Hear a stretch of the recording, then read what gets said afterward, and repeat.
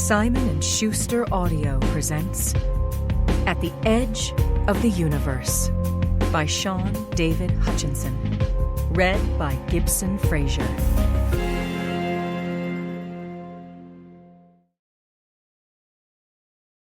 "15 billion light-years." I sat beside the window, pretending to read Plato's Republic as the rest of the passengers boarding Flight 1184 zombie-walked to their seats. The woman next to me refused to lower her armrest, and the chemical sweetness of her perfume coated my tongue and the back of my throat. I considered both acts of war. In the aisle seat, a middle-aged frat bro babbled on his phone, shamelessly describing every horrifying detail of his previous night's date, including how drunk he'd gotten the girl he'd taken home. And he ended each sentence with, "Like awesome, right?" It sounded less like awesome and more like date rape. "Flying alone?" asked the perfume terrorist. She had a chihuahua face, all bulging eyes and tiny teeth, and wore her hair in a helmet of brassy curls. "Yeah," I said. "I'm searching for someone." "And they're in Seattle?" "I don't know," I said, "which is why I'm searching for him rather than meeting him." I wasn't exactly trying to be rude, but I hated flying. I understood the mechanics, knew my risk of dying in a car was far greater than in a plane, but cramming a couple hundred sweaty, obnoxious people into a metal tube that cruised through the air at 550 miles per hour short-circuited my rational brain and loosed the primal, terrified aspect that didn't grasp science and assumed flying the unholy product of black magic. Reading and not having to make small talk kept me calmish, not that my oblivious seatmate had noticed. The woman tapped my book with a well-manicured fingernail. "It's nice to see a young man reading instead of staring at a phone." "Let me tell you about cell phones," I said. "They're two-way communication devices designed to slurp up your private personal information through their cameras and microphones and myriad sensors, then blast that data into the air for any determined creep to snatch and paw through. You believe no one is watching because it helps you sleep at night, but someone is always watching and listening and collecting your GPS coordinates, from which they can extrapolate that you swing by Starbucks every morning on your drive to work, except on Fridays when you take the long way so you can grab a tasty breakfast sandwich. Phones are doors into our lives, and the government keeps copies of all the keys." The woman smiled, her coral lips taut, and lowered the armrest. Finally. But I hadn't really spoken to anyone in so long that instead of returning to my book, I kept talking. "My boyfriend disappeared," I said. I peered over the seats at a gangly flight attendant near the cockpit who was facing the exit, gesturing at someone with his hands. "Thomas Ross. He's who I'm hoping to find in Seattle." The flight attendant glanced over his shoulder, his hawkish nose a compass needle pointing directly at me. "Interesting," the woman said, though her tone said otherwise. "Tommy vanished 2 months ago. I'm the only person looking for him. Not the police or our friends, not even his parents. He disappeared and they've stitched closed the hole in their lives, continued attending their everyone wins a trophy soccer games and forced family suppers because to them he never existed." The flight attendant slid into the galley to allow a red-faced sheriff's deputy wearing a hunter-green uniform onto the plane. A burnished gold star hung over his left breast pocket, and he carried a gun clipped to a belt strapped around his waist. The sheriff's officer floated down the aisle, his shiny, shaved head swiveling from side to side, scanning each traveler like he possessed a heads-up display feeding him their names and personal details. "Tommy'd earned a 3.98 GPA, I said. "He worked as the assistant editor for the Cloud Lake High Tribune, kicked ass on the debate team, and I'm certain he loved me. It's the only thing I'm certain of. He wouldn't have just left." The woman and everyone else on the plane watched the cop shamble in my direction. Teenagers often make rash decisions, the woman said. Your friend will turn up. Turn up? Like a missing sock or the Batman action figure my older brother had hidden from me when we were younger. Like Tommy wasn't missing but had simply been misplaced. Also, I said, the universe is shrinking. The sheriff's officer stopped at my row and faced me. His name tag read, Benegas. Oswald Pinkerton, I need you to come with me. No Oswald Pinkerton here, I said. Maybe he's on a different flight. The cop puffed out his chest, trying to conjure the illusion that he was tough. But his arms looked like the only thing they were used to lifting was a television remote. Don't be difficult, kid. Perhaps you should do as he asks, the woman said. She tucked her legs under the seat so I could, crawl over her? Let's go, Oswald. Officer Benegas moved aside to allow my seatmates to shuffle into the aisle and clear me a path. So close. One flight with a layover in Atlanta from finding Tommy, or from crossing off another place he wasn't and further crushing my remaining hope of ever seeing my boyfriend again. If Palm Beach County's least competent had stopped for coffee or taken a detour to the toilet to feed the sewer gators, the flight attendant would have shut the doors, the pilot would have taxied to the runway, and I'd have escaped. But maybe this was better. If I'd gone and hadn't found Tommy, I might have been forced to entertain the possibility that he'd vanished for good. This way I could continue believing I'd find him. I sighed, grabbed my backpack, tossed the Republic inside, and followed the deputy off the plane. Benegas clapped his hand on my shoulder, leaving me no choice but to accept my temporary defeat. The hatch clunked shut, and I resisted the urge to turn around. My feet weighed 100 pounds each. Clearly, God had cranked up the gravity. The terminal, with its gaudy, outdated palm tree and pastel Florida decor, greeted us as we exited the jet bridge. Deputy Benegas guided me to a seat in front of the windows with a view of the runway. Wait here, Benegas said. He moved off to the side and mumbled into his shoulder radio. My plane backed away from the terminal to begin its journey. My plane. I'd planned my getaway perfectly. I'd convinced my parents that Lua, Dustin, and I were road tripping to Universal Studios for the weekend, and I'd begged Lua to cover for me even though I wouldn't tell her where I was going. She'd reluctantly agreed after extracting a promise that I'd explain everything when I returned. I'd paid for the plane ticket using a prepaid credit card and found a place to crash using house stay to avoid having to deal with a front desk clerk who might question my age.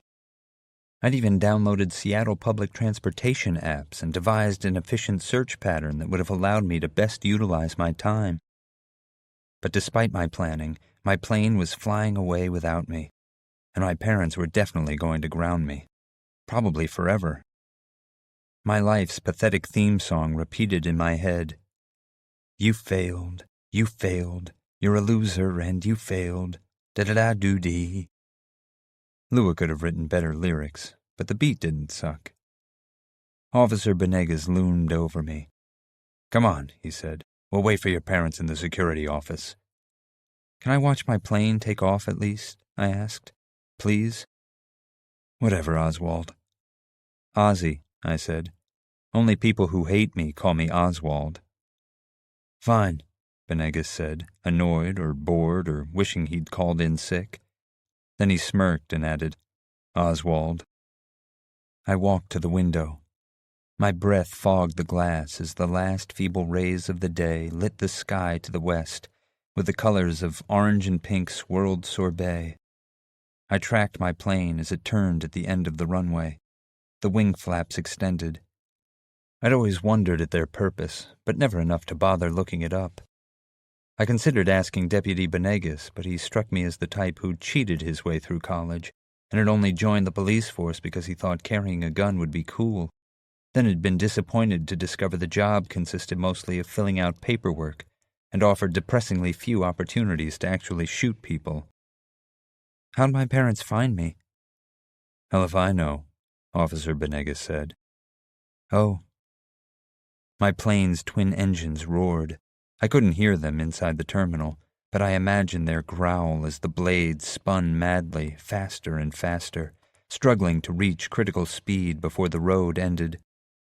I imagined myself still buckled into my seat, gripping the armrests, trying to ignore my seatmate's fragrance offensive and banal chatter. The front wheels lifted as the nose pitched up. The air pressure over the top of the wings decreased, allowing my plane to defy gravity. It soared into the sky while I remained rooted to the earth. Deputy Benegas tapped my shoulder. "Come on, kid." "Sure." I retrieved my backpack and followed Benegas. We'd reached the lone shop in the center of the terminal when the shouting began. People ran to the windows. I ran to the windows. Benegas yelled after me, cussing and huffing. I ignored him. I pressed my face to the glass, crowded on both sides by travelers and airport personnel, and watched my plane tumble from the sky and crash into Southern Boulevard on the far side of the fence separating the runway from the road. I didn't think about the individuals who died, the perfume bomber, the frat bro date rapist, the passengers who'd watched Officer Benegas perp-walk me off the plane, only that they burned beautifully. Then the floor shook. The windows rattled. Someone screamed, breaking the held-breath paralysis that felt like it had stretched across infinite days, though had lasted but the length of a frantic heartbeat. Officer Benegas's radio squawked. He stood to my right, his arms limp, his eyes wide, watching the nightmare through the glass like it was a TV screen rather than a window. "Holy shit," he said. Panic spread like a plague. Rumple-suited businessmen with phones permanently attached to their ears, weary parents and hyper children, heartsick halves of couples desperate to reunite with their missed loved ones, usually ornery ticket agents, and every spectrum of humanity between. None were immune. They screamed and huddled under rows of seats and ran and cried, their actions ineffectual, their tears inadequate to douse my plane's beautiful fire. I didn't cry. Not me. I laughed, and laughed, and laughed, and laughed. It took 2 paramedics and a shot of something for my nerves to dam my laughter, but far more effort to finally quench the flames.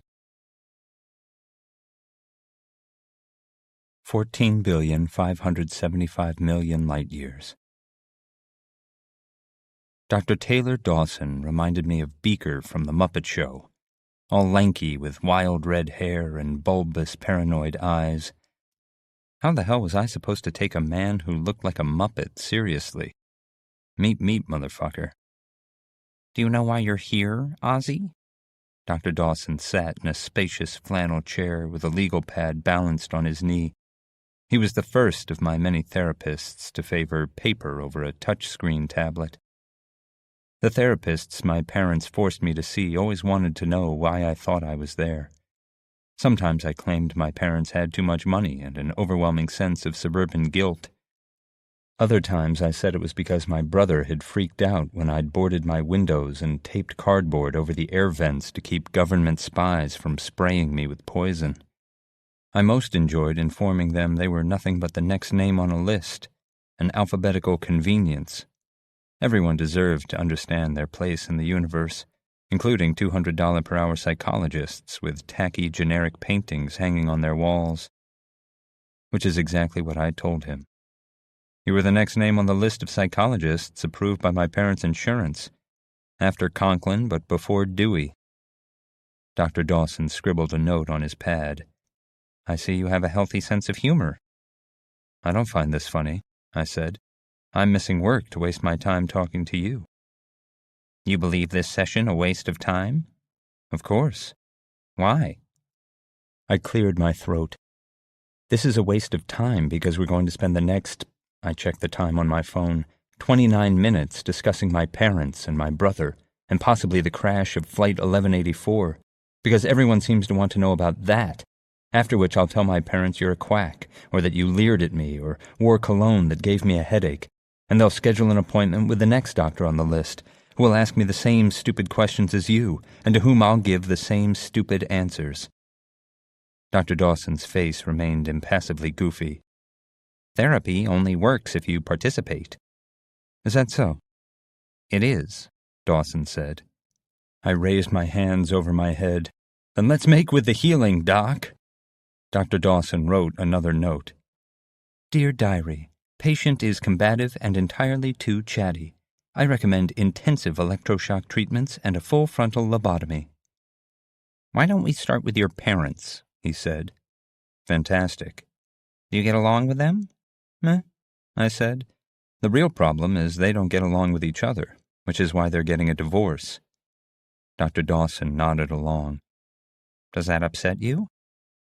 Why should it? I'm leaving for college after graduation. Probably. And Rennie's shipping out for basic training in a month. Rennie is... my brother, Warren, but everyone calls him Rennie. Are you too close? I have this recurring dream where I'm sailing a boat on a chocolate pudding sea.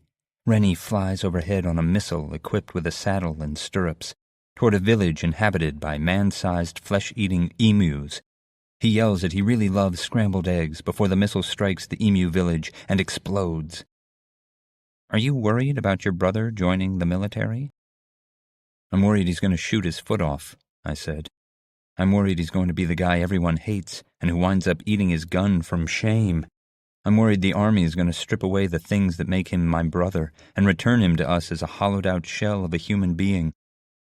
Dr. Dawson's eyebrow twitched, but he refrained from writing down what I'd said, though it probably killed him a little. It's clear you have complex feelings regarding your brother, and I'd like to unpack those during our next session, but right now I'd like to discuss Thomas Ross. Or we could talk about something else. I wriggled in the leather Judas chair I'd been forced to endure, trying to find a comfortable spot. For instance, were you aware Maya Angelou worked briefly as both a madam and a prostitute? Or that D.H. Lawrence climbed trees in the nude to combat writer's block? I've never had writer's block. Not that I write. I'm more of a reader.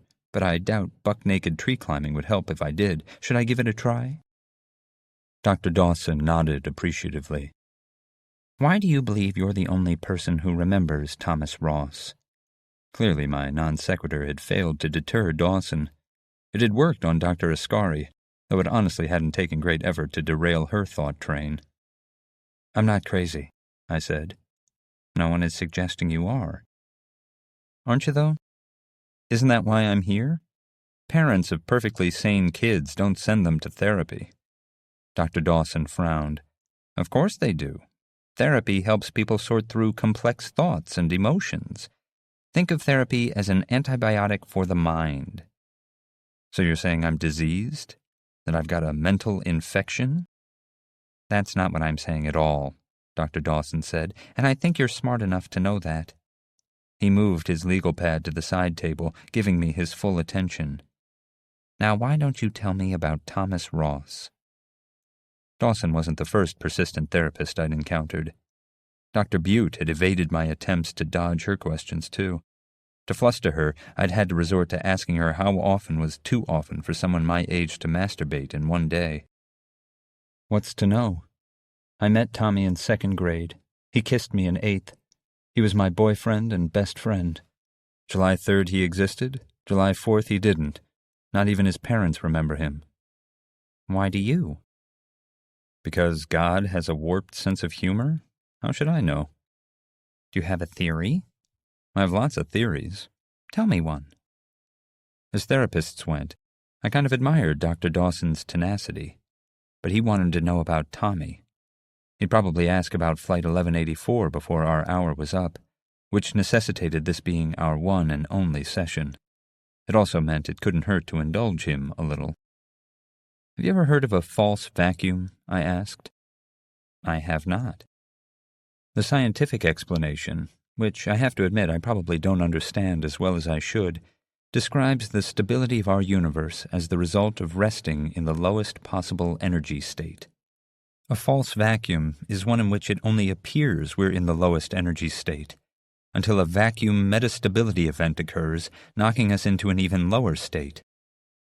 It'd taken me a long time to wrap my brain around the science, and I figured it probably didn't make much sense to Dr. Dawson either, which he confirmed. "I'm not sure I understand," he said. "Imagine the universe is a pot of nearly boiling water.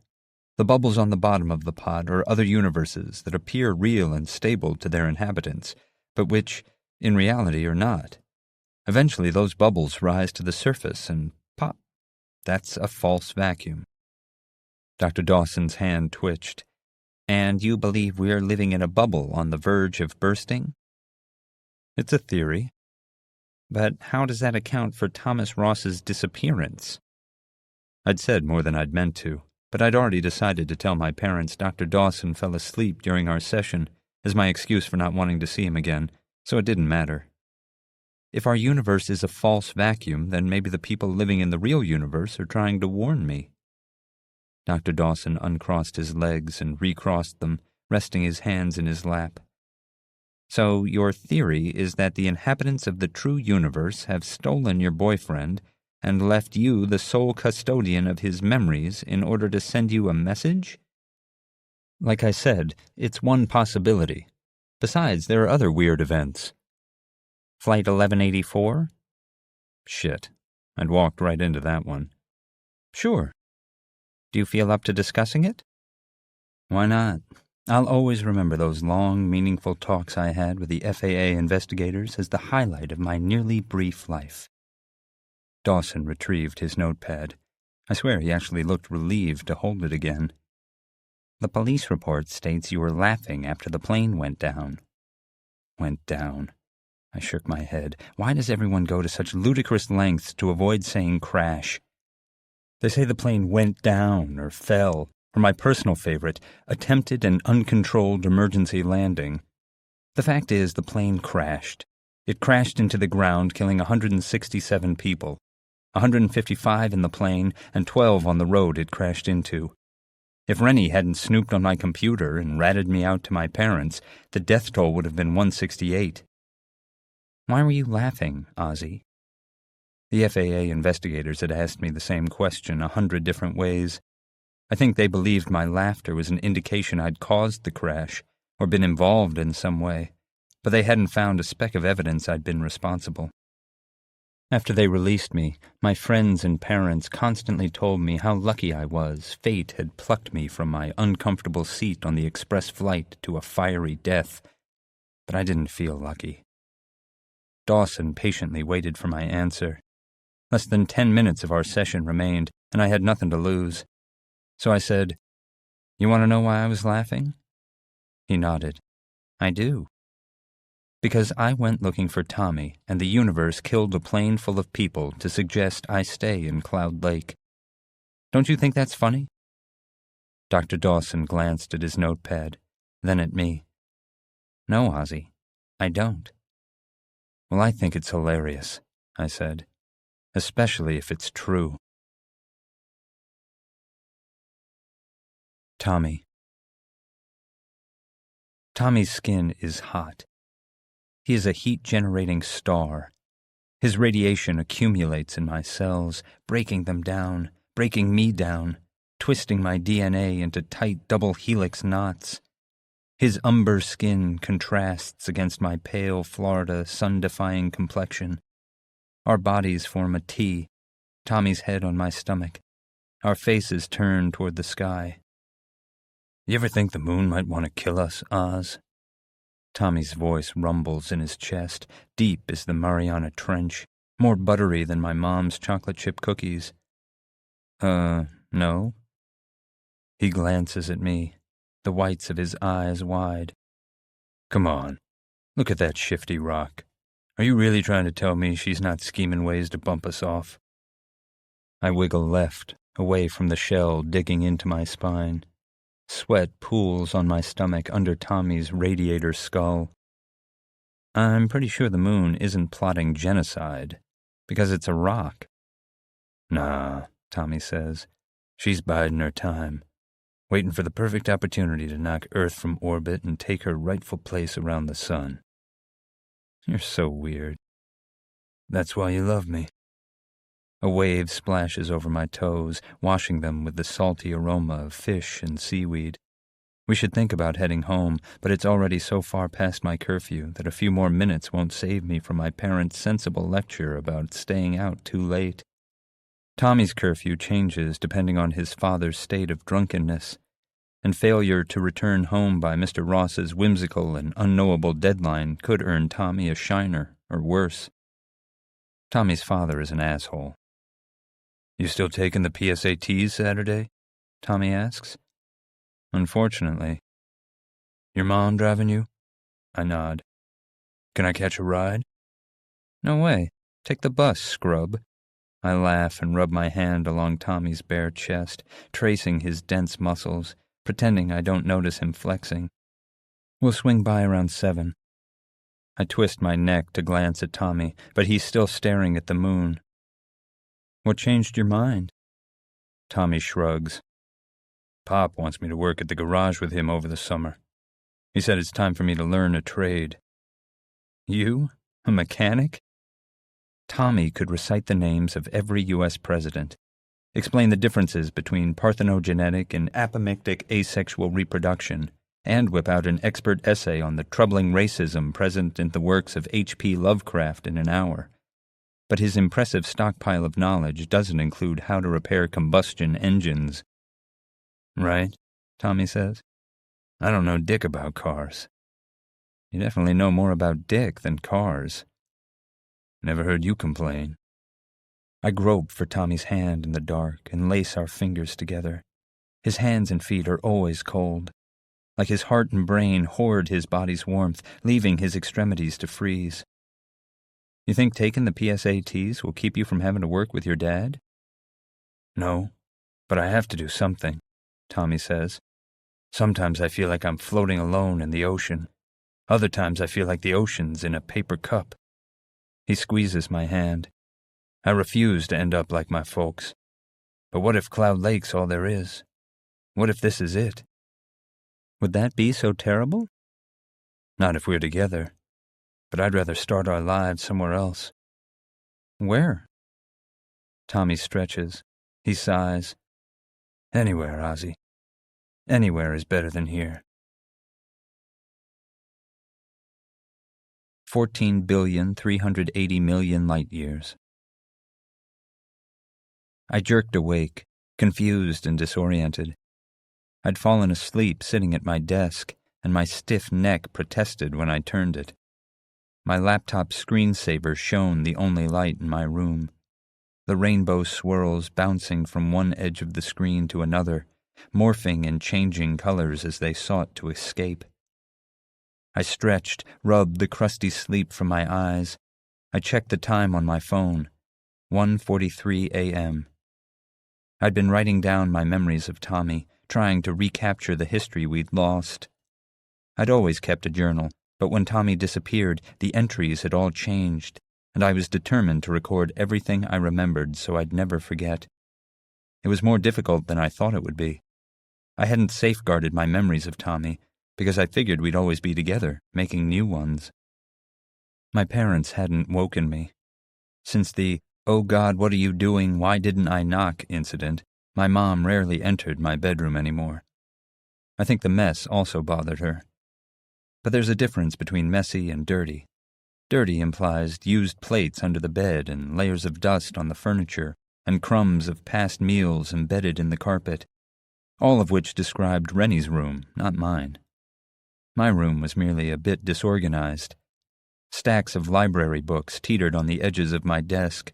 Clothes waiting to be folded sat in a lump on the foot of my bed. Notebooks and journals and more books stood atop my nightstand and TV and on the floor. Neatness is the trademark of a boring mind. I woke my computer and called up the folders containing my Where Did Tommy Go sites. Links to information about the places Tommy and I had dreamed of visiting, countries and cities we'd spent hours discussing in hushed voices, planning for the day we could leave Cloud Lake and disappear into the anonymous crowds. Each folder had a different name. Maybe for places Tommy had mentioned, in the realm of possibility for vague areas he'd thought had sounded interesting. Mayrin, Switzerland, for example, because he wanted to tour CERN. Likely candidates for locations Tommy had spoken of often, which included Boulder, Colorado, Savannah, Georgia, and the Grand Canyon. Each of the folders contained countless bookmarked sites I'd culled over long, sleepless nights, but the most important folder, named Tommy's Favorites, held only 2 links, one for each of the 2 locations Tommy had spoken of most frequently. The first was Larang Valley, located in Sertar County of Garza, Tibetan Autonomous Prefecture in China, a makeshift city consisting of thousands of tiny wood houses, home to 40,000 Buddhist monks and one of the largest Buddhist institutes in the world. The second was Seattle. Tommy could have run away to China, but it was far easier for an unaccompanied teenager to book a domestic flight than an international one. Sometimes I wondered what might have happened if I'd hopped on a plane to China rather than Seattle, whether that plane would have crashed instead of Flight 1184. I had another folder with different bookmarked pages, websites for theories about what might have happened to Tommy if he hadn't run away, like the one describing false vacuums. Another explained how time travel might work in case it turned out assassins from the future had somehow erased Tommy from the timeline. Still another was all about the existence of the multiverse, and how every choice we make causes the universe to split and branch off infinitely. Each theory was less plausible than the last, and it was easier to believe that Tommy had run away and somehow managed to erase himself from everyone's memories but mine, because it left me the possibility that I could find him.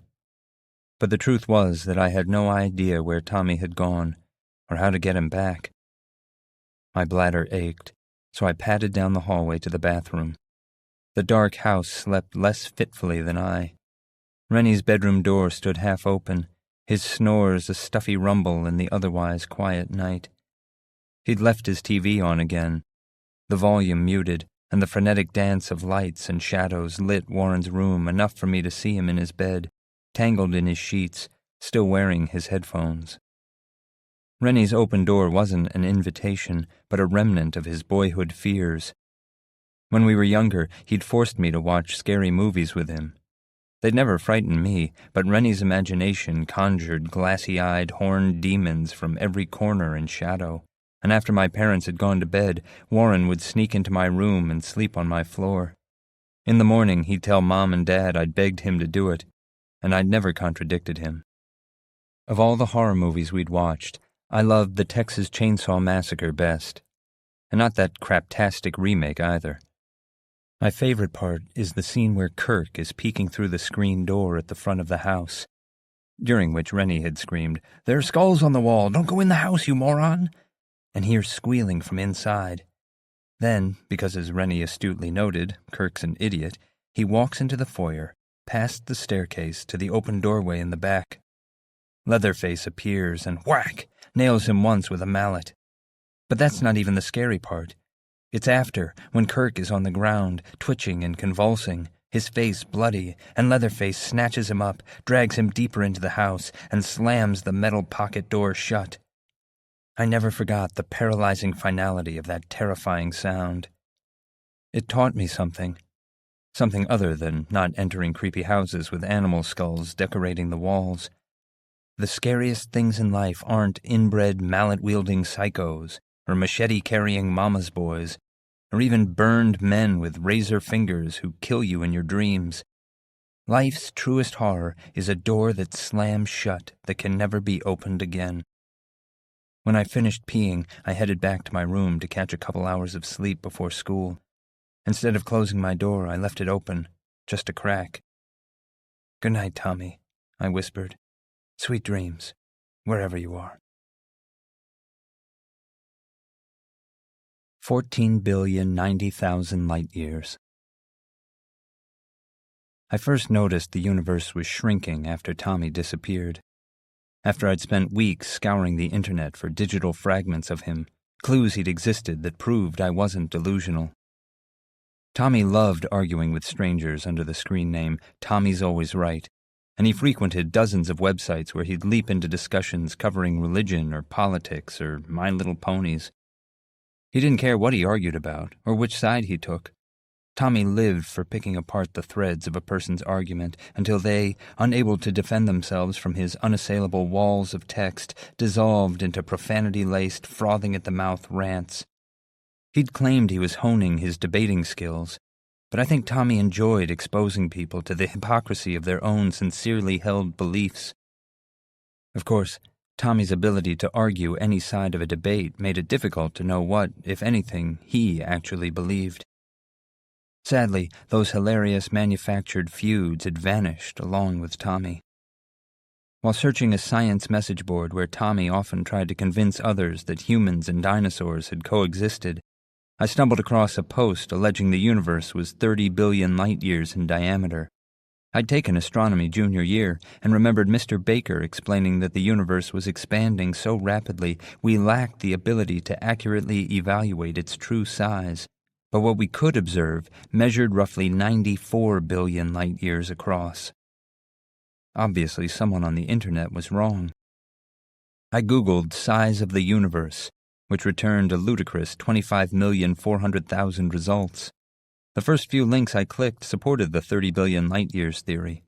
Even NASA's website confirmed the universe was smaller than Baker had claimed. But Mr. Baker wasn't a real science teacher. He was a PE teacher who had only wound up teaching astronomy because Mrs. Manavong had won the lottery and skipped town. The most logical explanation was that Mr. Baker had screwed up. I'd forgotten about the universe thing for a couple of weeks until I stopped to watch a Hubble telescope documentary because I was too bored to look for anything better, during which the vaguely British smooth-voiced narrator placed the size of the universe at 18 billion light-years.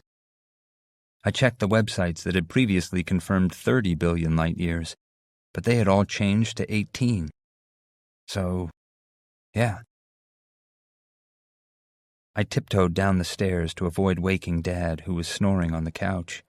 He was sleeping facing away from me, with his knees bent to keep his feet from hanging over the side. Most of the hair on Dad's head had migrated to his back in thick patches of gorilla fur. Thankfully, I took after our mother, while Rennie took after Dad, and I definitely dodged a genetic bullet. As I grabbed my keys off the counter and headed out the garage, my phone buzzed, and a dramatic guitar riff Lua had recorded to play when she called blared from the speaker. I dropped my keys, which clattered on the glazed terracotta tiles, and scrambled to silence my phone before it woke Dad. Too late. "Hey, Ozzie," Dad said. He sat up and knuckled his eyes. Pillow creases lined his left cheek, and patchy stubble covered his face. He looked like a man in need of strong coffee and a new life. "Heading to school?" "Nah." I retrieved my keys off the floor. Me and Lua thought we'd ditch and waste the day blowing money on strippers and drugs. Dad nodded. Either he hadn't heard me or had chosen to tune out my sarcasm. Both my parents had PhDs in willful ignorance. "Sorry I missed dinner last night," he said. "You didn't miss much," I said. He'd actually missed pork chops, corn on the cob, and his favorite, fried okra. But his life sucked enough without me making it worse. "Stayed late grading papers." Dad idly twisted his wedding band on his finger. "Listen, once your mom and I work out this house stuff, I'll get my own place. You and Warren can live with me." By house stuff, Dad meant my parents needed to sell the house without losing money, which seemed unlikely. Despite their marriage being deader than the cat I dissected in 10th grade, fate and a shitty housing market had forced them to continue living together. I was also pretty certain grading papers meant getting drunk and bitching about Mom to his friends. "I get it," I said. I'd tried my best to play Delaware in the Pinkerton Civil War, but Dad had always understood me best. I may have taken after my mother in the looks department, but that was about the only way in which we were alike. Warren, an unapologetic mama's boy, had surprised no one by siding with Mom. My phone buzzed again. I silenced it. Lua would wait.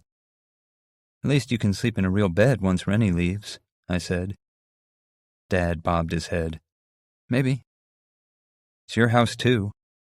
I waited for Dad to agree, to stand up for himself, but my father avoided conflict like a fatal allergy. I jingled my keys. "I should go.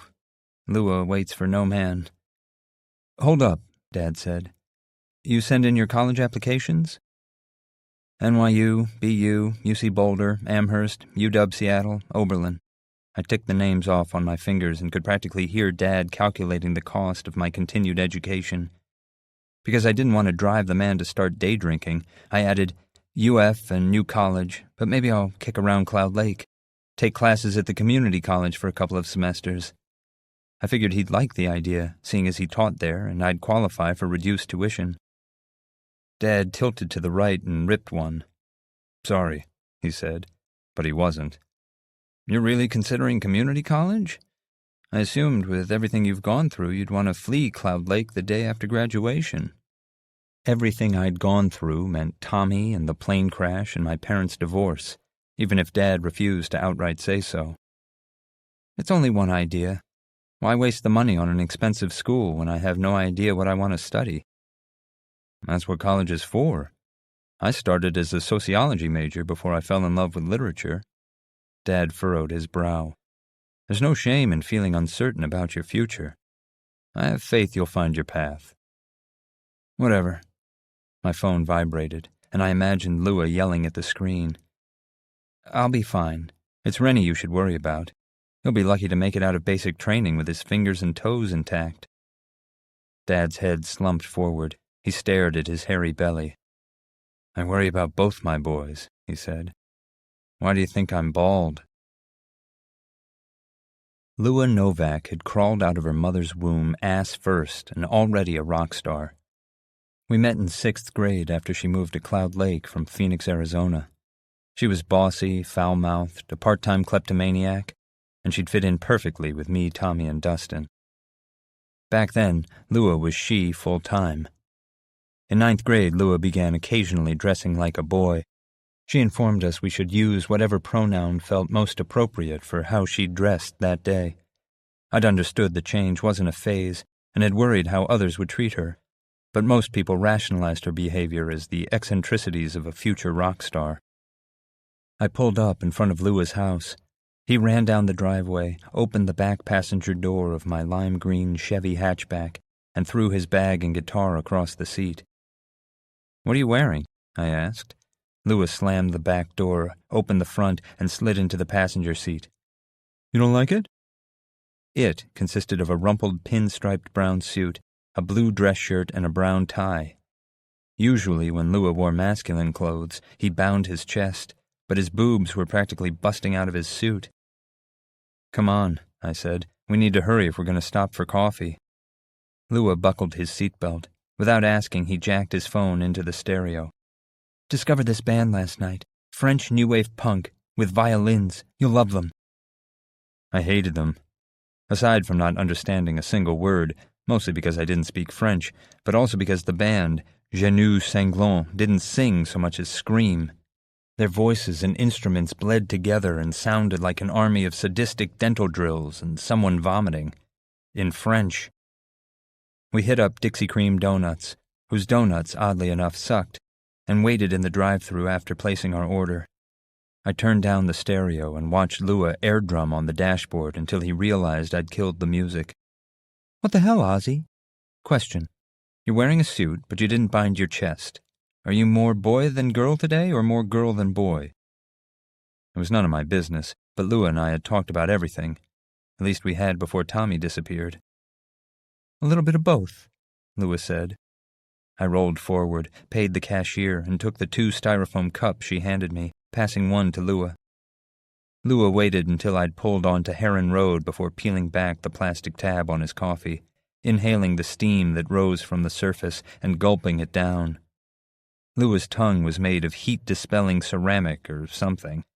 My own coffee consisted of as much cream and sugar as actual coffee, and I had to let it cool before I could drink it, which usually meant slamming all 12 ounces while walking to first period, because Mr. Blakemore strictly enforced a no food or drink in class policy. "It's just, I want to be supportive. You've got it hard enough dealing with Trent and Cody and Darcy." "Like I give a steaming cornfield pile what those inbred sociopaths say about me, Ozzie. People like them are the reason the gene pool needs a lifeguard." Once the first caffeine rush hit Lua, he sipped the rest of his coffee. But listen, I'm not going to freak out if you call me she when I'm feeling more he. I guess, I said, but I want you to know I'm here for you. I didn't add that I wished my friends had been as accommodating after Tommy disappeared. Hey, Lewis said, speaking of being there for me, you're coming to the show at ASL Friday night, right? Because you need a ride? For emotional support, Lua grinned. But if you're offering to drive, I accept. I'm working. Lua frowned. The bookstore closes at 9. The show doesn't start until 10:30. Maybe, I said. Why can't you use your mom's car? Dinah? Home on a Friday night? Lua rolled his eyes. Get real, Ozzie. Just asking. Lua adjusted his seatbelt and angled to face me. Say you'll come. Who knows, maybe you'll meet someone. Someone old, I muttered. Besides, that new bouncer wouldn't let me in last time, and I don't want to wind up sitting in the parking lot waiting for your show to let out. Again. Lua pressed his palms together. His short, platinum-blonde hair made his forehead wide and his brown eyes needy. Please? You'll get in, even if I have to fold you up and stuff you in my guitar case. I pulled into Cloud Lake High's student parking lot, which was already packed, and searched for a spot. Fine, but I don't need to meet anyone. You do, Lewis said. If you don't get laid soon, your dick's going to shrivel up and fall off. It's a fact. I read it on the internet. I have a boyfriend. Just because no one remembers him doesn't mean he isn't real. I couldn't find an empty space and had no choice but to park in the overflow field, which frequently flooded. Still, better muddy shoes later than a detention now. I grabbed my backpack from the trunk and we trudged toward campus. CLH was built like a penitentiary. The various buildings formed a ring around a large open space furnished with benches and palm trees, with gates that shut and locked while school was in session. Once inside, we could only escape through the administration building or fire exits. Lua and I merged with the hordes of students wandering the quad.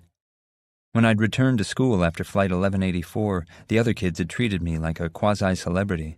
They'd wanted to know what it was like, or why I'd gotten off the plane, or whether death was stalking me like in that terrible, not-at-all-scary movie Final Destination. But, like with most instances of dumb luck fame, they eventually forgot about the crash and remembered I was a nobody, which was how I liked it.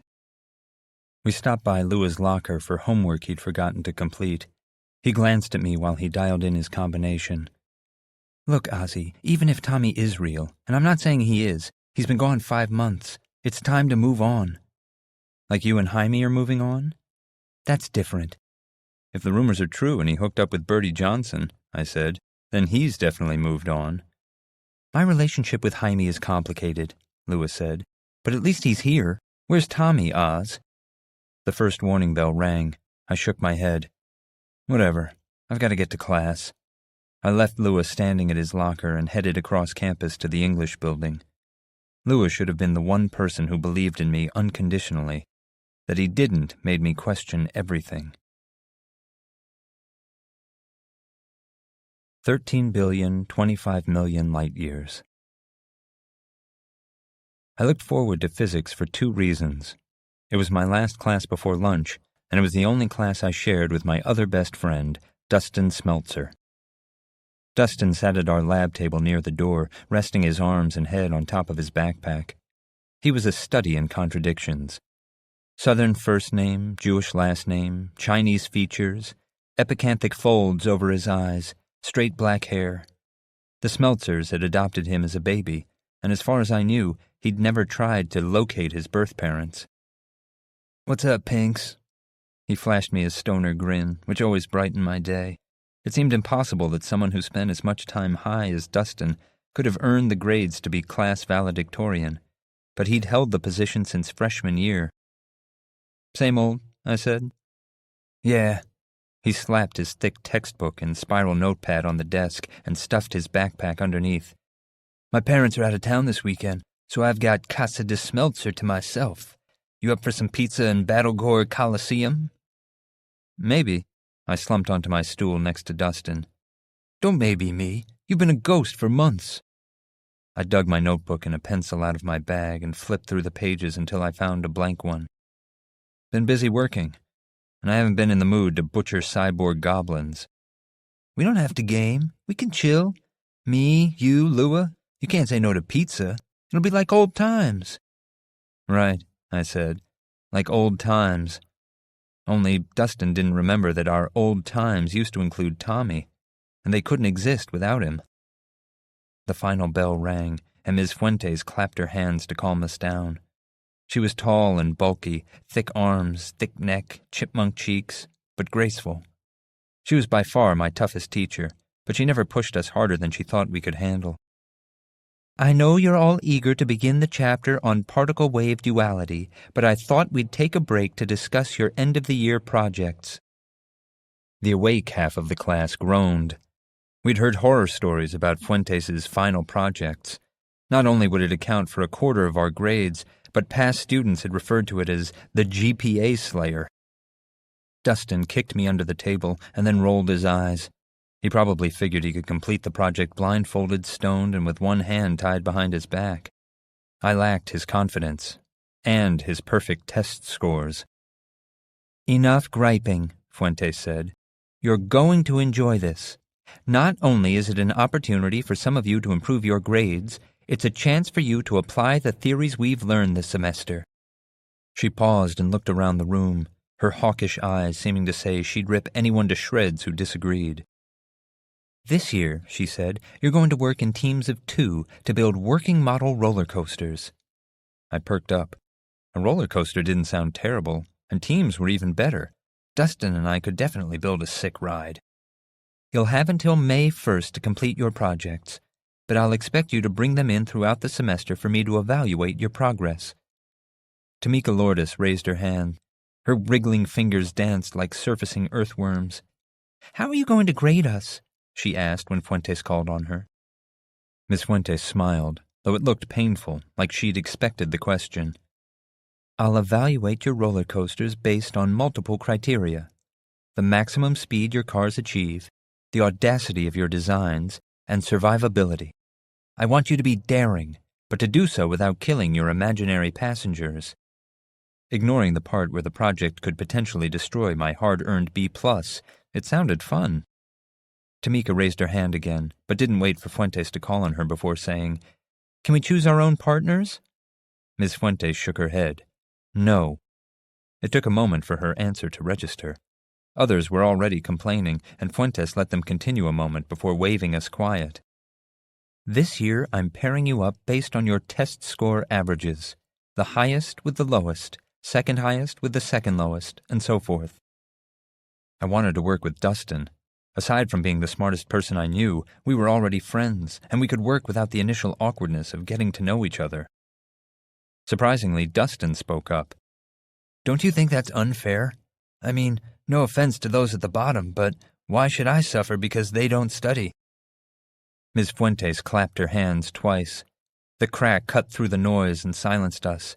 This isn't up for debate, Mr. Smeltzer. While Ms. Fuentes opened her notebook, the students around me quietly grumbled and shook their heads. No one seemed thrilled with Fuentes' idea, not even those at the bottom of the grade curve who clearly had the most to gain. In addition to working together on your final projects, these will also be your new lab partner assignments for the remainder of the year. Fuentes flashed a warning look, daring us to complain. No one did. Not out loud, anyway. Dustin Smeltzer, Fuentes said. You're working with Jake Ortiz. It surprised no one that Dustin held the highest test average and Jake the lowest. That's so wrong, Dustin said. Jake's not even here. He's never here. Ms. Fuentes shrugged. Then you'd better make certain he starts attending class regularly. She smiled before moving on. Tamika Lourdes, your partner is Martin Burlingame. Ella Boggs, you're with Caitlin Morrow. Oswald Pinkerton, your partner is Calvin Fry. Ouch, Dustin whispered. Sorry about your luck, Pinks. He clapped me on the back. Calvin Fry? Really? I glanced over my shoulder at the lab table in the farthest corner where Calvin Fry slept on his desk with his hoodie pulled over his head. Last year he'd captained the school wrestling team and been Coach Reevy's state-level superstar.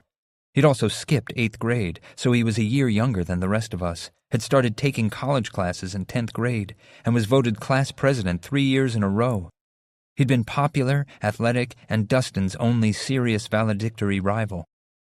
But something had changed between junior and senior year.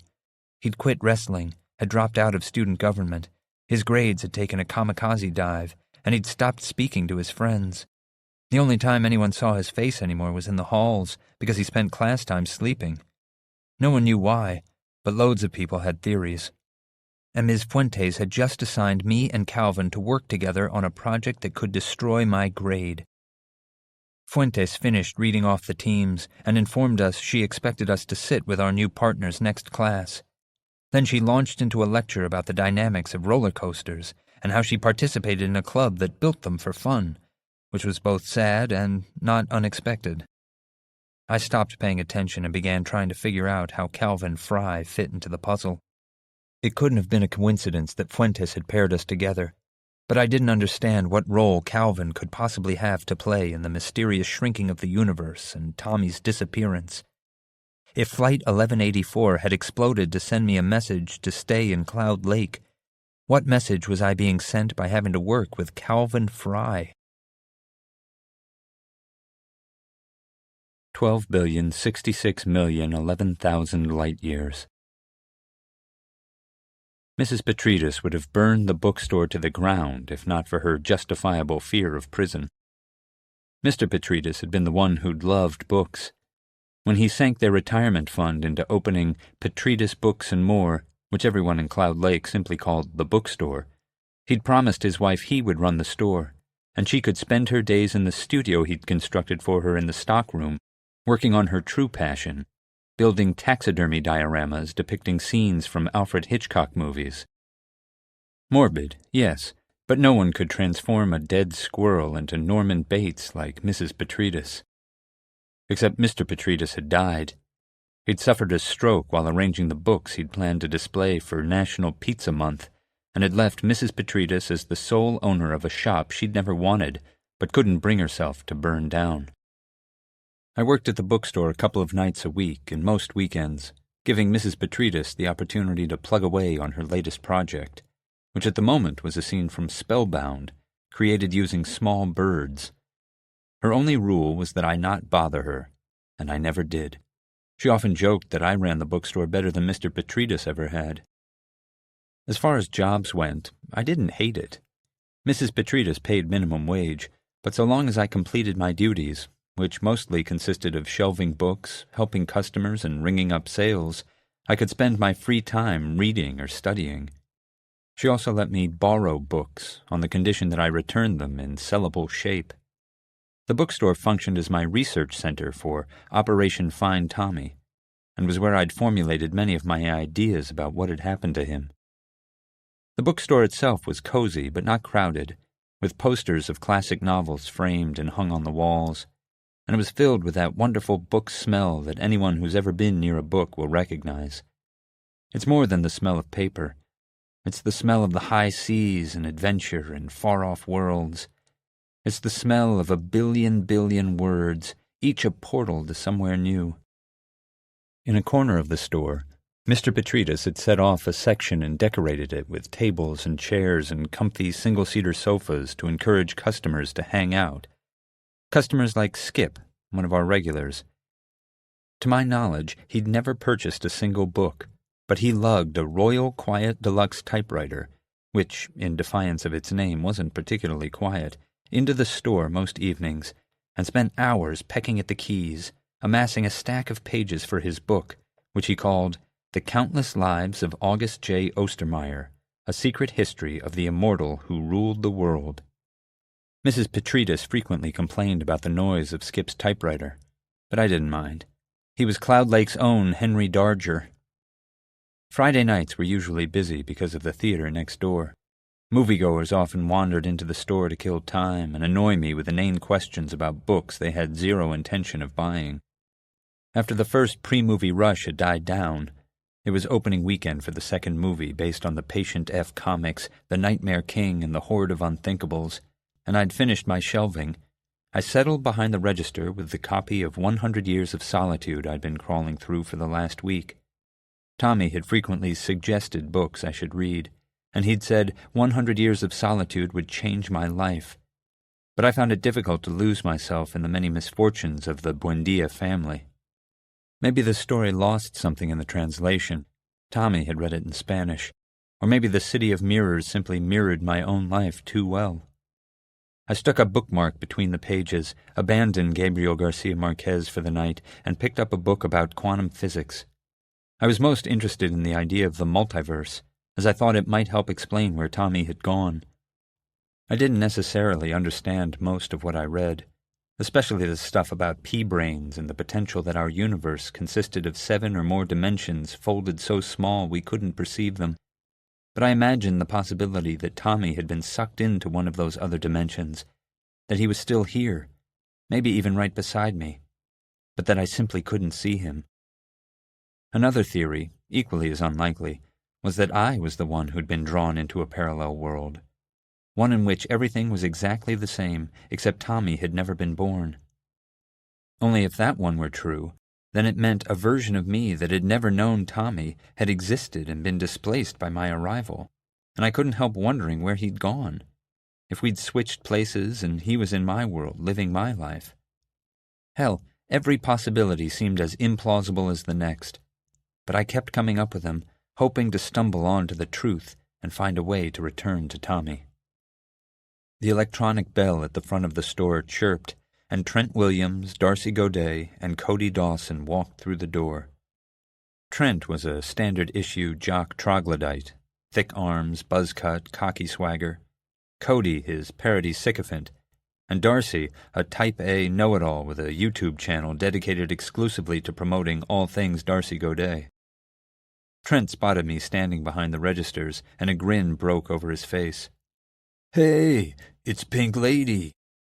Growing up with the name Oswald had sucked enough without the added shame of the surname Pinkerton. I'd spent 6th grade being called Pink Lady, though most of my peers had stopped using the unimaginative nickname in middle school. Some people, it seemed, never grew up. "Trent?" I glowered at him and walked out from behind the counter. "I wasn't aware you could read." "Funny," Trent said. "Isn't he funny?" "Yeah," Cody said. "Too bad he doesn't realize he's the joke." Darcy rolled her eyes. "Ugh, why are we here? If I get stuck sitting in the front row, I'm going to scream." "See what I got to deal with?" Trent said. I detested Darcy Godet, but she could have done better than Trent. Not only was he messing around with at least 3 other girls, but everyone knew he had a thing for Lua, though he'd broken a kid's nose in 10th grade for mentioning it. "Can I help you find something?" I asked, trying to keep my voice neutral. Trent wandered around the front displays, picking up books and dropping them on the floor. I could have told him to stop or called Mrs. Petridis from the back to kick him out, but it was easier to let Trent be a dick. Eventually he'd grow bored and leave. "So I hear you're working with Calvin Fry in Fuentes' class," Trent said. "You heard correctly," I said. I resisted the urge to pick up the books Trent had dropped, knowing he'd only toss them down again. Trent nodded. Cody shadowed Trent's every move, but Darcy stood near the door, her arms folded across her chest. "You ought to watch out for that kid," Trent said. "Didn't you guys used to be friends?" I asked, though I already knew the answer. They'd joined the wrestling team together, and had been practically inseparable until Calvin went all black hoodie and no one understands my unfathomable pain. "Only 'cause I felt bad for the kid," Trent said. Darcy let out a high-pitched sigh. "Oh my God, can we go already?" The doorbell chirped again. I glanced toward the front, grateful for the opportunity to escape Trent, but was surprised when Mrs. Ross shuffled in. She was wearing loose jeans and a baggy sweater. Her hair was springy and big, and she wore oversized sunglasses despite the lack of sun or bright lights. "Seriously," Trent said, like he was oblivious that another human being had walked into the store. "Calvin's some kind of pathological liar. You can't believe anything he says." I was only half listening to Trent because I was watching Tommy's mom. I still thought of her as Tommy's mom, even though she didn't remember having a son. "Coach thought Cal was his best wrestler," Trent was saying, "but I always knew there was something off about the kid." Mrs. Ross glanced in my direction. I couldn't see her eyes, but I imagined them widening slightly when she recognized me, though to her I was no longer the boy who used to play at her trailer and for whose bloody knees she'd kept a stash of superhero Band-Aids, and was instead the crazy kid who'd showed up at her house on the 4th of July and then called the police when she denied having a son. I wouldn't spend too much time with him if I were you. Trent really couldn't take the hint that I wasn't listening. Sure, I said. Whatever. I moved past Trent toward Mrs. Ross, but she turned and hurried back out the door. I wanted to chase after her, but I couldn't leave the store, especially not with Trent hanging around. And what would I have said to her? What could I have said? And another thing, Trent started, but I cut him off. Look, I don't know what your hard-on for Calvin Fry is about, but we're working on a stupid roller coaster together, and that's all, okay? Trent's mouth hung open. He glared at me for a moment. Then, his eyes locked on mine, he swept the holiday cookbooks onto the floor. I kept my mouth shut because his psycho smirk made me think he was one insult away from taking a giant crap on the carpet to spite me. Come on, he said to Cody and Darcy. We're going to be late for the movie. I waited for them to leave before I picked up the books. Trent was a dick, and I didn't care what he said about me or Calvin. It was Mrs. Ross I couldn't stop thinking about. Even though she'd run the moment I'd tried to speak to her, I could have sworn she'd hesitated. Almost like she'd wanted to talk to me, too. But I'd probably just imagined it. 12,003,087 light-years. Dustin clung to my arm like he feared a gay riptide was going to carry him out to sea and spit his body back onto the shore covered in glitter and rainbows. I didn't learn Lua had invited him to her show until he met us in the parking lot. Dustin had turned 18 on Halloween, and the bouncer checked his ID and drew a fat X on his left hand in black marker. I didn't think the bouncer, a tall drag queen, was going to let me pass, but Lua managed to sweet-talk me into the club, just like she'd promised. The first time Lua had dragged me to ASL, I'd expected to discover my tribe. Instead, I'd found an adrenalized horde of radically different personalities, bonded only by their status as outsiders. The club offered them sanctuary, a place where they didn't have to pretend to fit in, a place to relieve themselves of their chameleon skin for a couple of hours and dance. Where I'd hoped to find a unified clan, I found a Matryoshka doll of diversity. Swishy gay boys trading catty insults and broad-shouldered gay boys in cowboy boots. Butch girls and punk rock princesses. Boys who kissed boys and girls who kissed girls, and both boys and girls who believed who they kissed was none of my damn business. Drag queens and transgender men and women, and people like Lua who defied labels. Despite their many differences, they were my people, even though I still felt like an outsider. The only person I'd ever truly felt at home with was Tommy. Dustin tapped my shoulder and pointed toward a dimly lit corner of the bar by the DJ booth. "I think that dude's checking you out, Pinks," he shouted over 100 other conversations and the bass-heavy music blasting from the wall-mounted speakers. I glanced sidelong at my supposed admirer. The guy who was now smiling in our direction wore no X on his hand, which indicated he was at least 21. I didn't appreciate the attention Dustin's unsubtle pointing had drawn.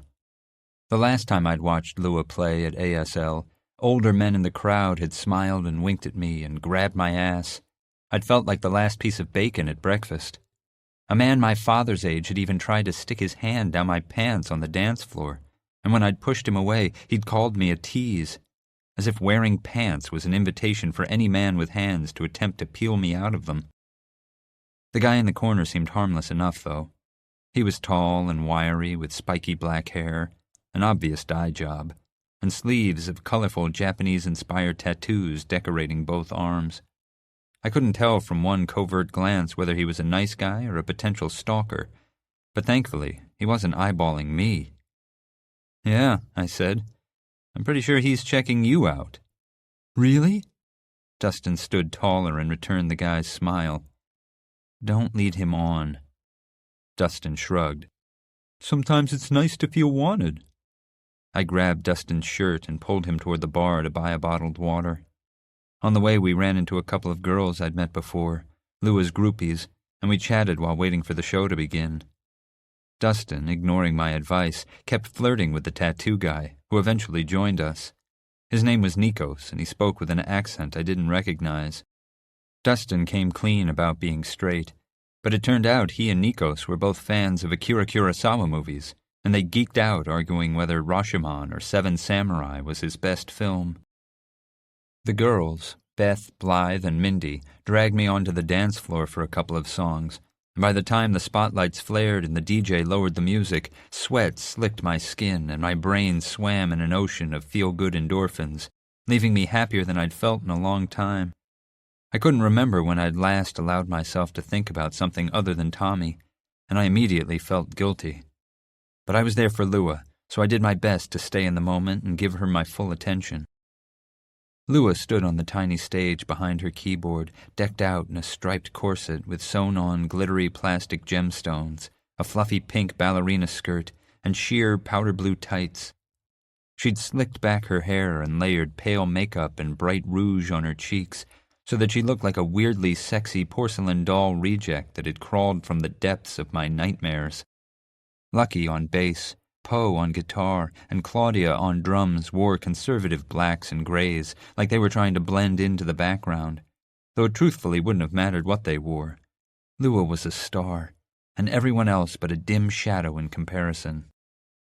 I didn't know Lua's bandmates well. She kept that part of her life oddly private, but they, along with Lua, played the roles of time travelers who zipped back and forth through history and sang about their adventures. It was kind of a gimmick, but also kind of awesome. Lua's groupies, who called themselves Lunettes, screamed when she leaned toward the mic, drowning out the smattering of applause from everyone else. Dustin and his new friend pushed their way through the crowd to stand beside us. "Yeah," Lua said in a disaffected, flippant tone I knew she'd spent countless hours in front of a mirror perfecting. "So, we're your mom's a paradox, and we've traveled through time to rock your asses off." Without further introduction, Lua launched into Heretic and Hosen. Lua seduced the crowd with her raspy, raw mezzo-soprano. Her voice strutted and clawed into the club's dark corners, daring us not to fall in love with her. Lua inhabited every note, allowed the music to possess her, and we were mesmerized. I'd watched Lua play dozens of times, and even I fell in love with her a little more that night. The crowd bounced to the frenetic rhythm and sang along, even though most didn't know the words. They pumped their fists in the air and howled their approval at the end of each song. "Damn!" Dustin shouted into my ear. "Lua's killing it tonight." He wasn't wrong.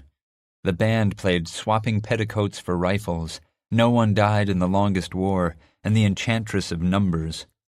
Lua had just traded her keyboard for her guitar to play a jaunty song called In the Future We All Eat Bugs, when the hairs on the tips of my ears rose. I stood on the balls of my feet and scanned the crowd. I recognized some of the ASL regulars, most of whom were watching Lua and definitely not looking at me. The one person I wasn't expecting to see was Calvin Fry, leaning against the bar, wearing his familiar black hoodie despite the oppressive heat. He looked like he'd wandered into the wrong club by accident. What the hell is he doing here? Since Fuentes had assigned us to work together, Calvin had continued his habit of sleeping through class and acting like the rest of us didn't exist. I certainly hadn't anticipated running into him at ASL. I considered ignoring him, but I remembered what Trent had said earlier, and curiosity overrode good judgment. I zigzagged through the press of bodies until I reached Calvin. He kept his hands buried in his pockets, but nodded when I approached. "What are you doing here?" I asked. When he didn't answer, I leaned closer and repeated my question louder. Calvin motioned at the stage with his chin. "Came to see the band." He said it casually, like he snuck into club shows every weekend. "They're good." "I know. How'd you get in?" Calvin smiled. His front teeth were crammed together and crooked. "Fake ID." "For real?" Yeah." I pointed at the X on his hand. "If you have a fake ID, why not make yourself 21? Calvin shrugged. "Do I look 21 to you?" "You barely look 16, I said. Are you really here for the show?" "What?" he shouted. The music made conversation practically impossible, and I was torn between watching Lua play the best show of her life and wanting to know why Calvin had invaded my club. In the future we all eat bugs ended, and I recognized the opening notes to Lua's cover of Ziggy Stardust. I made up my mind and tugged Calvin's sleeve. "Let's go outside." "Why?" "Glitter cannon," I said. "Lua always brings out the glitter cannon for Ziggy Stardust." Calvin nodded. We slid and shoved our way to the back of the club, outside through a door that opened onto a walled patio surrounded by palm trees. The graffiti decorating the walls changed constantly. Last time, a spray-painted anthropomorphic banana had adorned the bricks. Tonight, the cast of The Muppet Show, gruesome and zombified, loomed menacingly over us. Though we hadn't completely escaped the music, I could at least hear myself think again. Most everyone was inside, but a few people had migrated to the patio, probably to escape the heat of over 200 bodies packed together. They relaxed on benches, smoking and chatting. An enthusiastic and oblivious couple pawed at each other shamelessly in a corner. I perched on the edge of the large circular planter that dominated the patio, and in which grew no actual plants. "Do they really fire a glitter cannon?" Calvin asked. He sat beside me and folded his hands in his lap. "They do," I said, "and it's awesome until you spend the next month picking glitter off your skin and out of your hair." "Oh. Why are you really here?" I asked. "Why do you care?" Under different circumstances, I wouldn't have given Calvin's presence much thought, but we'd hardly spoken during the last 3.5 years of high school, and now not only had Mrs. Fuentes thrown us together to work on a project, but Trent had specifically warned me about him, and then he'd shown up at my club, none of which I believed were coincidences. It's weird." Calvin fidgeted with his hands. "I guess I thought we should discuss our physics project." "At a gay club? How'd you even know I'd be here?" "I didn't." Calvin spoke tentatively, like I was a teacher calling on him to answer a question he was unprepared for. "Lua posted the show's details on Snowflake, and she's your friend, so—" "So you're a stalker?" Calvin inhaled deeply through his nose and exhaled through his mouth. A vast ocean sigh I couldn't tell whether he was swimming or drowning in. "I know you don't like me." "I don't know you well enough to not like you." "Then we should get to know each other." The door banged open, releasing a pent-up cheer. The audience's lusty voices surged into the starry night. "There goes the glitter cannon." Before Calvin's transformation from most likely to succeed at everything to most likely to spend the weekends writing bad poetry, I'd admired him. According to my journals, the ones written by the me who'd never known Tommy, I'd even crushed on Calvin in 10th grade. But I didn't know him, and getting to know him would distract me from finding Tommy. "We don't have to become best friends to work on the roller coaster," I said. "Oh," he said, and maybe I was reading something that didn't exist, but his eyes drooped and I swear he looked disappointed. "I'm not trying to be mean, but do you even care about the project? You don't seem to care about anything lately." "I care," Calvin said. "It's just stuff." "Ah, yes. Stuff does suck." My attempt at a joke fell flat, and I didn't want to miss the end of Lua's show, so I said, "Look, we can work on our project, and I can't stop you from stalking me, but you don't need to pretend to want to be my friend." "I'm not pretending," Calvin said. "Whatever. You're right. And it's not like the project matters anyway." "Of course it matters." "Not if you're going to waste your life waiting around Cloud Lake for Tommy." Calvin stared at me like I alone existed, like the club and Cloud Lake and the whole of the universe had melted away, leaving us floating together in an empty void. It took me a moment to process Calvin's words. When my brain caught up, I said, "Wait, what? Do you remember Tommy?" Calvin stood. I was used to being taller than other kids my age, except Tommy, but right then I'd never felt smaller. "I shouldn't have come." He took off inside. I leaped up and caught the door before it slammed shut. Calvin Fry couldn't just come to my club under the pretense of watching Lua's show, drop Tommy's name, and run away. If he remembered Tommy, I needed to know, and I'd yank out his fingernails for the information if necessary. On stage, Lua launched into her customary closing song. Caligula's horse was a senator, of course. The heat in the club choked me, and the stage lights cast dancing shadows on the floor and walls, making it difficult to locate Calvin. I climbed on top of a chair and scanned the crowd until I spotted him near the front door. I shoved and pushed my way toward him, ignoring the curses and grabby hands, and ran into the night. I stood on the sidewalk, looking east and then west, but Calvin had vanished. I turned to the bouncer, a tall drag queen who used the stage name Belladonna, but whose real name was Adonis, and said, "Did you see a guy leave? Black hoodie, blonde hair?" Belladonna smiled, her ruby-painted lips revealing glossy white teeth. She laid her hand on my shoulder and squeezed. "Oh, baby, chasing boys is amateur hour. If he's worth it, he'll find you." "It's not... he stole something from me." Bella shook her head, looking at me like I was some pathetic, horny kid. "Sorry, baby, I didn't see him." I missed Tommy so badly that nothing else mattered. I tried to hold on to hope. I told myself I'd find him or he'd return, but my life was crumbling. Warren had joined the army, my parents had fallen out of love, and the future was rushing toward me with ruthless inevitability. I could have handled those things with Tommy to share the burden. Without him, I collapsed under their weight. I crouched on the sidewalk in front of ASL and cried. I shook and sobbed, and I couldn't stop. "Grow up, dude," said a faceless passerby. "You want me to mess up that pretty face of yours, boy?" Bella said, her voice fierce and protective.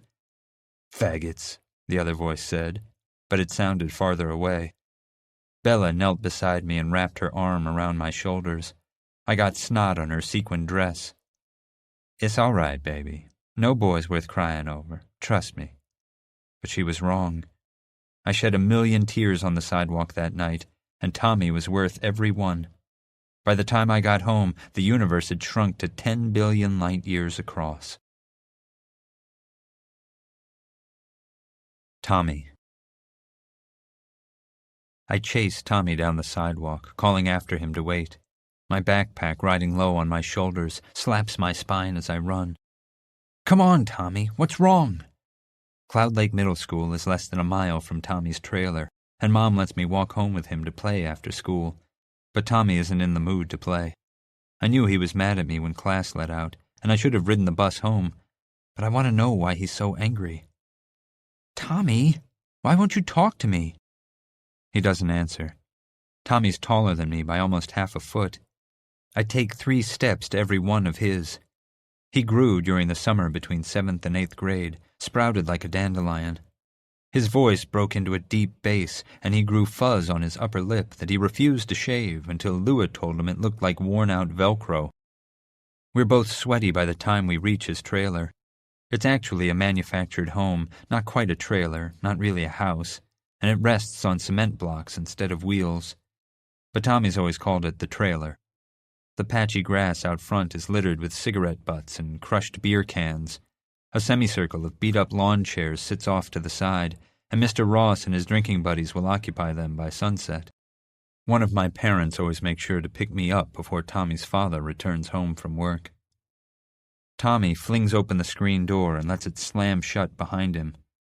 I stand outside, debating whether I should call my dad to see if he can cut out of teaching early to rescue me, which I know he can't. So I end up shucking my backpack onto the dirt and flopping onto one of the chairs. The cheap plastic-woven straps creak, and I wonder how they don't break. I'm only alone a minute or two before Tommy's mom peeks her head out the door. "Ozzie? That you?" "Yeah." "You want to come in?" "That's okay. I'm good." Mrs. Ross scrunches her face and then steps out. I once asked Tommy why his skin wasn't as dark as his mom's. I was 7 and stupid, and Cloud Lake isn't exactly the most diverse town in the world. I thought it was because his father was white, but Tommy said that wasn't it. But he was glad, which I didn't understand at the time, because I thought Mrs. Ross was at least as beautiful as my own mother. She's got sharp, new-penny eyes and cheeks that honest-to-God glow when she smiles. But she moves slowly, like she's afraid to disturb the air around her. Today she bound her hair in a handkerchief and is wearing frayed, paint-stained overalls. Also, she smells like turpentine. You and Tommy fighting? I guess. What about? She leans against the side of the trailer. Don't know. I expect her to keep prying, and I'd tell her why Tommy's angry if I knew, but instead she says, Want to see what I'm working on? I nod. Follow me then. Mrs. Ross walks around the side of the trailer. The manufactured homes are set so close together I could reach out and touch them. Behind the trailer isn't exactly a yard, but if you ignore the other trailers and the people peeking out their back windows, you can pretend well enough. The first thing I notice, because it's impossible to miss, is an enormous crucifix propped against the back side of the trailer. The cross is painted red, white, and blue like the American flag. You like it? She asks. I don't get it, I say. Is it finished? Jesus is wearing gray slacks and shiny black dress shoes, but he's naked from the waist up. Mrs. Ross shakes her head. I bought the pants at Goodwill for $1, but I'm having a devil of a time finding a shirt and jacket that fit. She walks toward the crucifix, which is taller than her, and smooths a wrinkle out of Jesus' pants. It's an interpretation of the corporate bailouts, how the government shelled out billions to save the folks who drove us off the cliff, but didn't give a damn about those of us really hurting. Oh, I don't know much about politics. Tommy's interested in that stuff, but it bores me to sleep. It's nice. She takes a last look at her work before sitting on a pile of stacked paving stones Mr. Ross has been promising for years he's going to use to build a path to the front door. You and Tommy have been friends for a long time. You're good for him. Good for each other. I kick the dirt with the toe of my sneaker.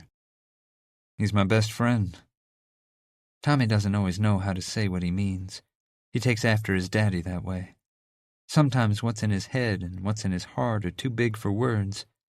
You know what I'm getting at? I shake my head. Not really. Mrs. Ross smiles. There are those cheeks, lit up like fireflies. Give him time. He'll work out how to tell you what he's sore about. Okay. I think I'll go wait for my dad around front. I take up the same chair I was sitting in earlier. I've got an hour before Dad picks me up, so I dig out my battered copy of The Giver to start reading the chapters Mr. Strother assigns us. I'm lost in the black and white world, where life is unambiguous and easy to grasp. Everyone says what they mean with clarity and specificity, and each person understands their role in society. And I don't notice Tommy standing in front of me until he clears his throat. I look up. He's holding 2 plastic cups of apple juice. He offers me one. Thought you might be hot. Thanks. I take the juice even though I'm not thirsty. Tommy sits, leaving a chair between us. You see what Mama's working on out back? Pretty crazy. Yeah. Tommy's jaw muscles twitch and he bites the corner of his bottom lip. He's gazing into his juice like he can scry the surface for answers. I wish I could help. I wish our lives were black and white, the solutions to our problems readily available. But I don't even know the questions. Finally, he says, You really taking Sonia to the Halloween dance? She asked me, so I guess. I sip my juice, which is the cheap kind from the dollar store and mostly sugar. She didn't really give me a choice. Oh. It's no big deal. You gonna kiss her? I don't know. Tommy throws me side-eye. Do you want to kiss her? At Noah Trumbull's last birthday party, my first boy-girl party, some of the kids played spin the bottle. I sat out the game because the idea of kissing a randomly chosen girl scared me more than being trapped in a car while a rabid, bloodthirsty dog tried to break through the windows to eat me. I'm not scared of girls. Lou is my best friend, after all, and a lot of my friends are girls. But the boys in my class who joke around about kissing and tell stories about the girls they've kissed, most of which are probably lies, act like kissing is no big deal. Only I can't help feeling like it is a big deal. Like it's something that deserves to be treated as more than a party game. I turn toward Tommy. Is that why you're mad at me? Because you think I'm going to kiss Sonia? Tommy shrugs. No. Louis says Kimber's got a crush on you. I bet she'll say yes if you ask her to the dance. Maybe she'll even let you kiss her. I don't want to kiss Kimber, Tommy says. He glances my way again. I was kind of thinking I wanted to kiss you. Me? Tommy clenches his jaw. Yeah, you. The way he spits out the answer feels like he's daring me to rag on him for it. I've never considered kissing Tommy, but the thought of it isn't nearly as frightening as kissing Sonia or a girl chosen for me by a fickle bottle's spin. All right, I say. All right, what? You can kiss me. Right here? Why not? Tommy scans the area around the trailer. His father's still at work and his mother's in the back. No one's watching. Tommy slides to the chair next to mine, closing the distance between us. You sure? Yeah. He licks his lips, leans over, and kisses me. I'm not sure what I'm supposed to do, so I close my eyes and push my mouth against his. The whole thing only lasts a couple of seconds, but a gentle electric current runs through my skin, and I feel a pleasant stirring in my groin that I like, but don't understand. When I open my eyes, Tommy's staring at me. Well, he asks. I smile. I'm not sure if I'd feel the same way if I kissed a girl, but I suspect I wouldn't.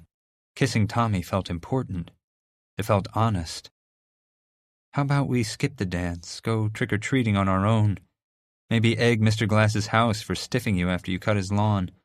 Stay up all night and watch scary movies in my room. Tommy grins. When he flashes that gap between his front teeth, the world is right. Tommy's smile is, and always has been, my favorite thing. And maybe we can try kissing again, I say. I want to get it right, so I think we should practice. A lot. 9,970,000,000 light years. Not all of my theories about Tommy's disappearance were completely fantastical. The most likely hypothesis was that Tommy had simply run away, which was why I'd tried to fly to Seattle to find him, especially since his home life sucked so badly. Once, when Tommy was 9, he'd left the cap off the toothpaste. Mr. Ross had found it and dragged Tommy out of bed by his ear in the middle of the night, while Mrs. Ross sat in the kitchen unable or unwilling to stop her husband. He screamed at Tommy, and when Tommy couldn't offer a satisfactory reason for not replacing the cap, Mr. Ross threw a plastic brush at him, which missed, hit the wall, and shattered. A plastic chip ricocheted, cutting Tommy below his eye. A millimeter higher and it might have blinded him. Then his father squeezed the entire tube of toothpaste onto the counter and forced Tommy to brush his teeth with it every morning and night until he'd used it all. Mr. Ross didn't relent either, not even when ants swarmed and became trapped in the disgusting glob. The only problem with my theory about Tommy running away was that it left me with unanswered questions like, why hadn't he taken me with him? And how had he erased himself from everyone's memories but mine? There was also the issue of Flight 1184. I didn't believe for a second that the crash had been an accident or a coincidence. The NTSB investigators had recovered the plane's black box, which they said had indicated a mechanical failure of some sort, though I suspected they hadn't been completely forthcoming with the information, had caused the crash. But I had a feeling it was connected to Tommy and the shrinking universe. I just didn't know how. No matter which way I turned the puzzle in my brain, I wound up with too many questions, exactly 0 answers, and more theories than I could hope to test. Like that my life was a dream, or a computer simulation. I was a self-aware character in a metafictional book a la The Never-Ending Story. Each scenario was wilder and less plausible than the ones before, but any one of them was possible. Worst of all, I couldn't ignore the most obvious question. What if I made Tommy up? But just because I couldn't ignore the question didn't mean I considered it the answer. Besides, I needed to believe in something, so I chose to believe in Tommy. I arrived early to physics to talk to Calvin. If Calvin remembered Tommy, even if he only remembered passing him in the hall or seeing him at some party from across the room, he could prove I hadn't made him up, and then my friends and my parents and the endless parade of therapists would have to believe me. As screwed up as he seemed, Calvin was my first real lead in months. I'd barely slept Sunday night, rehearsing what to say to Calvin. My stomach had twisted itself into balloon animals through my first 4 periods, and by the time I reached physics I wanted to puke. Only Calvin wasn't there when I arrived. Ms. Fuentes was standing in front of the whiteboard, and she smiled at me when I threw my backpack on my lab table. "Morning, Ozzie. You're early today." "Trying to catch Calvin before the bell." "Good for you." She turned from the board and rested her hands on her lab table. "I expect you boys to build me an exceptional roller coaster." No pressure or anything. I sat on my stool as other students, none of whom were Calvin, filed into the classroom, their faces buried in their phones. Dustin swept through the door and slugged me on the shoulder. He scanned the room for Jake Ortiz, who had actually made an appearance, though he looked rough and crusty. "Better go check in with my slacker lab partner," Dustin said. "Good luck with that."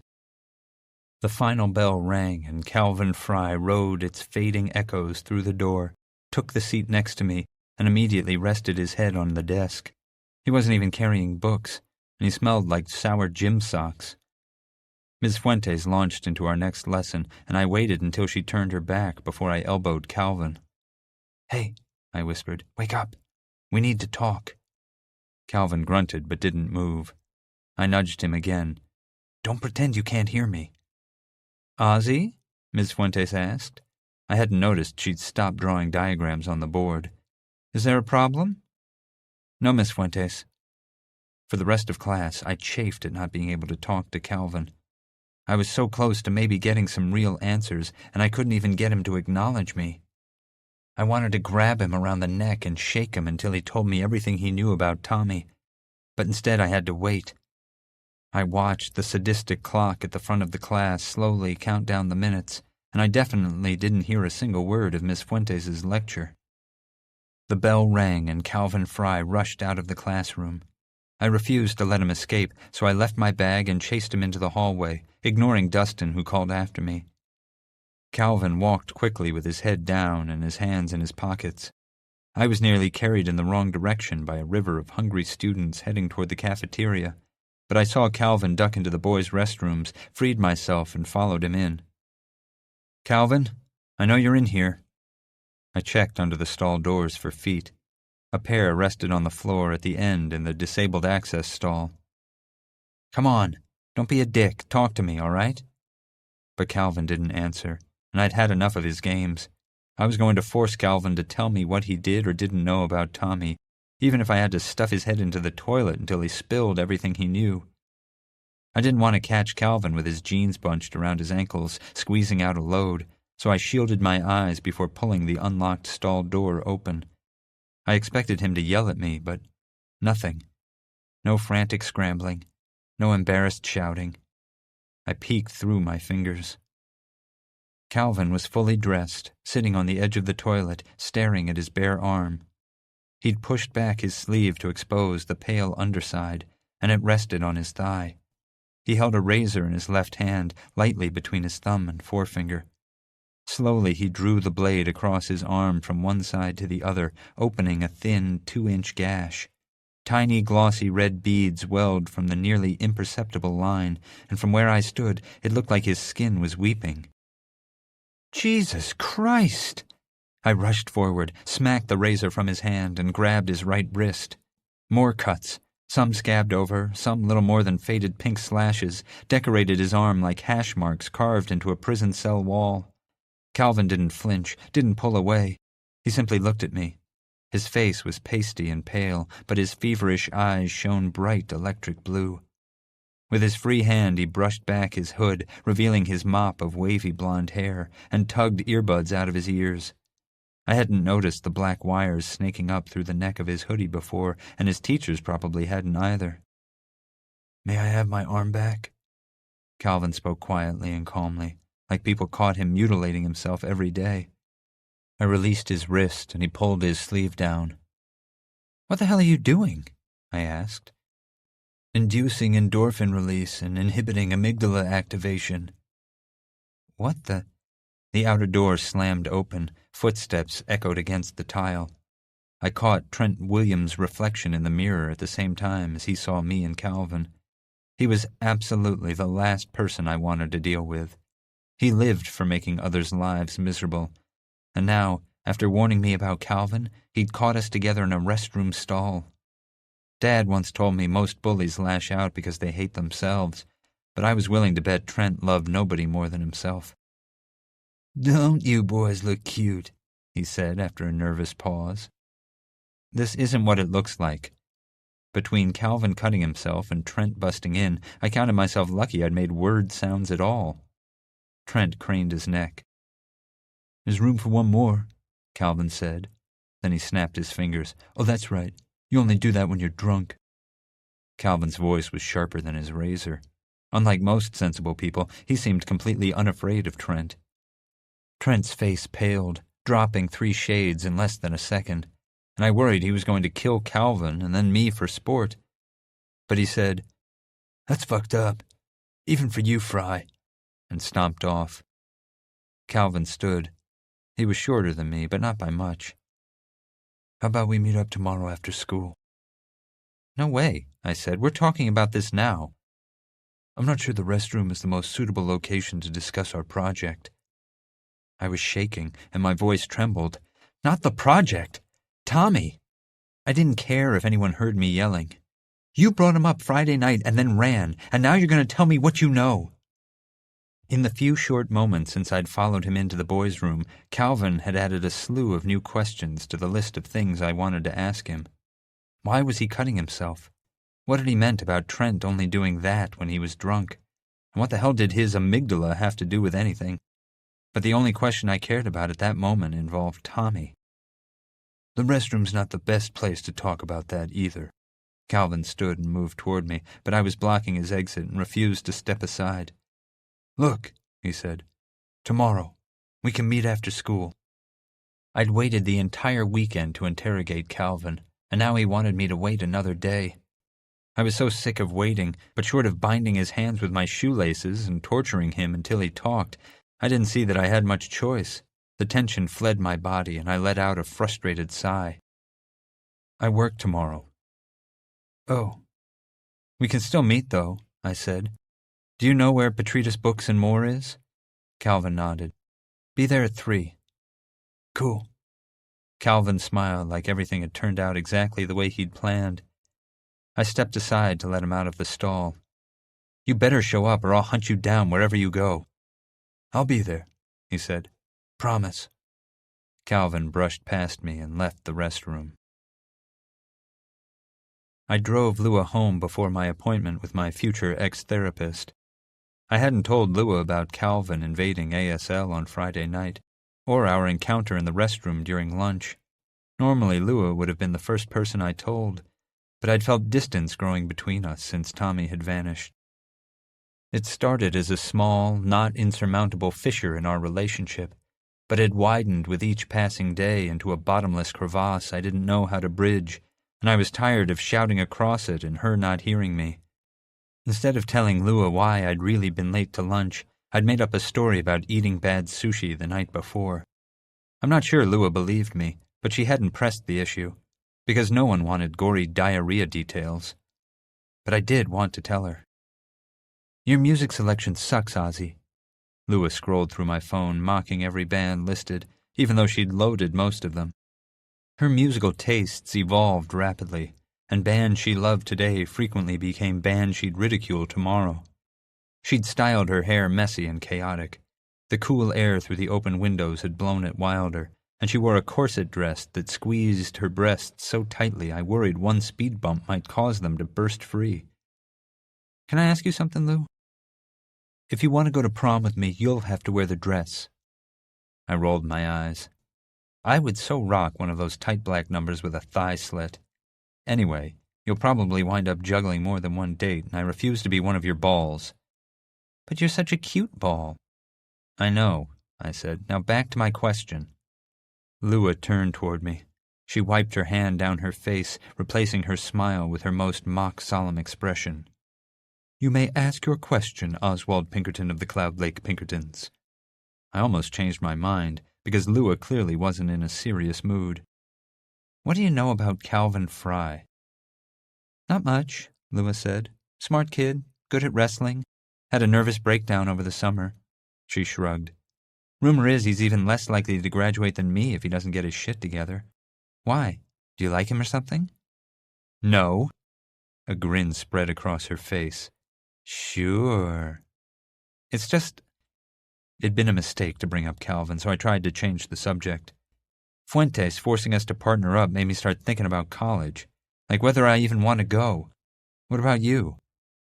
"What about me?" "You still planning not to go to college?" "Shit, Oz, all I want to do is make music." She held up her fingers. "These calluses are more than layers of dead skin. They're hours spent practicing. They're my grades, the only ones I care about. Music is my school and my life." Lua dropped her hand to her lap. "But I feel like I'm waiting for someone to give me permission. For them to see my calluses and hear my songs and tell me it's okay to chase my dreams." I turned down Lua's street and parked in front of her house. The front lawn had grown wilder than Lua's hair, and the driveway was stained with Rorschach ink blots of oil and mildew. But between Lua's hectic schedule and Ms. Novak's 2 jobs, neither made home maintenance a priority. Since when has the great Lua Novak ever asked permission to do anything? "I'm scared, Ozzie," she said. "If I fail, what will I have left?" Everything?" Lua rolled her eyes. Tommy went through a phase in 10th grade where he read nothing but biographies about great men and women. "You know what's funny?" he'd said to me one night. We'd stayed up late talking on the phone. "People like Hillary Clinton and Medgar Evers and Josephine Baker and Ruth Bader Ginsburg. It's like God mixed in something extra when he cooked them up, and the folks around them couldn't help but see it. Like, if people shined, some would shine brighter." People like Lua. Lua shone like the sun. "I envy you sometimes," I said. "Don't patronize me, Ozzie." "I'm not." I needed to leave soon to avoid being late for therapy, but I honestly didn't care. "At least you know what you want to do with your life. You've always known." Lua frowned, her disapproval searing. "Are we throwing a pity party? Should I run inside and find some balloons?" "Whatever. Just forget it." Lua and I squared off, staring each other down. I waited for her to get out of the car, but she remained fixed in her seat. "Yeah, fine. I'm a talented musician. I'm good at exactly one thing. But you're good at everything." I rolled my eyes. I should get to my doctor's appointment. Lua got out of the car and grabbed her stuff from the back. She leaned in through the open window and said, "You worry too much, Ozzie. You'll figure it out." "Thanks," I said, and I meant it, even though I didn't believe her. The sun would never understand. We couldn't all shine as brightly as Lua. 7,956,000,000 light-years. The only scary movie that had ever truly terrified me was It. And it wasn't even the movie itself, it was Pennywise the Clown, who'd clawed into my nightmares and liked them so much he decided to stay forever. If I thought about the creepy-ass clown even for a second, I couldn't shower for hours. Dr. Andrea Eccles reminded me of Pennywise. It was her smile, or rather, that she never stopped smiling. She'd walked into the waiting room and called my name, wearing this crazy rictus she must have thought put patients at ease, but definitely did not. I'd hoped once I plopped down in the overstuffed microfiber chair opposite the couch she occupied that her grin would fade. But it didn't. It hadn't. Not as she went over my history. Not as she asked me the same basic questions my other therapists asked. How was my mood? Did I get along with my parents? Was I doing well in school? And not even when she'd asked me why I thought I was there, and I replied with my stock answer about being the next name on the list of insurance-approved therapists, which wasn't exactly true since I'd skipped Dr. Norman Dewey. No matter what, Dr. Eccles kept smiling. Only weirdos are happy all the time. Now that we've gotten the boring stuff out of the way, Dr. Eccles said, what would you like to discuss, Ozzie? She said my name so often, I wondered if she thought I'd forgotten it. Don't you have questions for me, or something? Dr. Eccles settled into her couch like we were a couple of old pals catching up. She didn't even have a notepad or tablet. I prefer letting my patients guide our discussions, Ozzie. But isn't that your job? You're a comedian, aren't you, Ozzie? No. We can chat about whatever you like, Ozzie. There's this guy at school, I said. Calvin. Okay, Dr. Eccles said, like this was the most interesting conversation she'd had in months, which was either sad or a lie. I tried to think of how to phrase what I wanted to say without bringing up Tommy, because I wasn't in the mood to see that look on her face, the pitying one everyone wore when I brought him up. He has information about something, information I need, but I'm not sure I can trust him. I might have been able to last year, but he's different now. Why is that? Don't know, I said, but that's not the point. The point is that I'm not sure I can trust him. Why? Another question I couldn't answer. I didn't know why Calvin had changed. Honestly, I hadn't known him well enough before, and maybe he'd always been this way and no one had ever noticed. But after catching him cutting himself, I figured there was probably more to it than that. Orange juice, I said. I'm sorry? Orange juice. What about it? Dr. Eccles said. You've eaten an orange, right? I didn't wait for her to answer, but I bet there are people out there who have never tasted an actual orange. Dr. Eccles kept smiling. She didn't interrupt me, even though she must have been wondering what the hell I was talking about. So, the thing is, all the orange juice you drink is artificially flavored. Even the stuff that says it's not from concentrate. It's a lie. I'm not sure where you're going with this, Dr. Eccles said. Neither was I. Not really. But I marched forward regardless. In order to store OJ for long periods, manufacturers suck the oxygen out of the juice, which also removes the flavor. Then they add these flavor packets when they're ready to bottle and ship it. Many companies base the flavor profile of their packets off the Valencia orange, which is why OJ has such a consistent taste. But at the end of the day, it's all fake. Dr. Eccles nodded. That's very interesting, Ozzie. Isn't it? I said. But it's messed up, too. I mean, what if the OJ companies slowly changed the profile of their juice so that eventually the flavor no longer resembled actual oranges? Someone who'd never tasted a real orange wouldn't know the difference. Okay, Ozzie, Dr. Eccles said, but I'm not sure what it has to do with this other boy. What was his name again? Tommy was the one who told me about the orange juice. He loved useless trivia like that. He had this whole conspiracy theory about how the government could replace the text of e-books without us knowing, the same way companies could replace the flavor in OJ. But I wasn't planning to tell Dr. Eccles about that. Calvin, I said. And he's like the juice because somewhere over the summer, I think someone sucked all the flavor out of him and replaced it with something different. Similar to him, but not really. Dr. Eccles leaned forward. People don't really work like that, Ozzie. What if you're wrong? Okay, Ozzie, she said, her smile wider than I thought possible. I think that's enough for today. Why don't we pick this up again next week? I stood and smiled right back at Dr. Eccles. Yeah, sure. Next week. 6,089,050,000 light-years. Mrs. Petridis looked one annoying customer away from taking up a machete and hacking us all into quivering, bloody chunks. Thank God you're here, Ozzie, she said when I walked into the bookstore and tossed my backpack behind the register. 100 times today someone's asked me for this cookbook they saw on TV, but no one remembers what it's called, and they yell at me because I can't read their minds. Do you know anything about it? Eat like it's the end of the world, I said. We've got a box of them in the back. Mrs. Petridis stood with her hands on her hips. Eat like what? Eat like it's the end of the world, I said again. It's based off the apocalypse diet. Dr. Ness recommended it last week. It supposedly teaches people to maintain a healthy weight by eating and exercising based on the type of diet and activity they'd be forced to adhere to during a zombie apocalypse. I ordered a bunch. We just need to put them out. 3 different pens were sticking out of Mrs. Petridis's messy gray hair. That is the most ridiculous thing I've heard in my life, and that includes leg makeup. I nodded, though I had no clue what leg makeup was, nor did I want to know. Yes, but I order every book Dr. Ness recommends, and we always sell out. Idiots will buy anything. Mrs. Petridis breathed in and out, her tension fading with each exhalation.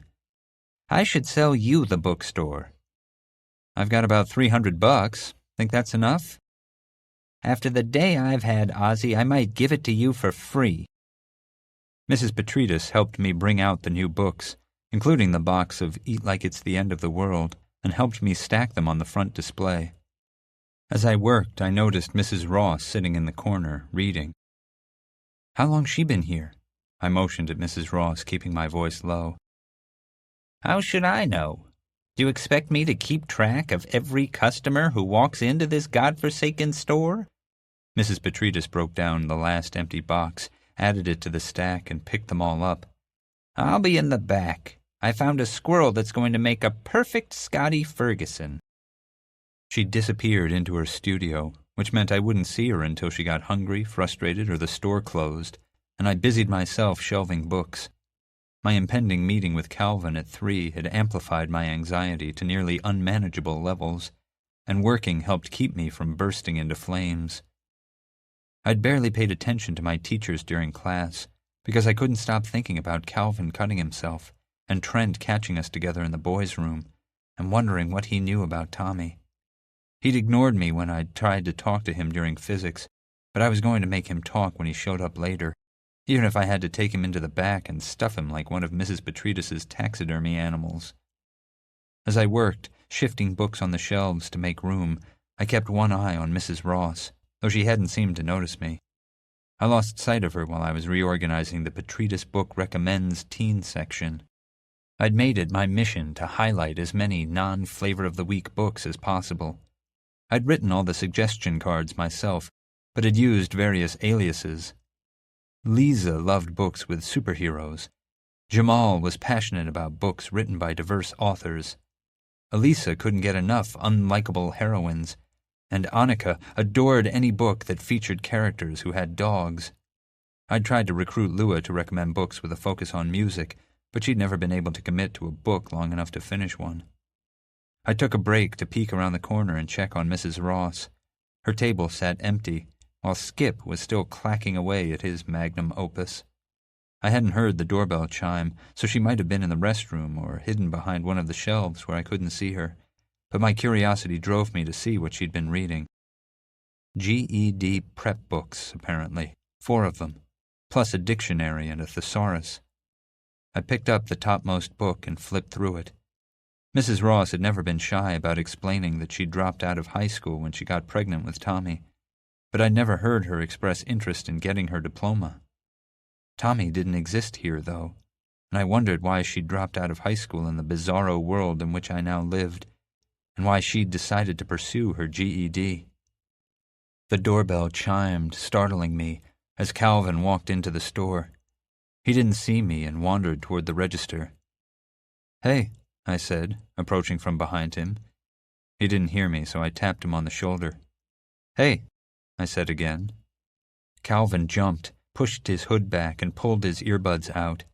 His skin was splotchy, his eyes tired and bruised, and he was slick with a layer of sweat. He looked like he'd run straight out of a nightmare. "You're here." "Obviously," I said. "I work here." "Right." Calvin glanced at the GED book in my hand. I'd forgotten I was still holding it. "The pep rallies and prom mania finally got to you, didn't they?" "Go see cows," I said, rolling my eyes. "It's not mine. A customer left it behind." I tossed it on the counter, hoping Mrs. Ross didn't return to her table and wonder why one of her books was missing.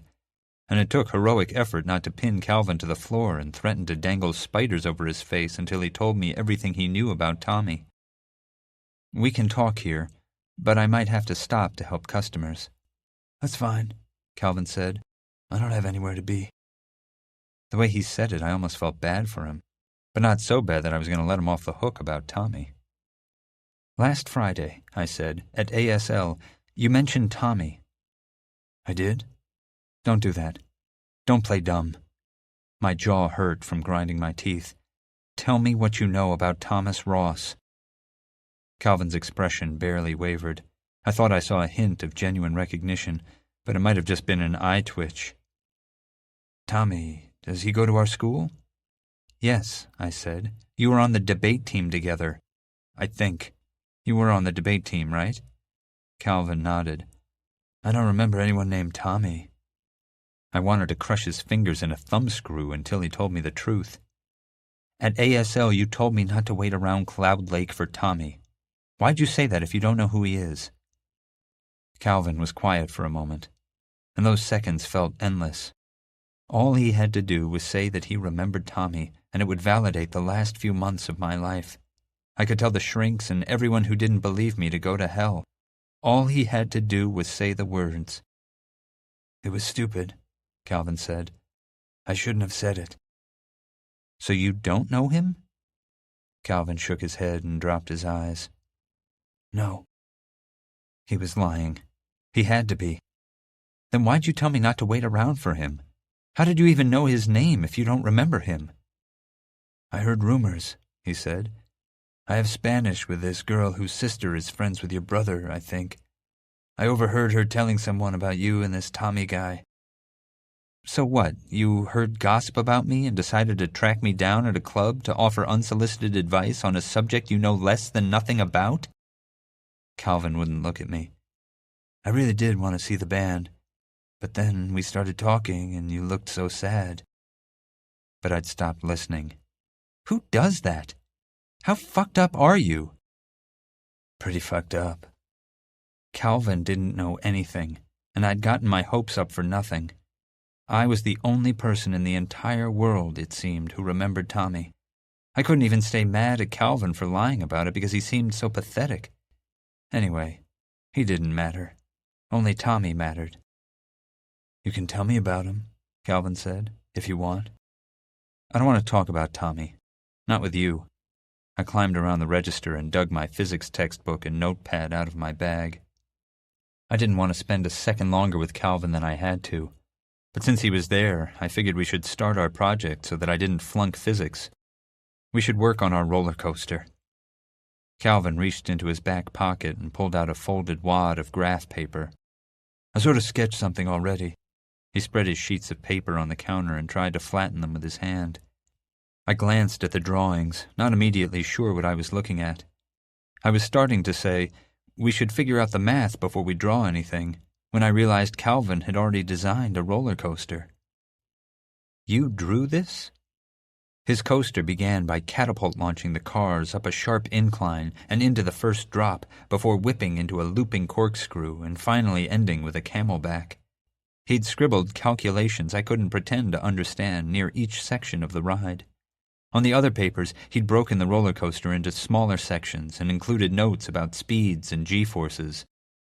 I had some spare time at lunch, Calvin said. I looked from the sketches to Calvin and back. You did this during lunch? While Calvin had drafted a kick-ass roller coaster, I'd been chugging chocolate milk. Calvin shrugged. It's only math. Only math, I muttered. I read over his calculations, which seemed to indicate the ride, if built to scale, could reach a top speed of 82 miles per hour. Not the fastest roller coaster, but the impressive twists and turns were theoretically capable of producing 5 positive Gs of force in some sections. Can we actually build this? Yeah, Calvin said. He pointed at the first steep hill. This is the trickiest bit. We'll need to devise a way to propel the cars up the incline. Most roller coasters tow the cars to the top of the first drop and allow their momentum to carry them through the rest of the ride.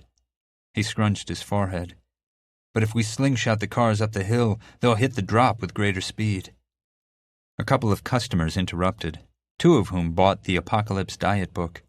The other was a regular who usually loitered in the graphic novel aisle, but never bought anything. who wanted to know if we had some YA book about ants and aliens I'd never heard of.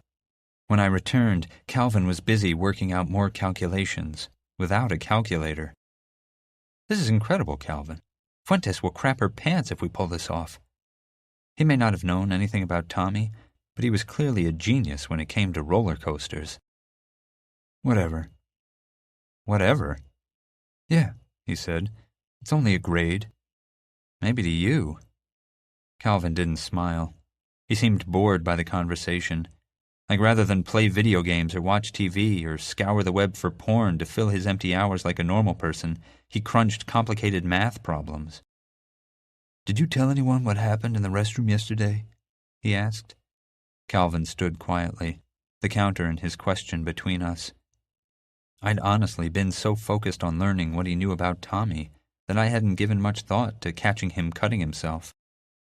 After a moment, I said, "Do I need to?" Calvin shook his head. "I wasn't trying to kill myself, if that's what you're worried about." "Then why?" "I told you," Calvin said, slowly, like he was explaining differential equations to a toddler. "To trigger the release of endorphins and inhibit amygdala function." Calvin's bright blue eyes unnerved me.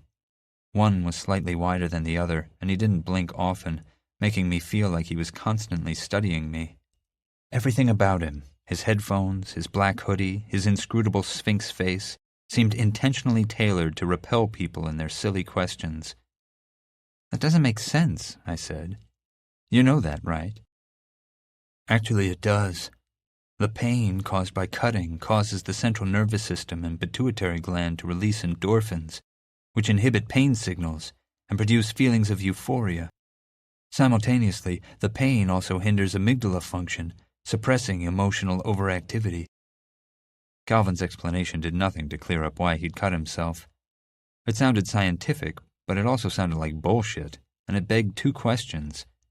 Why did he need to suppress his emotions, and what would he do if cutting stopped being enough? "It's dangerous," I said. "Nah, it's harmless," Calvin shrugged, brushing me off. "I used to get hurt worse during wrestling practice."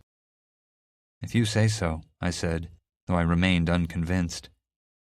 Calvin fidgeted with his earbud cord, looking at the register and his papers and not at me. I turned my attention back to our assignment so we could finish and Calvin could leave. I shuffled the papers and said, "I should copy these so I can go over them at home." "Sure," Calvin said. That and nothing more. I was angry at him for messing with me, but I also felt sorry for him.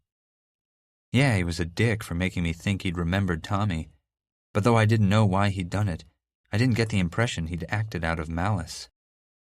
I spread the pages on the floor and snapped pictures of them with my phone. Calvin stood close to me, too close, and each time I scooted away, he edged even nearer. Clearly, he lacked a basic understanding of personal space. When finished, I returned his papers. "I should go," Calvin said. "It's a long bike ride home." "You rode your bike here? How far is that?" "Few miles. No big deal." He stood near the door but didn't leave. "You doing anything over the break?" "Not really," I said. "I'm trying to forget it's almost Christmas." "You should take my number." "Why?" "In case you want to work on our roller coaster." Against my better judgment, I unlocked my phone and handed it to him. When he returned it, I said, "Have a good Christmas." Though I was thinking, try not to cut yourself. "Hey, Ozzie," Calvin called as I turned back toward the register. Mrs. Petridis would kill me if I didn't finish shelving before we closed. "What?" "I'm really sorry about Tommy." Calvin stood half in and half out of the store, wearing his baggy jeans and hoodie, his hands shoved in his pockets and his face angled down. His messy hair looked weedy, like he hadn't bothered to brush it in weeks, and he looked up at me through his lashes. "Whatever," I said. "Just don't pull anything like that again and we won't have a problem." "That's not—" Calvin shook his head. "I mean, I'm sorry he's gone." Calvin looked like such a lost soul. His hunched back and bent shoulders and drooping head gave him away. Like in a world of 7 billion people, he felt completely isolated from everyone. Calvin stared at me for a long, strangled second before walking out of the store. I watched him through the windows as he mounted his bike and pedaled away. 5,560,000,000 light years. I found my mom sharpening knives in the garage when I got home from work. I'd always thought my mother was the most beautiful woman on the planet. Straight dark hair, intelligent, slightly devious eyes, like she was smarter than you and knew it. My anger at her over the divorce hadn't dulled that feeling, though she did look sinister sitting in a lawn chair next to her sedan, dragging a long carving knife across the surface of the whetstone in silence. "Feeling stabby?" I asked. Since my parents had announced their divorce, I'd tried to avoid my mom whenever possible. Maybe I was treating her unfairly, but she was the one who'd pushed Dad for the divorce, and blaming her took less effort than trying to understand her. Mom looked up. I thought she'd heard me pull into the driveway, but she froze like I'd snuck up on her. "What?" She glanced at the knife in her hand. "Oh, they needed sharpening." "Right. Well, if Dad winds up dead and full of holes at the bottom of a canal, the police might find this moderately suspicious." Mom rolled her eyes and continued working on the knife. She drew the blade slowly and precisely across the whetstone, the measured sound hypnotizing. "I'm not planning to murder your father, Ozzie." She paused for a moment. "At least not today." Maybe I would have laughed if she weren't surrounded by an arsenal. "Why aren't you working inside? It's hot as balls out here." "I was enjoying the peace and quiet," she said, her tone implying that I'd interrupted her. Whatever. I was sweaty from unpacking the extra stock Mrs. Petridis had ordered for the holidays and answering stupid questions posed by deliberately clueless customers, and all I wanted at that moment was to take a shower. "What's for dinner?" "Leftovers." Oh boy. Mom tested the edge of her knife against her thumb.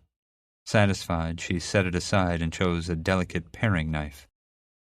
"You and Rennie are welcome to prepare your own meals if you're unhappy with mine." I figured it unwise to challenge my mother while she was armed. "It's fine. Pot roast is always better the third time." I watched her work and had to admit there was something soothing about the repetitive motion and the soft scrape of metal against stone. Besides, remember what happened the last time Rennie tried to cook? Mom pursed her lips. "There's still chicken stuck to the ceiling." This was our longest conversation in weeks, and I couldn't wait to end it. I edged toward the door. "Yeah, so enjoy your non-murdery knife sharpening. I'm off to wash away the retail stink before it sticks permanently." Mom paused. "Oh, Ozzie, I almost forgot." "To tell me we've won the lottery and you're buying me a new car? Gosh, Mom, thanks." "To talk to you about your therapy." I stopped my hand on its way to the knob and stared at my mother's bare feet. "Sorry, those discussions are confidential." Mom set the knife and stone aside and leveled the full power of her guilt-inducing stare at me.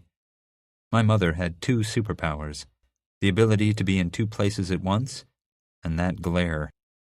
She didn't have to remind me that she'd carried me for 8 months and clothed me and fed me for 17 years. Her stare said it for her. "You need to stop playing musical psychologists, Ozzie."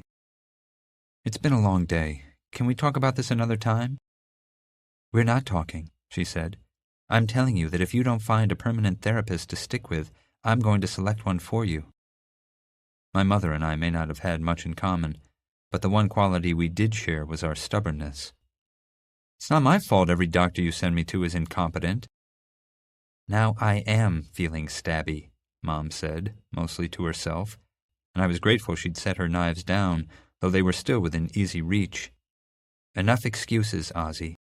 Choose a doctor. We will not have this discussion again." I snorted. A discussion implies a 2-way stream of words in which my input is equally valued. Mom shook her head. "Your grandmother is laughing in her grave right now." "Because Nonna's a zombie?" "When I was your age and made her angry, she would tell me that karma would repay my behavior by giving me children as willful as me." Mom paused, staring at me thoughtfully. I'm nothing like you, I said. I don't give up on people I care about. Sadness crept into my mother's eyes. She touched her bare ring finger with her thumb. I'd hoped you would inherit your father's and my best qualities, but I fear we've given you the combination of our worst. She might as well have thrown her sharpened knives at me, a knife in my eye, one in my heart, and one in my back as I turned around and walked inside. Tommy. Tommy's nose is swollen and purple, and he can't open his left eye. He sits on a stool at the kitchen counter while I fill a gallon-sized plastic bag with ice from the freezer. I'm calling the cops, I say. No, you're not, Oz. Stop me. My hands tremble. I can't zip the bag shut. Tommy reaches across the counter and takes it from me, closing it and pressing it gingerly against his face. One of these days he's going to kill you, I say. No, he won't. How can you say that? Shouting at Tommy isn't helping, but I can't stop. Last year he broke your wrist. This time it's your nose. What happens when he cracks your skull? I won't sit around waiting for a call telling me you're dead. That's not going to happen. Tommy's swollen nose makes his voice froggy. I tried to force him to go to the emergency room, but he refused, because nurses ask questions and doctors call police. He's worried about what will happen to his mother if the cops lock up his father. And as guilty as I feel for keeping the secret, I'm more afraid of what Tommy will do if I betray his trust. We should leave now, I say. Run away somewhere no one will find us. It's difficult to keep my thoughts straight when all I want to do is drive to Tommy's house and kill his dad. We could hide in the mountains or something. My uncle lives alone in a cabin with no electricity. I bet he'd let us stay with him. I mean, we'd have to find him first, and... Tommy takes my hand. One more year, Ozzie, he says. We have to stick it out one more year so we can graduate. We can take the GED. Your life is more important than a stupid piece of paper. Ozzie. I can't look at Tommy without imagining his father looming over him, punching him, slamming his face into a wall. You're the only thing in my life that matters, Tommy. Don't say stupid shit like that, Oz. Your folks love you, and so does Rennie in his own weird way. But they're not you. Tommy glares at me. I'm not used to seeing anger in his eyes. Not directed at me, anyway. You know how much I'd give for your life? For parents that love me, a house with a roof that doesn't leak, a bedroom with a real door. You act like you have it so rough. He pulls the bag of ice from his face and points at his swollen eye. Your pops ever do anything like this to you? I shake my head, unable to speak. No, Tommy says. He wouldn't, because your pops is a saint. He'd never hit you or your mom or Warren. He presses the ice against his face again, wincing. I want to kiss him, hold him. You have a great life, Ozzie. And you know what hurts worse than a broken nose? Tommy, that you don't fucking appreciate it. Tears roll down my cheeks. I don't notice them until they reach my lips and I lick them away. I know I'm lucky, Tommy, but I'd give up everything to be with you. Tommy nods. The anger drains from his eyes, replaced with disappointment. Then you're an idiot. 2,010,567,000 light years. I lay on my bed, struggling to read On the Road. Kerouac's manic thoughts ran together on the page like he'd written them in a drug-fueled race to exorcise them from his brain, which I suppose he had. I preferred books that transported me to strange places and distant times, but Tommy had given me On the Road before he'd disappeared and told me it would change my life. That copy had vanished with Tommy, so I'd borrowed one from work. I might have enjoyed Kerouac's adventures more if Tommy was around to argue about them with. It was the kind of book that might once have inspired me to hitchhike across the country, but in my present state of mind, Dean Moriarty struck me as an asshole, and Sal an even bigger asshole for believing Dean worthy of idolization. Still, I kept reading because Tommy had given it to me, and there was nothing I wouldn't do to hold on to some piece of him. A week had passed since I'd met with Calvin at the bookstore, and nothing had changed. He continued sleeping through class. Every time I saw him, I wondered whether he was still cutting himself, and if I should tell a teacher or the police. I even considered talking to Rennie about it, but he was too preoccupied with his preparations for basic training to deal with my problems. I kept waiting for at least one of my parents to realize Rennie was making a huge mistake and padlock him in his bedroom until he abandoned his fantasy of becoming a soldier. But that scenario grew less likely with each passing day. I needed to talk to someone. Lua had been skipping class more often than not and hardly answered when I texted, and Dustin and I didn't talk about personal stuff often. Oh, and the last time I checked, the universe had contracted to a size of barely 2 billion light-years across. 98% of the known universe gone. At its current rate, I worried it would collapse entirely before graduation, and I still had no idea why it was happening. My most recent theory, which had come to me during class while Mrs. Nelson recounted embarrassing stories of her awkward teenage years in an attempt to help us relate to the metamorphosis, was that reality was a lie. That in a distant, dying future, the desperate remnants of humanity had sought refuge in a simulated world. But my future self's subconscious mind had rejected the illusion. Tommy's disappearance, Flight 1184, the shrinking universe, all symptoms of the truth intruding on my dream of a better life. As implausible as it sounded, it was no less reasonable than any of the other theories I'd concocted. And if it were true, I wondered if Tommy was alive at the crumbling edge of the universe, dreaming some other version of me. When I realized I'd read the same page of On the Road 3 times, I tossed the book aside, stood and pressed my ear to my bedroom door. Mom and Dad had been fighting when I'd come home from school, but I didn't hear yelling and hoped it was safe to forage for food. On my way downstairs, I noticed a strange man looking mighty comfortable on the couch in the living room. His brown hair was parted neatly to the side, and that was all I could tell from the back of his head. "Who are you, and why are you in my house?" I asked. I was holding my phone ready to call the police. The man stood and turned around. He was wearing a Game of Thrones t-shirt and khaki shorts that revealed tan, hairy thighs.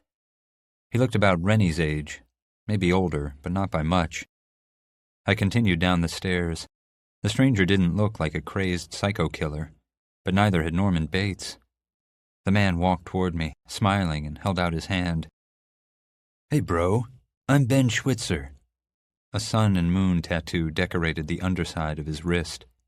"You must be Ozzie." I looked at his hand but refused to shake it. My parents had taught me the importance of politeness, but that didn't extend to strange men who'd possibly broken into my house with the intention of robbing and or killing us. Am I supposed to know you?"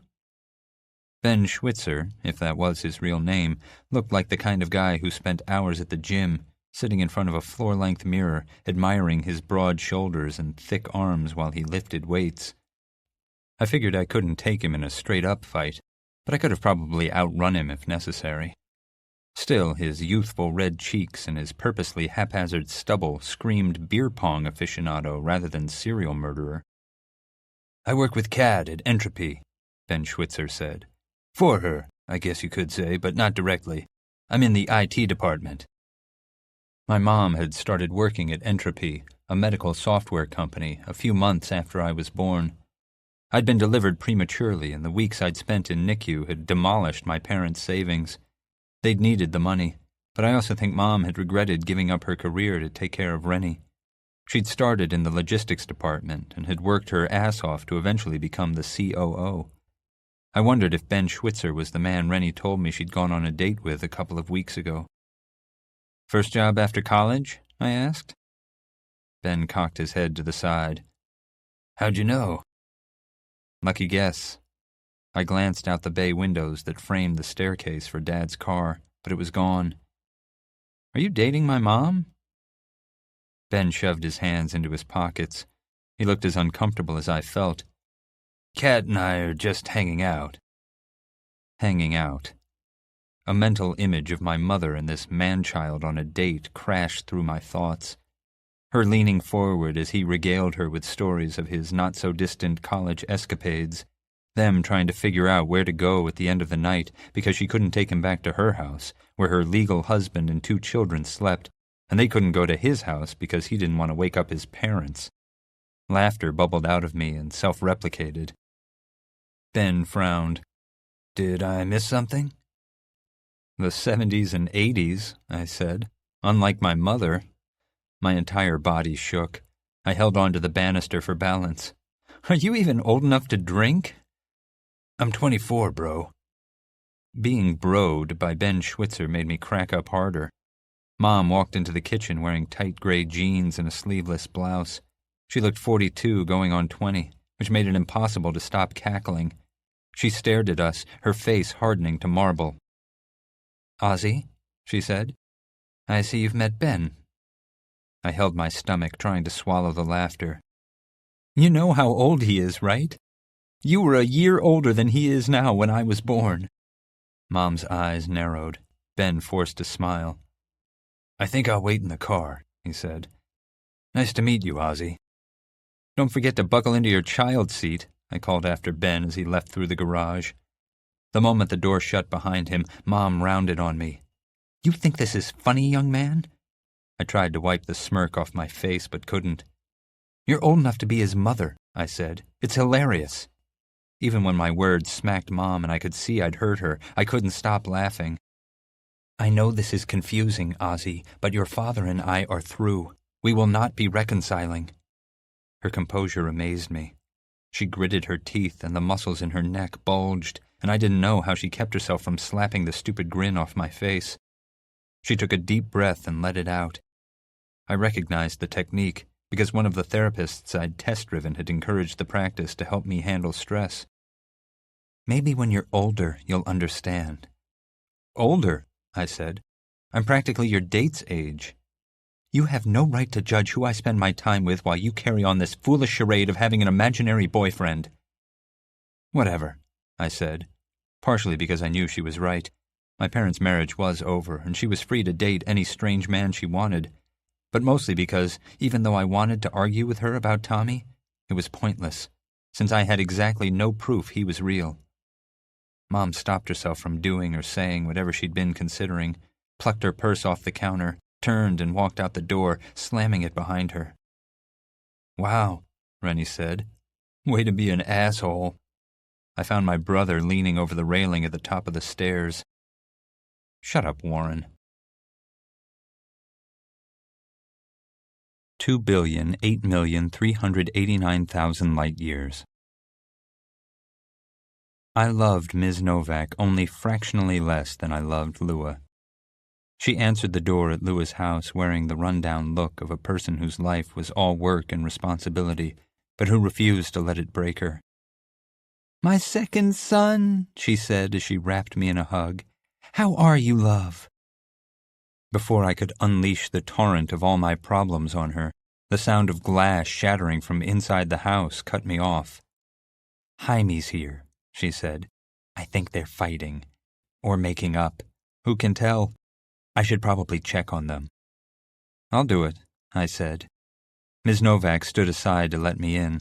I followed the shouting voices past the Novak's cheerfully silly Christmas tree to Lua's room, and momentarily debated leaving and spending the evening driving around Cloud Lake. But I needed to talk to Lua, which meant refereeing another fight between my best friend and Jaime. When I opened the door, I saw Lua standing beside the bed, holding a crystal rose over his head. His hair was no longer platinum blonde, but electric pink. Jaime stood on the other side of the bed, his arms outspread, his eyes panicked. It was like by opening the door I'd frozen the moment. I catalogued every detail. Jaime's oily, shaggy hair plastered to his forehead with sweat, the shattered remnants of a lamp on the floor by the closet. The word "no" paused on Jaime's lips. Then time unfroze. Lua threw the rose against the wall, and Jaime flinched as the crystal shards exploded. "Stop it, Lou! You're acting crazy!" he said. "Crazy? I'm acting crazy?" Lua's eyes grew wide, and he launched himself at Jaime, even though Lua was 6 inches shorter and 50 pounds lighter. and beat Jaime's chest with his fists. "You fucked Birdie Johnson!" I entered the fray to pull Lua off Jaime. Lua struggled. He was deceptively strong, and I strained to keep him from busting free and attacking Jaime again. "You broke up with me," Jaime said. He shook the fight out of his arms and headed for the door. "I'm out of here."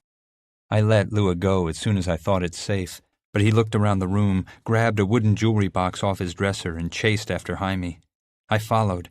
Jaime was already in his car, backing out of the driveway, and Lua shouted, "Don't forget this, asshole!" and lobbed the jewelry box at his windshield. The box fell short, smashing into the hood of Jaime's Jetta, spilling rings and bracelets and coins. Jaime didn't stop. We stood outside until Jaime was gone. Then I said, "Want to tell me what that was about?" Lua folded his arms over his chest. "Just a minor disagreement." "A minor disagreement, huh?" I draped my arm over Lua's shoulders. "I guess you're not going to prom together, then?" "With any luck, Jaime won't make it to prom with his dick still attached to his body." "My mom recently sharpened all the knives in our house, if you need them." "What?" Lua said. "Nothing." I felt like I should do or say something, but I wasn't certain how to help Lua. After a minute, I said, "Want to get coffee?" "Sure." I drove us to Proof Rocks, a fairly new, trendy coffee bar in Calypso, the next town over. Despite the self-important artist crowd that usually frequented the place, I enjoyed its cozy atmosphere. I wasn't sure it'd survive a year, but I hoped it would. Worn and comfy chairs and couches were arranged haphazardly, nestled in dark corners for those who desired privacy, set up in circles for those who wanted to socialize and hoped to be seen, and the dark wood counters and industrial light fixtures gave the cafe a moody, disassociative vibe. Even the holiday decorations, mistletoe crafted from metal and gears, a mix of black and silver stockings and green garland, were muted to match the atmosphere. Capping off the indie ambiance were a few paintings hanging from the walls, some of them pretty good. I was especially drawn to one depicting two boys with raven wings flying into outer space. Lua claimed a couch in the back while I stood in line to order our drinks. The cute guy behind the counter laughed and smiled as he spoke to each customer like they were the most important person in the world. His name tag read, Diego. When it was my turn, I ordered myself a mocha and Lua a frozen mocha. "Can you make the frozen decaf?" I asked, "but don't write it on the cup?" Diego raised his eyebrow. "We consider secretly withholding caffeine a capital offense around here." I glanced over my shoulder at Lua. He was stabbing his phone screen with his finger, either composing a profanity-laced rant to Jaime that I'd needed to intercept before he sent it, or deleting every picture of them together. Possibly both. My friend's already a little overstimulated. Any more caffeine and he may rack up a body count. "Got it." Diego winked at me, which made me blush, and prepared our drinks himself. Lua was still torturing his phone when I returned, carrying our coffees. I settled in, leaning against the arm of the couch, and pulled my legs underneath me. "I don't understand how you can drink cold coffee," I said. "It's frozen, not cold." Lua tossed his phone down and focused on his drink. "And it's like 80 degrees outside. It hardly feels like Christmas." My drink tasted more like hot chocolate than coffee. I'd really only ordered it for the delicious whipped cream. "So," I said, "you want to talk about Jaime?" "No." "Right." Lua didn't handle his emotions well. He bottled them up, pushed them down until the pressure grew too great and they erupted in a geyser of profanity and violence. Lua and Jaime had dated on and off since freshman year and had spent more than half of their relationship engaged in screaming matches, usually instigated by Lua. I'd never cared for Jaime. He'd hardly made the effort to get to know me or Dustin or Tommy. But he treated Lua well for the most part and genuinely loved him. Jaime had stood by Lua when he'd begun questioning his gender, and Jaime had even punched one of his friends so hard he'd knocked out one of the guy's teeth because the guy had made a rude comment about Lua. But two people can love each other and still not belong together, even if neither of them wanted to admit it. "My mom's dating a guy from her office," I said. Lua froze with the straw still in his mouth, then slowly lowered the cup. What? Seriously? Go cat! It's weird. He's 24. Would it be weird if your dad were hooking up with some younger woman? Lua asked, and then didn't wait for my answer. Don't be that guy, Ozzie. I hadn't expected Lua to take my mom's side. Logically, yeah, I get it, but she's my mom, and the guy is like Warren's age. Lua shrugged and made me feel like I'd overreacted about the whole thing, which I probably had.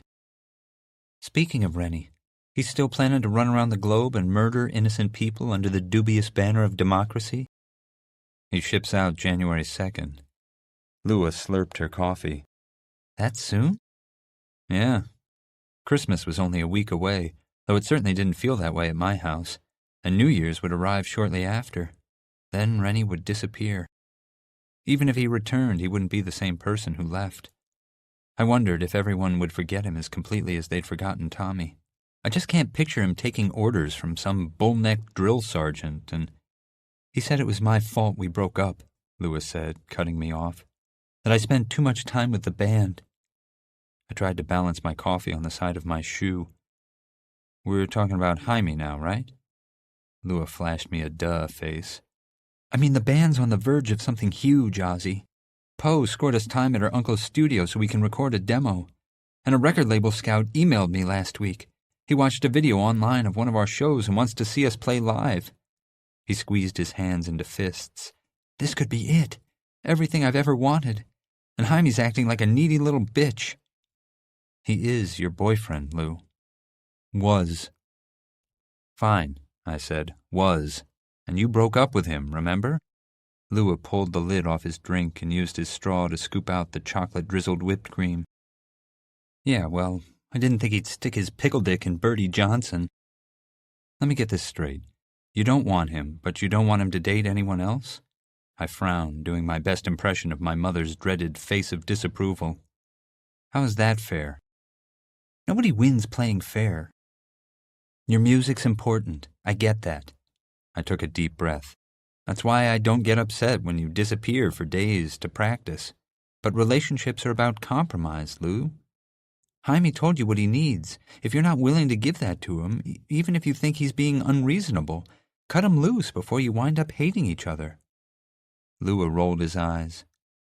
Like you're one to give advice. What's that supposed to mean? You know what it means, Ozzie, he said. You treat the rest of us like we don't exist, while obsessing after some guy who really doesn't exist, and expect us to hang around waiting for you to come back to reality. I'd wanted to talk about Tommy. Needed to, really, but not like this. Not when Lua was angry about Jaime and lashing out at me because I was the only person within easy reach. I thought we were talking about you and Jaime. Lua stared into the bottom of his plastic cup and swirled the dregs of his drink with his straw.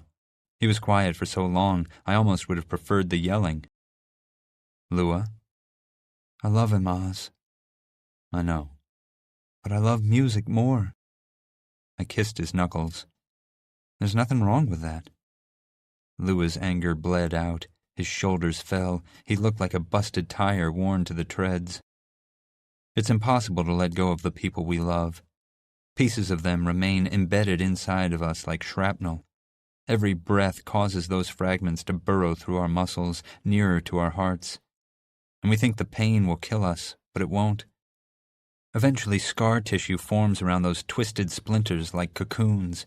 They remain part of us, but slowly hurt less. At least I hoped they would. Lua smiled shy and tiny. That guy behind the counter's pretty cute, she said. You get his name? I glanced toward the register. Diego was talking to a skinny kid with wavy hair, grinning like mad. I can only deal with one of our love lives at a time. Today we're focused on yours. I watched Diego and the other kid. Their fingers touched across the counter in a way that was too intimate, the way I'd once touched Tommy. I motioned at Lua's hair with my chin. Pink, huh? Lua shifted on the couch and tucked one leg under his butt. I wanted to try something new. I held up my hands. You don't have to explain yourself to me. I know, I just... What? Lua touched his hair. It's like I keep waiting to look in the mirror and recognize the person staring back. I stretched out my legs and jiggled my feet, which had fallen asleep. I liked the pins and needles feeling as the blood rushed back in. We spend so long in our bodies that we take for granted the myriad parts and pieces of it that work in harmony to keep us alive. Any one of them could fail and we'd die. It's crazy, really. Your hair, the clothes you wear, none of it matters. I always see you. You're always Lua to me. What if I weren't? How do you mean? Lua sighed and shrugged like I'd asked him an impossible question. After a minute he said, "What if I were different? What if I changed so radically you didn't recognize me anymore?" Impossible. You could step into a matter transportation device and come out the other end as Lua Fly, all compound eyes and spindly legs, and I'd still know you. I'm not going to turn into a fly, Ozzie. But if you did, I'm not. I know. Lua snaked his hand into mine and squeezed it. Do you ever wonder if you're the person you're meant to be? I don't know. How about when you came out? Didn't you wonder if you'd made a mistake? When I'd told Lua I was gay, he'd said he'd known since the day we met, and we moved on with our lives. We rarely discussed it. It was simply a fact of my life. But the truth was, I had worried I wasn't gay, or not gay enough, since the only boy I'd ever loved was Tommy. But I didn't think that's what Lua needed to hear. Not really, I said. Intellectually, I understood what being gay meant, but until Tommy kissed me, I'd never wondered if it meant something to me. But he did kiss me, and it was like the first time I'd put in contact lenses. The world just came into focus. Lua pulled away. Tommy, huh? I'm not crazy, Lou. I never said you were. You didn't have to, I said. Tommy is real, and it doesn't matter if you don't believe me. It doesn't make him less real. Lua let out another sigh. She seemed even less interested in getting into a fight about Tommy than me. I don't know, Ozzie. Sometimes I wish I'd find a zipper on the back of my head so I could unzip my skin and find the real me underneath. It wasn't like Lua to dance around what he was trying to say, but maybe he didn't know what he was trying to say, so I let him dance. Whoever the real Lua Novak turns out to be, I'll love him no matter what. He hugged my arm, squeezed it so tightly that he threatened to cut off my circulation. Thanks. We hung out at Proof Rocks for a while.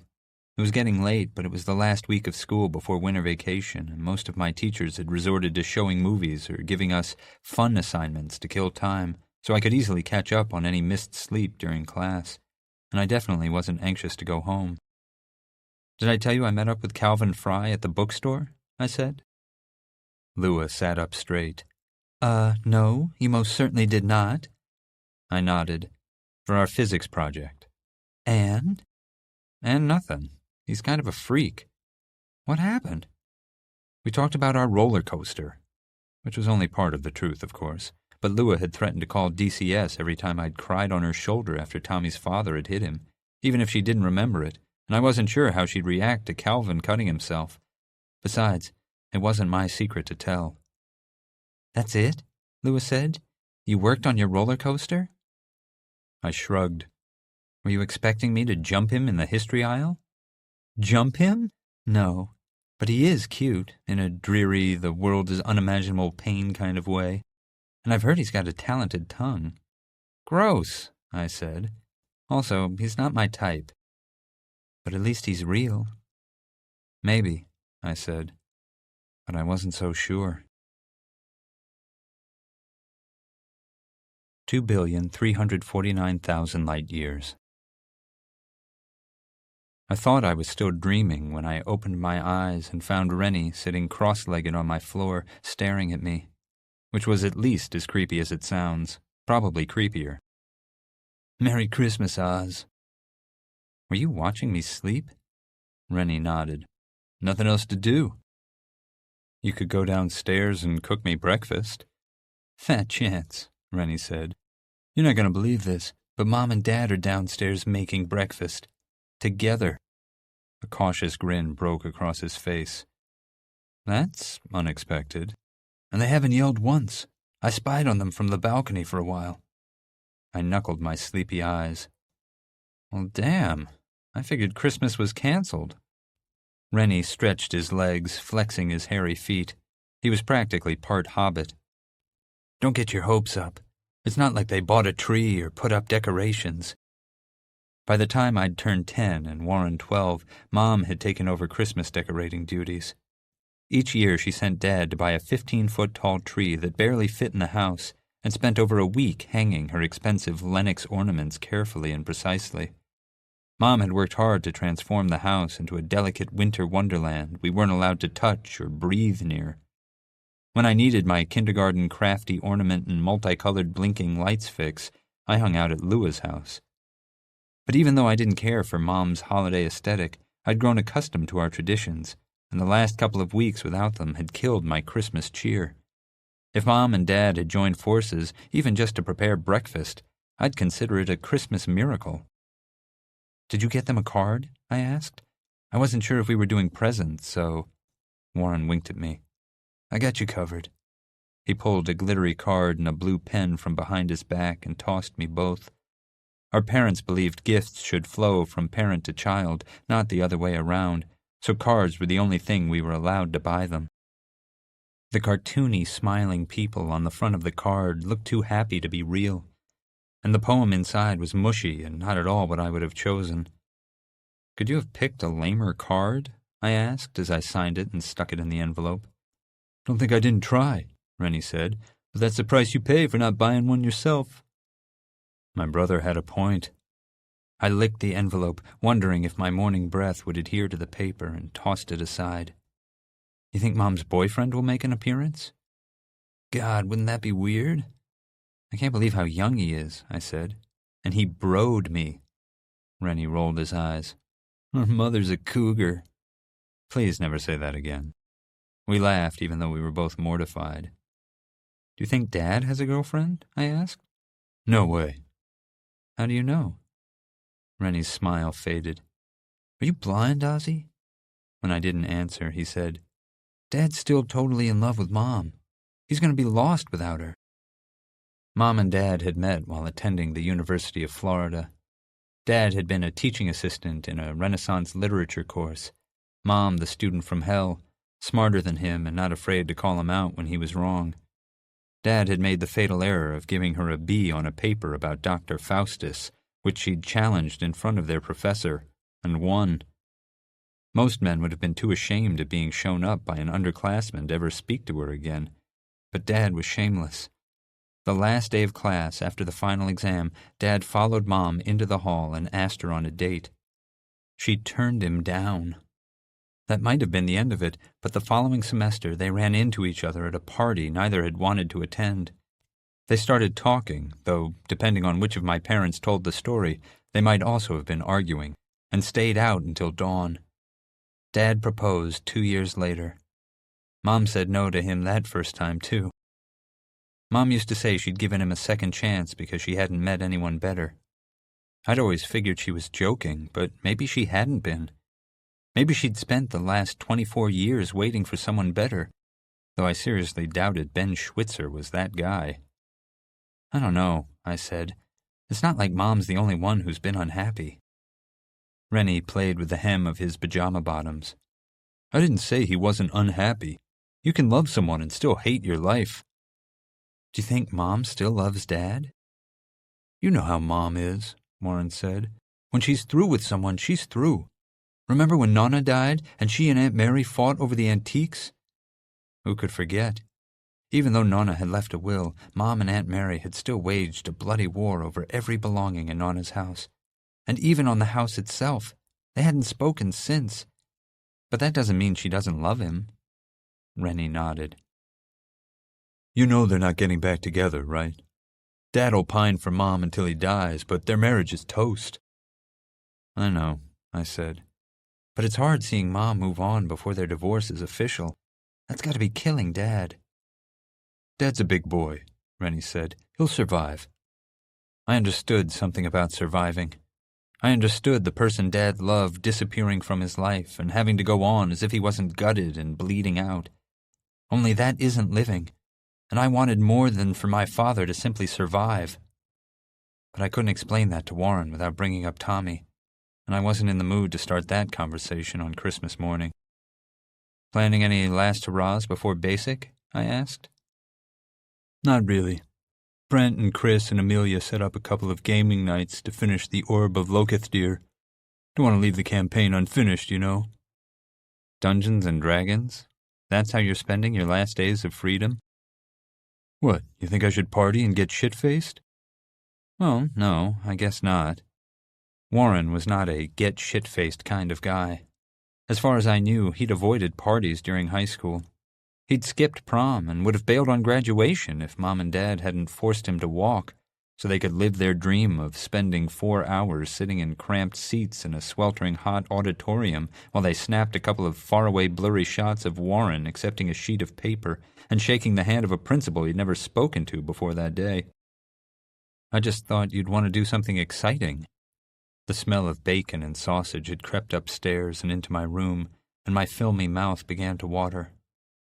You might not have the opportunity to do much of anything for a few years. I'm shipping off to the army, not prison.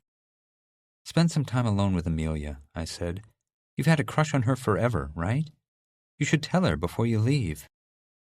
The tips of Warren's ears flushed red. Do you even live in the real world, Ozzie? You think I'm going to spill my guts to her and she'll tell me she's felt the same and has been waiting for me to make a move, and then we'll do it the night before I ship out? He sneered. That's not even a good fantasy. It's bad porn. I just don't want you to leave, you know. A virgin? Rennie forced a chuckle. What, because all the sex you had with your imaginary boyfriend makes you an expert? Tommy's not imaginary. I'm not going to ruin my best friendship to cross off a to-do on some bullshit how-to-be-a-real-man list. Rennie didn't raise his voice, but his words still stung. I don't care about sex, Ozzie. When it happens, if it happens, it'll happen. I'm not judging, Rennie. Warren didn't say anything. His breathing slowed and the red drained from his cheeks. Sometimes I didn't understand my brother at all. It's not like I hadn't heard him playing his online games, calling his teammates faggots and hooting when he scored a kill. He wasn't as enlightened about everything as he was, at least pretending to be, about sex. So, I said, trying to change the subject, the universe is shrinking. Bet you didn't know that. What? Rennie stared at me a moment before he busted up laughing. You're nuts, you know that, Ozzie? So everyone keeps saying. Rennie pushed himself to his feet and slapped my shoulder. Come on, let's go bask in the familial bliss before it all goes to shit. $5 says they don't make it to noon without fighting. I suspect I'm going to lose that bet, but you're on. Warren slid a $5 bill across the table before I'd eaten half my eggs. Mom had mentioned going on a business trip to Chicago after Rennie shipped out, and Dad had asked if Ben would be joining her. Cue the yelling. But they pulled themselves back together long enough to open presents. Without Mom's decorations, it felt like the Christmas spirit had taken one peek through our windows and hell-noed it to somewhere less hostile. Mom hadn't even hung our stockings. Instead of sitting around the tree to tear the wrapping off our gifts, we sat at the kitchen counter where Mom and Dad handed them to us unwrapped. From Mom, Rennie received a journal, sunglasses, and a new phone, which he told us he'd need to earn time to use while in basic. Dad gave him a new laptop, which briefly ignited another argument when Mom accused Dad of trying to bribe Rennie. See, Warren said, elbowing me in the ribs, there are advantages to the divorce. This is an advantage? Warren motioned at the laptop. Obviously. Then he held the Doctor Who shirt I'd bought him against his chest and said, Thanks, Oz. Since I wasn't leaving home to learn how to kill people with my bare hands, my parents hadn't expended as much thought or money on my presents. Mom bought me a gift certificate to the mall, and Dad got me a new wallet, inside of which he'd slipped a couple $100. I'd be lying if I said I wasn't a little disappointed by my haul. But my disappointment fled when Rennie gave me his gift. It broke my heart and put it back together. He waited until our parents had retreated to opposite ends of the house before telling me to follow him to his room, where he disappeared into his closet and dug through piles of dirty laundry to retrieve my mystery present. Here. Warren handed me a flat rectangle wrapped in baby shower wrapping paper. Cute, I said.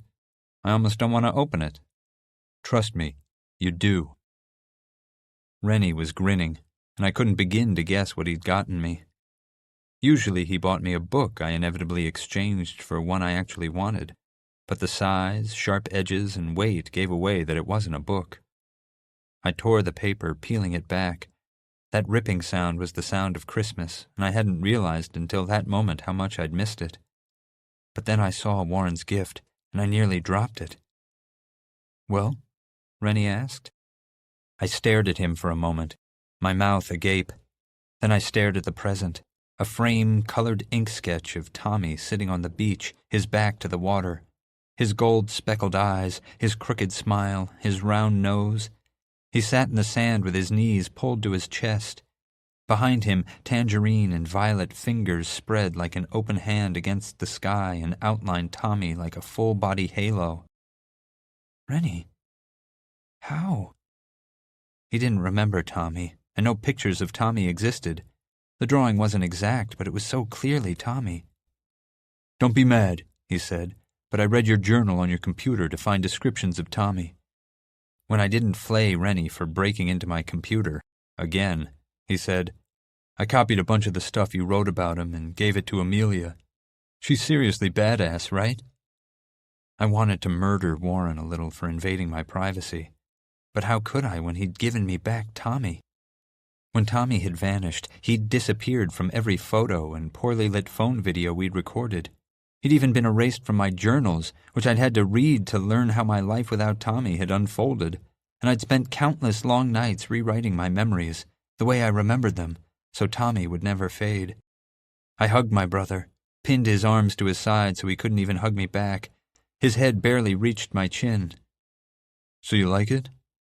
When I let Rennie go, I touched the drawing, tracing Tommy's strong jaw. "I love it, Rennie," I said, "but I thought you didn't believe me." Rennie offered a half-hearted shrug. "I've spent years masquerading online as a female half-elven priestess named Devara. Who the hell am I to judge?" He motioned at the drawing with his chin. "And hey, at least your imaginary boyfriend is good-looking." "Thank you, Rennie." "Don't mention it. Now get out so I can tear shit up on my sweet new laptop." I turned to leave, but stopped at the door. "Warren, I don't want you to go." I expected him to make a joke or call me stupid, but he said, "Don't worry, Ozzie. I'll come back." "You'd better," I said. "But just to be safe, if you see a rocket equipped with a saddle, run far, far away." Rennie laughed. "You are so weird." 2,081,000 light-years. 2 days after Christmas, I stood in the shower thinking about the Salem witch trials. Sophomore year, my American history teacher, Mrs. Barnes, taught us the story of Giles Corey, who'd been accused of witchcraft. When Corey refused to renounce Satan and admit he'd cavorted with black magic demons, the self-righteous mob subjected him to pressing in an effort to force the truth from him. Pressing was a barbaric method of execution in which increasingly heavy rocks were loaded on the accused's chest until they pled guilty to their crime or suffocated to death. The French called it peine forte et dure, hard and forceful punishment. Mrs. Barnes, with her limited imagination, tried to describe the process of being pressed to death, of the air being driven from Corey's lungs by the immovable weight balanced atop his chest. The panic as he struggled to draw a breath and realized his chest and lungs lacked the strength. The parched, dry-mouthed gasps as his defiant but futile efforts earned him barely a wisp of air, enough to keep him alive, though few would call it living. And then another stone pushing Giles Corey's soul inches closer to the infinite void beyond. According to Mrs. Barnes, Giles Corey took 2 days to die. I hadn't thought about him since we'd completed the unit on the Salem witch trials. Back then he was little more than the answer to an exam question that, once bubbled in, became irrelevant in my world.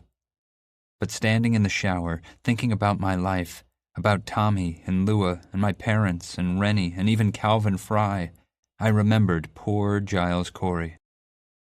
Tommy was gone, and I had no idea how to find him. Lua was preparing to launch into her glorious new future. My only hope of escaping Cloud Lake rested in the hands of faceless admissions officers scattered across the country, and I wasn't sure I even wanted to go. My brother was days from marching toward danger when he should have been running from it. My parents' marriage was irredeemably broken. The universe was shrinking, and the only person I thought might understand my problems sought relief from his own unknown-to-me problems by cutting himself. Despite my efforts, my life had become a hard and forceful punishment. Troubles rose from the quarry of my mind, a metric ton of failure and fear, and stacked atop my chest, each worry heavier than the last. A stone for my parents, a stone for college, a stone for Tommy, a stone for Calvin and Lua and the shrinking universe. I stood in the shower, just me and Giles Corey, buried under all those stones, struggling to breathe. Except I refused to quit. I was determined to find Tommy and leave Cloud Lake. I would not allow Lua and I to drift apart. Warren was going to survive the military and come home, and my parents' divorce would not destroy our family. Those stones crushed me, and I fought for every inhalation, but they were not going to kill me. Not if I didn't let them. Giles Corey remained brave until the end. He said to his executioners what I stood in the shower and said to life. More weight. Mom had left early for the office, and I hadn't heard Dad come home the night before, but their constant fighting had polluted the house. The echoes of their anger remained, and I needed a break from it before it permanently seeped into my bones. Lua was busy rehearsing with the band for her show at ASL on New Year's Eve and didn't have time to hang out. And Dustin's parents had dragged him to upstate New York for their annual guilt trip to visit his grandparents, which left Calvin Fry as my only viable option. If I could have hung out with anyone else, I would have. I'd texted him under the pretense of working on our physics project, half expecting him to not reply, but he'd messaged me his address and invited me over. Calvin lived in a cookie-cutter subdivision filled with rows of identical townhouses nestled so closely together they looked like dominoes set up to be knocked over.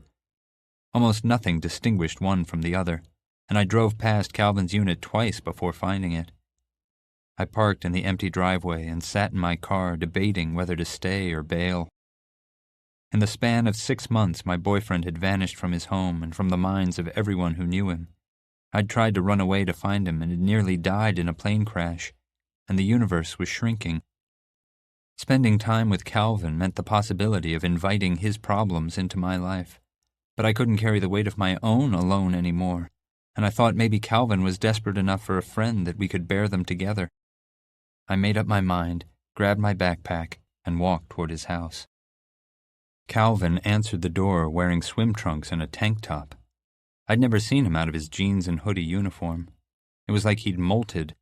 His skin was pasty white, but his arms, which were lined with scabs and scars, and legs were braids of taut, wiry muscle. I wasn't a wrestling fan, but I found it difficult in that moment not to imagine him in his tight spandex uniform. "Sorry about the mess," Calvin said when he stood aside to let me in. "It's just me and my dad, and we both hate cleaning." The inside of the townhouse wasn't exactly filthy, but no sane person would have called it clean. Half-empty cups stood on the coffee table, and heaps of unfolded laundry lay on the kitchen table. Lua's house was messy too, but where the Novak house felt lived in, Calvin's felt neglected. "Whatever," I said. "Want something to drink? I can make coffee." My brain reminded me I hadn't slept well the last few days, and I nodded. "It sounds great, actually."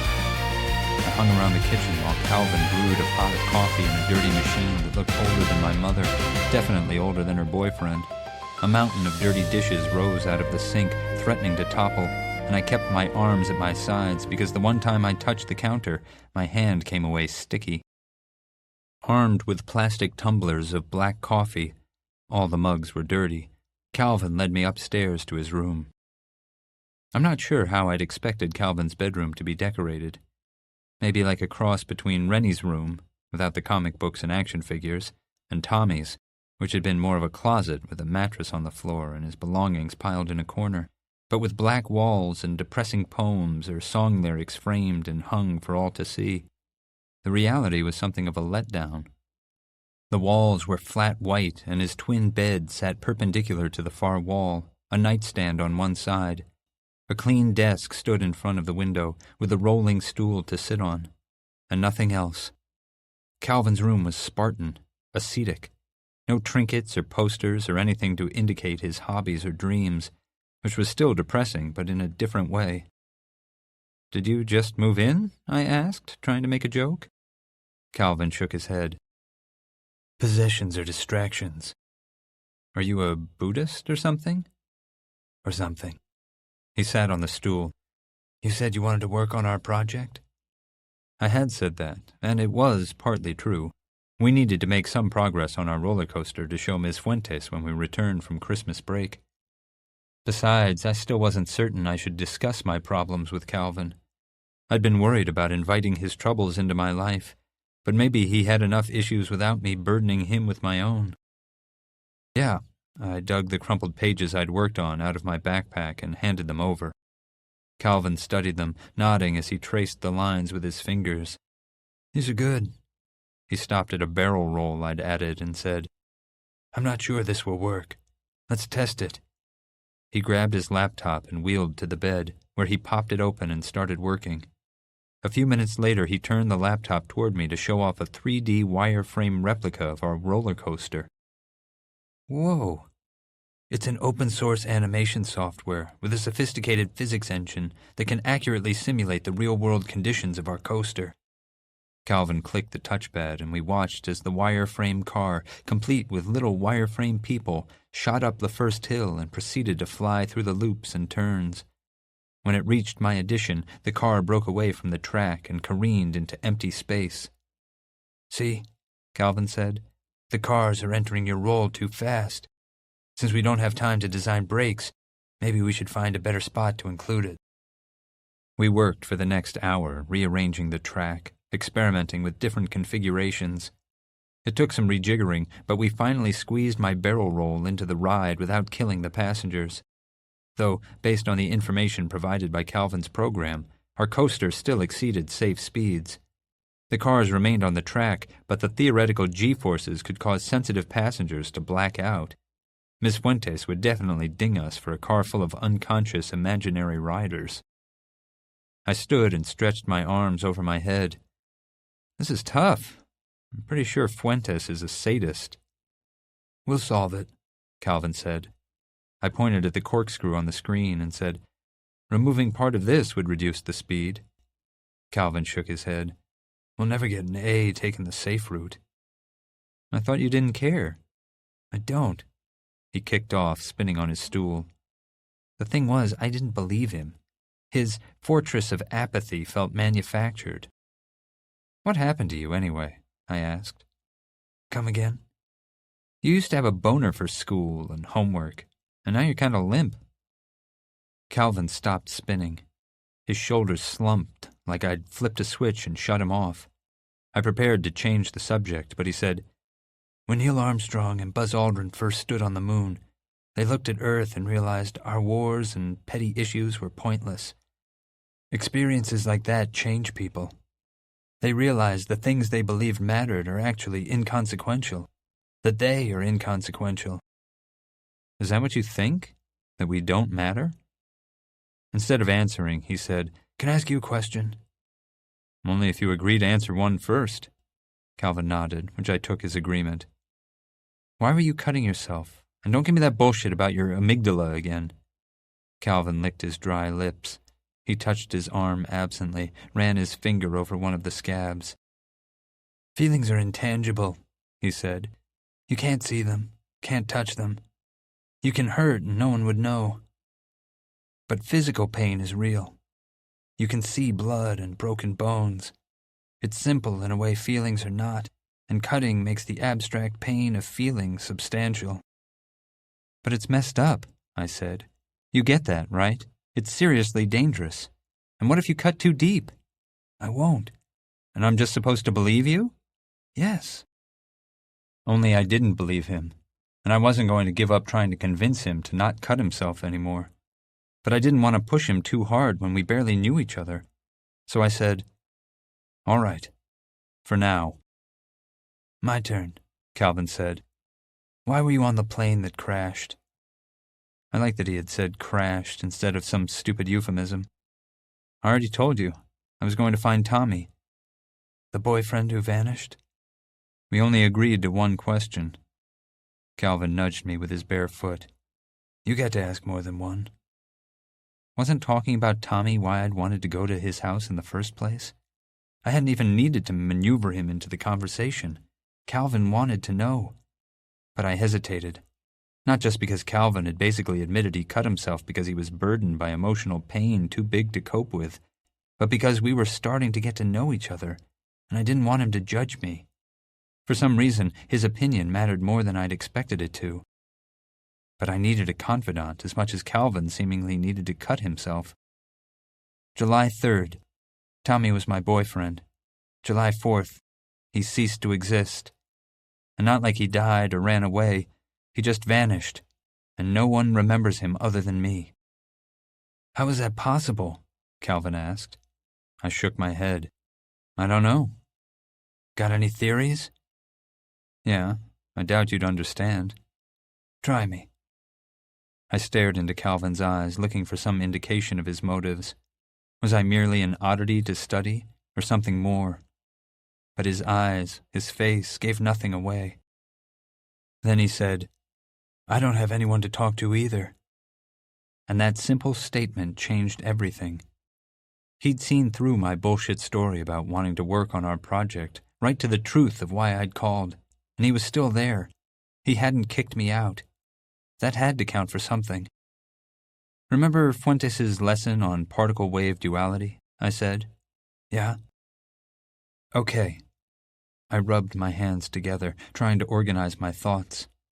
I'd never said any of this out loud to anyone that mattered. My shrinks didn't count, and I hadn't realized how badly I'd needed to until the words came pouring out. So, we know that photons can act as either particles or waves depending on observation. That video Fuentes showed us about the double-slit experiment proved photons act as particles when no one's watching, and as waves when they are. Did you hear about the scientists in Australia who took the experiment further? Calvin asked. No. They ran tests using helium atoms, proving that not only are objects affected by observation, but that observation can cause them to transmit information backward through time, to change their behavior in the past. Yeah, Calvin was definitely smarter than me.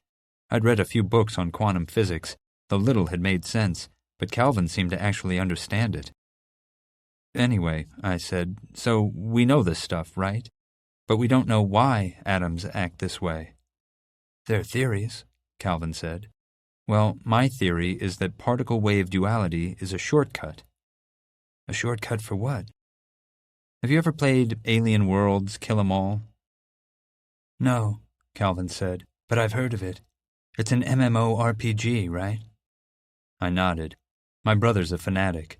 The game is made up of hundreds of planets divided into different solar systems. At any given moment, there are thousands of players exploring those worlds, killing the aliens they find. But they can't be everywhere all the time. Still with me? I think so. I cleared my throat. The theory sounded even crazier when I said it out loud. What happens to those solar systems and worlds when no one's in them? Time still moves forward in the game, but what players see when they enter them changes depending on their circumstances. Yeah, Calvin said, now I'm lost. I bit my lip, trying to think of the best way to explain it. It's my fault. I'm probably screwing this up. You're doing fine, Calvin smiled. Okay, so part of quantum theory is that until we observe something, it exists in all possible states. That's why a photon can act as a wave in one instance and a particle in another.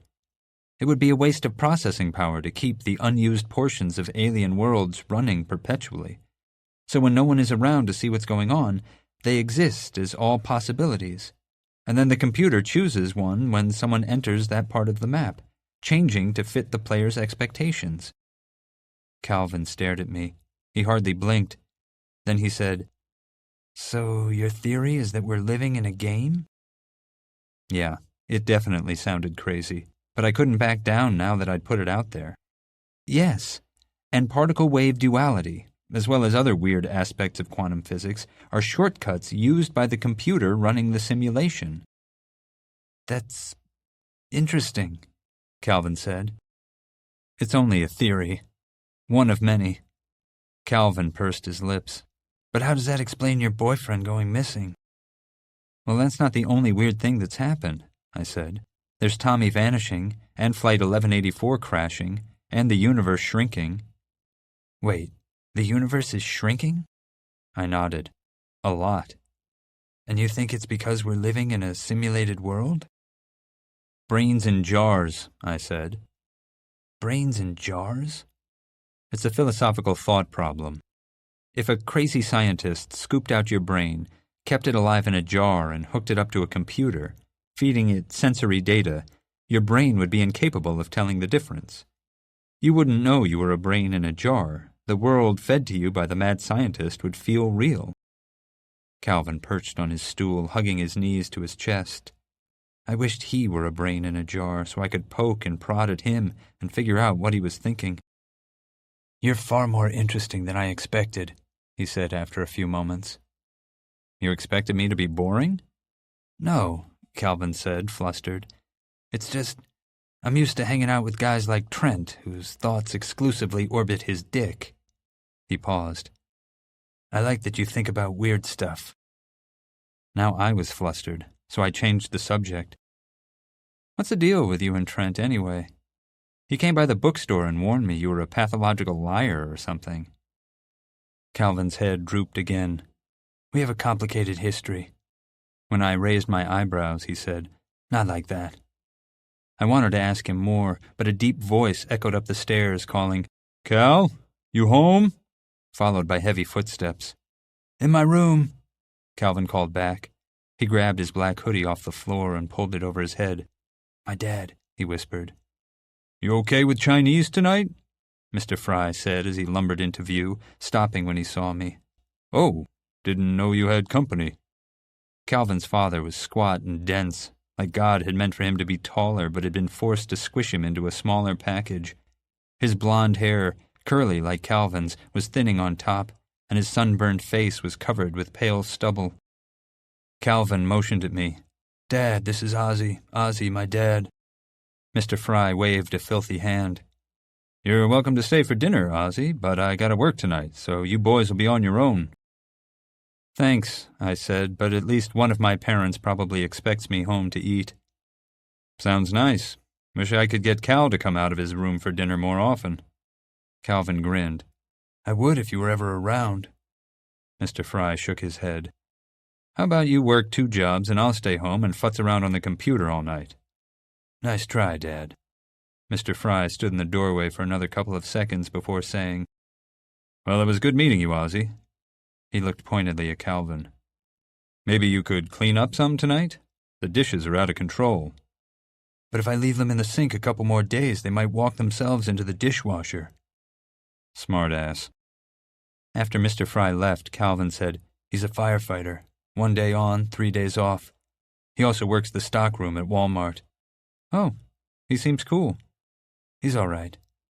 Calvin didn't seem to know what to do with his hands.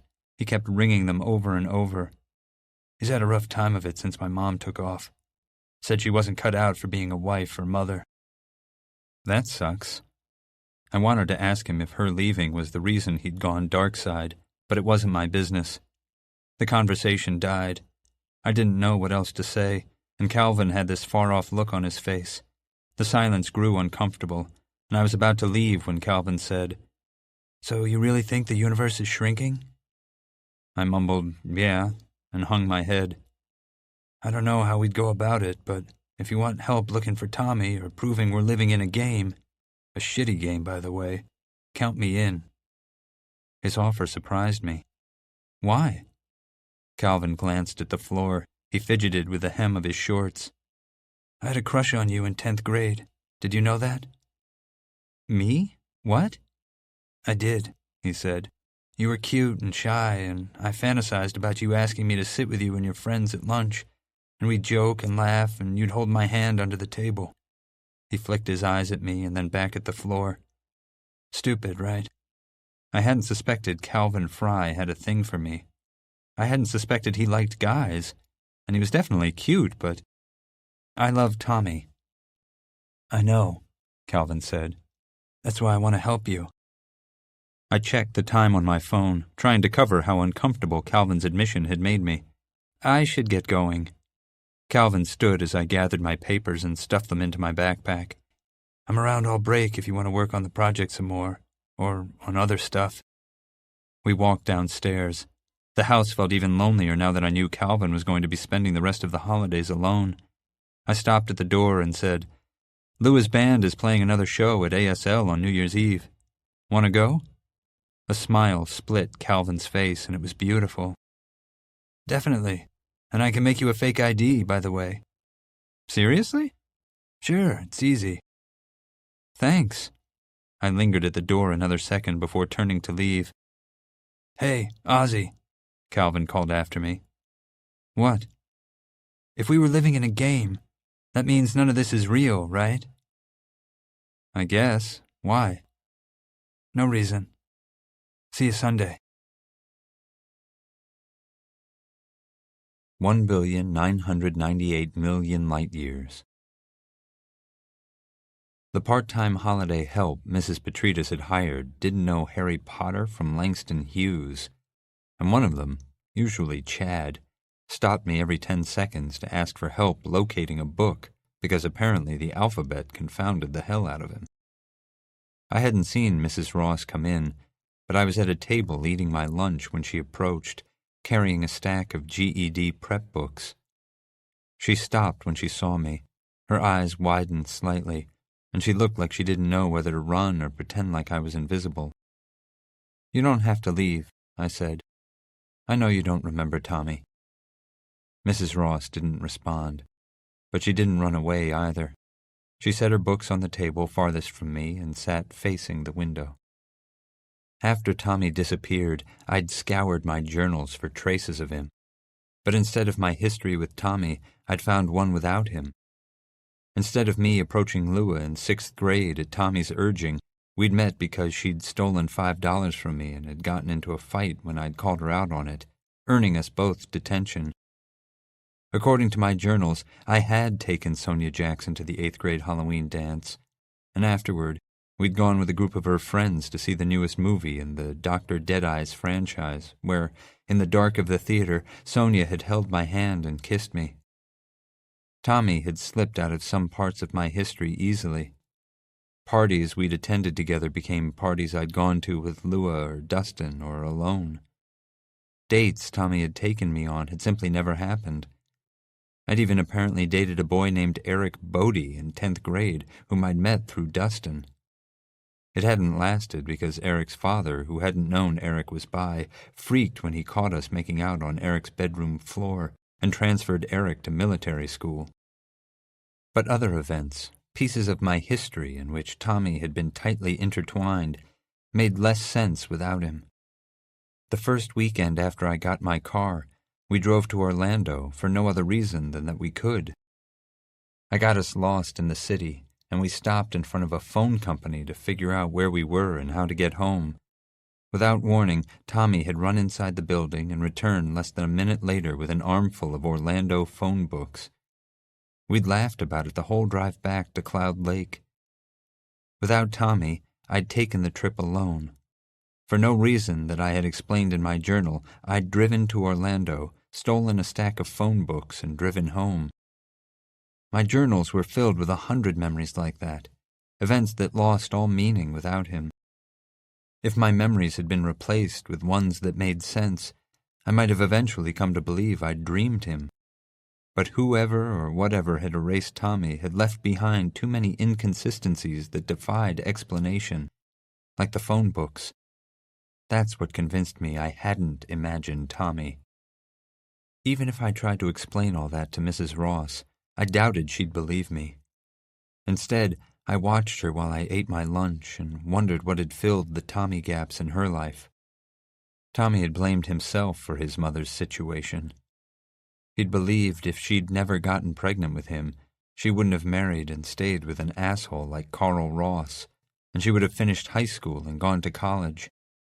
I knew from when I'd called the police on the 4th of July that she didn't have any children, that she was still married to Mr. Ross, and the faded bruises on the backs of her arms were evidence enough he was still an abusive prick. But why had she dropped out of high school if not to have Tommy? Who or what, if not Tommy, had kept her from leaving her husband? I doubted she would have responded favorably to me asking, so I kept my questions to myself. 20 minutes remained of my lunch break, but I overheard Chad arguing at the register with a customer, so I gathered my trash and trudged back into the war zone.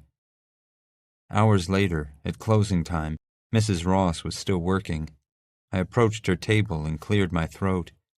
She flinched but didn't look up. "Sorry," I said. "It's just that we're closing." "What time is it?" she mumbled. 9. Mrs. Ross's eyes flew wide. 9! She rubbed her eyes with the balls of her hands. "Do you know anything about binomial equations? I swear it must have been the devil who invented algebra." "Actually, algebra's roots go all the way back to the ancient Babylonians." "Either way, anyone who says they love math has got to be soft-headed." I knocked my skull with my knuckles. 10 on Mohs hardness scale. Mrs. Ross laughed, and her cheeks glowed, and I hadn't realized how much I'd missed them, and how much she reminded me of Tommy, until that moment. "You're a weird young man." "You'll get no argument from me.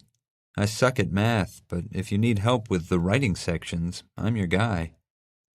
Mrs. Ross opened her mouth to speak, but whatever she'd been about to say was lost when Mrs. Petridis yelled at me from the back room to lock the doors and bring her the till to count. "I should get home," Mrs. Ross said. She scooted back her chair and stood. "My husband will be wondering about his dinner." I wanted to stop her, to ask her about Tommy and find out what her life had been like without him, and dig through her memories for any stray scraps that might remain. Even if my friends and family had forgotten Tommy, I couldn't believe his own mother had. But I didn't want to scare her away again. So I said, "Foil." Mrs. Ross stopped at the door. "What?" "Foil," I said again. "It's a mnemonic for solving binomial equations." It was the only thing I remembered from Mrs. Alley's freshman algebra class. First, outside, inside, last. You multiply the terms in that order. Foil. Mrs. Ross stared at me like I'd spoken Akkadian, but a hint of a smile tugged at the corners of her lips. "Foil," she said, nodded, and then slipped out the door. 1,780,030,000 light years. Warren's going-away party felt more like a go-away party. Mom, Dad, Rennie, and I sat at the breakfast nook, wearing party hats and eating gyros and mushy saganaki from the Greek place up the road. I'd positioned myself between my parents to act as a buffer, and every time they looked like they were headed for a fight, I changed the subject. I refused to let them ruin one of our last nights with Rennie.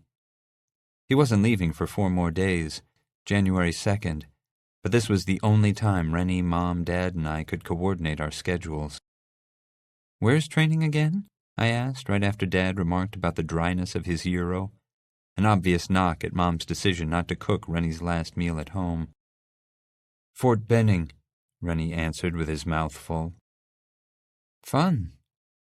"I seriously doubt that," Dad said. "Your drill sergeants won't let you sleep until noon."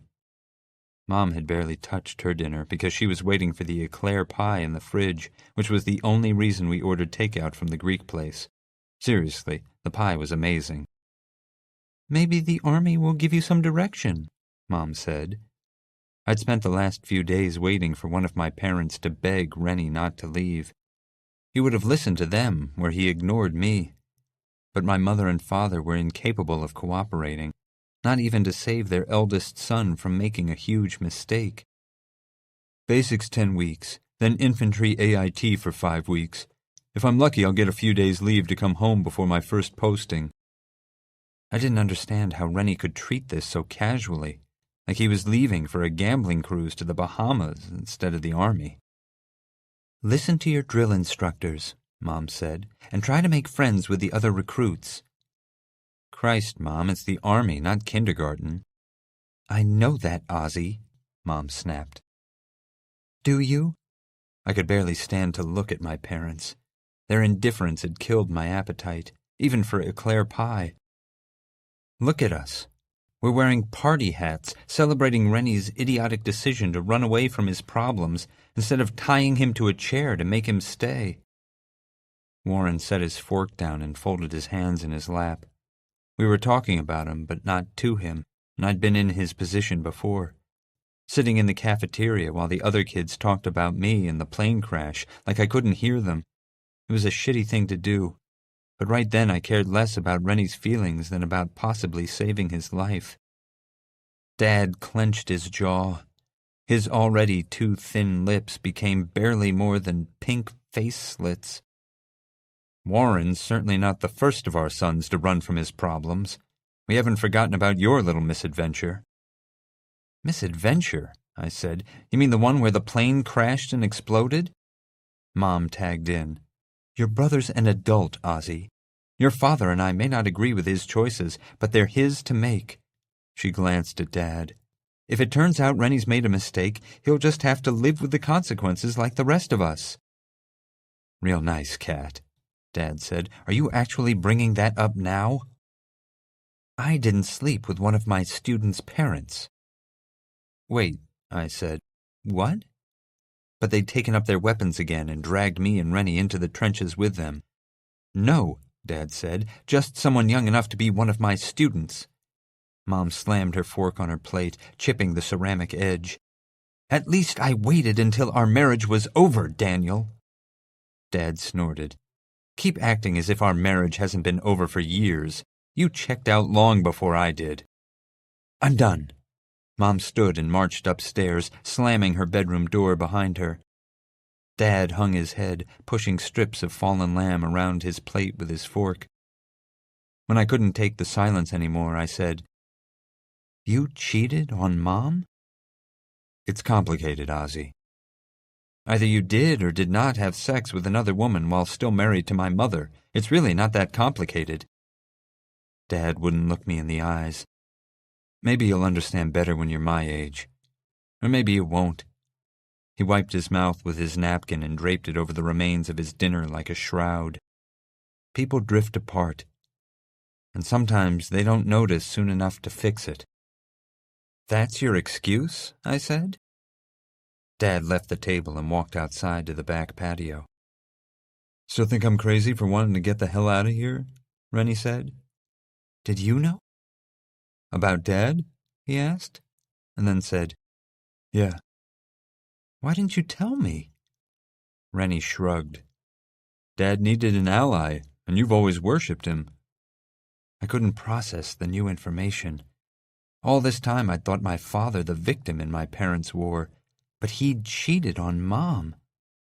I'd been on the wrong side this whole time.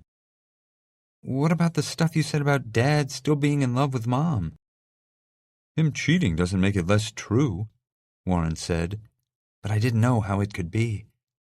If he'd loved her, he wouldn't have slept with another woman. Everything's changing, I said. Warren sighed heavily. No shit, Ozzie.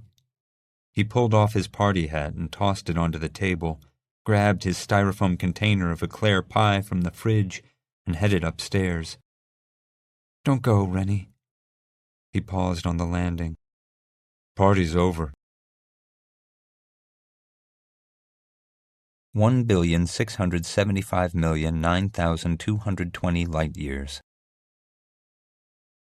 I passed Belladonna, the fakest fake ID of all time outside of ASL. I thought Calvin was joking when he'd handed it to me in the parking lot behind the club, but then he'd smiled sheepishly and shrugged. My picture was crooked and the plastic felt flimsy. Worst of all, he hadn't even made me 21. All he'd done was shift my birthday back a couple of months so I could pass for 18. Belladonna smirked at my ID, but drew an X on my hand anyway. See, you found your boy, she said. She let her eyes crawl up and down Calvin, lingering in some places more than others. I can see why you chased him, baby. I pulled Calvin inside by the arm, not giving him the opportunity to ask what Belladonna had been talking about. Your Mom's a Paradox was scheduled to perform early in the night. They were the opening band's opening band, but ASO was already crowded to capacity with drunken revelers eager to rock in 2018. During the week before the show, Lua had been busy rehearsing, so I'd split my time between working at the bookstore and hanging out with Cal. We fought about our roller coaster and argued about the universe. It was the most fun I'd had since Tommy disappeared. I gave Calvin Plato's Republic to read and told him to focus on the allegory of the cave. Calvin convinced me to watch Donnie Darko, hoping the concept of the tangent universe from the movie might spark some ideas about Tommy's disappearance, though I didn't like how the movie seemed to suggest Donnie was schizophrenic, because it made me think Calvin was insinuating that everything might be in my head, when I knew damned well it wasn't. But I kept that to myself because the time I spent with Cal was the most normal I'd felt in ages. When I'd picked up Calvin to go to the club, I'd had to convince him to change into an outfit that wasn't a black hoodie and jeans. He'd compromised by wearing a long-sleeve black t-shirt and different jeans, but had refused to brush his hair, which grew wilder with each passing day. I, on the other hand, had dressed for the occasion in a sleek black velvet suit Lua had convinced me to buy a couple of months ago, but which I'd never had the opportunity to wear. I hadn't dry-cleaned it, and a few spritzes of odor remover had failed to camouflage the old cigarette smoke stink, but no one could deny I looked pretty damn good. Lua had hitched a ride with the band, so I didn't see him until the lights rose and he took the stage wearing a silver sequin tuxedo. He'd gelled his pink hair into chunky spikes and applied dramatic dark makeup to accentuate his eyes and lips. The rest of the band looked painfully drab in comparison. Calvin and I hollered loudly for Lua, our voices joined by the enthusiastic crowd. I'd missed spending time with Lua, but by the end of the first song it was clear the practice had paid off. The band tore through each song with an unparalleled intensity and theatrical flair. The only thing missing was a bucket of pig's blood for dramatic effect. It was near the end of the set, during a soulful acoustic cover of 2 Taylor Swift songs mashed together, that I realized I was witnessing the precise moment Lua transformed from an unknown singer in a local band into an honest-to-God rock star. He owned the stage and every one of our souls. His confident fingers skated along the strings of his acoustic guitar, gliding through paragraphs, making the whole thing look like magic, while he melded his voice with Poe's haunting, raspy contralto and mesmerized the entire club for 3 minutes and 27 seconds. Conversations died. The bartenders stopped serving drinks. Every face in the packed club was tuned to Lua. In that moment, I glimpsed Lua's future. I realized I'd lost Lua as surely as I'd lost Tommy, and would soon lose my brother. Lua was going to leave Cloud Lake. Hell, he was already gone. I didn't want to watch him go, but I couldn't turn away. I'd never been so sad to be so happy. After the band set, Lua joined me and Calvin on the dance floor. I hadn't told him I was bringing Calvin, and he didn't question it when he saw us, but I was certain he'd grill me about it later. Lua was magnetic and kept attracting random strangers who couldn't stop gushing about the show, and when a tall, tattooed woman with platinum blonde hair dragged Lua to the patio to talk, that left me and Calvin to entertain ourselves. "Want to get out of here?" I shouted into Calvin's ear. The band that had taken the stage after Lua played screeching, spastic punk that sounded like puppies in a blender. Actually, I think that was their name. Plus, the air in the club was suffocating, and I was sweating through my velvet suit. Calvin nodded. We still had over an hour to kill until midnight. I'd considered going home, but I looked hot and refused to let my suit go to waste. So we walked down Clematis Street, becoming just 2 more party people on the already crowded sidewalks. "Lua was amazing," Calvin said. "I mean, really amazing. He's going to be famous, isn't he?" There was something different about Calvin. He seemed more at ease. His limbs were looser, his face more relaxed. "Probably." "You don't sound thrilled." As we walked east from the club, the throngs of midnight anticipating revelers waxed and waned. Starbucks was booming ahead of us, as was the wine bar across the street, but it was quiet near the railroad tracks. "I am," I said, But it means I'm going to lose him. How so? He'll sign with a record label or become an internet sensation and go on tour. I can't follow the band like some obsessed groupie, so when that happens, we probably won't see each other a lot. But aren't you planning on going away to college anyway? Maybe. I don't know. I stopped at the intersection and waited for the light to change so we could cross. But that's not important. I'm happy for Lua, but I'm sad at the same time. Does that make sense? I guess. Just seems like a waste of time to miss someone before they're gone. We walked in silence until Clematis dead-ended at the Intracoastal. We sat on the seawall and dangled our legs over the side, but we weren't alone. Families and couples and groups of friends had gathered to wait for the fireworks. Some sat on the wall like us, others lay stretched out on blankets in the grass. A few boats drifted past, their passengers shouting, "Happy New Year!" to us from the water. But even surrounded by all those people, I still felt like it was just me and Calvin. "There's so many stars out tonight," Calvin said. I looked up at the sky, at the nearly full moon hovering over our heads, at the twinkling stars. "Not as many as there should be," I muttered. "What?" "Nothing." Tommy had once told me that astronomers believed it possible that the Milky Way might contain 40 billion planets capable of supporting life. If even 0.1% of those were populated by sentient beings, then our galaxy alone could contain over 4 million life-sustaining worlds. I didn't know how many stars had already vanished, but I couldn't help feeling their loss. "Ozzie?" Calvin rested his fingers on my hand. I flinched, but he didn't pull away. "Are you okay?" What if I never find Tommy? What if the universe shrinks until Cloud Lake is all that's left? "That's not going to happen." But it is happening. Calvin scooted closer. Our arms touched, and I shivered. "After my mom took off," he said, "my dad went through a religious phase. It didn't stick, but for a while he was all about going to church and reading the Bible. He even guilt-tripped me into getting baptized at the beach, the one by the pier." "I know it," I said.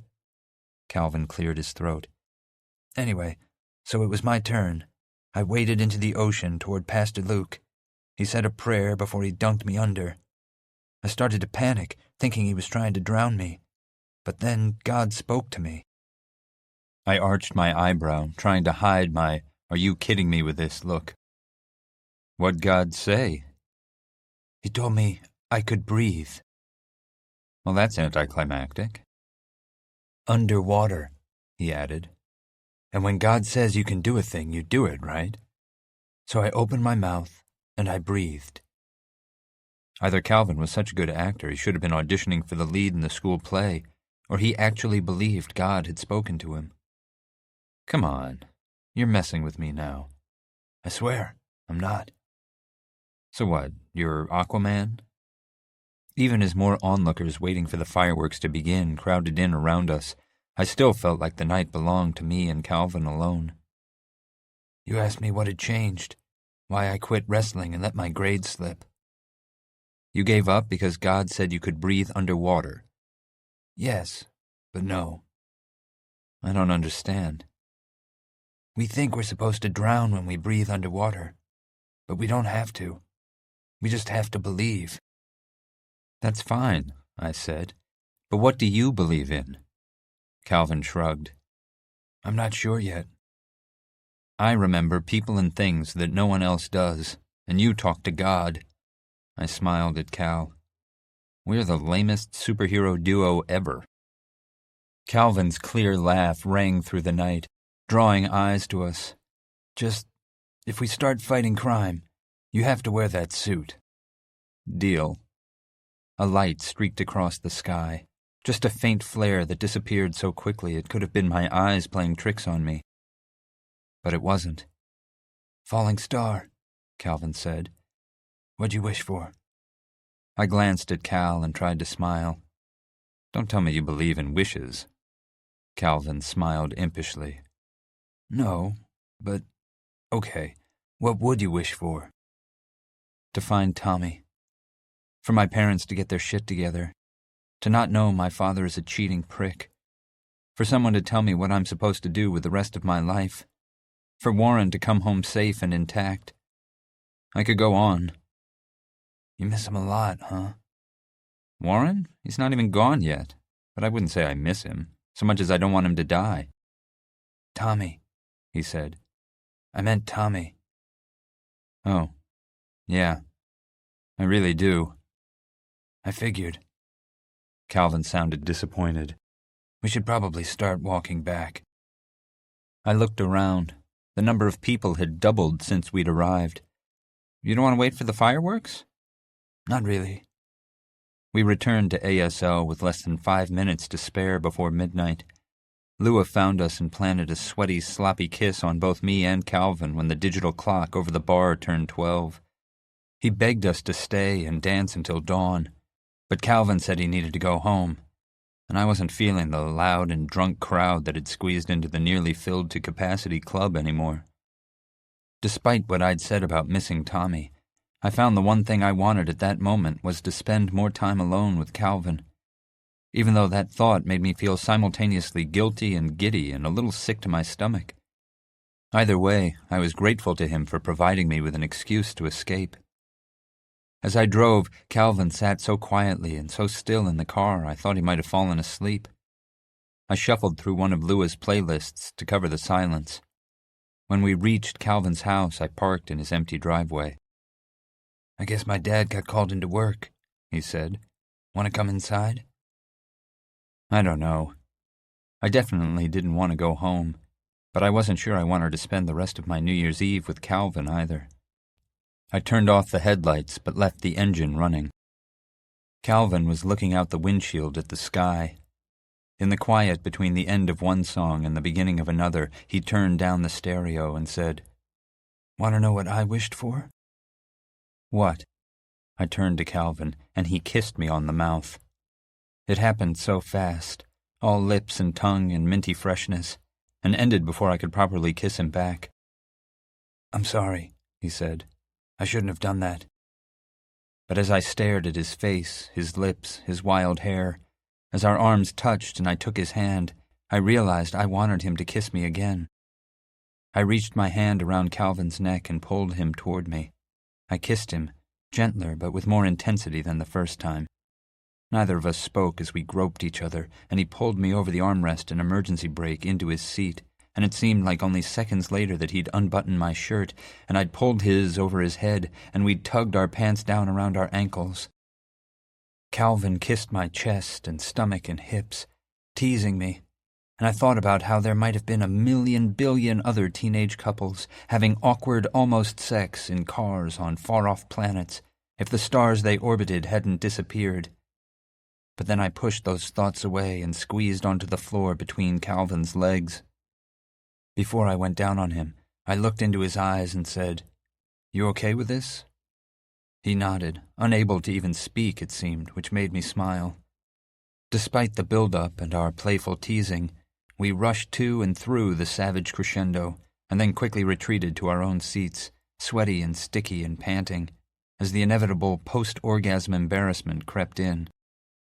Sorry, I said as I shimmied into my underwear and pants. It's been a while, and Calvin shook his head. No, it was good.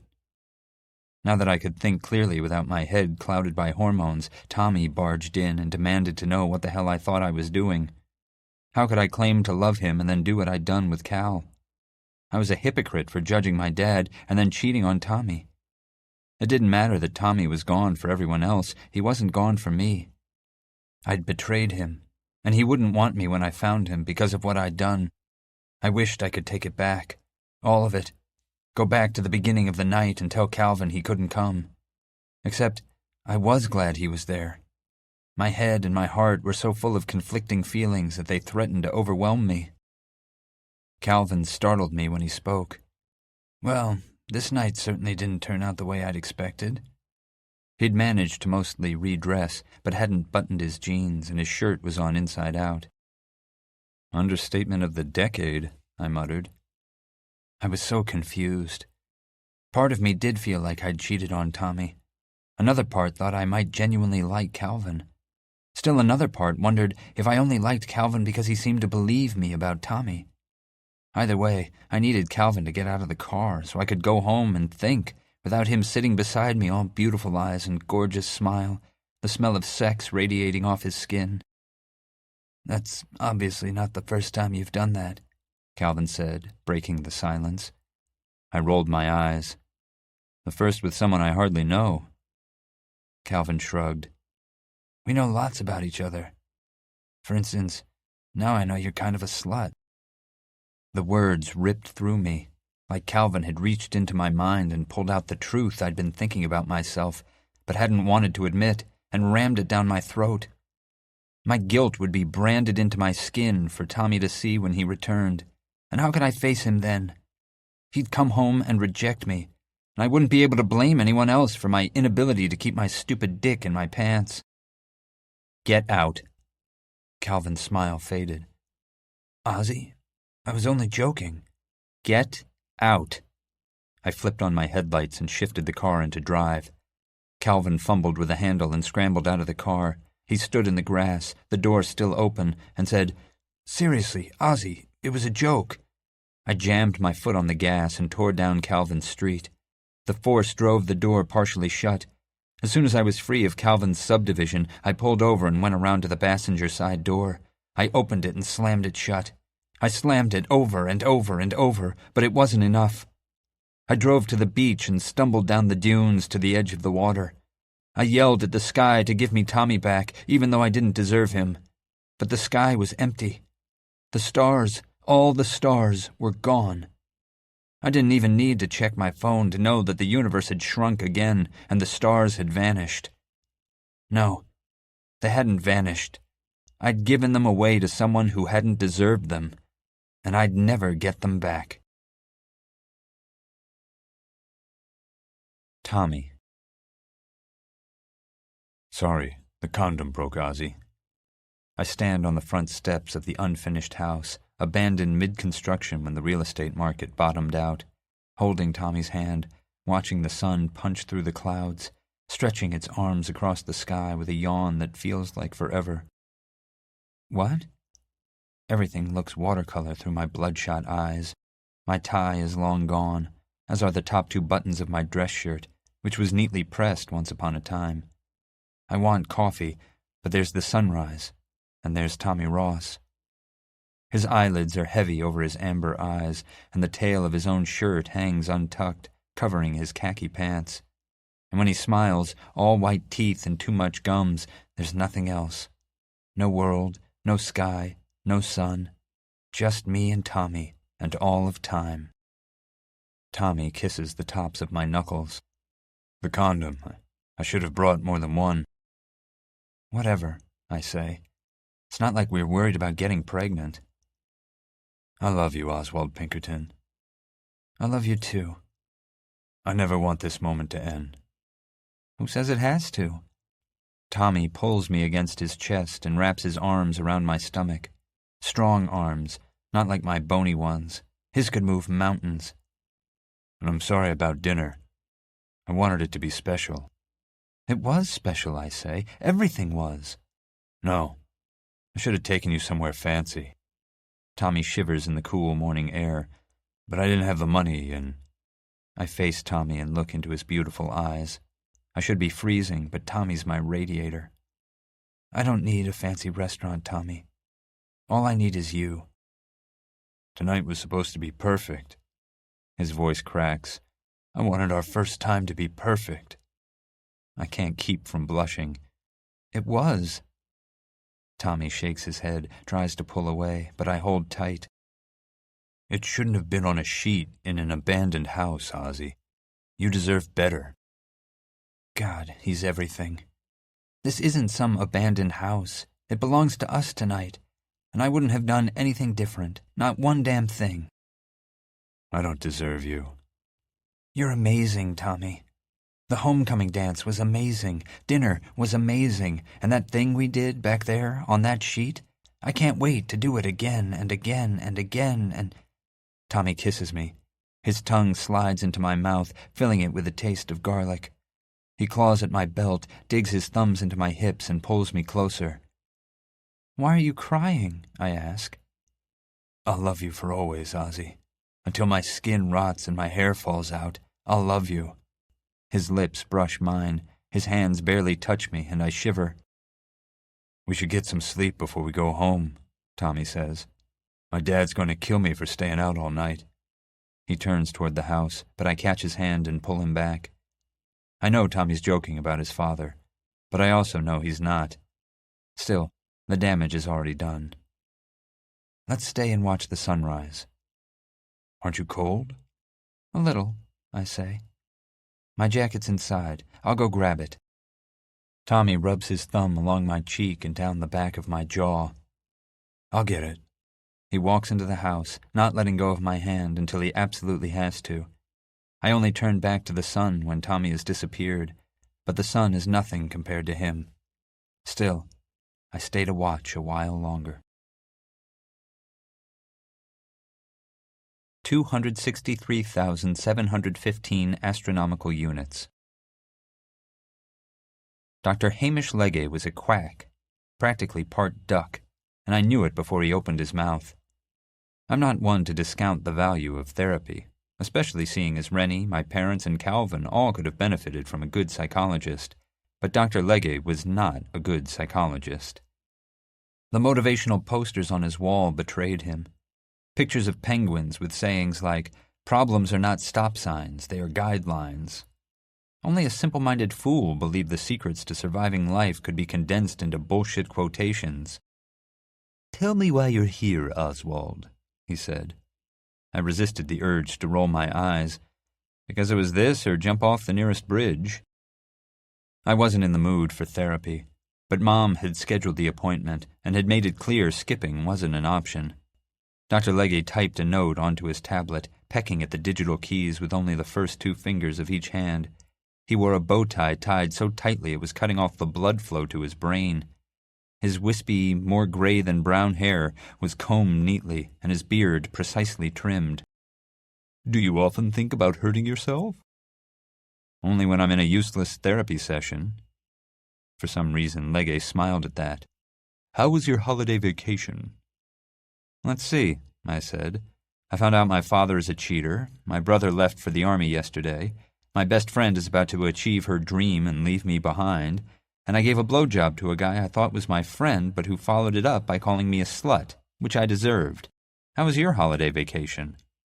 I didn't mention losing all the stars or the universe shrinking to just over 4 light years because I still couldn't believe it had happened. I mean, rationally. I knew it had, but my brain couldn't process it. Also, I was already pushing my luck with that joke about jumping off a bridge, and I didn't want to give the doctor any additional ammunition he could use to lock me up. Dr. Legge shifted on his couch. "Quite nice. I took my children to Paris. We toured the Louvre." It was a rhetorical question, I said. "You're the worst therapist ever." "You're not a particularly wonderful patient."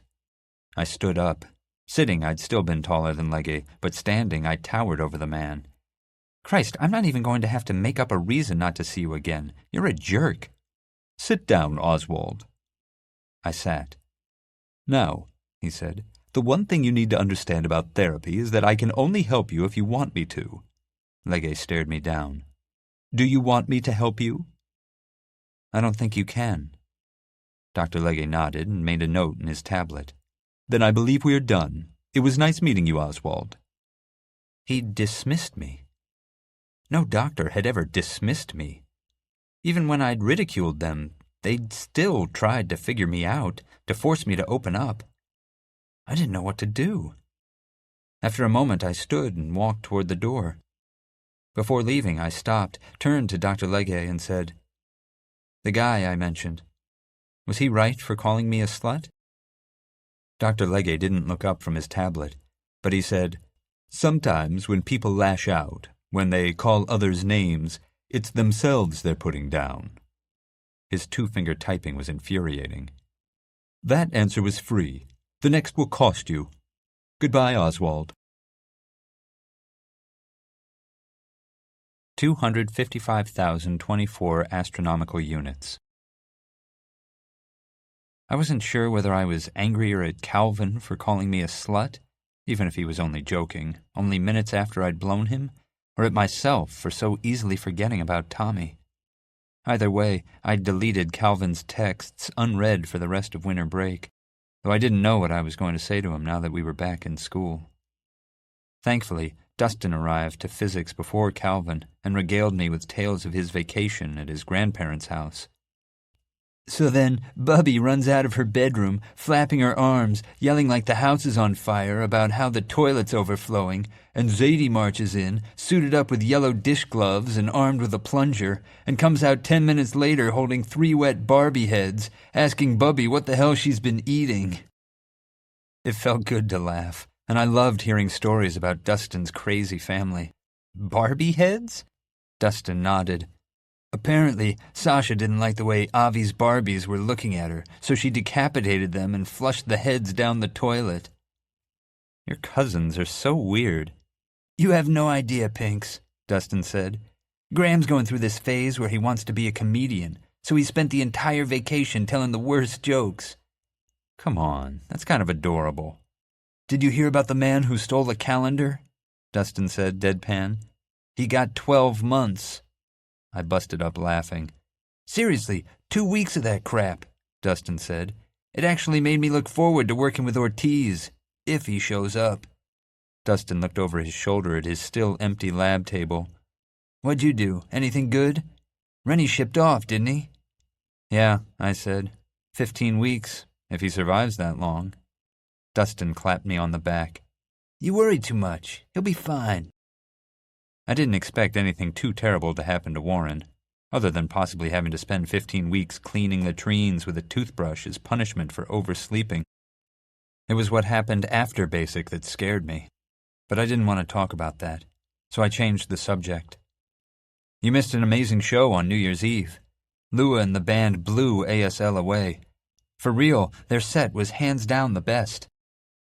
I don't doubt it, Dustin said. Our Lua's going to be famous one day. Other than that, I considered telling Dustin about Calvin, but the final bell saved me from oversharing. Anyway, Dustin had never had a girlfriend, so I doubted he would have any useful advice for me. He left for his table as Calvin slid into class at the bell and took his seat. Ms. Fuentes dove into the next chapter, hinting she'd be quizzing us on the material sooner rather than later. I refused to look at Calvin. What we'd done had definitely been a mistake. Maybe. Definitely, probably. I'd been lonely and horny, and I couldn't even begin to guess what kind of demented thoughts had been going through his brain that night. For all I knew, Trent had been right and Calvin was a pathological liar. All morning I'd half expected to find out Calvin had told the whole school what we'd done. The way Alex Molitor had done to Shay Kristoff after she gave him a handjob in the theater during rehearsals for And Then There Were None. But I would have heard about it by now if he had. Calvin kept his head down and his mouth shut throughout class, and he ran off when the bell rang. I made it through the rest of the day, though I couldn't remember anything that my teachers had talked about during my last 2 classes, since all I could think about was going home, locking myself in my room, and sleeping until the weekend. When the last bell finally rang, I grabbed my bag and headed toward the parking lot. Lua caught up with me in front of the library. She was decked out in striped leggings and a black dress that skirted the school's rule on appropriate length. I've been dying to talk to you, Lua said. About what? I would have told you at lunch, but Dustin was there and I wanted you to be the first to know. Lua's coyness was bordering on annoying. Is this about Jaime? You've broken up and gotten back together so many times, I'm not sure I want to hear it if it's about Jaime. Lua grabbed my hand and pulled me to a stop. It's not about that, she said. But I did break up with Jaime for good. Oh. I didn't want to string him along since I'm going on tour. I started to tell her I was glad she'd been straight with Jaime, finally, but I stopped when the last thing she'd said registered in my brain.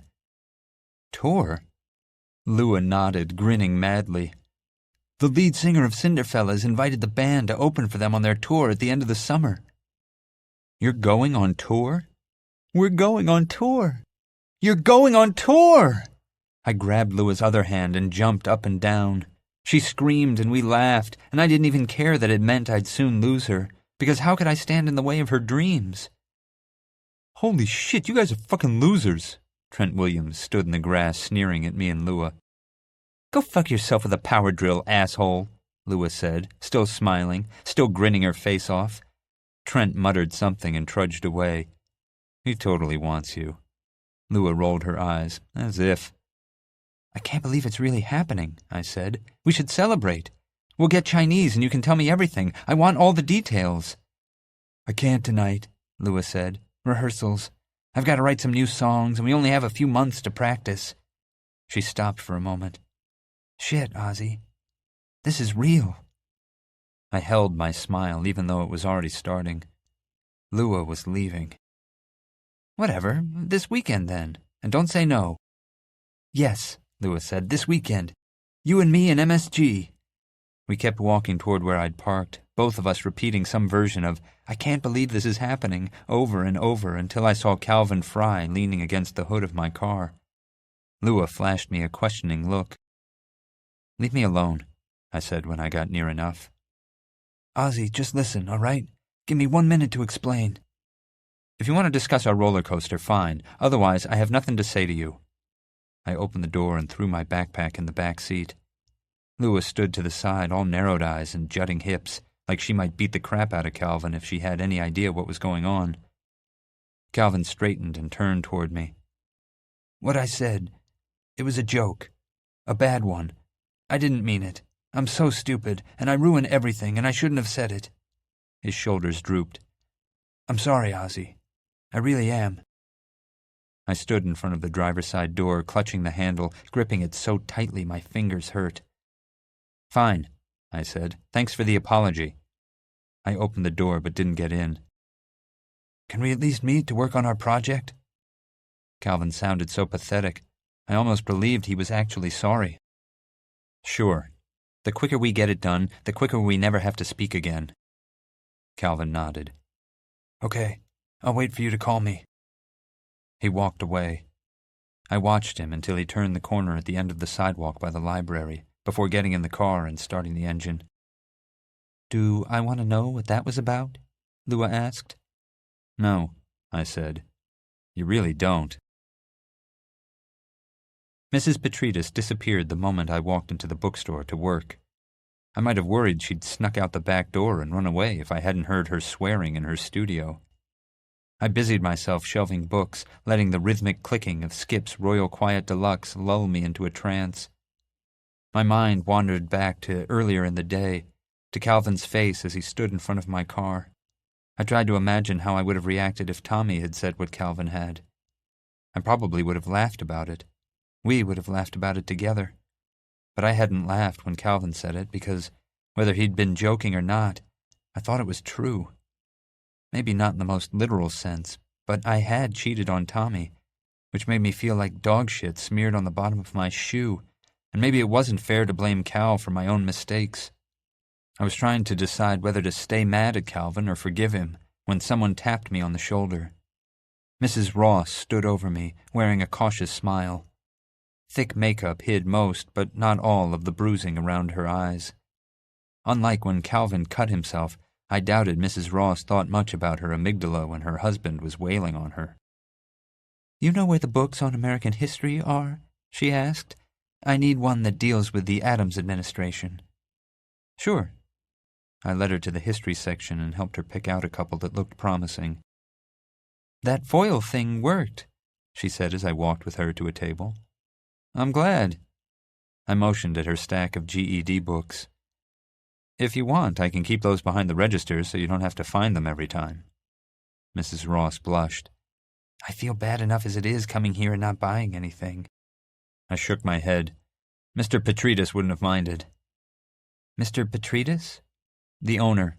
Well, he died, so he's not technically the owner anymore. But he wanted to create a place where people could enjoy books, whether they bought any or not." Mrs. Ross settled at her table and started flipping through the pages of one of the thick history books. She'd brought along a set of index cards and a marker. "Can I ask you something?" I said. Mrs. Ross froze. Her muscles tensed. "I know you think—" "It's not about Tommy," I said quickly. "I was just wondering why you dropped out of high school." "That all?" Mrs. Ross relaxed slightly. I figured I'd crossed a line. I was talking to her like we knew each other, but we didn't. The woman I'd known, Tommy's mother, didn't exist. But then she blew out a sigh and said, "I got pregnant." "You did?" Mrs. Ross nodded. "My folks kicked me out of the house. I spent some time living in a shelter and working at McDonald's until Carl and I could afford a place of our own. School's not a priority when you can barely afford food." A seed of hope sprouted fragile tendrils in my chest. I'd heard the story before, but how would this story end? Did she give Tommy up for adoption? Was he still out there with a different name, waiting for me to find him? "What happened to the baby?" I asked, careful not to use Tommy's name or push too hard and risk spooking her. "Stillborn." Mrs. Ross breathed shallowly, and she blinked more than normal. "I tried going home, but my parents wouldn't take me back." The same, but different. Mrs. Ross had gotten pregnant and dropped out of school, but instead of giving birth to Tommy, her baby died and she wound up stuck in a shitty life with an abusive husband anyway. But at least it proved Tommy wasn't to blame for the way his mother's life had turned out. Too bad he wasn't around for me to tell him. "And you were going to name him Thomas after your grandfather, right?" "Nope," she said. "Carl was pretty insistent we named the baby after him." "You were going to name him Carl Jr.? Maybe it's better he—" I stopped myself and coughed to cover what I'd nearly said. "Do you still make art?" Mrs. Ross's head whipped up and she stared at me with narrow eyes. "How do you know about that?" Shit. I shouldn't have known. I scrambled for an explanation while Mrs. Ross bored into me with her eyes. "Look," I said, "I know you don't believe me, and why should you? But I grew up around your house. You were like my second mother."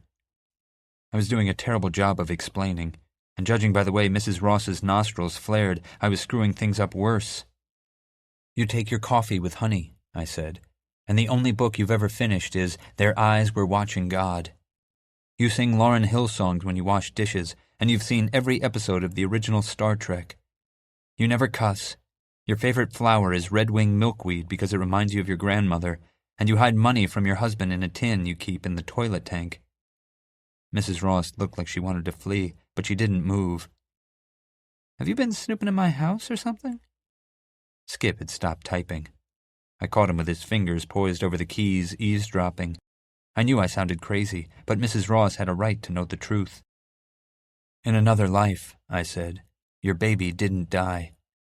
You had him and raised him, and I met him, and he became my best friend. How else could I know all these things about you? There's no way I could learn your favorite flower by peeking through your windows." Mrs. Ross pushed her chair back and stood. "I have to go.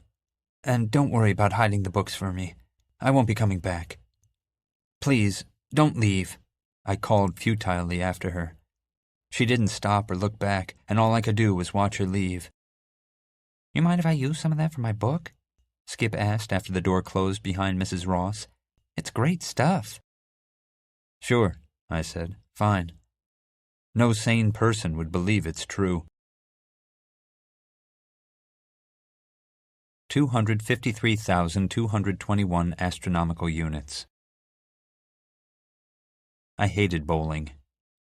Any game a toddler can beat you at by granny throwing a ball down the lane is automatically stupid. Of course, I wasn't playing a toddler, unless you counted the one 2 lanes over who kept throwing strikes, which I didn't. I was playing against Dustin, and he was kicking my ass. "Damn, Pinks," he said, "you really suck at this." He waited for his ball to return so he could pick up the spare, which he did. "You don't. I wouldn't go putting it on your college applications." I munched cheesy nachos from the greasy paper container on the table and checked out the score. Even if I threw nothing but strikes for the remaining 4 frames, I couldn't catch up to Dustin. Mrs. Petridis had given me Friday night off. She'd given me the whole weekend off, actually. She'd decided to keep Anna on full-time, which had meant cutting my hours. Not that I'd minded too much, except that I hadn't known what to do with my night until Dustin guilted me into going bowling. "I feel like we haven't hung out in forever," Dustin said. "We haven't." I stuffed my fingers in the holes and hefted my ball. While I understood the mechanics of the game, I couldn't translate that into meaningful action. I threw my ball down the lane and didn't bother watching to see how many pins, if any, I knocked down. My final score was pitiful, even for me, and we decided to give pool a try. Dustin racked the balls. "What's new with you, Pinks?" Nothing. Hear from any colleges yet?" "If I had, you'd be the second to know." I selected a pool cue at random and waited for Dustin to break. "What about you?" Dustin scattered the solid and striped balls across the table, knocking one of each into different corner pockets. Seriously, the kid didn't know how to suck at anything. "I got into UF." "Congratulations," I said, though I wasn't surprised. Any school that rejected Dustin Smeltzer was stupid. "That's your safety school, right?" Dustin shook his head. "Nope, UF's my school." He lined up the cue ball and sank the 14. "You should go. We could room together." "Wait, what about Princeton and Duke and Cornell?" "Too expensive." Dustin scratched. He waited for the cue ball to drop, retrieved it, and handed it to me. "Your turn." But I just stood there holding the ball. I would have kept standing there if one of the girls at the next table hadn't asked me to move. I didn't understand what Dustin meant by too expensive. His parents were both lawyers and loaded. After the problems they'd experienced adopting Dustin when he was a baby, they'd started a successful family law practice specializing in helping other couples navigate the adoption process. But they made the bulk of their money handling wealthy couples' divorces. I placed the cue ball at the end of the table, lined it up to take out the 3-ball, which was right in front of the side pocket, cocked my cue, and still missed, sending the 3 ricocheting off the side where it scattered a cluster of balls. "Tough break, Pinks." How could Dustin act so casual? He'd spent the last 4 years of high school killing himself so he could attend any school he wanted. It didn't matter that he didn't know what he wanted to study, because there was nothing he wasn't good at. Brain surgeon, teacher, theoretical astrophysicist. He could have done anything, though that last one might have been a waste of time if the universe continued collapsing. "What's going on, Dustin?" I said, finally. "UF's a good school and all, and congratulations, but you're better than a state college." Dustin cleared 2 more striped balls from the table like it was nothing. When he finally missed a shot, he stepped back and leaned against the table. For a stoner, tidy had always best described the way he dressed. Navy shorts, short-sleeved plaid shirt, like he was on his way to a polo match and had wandered into a trashy bowling alley by mistake. "My dad made a couple of bad investments," he said. "No big deal. We probably won't lose the house." "Probably?" "Don't make it a thing. Come on, your turn." Clearly he didn't want to talk about it, so I held the 100 questions I was dying to ask. By the time Dustin won the game, 8-ball side pocket, I still had 4 of my balls on the table. "You hungry?" Dustin asked. "I'm hungry. Let's swing by Denny's." I'd driven to Dustin's house, but we'd taken his Jetta to the bowling alley. He fired up his glass bowl in the Denny's parking lot, filling the car with thick clouds of smoke before we went in. The hostess stuck us at a still damp but hardly clean booth in the corner. Most of the other tables sat empty, but the night was young and creepy. "How are things working out with you and Fry?" Dustin asked. I sipped shitty coffee while he destroyed a chocolate milkshake. "Nothing's going on," I said, before I realized he'd probably been referring to our roller coaster. Dustin grinned. "Which means something is definitely going on. Spill it, Pinks." I dumped the bowl of creamers onto the table and started stacking them. "Isn't it weird how these things sit out all day but don't go bad?" "Not really," Dustin said. "Bacteria causes them to spoil, so the packages are sealed and then heated to kill it all off." He set both hands on the table and raised his eyebrow. "You're avoiding the question." Of course I was avoiding the question. Just like he'd avoided discussing why he was throwing his future away at a state university. Sure, UF was the top-ranked school in Florida, but it was no Princeton.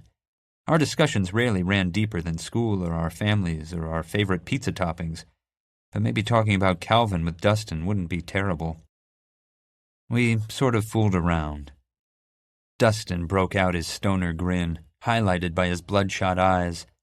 "I knew it! When? Where? Does it bother you he's dated girls? Is he your boyfriend now?"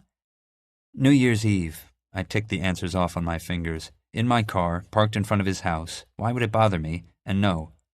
"Was it bad?" Dustin asked. Does he have a tiny dick? Because I've seen him wrestle and I would have guessed he was packing some serious meat. First of all, I said, gross. Second, how shallow do you think I am? Dustin shrugged. I don't know. If television and movies have taught me anything, it's that size matters. Coming from anyone else, I probably would have been offended.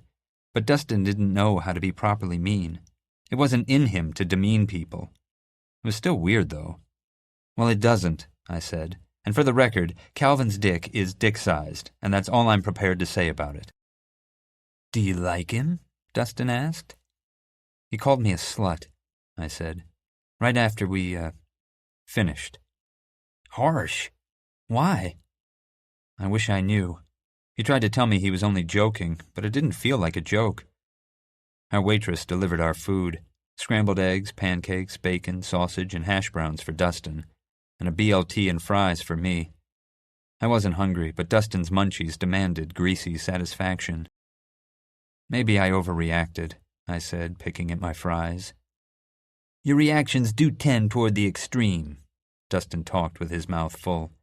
Not quite Lua territory, but you definitely overthink shit, Pinks. Of course, Dustin probably thought everyone overreacted about everything, but only because he possessed the emotional range of a potato. If I'd found out my parents were broke and couldn't send me to college, I probably would have burned my house down. Or something less destructive but equally terrifying. Not Dustin, though. He was either the most zen person I knew, or he was going to implode one day soon. Isn't sex supposed to be special, though? My only other experience had been with Tommy, and it had been special. Don't know, Dustin said. Don't think about it much. Sex? Yeah. For real? I said. I think about it all the time. Like since I first popped wood, my brain has been stuck on sex overdrive. Weird. How can you not think about sex? I asked. Syrup dripped over the side of his pancakes and pooled near his eggs. He scraped together a mouthful of both, mixing the salty and sweet, which was practically anathema to me, and ate them. Just don't. This was a side of Dustin I'd never known. What about when you need to fire off a few practice shots? Yeah, he said. I whack it sometimes. It's like flossing, though. Necessary but tedious. Wow. Is that why you've never dated anyone? Dustin had cleaned his plate while I'd barely eaten half my sandwich. Denny's was starting to fill up with the Friday night after-club crowd, but Dustin and I existed in our own world. I guess, I'd be down to spending time with someone cool, cuddling and shit, but then there'd be all that pressure to have sex, and I'm just not into it. I had difficulty understanding where Dustin was coming from. Even though Calvin had ruined it at the end, I still remembered kissing him, and the feel of his hands on my chest. If I were weaker, I might have forgiven him so we could do it again. The idea that Dustin didn't care for or think about sex intrigued me. Maybe you should give Fry a chance to explain, Dustin said. He's not a bad guy. How do you know? We had economics together last year. But that was normal Calvin, not emo Calvin from the darkest timeline. People go through shit, Dustin said. Some handle it better than others. Like you? Dustin pushed his plate away and then wiped his mouth with his napkin. Nah, I'm a mess. Yeah, you're a 5-car pileup. I'd tried to bait Dustin into talking about college, but he didn't bite. Look, all I'm saying is that maybe Calvin wasn't actually after sex. Maybe he just wanted to feel close to someone, that someone being you, and thought sex was the way to get what he wanted. He could have just told me he wanted to talk. Dustin shrugged and looked down at his empty plate. Let's be honest, Pinks. You're not exactly the easiest person in the world to talk to, and you've been pretty focused on other things the last few months. I would have been pissed if anyone other than Dustin had said it, but he wasn't wrong. I'd been so concerned with my own problems, my parents and Rennie and finding Tommy, that I'd been ignoring everything else. It was entirely possible Calvin had needed something from me. I'd missed it, and he'd thought sex was the only way to get it. The real question, Dustin said, is whether this was a one-time thing between you and Calvin or if you want more. It was easier to hate Calvin for being a jerk than talk to him. It was easier to think I'd made a mistake, the kind of mistake Tommy could forgive me for when he came back, than that something real had happened between me and Calvin. For someone who doesn't think about sex, I said, you seem to know a lot about it. Dustin shook his head. I don't know anything about sex, but I know you, Pinks. Stop overthinking it and talk to the guy. Just, keep your clothes on this time. You're an ass. I know. I abandoned my BLT and we paid and left. When we reached Dustin's house, I stood at my car and we stared at the empty sky. I still couldn't fathom that the stars no longer existed, and found it even more difficult to believe that I was the only one who knew they ever had. The sky felt desolate without them, but it also felt heavy, like it might fall and crush us under its weight. The whole thing was difficult to even begin to wrap my brain around. I kept hoping I'd look up and find all the stars back where they were supposed to be. Like with Calvin, it was easier to ignore the problem than to deal with it. You going to be okay? I asked Dustin. We're all going to be okay. With the college thing, I said. You could get scholarships. Dustin waved me off. So what if I can't go to an expensive school? I'm luckier than most. UF's a good college, and I'm still the smartest guy you know. I'll be fine. I wish I had your confidence. You can choose to be happy with what life gives you, he said, or spend your life miserable. I choose happiness. It's really that simple. 239,924 astronomical units. I lay in bed until noon on Saturday thinking about Calvin, wondering if Dustin was right and I was overthinking what had happened. Maybe what Calvin had said had been more about him than about me, and he'd explain if I gave him the chance. I just wasn't sure I wanted to give him that chance. Because if Calvin did have a good reason for what he'd said, and I forgave him, I'd have to deal with what we'd done. I'd have to deal with what hooking up with Calvin meant for me and Tommy. I was certain I loved Tommy, and I refused to accept that he was gone and might never come back. But Calvin was here, and Tommy wasn't. It was possible that I actually liked Calvin, that something real might have happened between us on New Year's Eve. And if it had, well, I doubted I could forget about Tommy and jump into a relationship with Calvin, but I at least owed him the opportunity to explain. I finally texted Calvin to see if he wanted to get together to work on our roller coaster. He answered yes almost immediately, which meant I needed to get out of bed. I stumbled downstairs in my boxers. A realtor had been holding open houses while I was at school, and the house was cleaner than normal. It already looked like we'd never lived there. They hadn't just swept away the crumbs on the floor, they'd swept up the memories we'd made. Swept them up and dumped them in the trash. My mom walked into the kitchen as I reached the bottom of the stairs. She was wearing a black bikini with a flower print sarong wrapped around her waist, and she'd tied her hair into a ponytail. My eyes, I yelled, they're burning. Mom pursed her lips. Don't be dramatic, Ozzie. You breastfed until you were 2. Besides, I'm not the one wearing underwear. I glanced at my Super Mario boxers. They're more shorts than underwear. Mom pulled out a pink water bottle and a yogurt from the fridge, setting both on the counter. I sat at the kitchen bar, hoping she'd leave soon so I could make myself brunch in peace. Going to the beach? Yes. With Ben Schwitzer? Mom shook her head. I'm not seeing Ben any longer. Not that it's any of your business. Did you realize you had more in common with his parents than him? Mom rested her hands on the counter and leaned forward, her arms straight. This isn't easy for me, Oswald. How would I know? None of you talk to me, and you keep secrets from me. I'm 42, Mom said. I'm 42, and I never thought I'd be dating again. When I married your father, I believed we'd stay together until we died. Then tough it out. I know he cheated on you, but Ben Schwitzer makes you even now, right? Don't give up. Mom's anger lines receded, replaced by a weariness that made her look older than 42. We've changed too much, Ozzie. People can begin on the same trajectory, only to wind up 20 years later, so far from one another that it's impossible to chart a course back. She sniffled, and I thought maybe she was crying, but it could have been allergies. That's just life, Ozzie. It happens. It'll happen to you. I thought about Tommy, and wondered if we would have eventually grown apart. I couldn't imagine a life where I didn't love Thomas Ross. Does it have to? I don't know. Mom grabbed her water but didn't go anywhere. Just don't get so focused on where you're going that you forget the people you're traveling with. There's no point reaching a destination if you arrive alone. Okay, I said, though it sounded inadequate. I'm going to the beach. Don't mess up the house. I won't. I wanted to hug her, tell her I understood, even though I didn't. If two people loved each other enough, it shouldn't matter how far their paths had diverged. Instead, I let her walk out the door. My appetite left with Mom, so I showered and changed and drove to Calvin's house. Calvin was sitting in his driveway when I arrived. He waved and popped up, and I parked beside his father's truck. Hey, I wasn't sure you'd actually come. I got out of the car. Should we head inside and get started?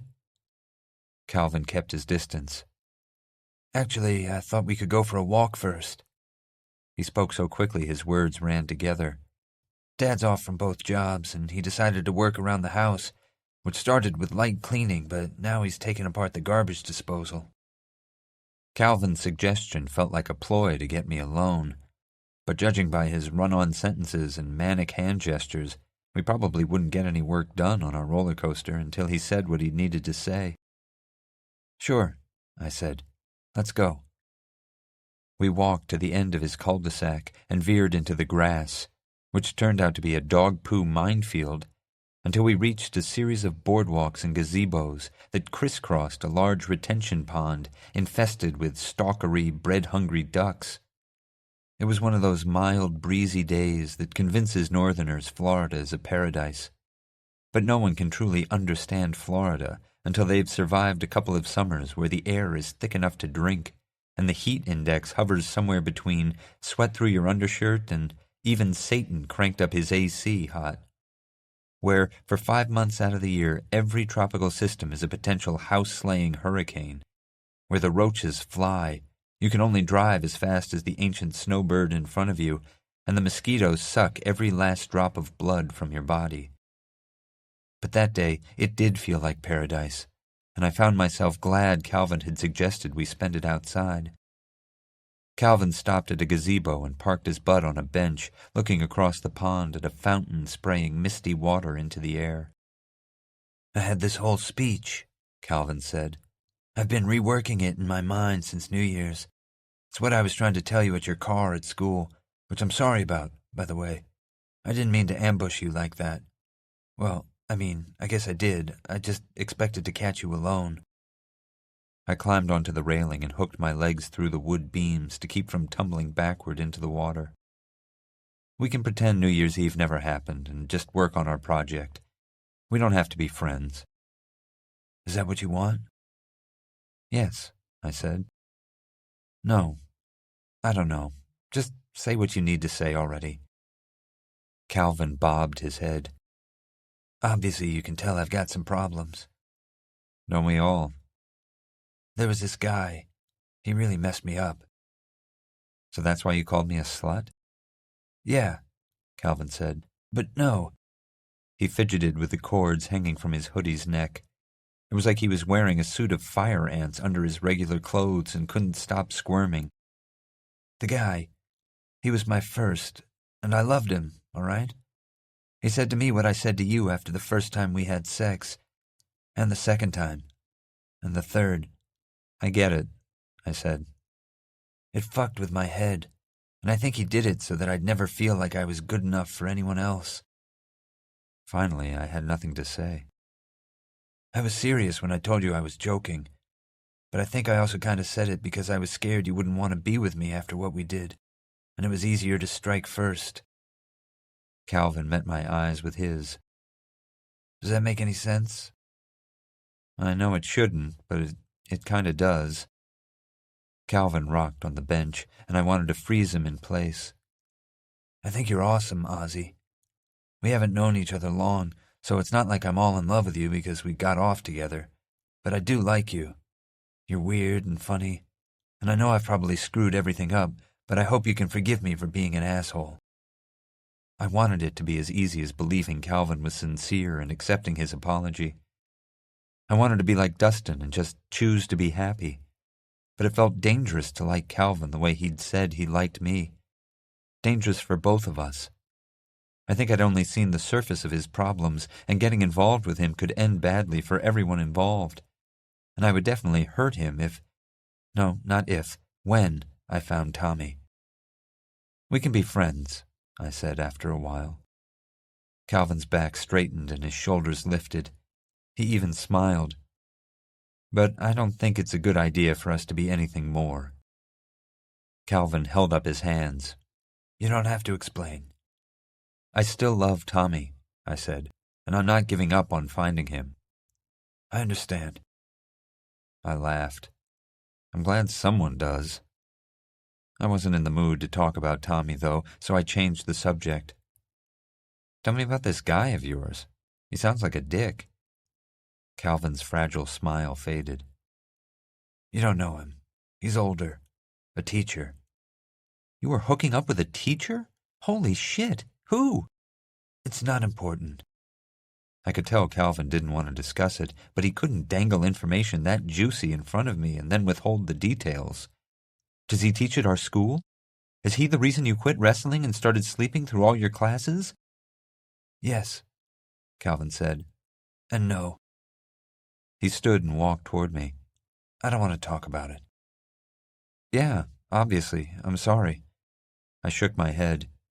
"It's just a teacher. That's definitely not what I was expecting you to say." "Listen, you can't tell anyone." "I won't. Not even Lua." "Promise." Calvin stared at me like he was a human lie detector. I guess he decided I was trustworthy because he said, "We should go work on our roller coaster now." He headed back toward his house. I hopped off the railing and jogged to catch up. "Hey," I said, "since we're friends now, why don't you eat lunch with me and Lua and the others? They're weird, but you should come anyway." "Thanks, Ozzie. I think I'd like that."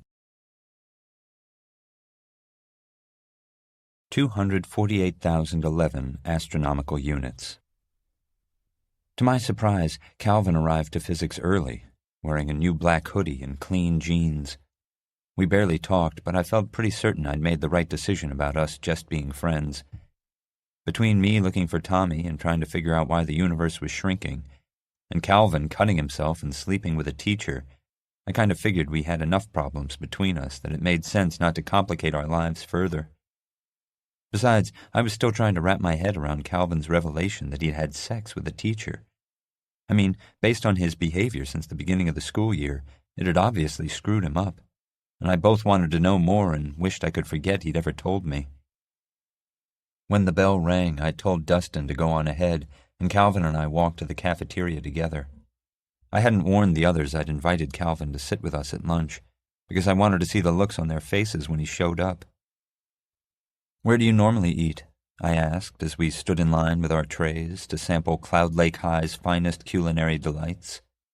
Calvin chose 2 slices of flat, greasy pizza. "You know the retention pond across from the agriculture building?" I nodded. Since I'd had pizza for dinner the night before and still felt bloated, I ended up grabbing a sad, wilted salad. "That's where I eat." "Oh."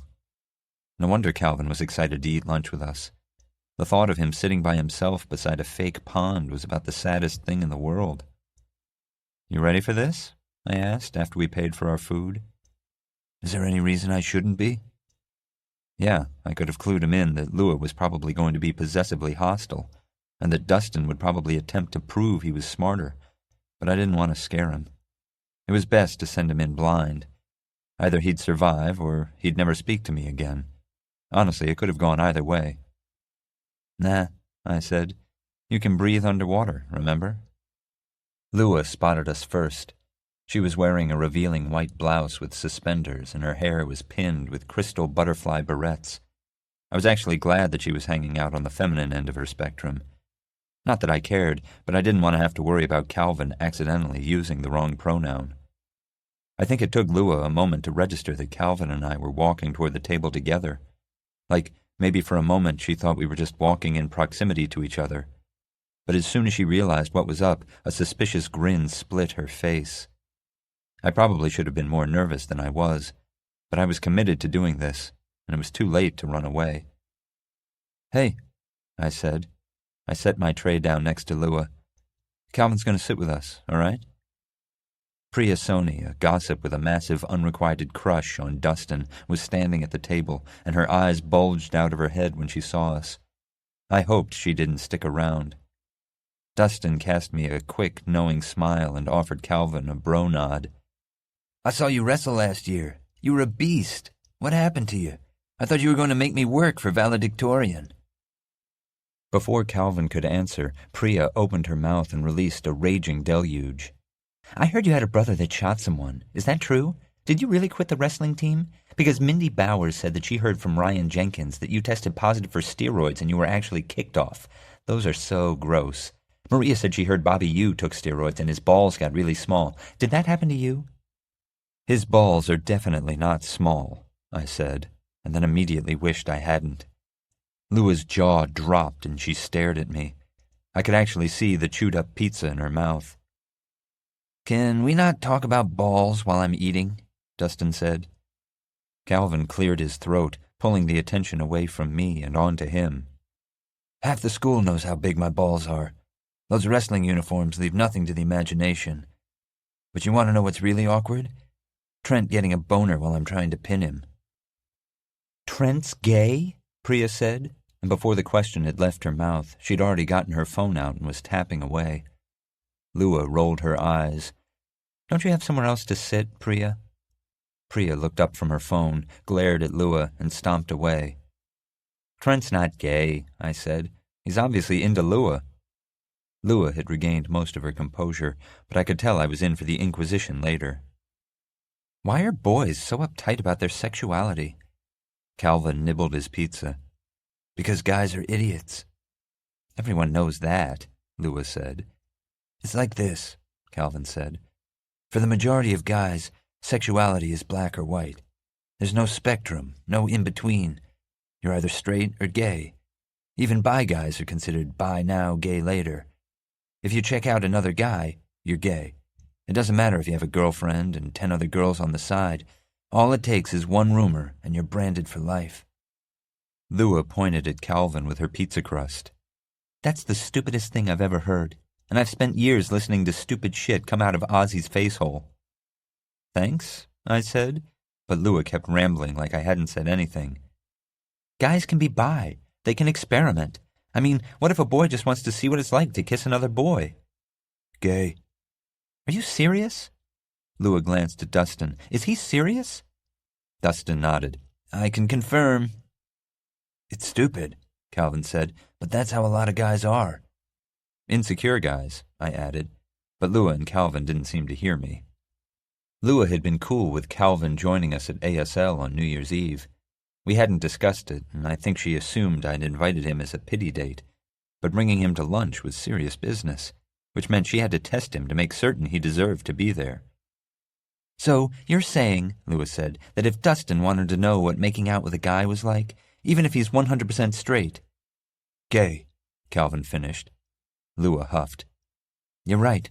Boys are idiots." I wasn't sure whether Lua's statement was an indictment of Cal or a roundabout approval, but she hadn't thrown any food at him, so that was a good sign. Dustin spent most of the rest of lunch complaining about how he was having to build his roller coaster without any help from Jake, whose only contribution had been to attempt to name it the Funky Trumpet, which Dustin had vetoed. But he made sure to humble brag about his awesome design. "So," Lua said, motioning at me and Calvin when Dustin finally stopped ranting about Jake, "what's this thing going on with you two?" "We're just friends," I mumbled. Lua sighed, her entire face a frown. "Friends who know how big each other's balls are? Right." Perhaps I'd been too hasty to think Lua was okay with me inviting Cal to sit with us. Calvin glanced at me, panic beginning to creep onto his face. "We really are just friends," he said, a little too defensively. "Come on. You came to my show on New Year's Eve, where you and Ozzie mysteriously disappeared, and now you're eating lunch together. Something's going on. Lua refused to let it go. That's just how she was. Usually it was one of the things I loved about her, but I didn't love it so much right then. Calvin was back to keeping his hands in his lap and his eyes on the table. I knew if I didn't say something, Lua would keep prodding and scare Calvin off. If something's going on, and I'm not saying anything is, it's our business. Is that okay with you? My voice held an edge, a defiant tone daring Lua to challenge me. Lua crossed her arms over her chest. Whatever. It's not like anyone cares. The tension at the table was suffocating. I couldn't tell whether Lua was mad at me for standing up to her or for bringing Calvin to lunch in the first place. After a moment of awkward silence, Dustin raised his hand and said, I care. If you guys are a thing now, who the hell am I going to take to prom? I chased Lua down after my last class and offered her a ride home, which she grudgingly accepted. I didn't know what to say to her. It was especially difficult because I didn't know why she was so angry at me, and she was definitely angry because she didn't even try to change the music on my stereo. Finally, I said, Are you going to tell me what's going on? I didn't think I needed to. I can't read your mind, Lou. Lua shifted in her seat. When were you going to tell me about Calvin, Ozzie? I thought we told each other everything. I braked for a red light. There's nothing to tell right now. We fooled around, once. But I don't know what, if anything, is going on with Calvin. And why are you even so upset about this? Weren't you the one who told me I needed to meet people? Lua didn't answer. She pouted instead. The light changed to green, and I gunned it off the line. Come on, Lua. I wasn't trying to keep it from you. But you've been so busy, and I honestly don't know what's happening with me and Calvin. I'm sorry I invited him to eat with us. I don't care about lunch, she said, her voice so low that I could barely hear it over the sounds of traffic. Then what? She flared her nostrils, breathing heavily. Finally, she threw her hands up and said, You're mine. You belong to me. For the last 6 months, you've been all about finding Tommy and missing Tommy and living in a delusional world where you had this life the rest of us can't remember. All I wanted was my friend back, but you haven't come back. You've just replaced Tommy with someone else, someone who isn't me. I hadn't expected Lua's words to sting so badly. Not just what she said, but how she said it. There was venom in her voice, and it got into my blood and infected my heart. I'm not replacing anyone, I said. You're still my best friend. Right. You are. I couldn't have this conversation and drive at the same time, so I pulled into a gas station and parked in front of the coin-operated vacuum. I unbuckled my seatbelt and faced Lua, looking her in the eyes. Listen, I'm sorry about Tommy. I'm not sorry. Even if no one else in the world believes he's real, I know he is, but I'm sorry you felt like I was ignoring you. My thoughts were jumbled, and I knew I was doing a poor job of explaining, but I had to try. I haven't replaced Tommy, and I haven't forgotten about him. I don't know what this thing with Calvin is. He's weird, really weird, and maybe I like him. I don't know, but even if Calvin and I were more than friends, which we're not, no one, not Tommy, not Calvin, could replace you. You're my Lua. You will always be my Lua. Lua still refused to look at me. I wanted her to scream. I wanted her to yell at me and punch me and throw things at me. Those things might have looked scary to someone on the outside, but she only went nuclear on people she genuinely cared about. But when she was really upset, when she was truly and righteously angry, she cut me off, locked away her emotions and froze me out, and that was scarier than 10 collapsing universes. Come on, Lou. Talk to me. Don't shut down. What do you want from me, Ozzie? What do you expect? I don't know. Honesty? Fine, Lua said. You want the truth? Here goes. This was supposed to be our year. You and me, Oz. But you wasted the first half pining for an imaginary boy. And now, regardless of what you say, you're going to lose yourself for the rest of it in Calvin. And then you're going to go off to college, and I'm never going to see you again. Isn't it easier to just end our friendship now? Lua wasn't pulling her punches, and I didn't know whether that was better or worse. How many times do I have to tell you Calvin and I are just friends? Are you going to take Calvin to prom? She asked. Because we were supposed to go together, remember? Honestly, I didn't. I remembered me and Tommy sitting at the edge of the ocean talking about prom, discussing how we were going to rent a limo and wear matching tuxes and dance all night long. I'd assumed Lua and Dustin would join us, but in my memories it was always me and Tommy. I'm not taking Calvin to prom. Sure. Every time I thought I was drawing Lua out, she slipped back into silence and one-word replies. What do you want me to say? That we'll go to prom together? Done. You and me, prom, no one else. Is that what you want? It's not just prom.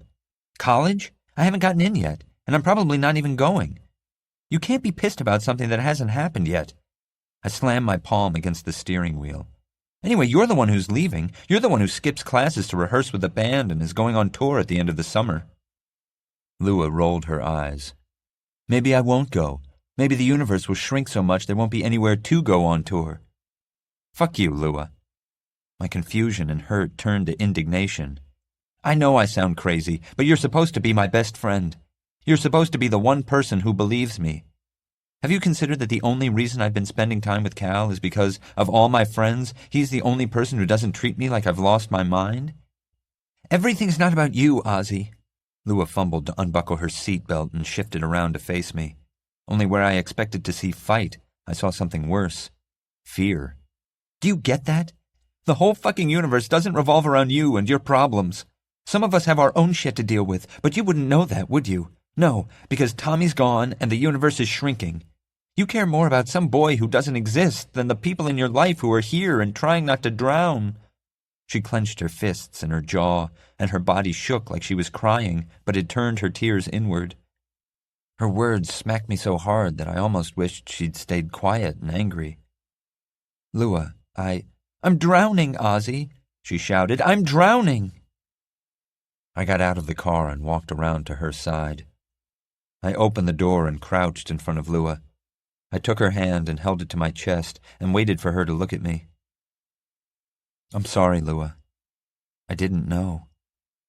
You didn't know because you didn't ask. What can I do? Just tell me what to do. Lua sniffled and wiped her nose with the back of her free hand. Stop being such a shitty friend, for one. Done. And be here. Be present. Stop living in a past that never existed. Give up Tommy. That's what she was really saying. That I should stop looking for Tommy, stop missing him, stop loving him. I couldn't do that.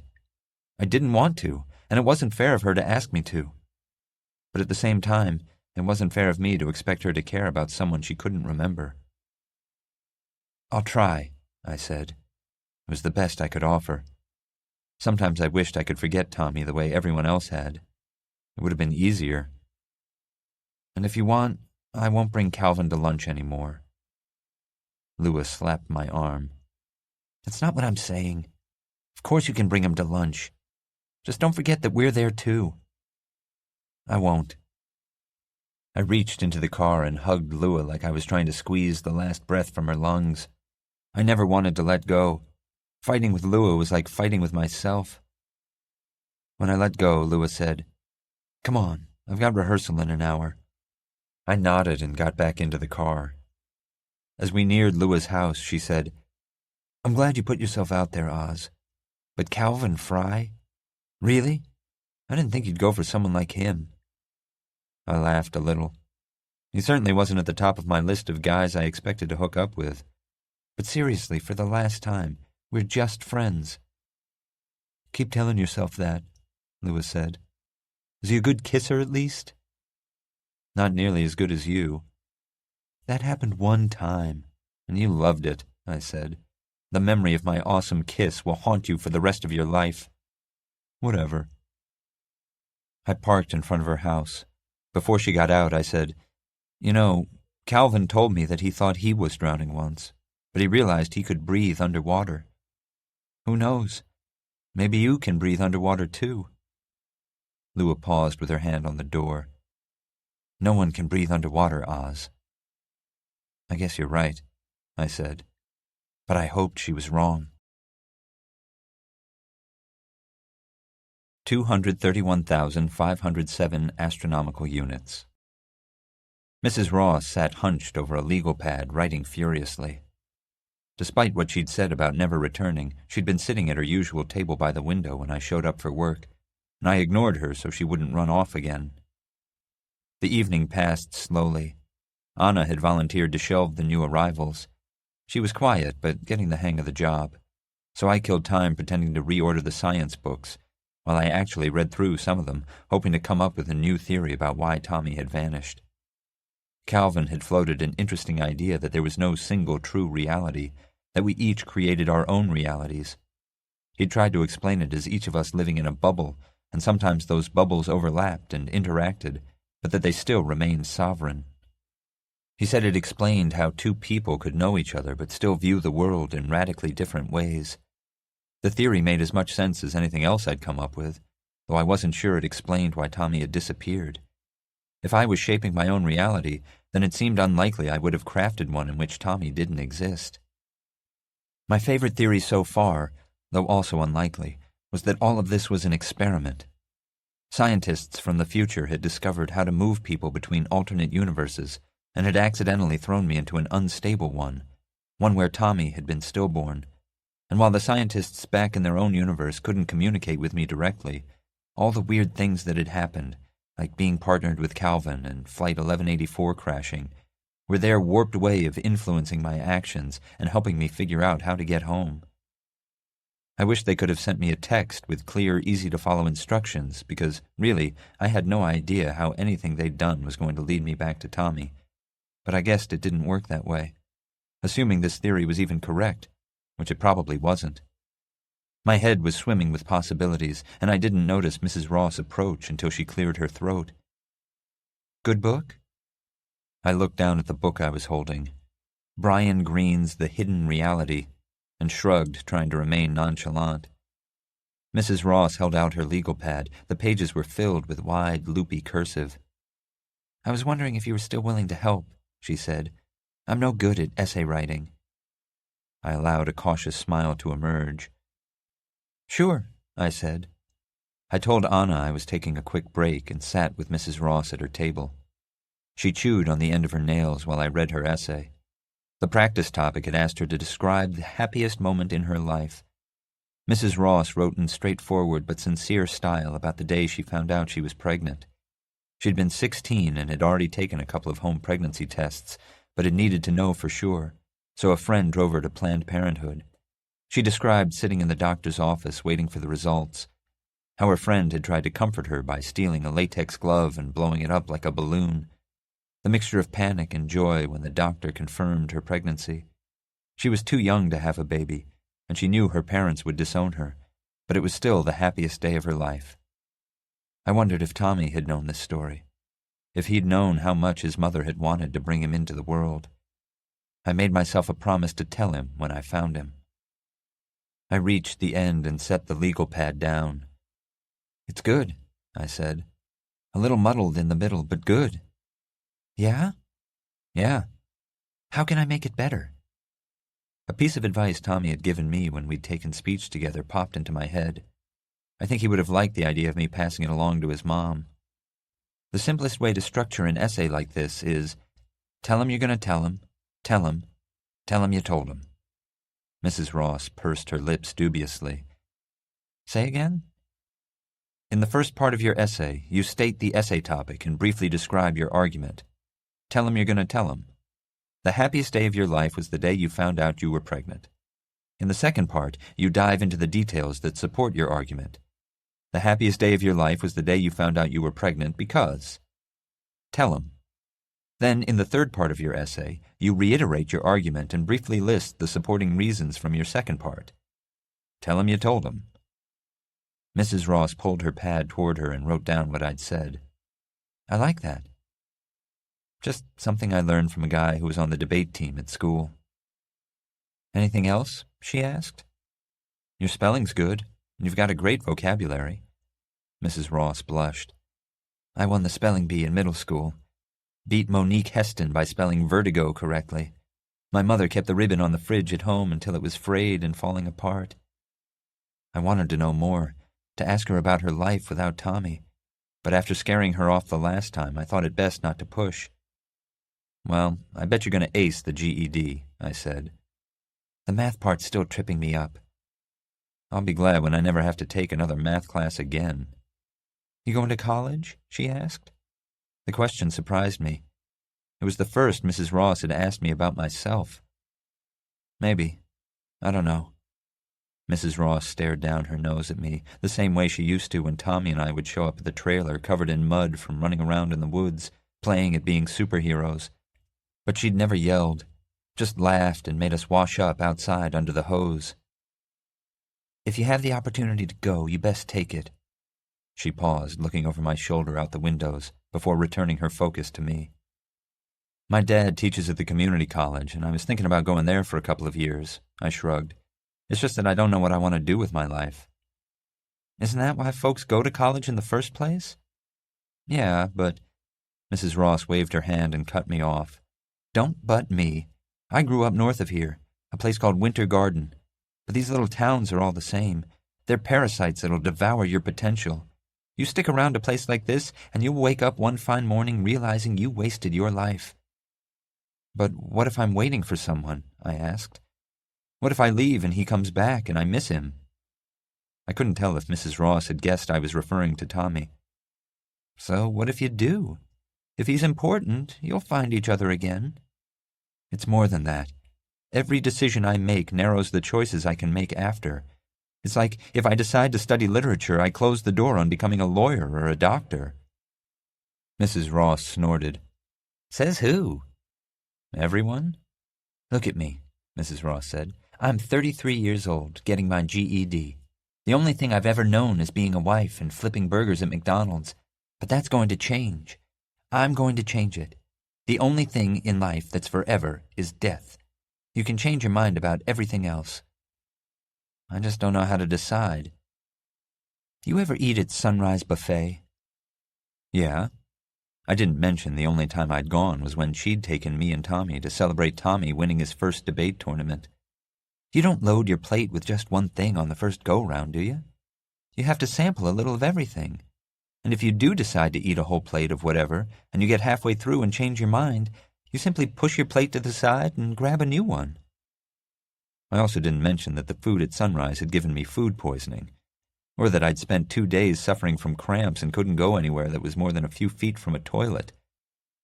I guess, I said, but life's not really that easy. Mrs. Ross laughed. You're young, white, and male. Life doesn't get any easier. Anna called me to the register to help her handle a return.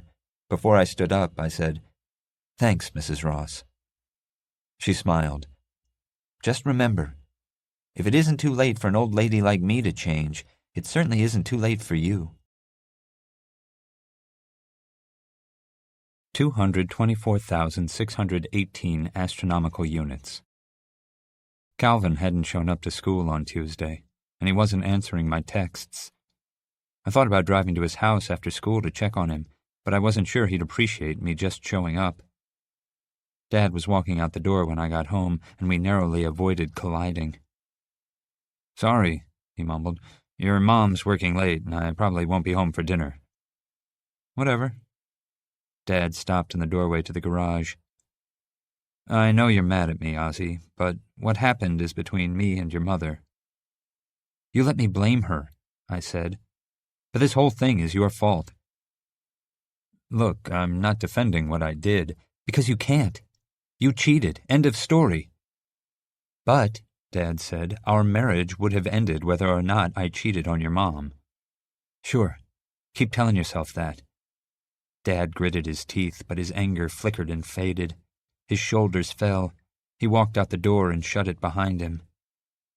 I could accept that my parents weren't going to reconcile. They'd fallen out of love, and their divorce was as good as final. I'd even seen the official papers sitting on the counter, waiting for them to sell the house so they could sign them and dissolve our family. But my father had been the one man in my life I'd looked up to, and he'd let me go on thinking it was all my mom's fault, when he was the one who'd cheated. I didn't know if I could ever forgive him. I ate a sandwich and then walked to the mailboxes at the end of the street. It was still early for college acceptance letters to begin arriving, so I was surprised when I shuffled through the stack of bills and other junk and found an envelope from Amherst. The crest stood out, bold and burgundy, on the upper left-hand corner, emblazoned with the school's motto, Terras Irradiant. Standing there in front of the bank of mailboxes and the notice board covered with pleas for dog owners to pick up their pets' poop and invitations to the next homeowners' meeting, my heart sped up. It beat so rapidly my ribs rattled like the storm shutters covering the windows during a hurricane. And then it stopped. Just like that. It'd been beating so hard I could feel my pulse throbbing in my neck, and then nothing. Is this what death feels like? No, I wasn't dead. I was still standing.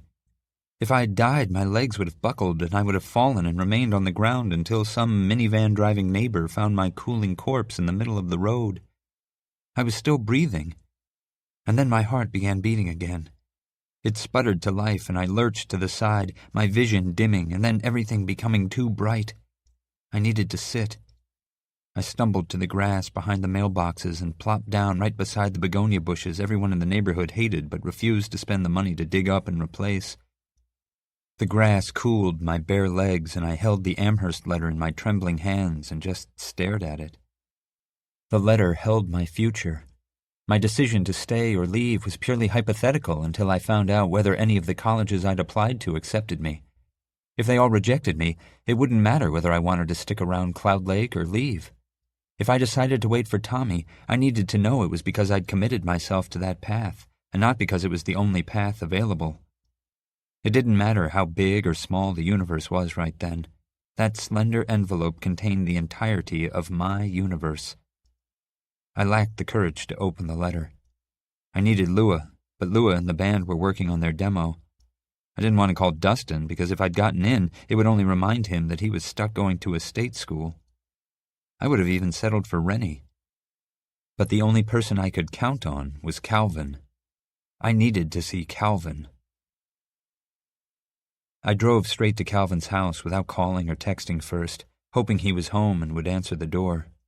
The Amherst envelope lay on the passenger seat, and I kept glancing at it as I drove, expecting it to disappear or explode, blowing me and the car to flaming bits and leaving a crater in the middle of Calvin's subdevelopment. I held the letter like it was radioactive as I walked to the front door. I barely remembered the drive over. Had I run a red light? Maybe. The minutes between leaving my house and arriving at Calvin's existed as a dreamlike blur. Mr. Fry opened the door a moment after I knocked, almost like he'd been waiting for me. He wore dark blue pants and a Cloud Lake Fire Department t-shirt that revealed his hairy, tanned arms. "Hi, sir," I said, surprised I remembered how to form words. "Is Calvin home?" "Ozzie, right?" "Yes, sir." "Enough with the sir. Call me Pete." He opened the door all the way to let me in. The house was the cleanest I'd ever seen it, and the smell of bleach lingered in the air. "As a matter of fact, I'm glad you're here, Ozzie." All I wanted to do was climb the stairs to Calvin's room and show him the envelope. He'd know what to do. He'd know what to say. "You are?"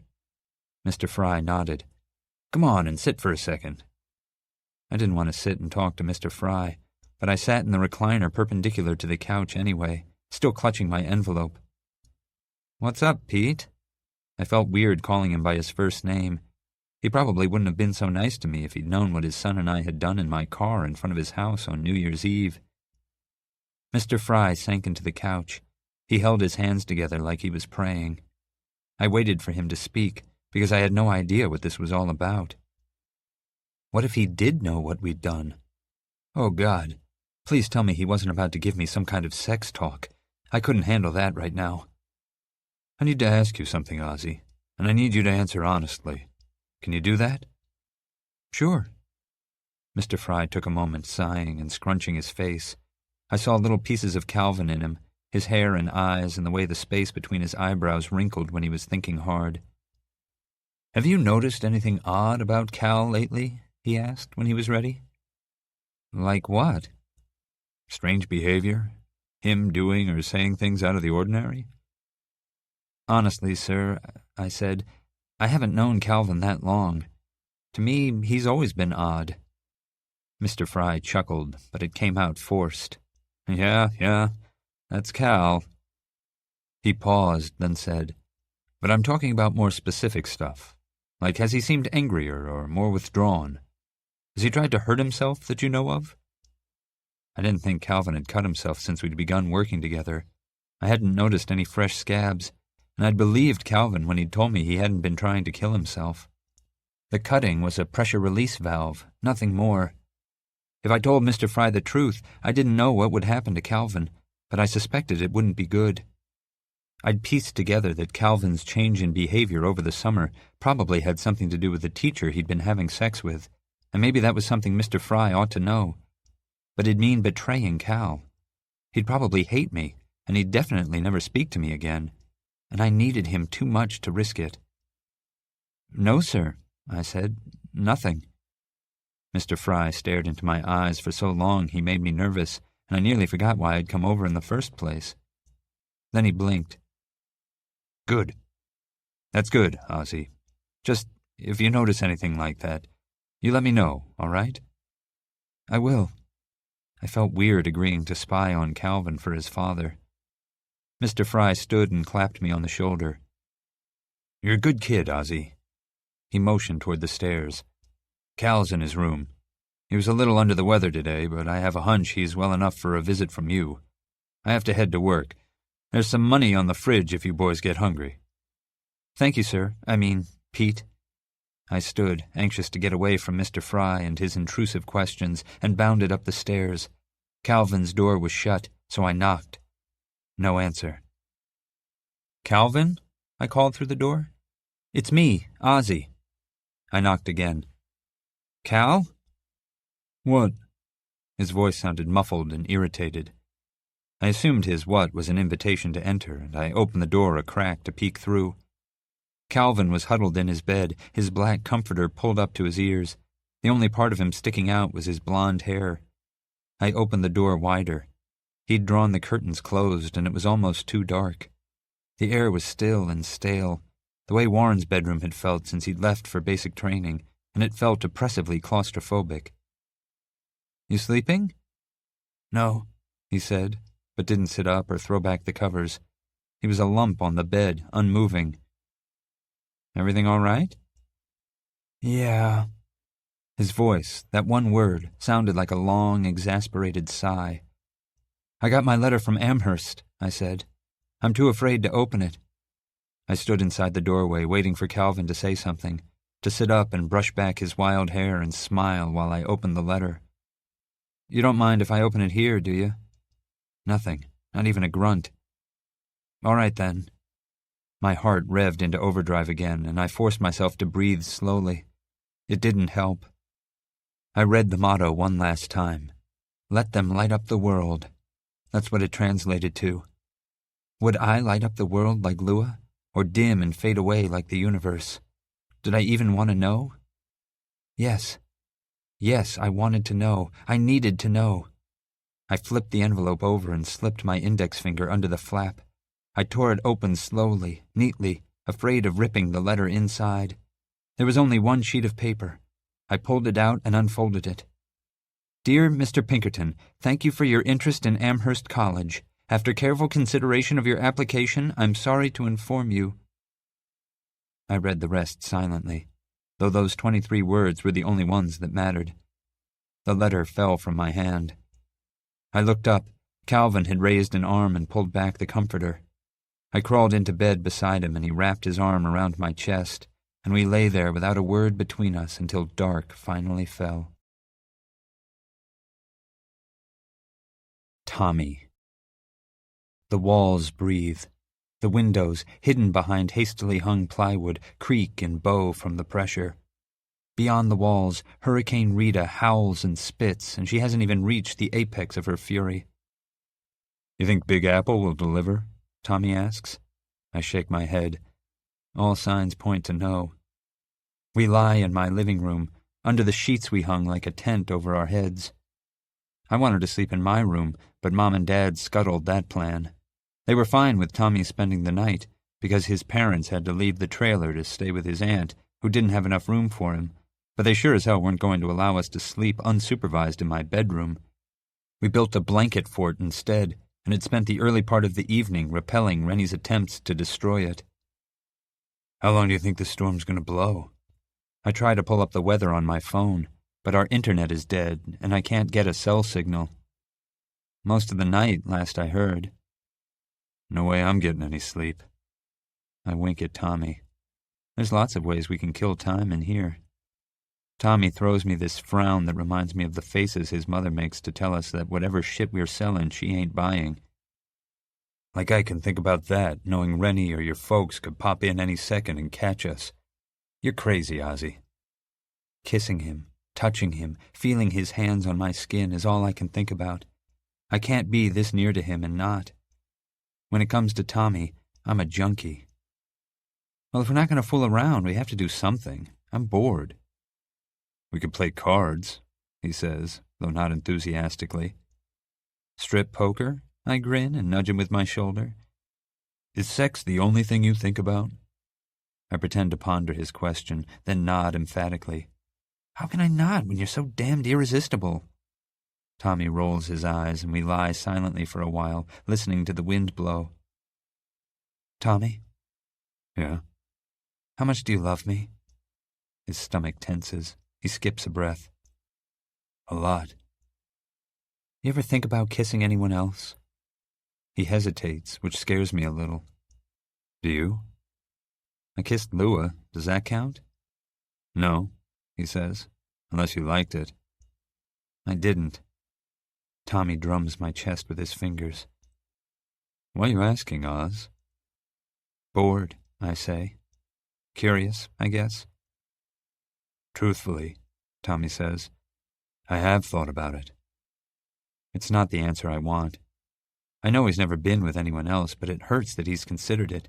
And, as if he can read my thoughts, he says, there are billions of folks in the world, and yeah, sometimes I think about kissing some of them, but you're the only one I do kiss.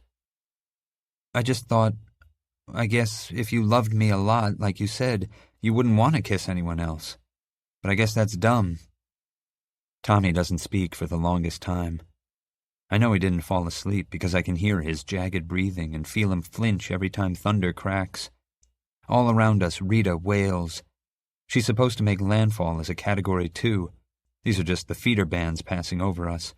But meteorologists had predicted she could stall off the coast to suck up some of our warm Atlantic water before crashing into us as a Cat 3 or 4. Mom wanted to evacuate, but Dad talked her out of it. She was 16 and living in Homestead when Hurricane Andrew tore across Florida. I doubt she's sleeping much tonight either. Without warning, Tommy squirms out from under me and crawls toward the fort exit. I follow. I poke my head through the sheets, and he's already pulled his shirt over his head and is working on his belt buckle. What the hell are you doing? I ask. But he doesn't answer. He drops his jeans and then his boxers, so he's standing stark naked in the living room. The only light beams from the camping lantern inside the fort, and it's barely bright enough to make out more than the dim outline of Tommy. But my imagination fills in the details. My parents, I whisper, praying they don't choose this moment to check on us or grab something to drink. Tommy marches toward the front door, opens it, and dashes into the storm. I scramble after him. The wind blows the door in, and I catch it before it slams into the wall. With no barriers between us, Rita's yowls stab through me like forked lightning. If these are just the bands, I'm not sure the house will survive the eye wall. Get in here, I holler. I shut the door behind me to keep from waking Rennie or my parents, but I huddle under the awning where it's dry. Palm fronds ripped from the trees pinwheel across the yard. An empty garbage can tumbles down the road until a nasty gust of wind catches it like a sail and lifts it into the air, tossing it a dozen feet. The driveway is already flooded. Our street's a river, and in the middle of it is Tommy, naked. Water past his ankles, his arms raised over his head. He sways like a reed as the wind blows. This, shouts Tommy, this is how much I love you, Oswald Pinkerton. This much.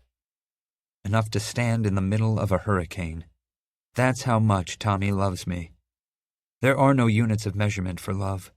No yards or kilograms or degrees Kelvin. No way to compare the love of one person to that of another. Love defies quantification. Maybe it doesn't matter that he sometimes thinks about kissing other people. He loves me. I step off the patio to retrieve my idiot boyfriend, and he collapses. I sprint across the grass. My foot sinks into mud, and I twist my ankle, but I ignore it because I'm thinking, what if Tommy fell face forward and is drowning? It'll be my fault if he dies trying to prove how much he loves me. Tommy's already starting to sit up when I reach him. He's holding the side of his head. Rita yanks the trellis on the side of the house out of the ground and flings it across the yard. "Come on," I say. "We need to get inside." I pull his arm around my shoulders, but Tommy doesn't move. "Do you get it?" he yells. "This is only a fraction of how much I love you." "I get it. Let's go." I haul him to his feet and half drag him inside. I have to lean all my weight against the door to shut it. It's a wonder no one's come to investigate. Inside, I grab the lantern and Tommy's clothes and lead him into the kitchen. When he's got his boxers and shirt back on, I check him over. He's bleeding from a cut on the side of his head. It probably needs stitches, but butterfly bandages will have to do. "Are you stupid or what?" I clean the cut, which is as long as my thumb, with iodine, ignoring Tommy's winces. "Stupid for you, Ozzie. You could have been killed." Tommy catches my wrist and pulls my hands into his lap. He looks me right in the eyes. Tommy's brown eyes are evening sunlight. "There are exactly 2 people in my life worth dying for. My mom and you." That's sweet, but idiotic. And just because you're willing to die for me doesn't mean I want you to. "I'm not looking to die either," he says. "I just want you to know there's nothing I wouldn't do for you. That's how much I love you. Don't ever forget it." 219,764 astronomical units. I picked up Calvin for school on Friday so we could bring in what we'd completed of our roller coaster for Ms. Fuentes to evaluate. We hadn't talked about my rejection from Amherst or why he'd skipped school and spent the entire day in bed, and I hadn't told him that his father had asked me to spy on him. Sometimes it seemed the list of things we didn't talk about was longer than the list of things we did. When Calvin walked outside carrying the half-finished track, I barely recognized him. He'd shaved his unruly blonde curls, leaving behind pale stubble on his scalp. My first thought was that at least he had a nicely shaped skull. "Did you get into a fight with an electric razor?" I asked when I got out of the car to open the trunk. I was trying to make a joke, but Calvin didn't laugh. "I needed a change," Calvin said, and it was all he said. He didn't speak on the drive to school, and we parted ways in the parking lot. I wondered if this was the type of behavior Mr. Fry had asked me to watch for. The hair on its own wasn't a big deal. Lua changed hairstyles and colors more frequently than most people changed their underwear. But I couldn't help wondering if the drastic transformation was a sign of a larger problem. I'd always felt guilty for not telling someone about Mr. Ross beating on Tommy, and I wondered if I was letting Calvin down the same way by keeping his secret. But I'd already lost Tommy, and I was scared I'd lose Calvin too if I ratted him out. When Calvin arrived at physics with our project, the other students whispered. I nudged him with my elbow when he sat down. "Is everything all right?" Before he could answer, Dustin waltzed in. "Nice cut, Fry." He nodded at me. "What's up, Pinks?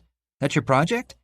He set his own roller coaster, which was a little further along than ours, on our table. "Damn, pretty good. Not as good as mine, of course." "It was mostly Calvin's idea," I said, "but I bought the wood." Dustin rolled his eyes. "Why does that not surprise me?" I gave him the finger and caught Ms. Fuentes frowning. The bell rang, and while Ms. Fuentes walked around to each team, I tried to get Calvin to talk to me. I was the one who should have been sullen and mopey.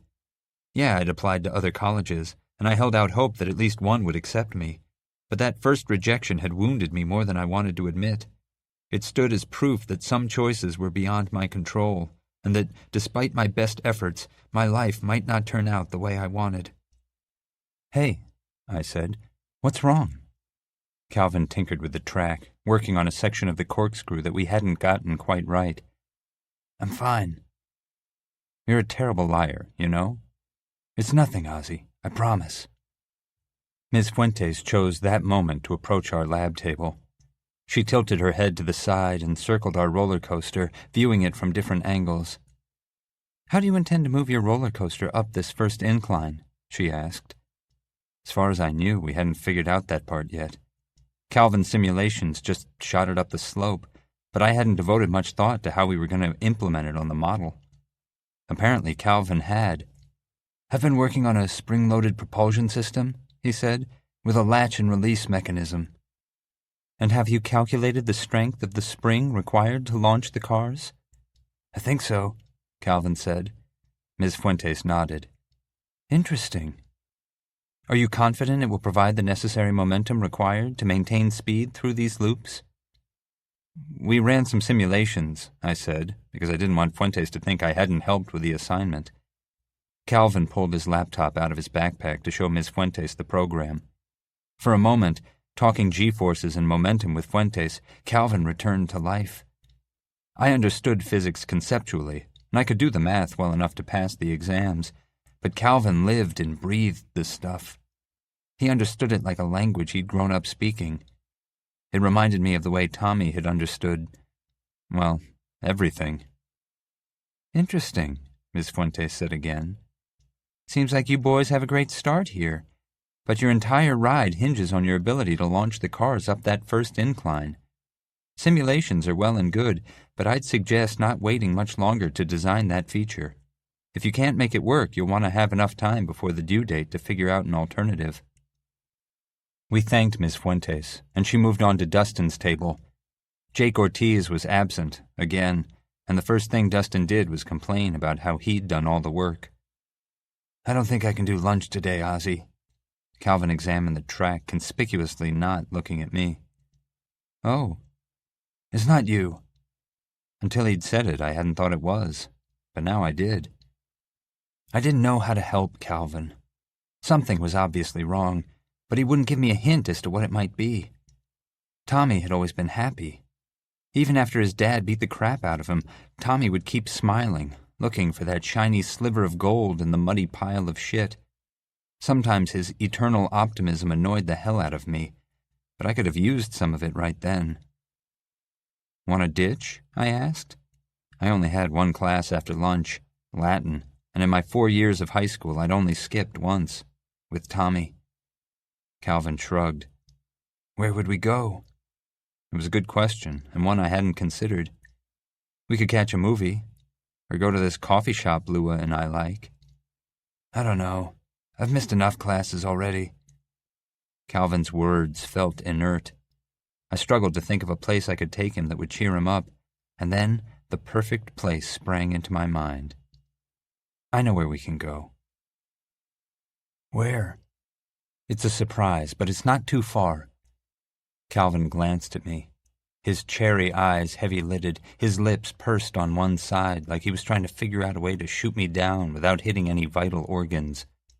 "Come on," I said. "Trust me, all right?" "I guess." It wasn't the enthusiastic affirmation I'd hoped for, but it was better than nothing. 212,933 astronomical units. Sneaking off campus was both too easy and a letdown. I'd expected Calvin and I would need to go all Mission Impossible to escape, but we carried our roller coaster to the admin building and told Mrs. Niven we were going to put it in my car. She was busy on the phone and waved us past without even asking our names. The security officer had opened the gates to let the students on work program leave, and we drove off campus without a single challenge. Like I said, total letdown. Calvin didn't ask where I was taking him, and I wouldn't have said anyway. He scrolled through my phone while I drove, looking first at my music, then at my pictures. Normally, etiquette says you don't go through another guy's photo album, but all of my embarrassing pictures of me and Tommy had vanished with him, and it's not like I spent my free time snapping dick pics for no one to see. "Is this your brother?" Calvin turned my phone toward me. A shot of Warren mid-cannonball about to splash into our pool filled the screen. "Yeah, that's Rennie." I hadn't told Calvin much about Warren. There were still so many things about each other we didn't know. It used to bother me when I read books where the main characters fell in love or became best friends after only knowing each other a short time. I'd complained about it to Tommy once, and he'd said that's how it happens in real life. Everyone we meet begins as a stranger, So we project onto them who we need them to be until we get to know them. He said we have to fall in love with the idea of a person before we can fall in love with the actual person. It sounded like bullshit to me. Tommy and I had known nearly everything there was to know about each other because we'd grown up together, while Calvin remained a mystery to me, and I to him. We could change that, but it would require talking about all those things we kept not talking about. "Do you guys get along?" Calvin asked. I snorted. "Depends on your definition." Before Rennie left, I thought I'd had him all figured out. I thought he was just my jerk older brother whose sole mission in life was to torture me. But then he'd given me that drawing of Tommy, and I had to admit he knew me better than I'd thought, and I didn't really know him at all. "Sometimes I wish I had an older brother or sister," Calvin said. "Someone to scout ahead into the future and report back to me." We were driving down a long, empty stretch of highway toward my secret destination, the ocean on our right, Florida scrub brush on the left. It felt like we were driving through a wasteland, without a soul around for miles to spoil the serenity. When I started high school, I was terrified of gym class. I cleared my throat, not sure whether I wanted to tell the story and subject myself to potential embarrassment. But this was how people got to know each other, and I wanted to know Calvin. I wanted him to know me. I hadn't really developed. "Developed?" Calvin said. "No hair under my arms or on my balls." Calvin cracked a smile, the first I'd seen all week. "Got it." Tommy was the only person who'd ever seen me naked, but we'd grown up together, and I didn't think of him the way I thought of other people. He never made me feel weird. I kept my eyes on the road, but every once in a while I glanced at Calvin to gauge his reaction. Rennie had told me horror stories about Jim, that I'd have to shower and change in front of other guys, and how they picked on kids who were different. So the night before the first day of school, I asked him if it was normal not to have hair on my balls. He told me every guy had hair on his balls by the time he started high school. "That was an odd thing to worry about," Calvin said. "You never thought about that stuff?" Calvin shook his head. "Not really." Well, I did. Just thinking about it again gave me anxiety, like I was right back in that moment. Anyone who says time travel is impossible has never had to relive the memories of past traumas or mistakes. So the night before the first day of school, I dug the wig and mustache I'd worn for Halloween out of the attic. I dressed up as Sirius Black. "From Harry Potter?" Calvin asked. I nodded. "Interesting choice." "Yeah. Warren went as Bellatrix Lestrange and spent the entire night fake-killing me. It had actually been an awesome night, but I decided to save that story for another time. Anyway, I cut up the wig and superglued the hair under my arms and all over my junk. Calvin covered his mouth with his hand. "You didn't." "I did. And Warren assured me that real guys didn't just grow hair on their balls, but all up and down their dicks." Calvin was laughing so hard his ears had turned radish red. There I was in the locker room, believing that not only did I not have to worry about being made fun of for being as smooth as a sand puppy, but that I'd have more hair than any other guy, and they'd all think I was super grown up. "God, dear God, I'm sorry for laughing, but..." I remembered how mortified I'd been after I dropped my pants to change, all proud of my long, lustrous, fake pubic hair, and everyone had pointed at me and laughed. "It's fine," I said. "Enjoy my humiliation. I understand." I grinned at Calvin to let him know I was kidding. So, yeah, needless to say, Coach Canuso dragged me into his office to explain puberty and anatomy, which fanned the flames of my embarrassment into an inferno of shame, especially when he pulled out the illustrated pamphlets. Calvin's whole body was shaking. "I can't believe you superglued wig hair to your balls." I loved seeing him laugh, even if it was at my expense. "We used to prank each other on the wrestling team all the time. Like once, Trent greased the inside of my singlet with Icy Hot before a preseason match. I don't think I've ever screamed that loud my entire life." "That's horrible," I said, even though I was laughing. Thinking about Calvin wrestling made me curious about something I hadn't worked up the courage to ask before. "You dated Jaya Winslow, right?" Calvin nodded. Are you into girls and guys, or did you just not know you liked guys yet?" "I don't know," he said. "I guess I still don't. Girls are hot, and I didn't hate fooling around with Jaya, but I've always liked guys, too." "So you're bi?" "Maybe. I'm honestly just not sure yet." Was it weird wrestling with guys you might have been attracted to? We were nearing our destination, and I slowed so I didn't miss the entrance. I mean, the whole wrestling thing is pretty homoerotic to begin with, but how'd you keep from, getting excited? Calvin's cheeks were still red from laughing, but his expression grew serious. "It's not like that. I get how two guys with nothing but spandex between them rolling around sounds like it'd be a gay fantasy. But when I stepped onto the mat, the guy I squared off against became my opponent rather than a person. I focused on winning and not what he was hiding in his jock." "But you have to admit, it's kind of hot." "You took anatomy, right?" I nodded. "Remember dissecting the cats?" I shivered at the memory. The stink of formaldehyde still turned my stomach.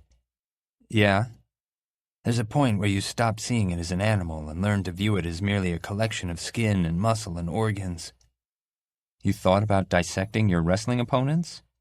Calvin shook his head.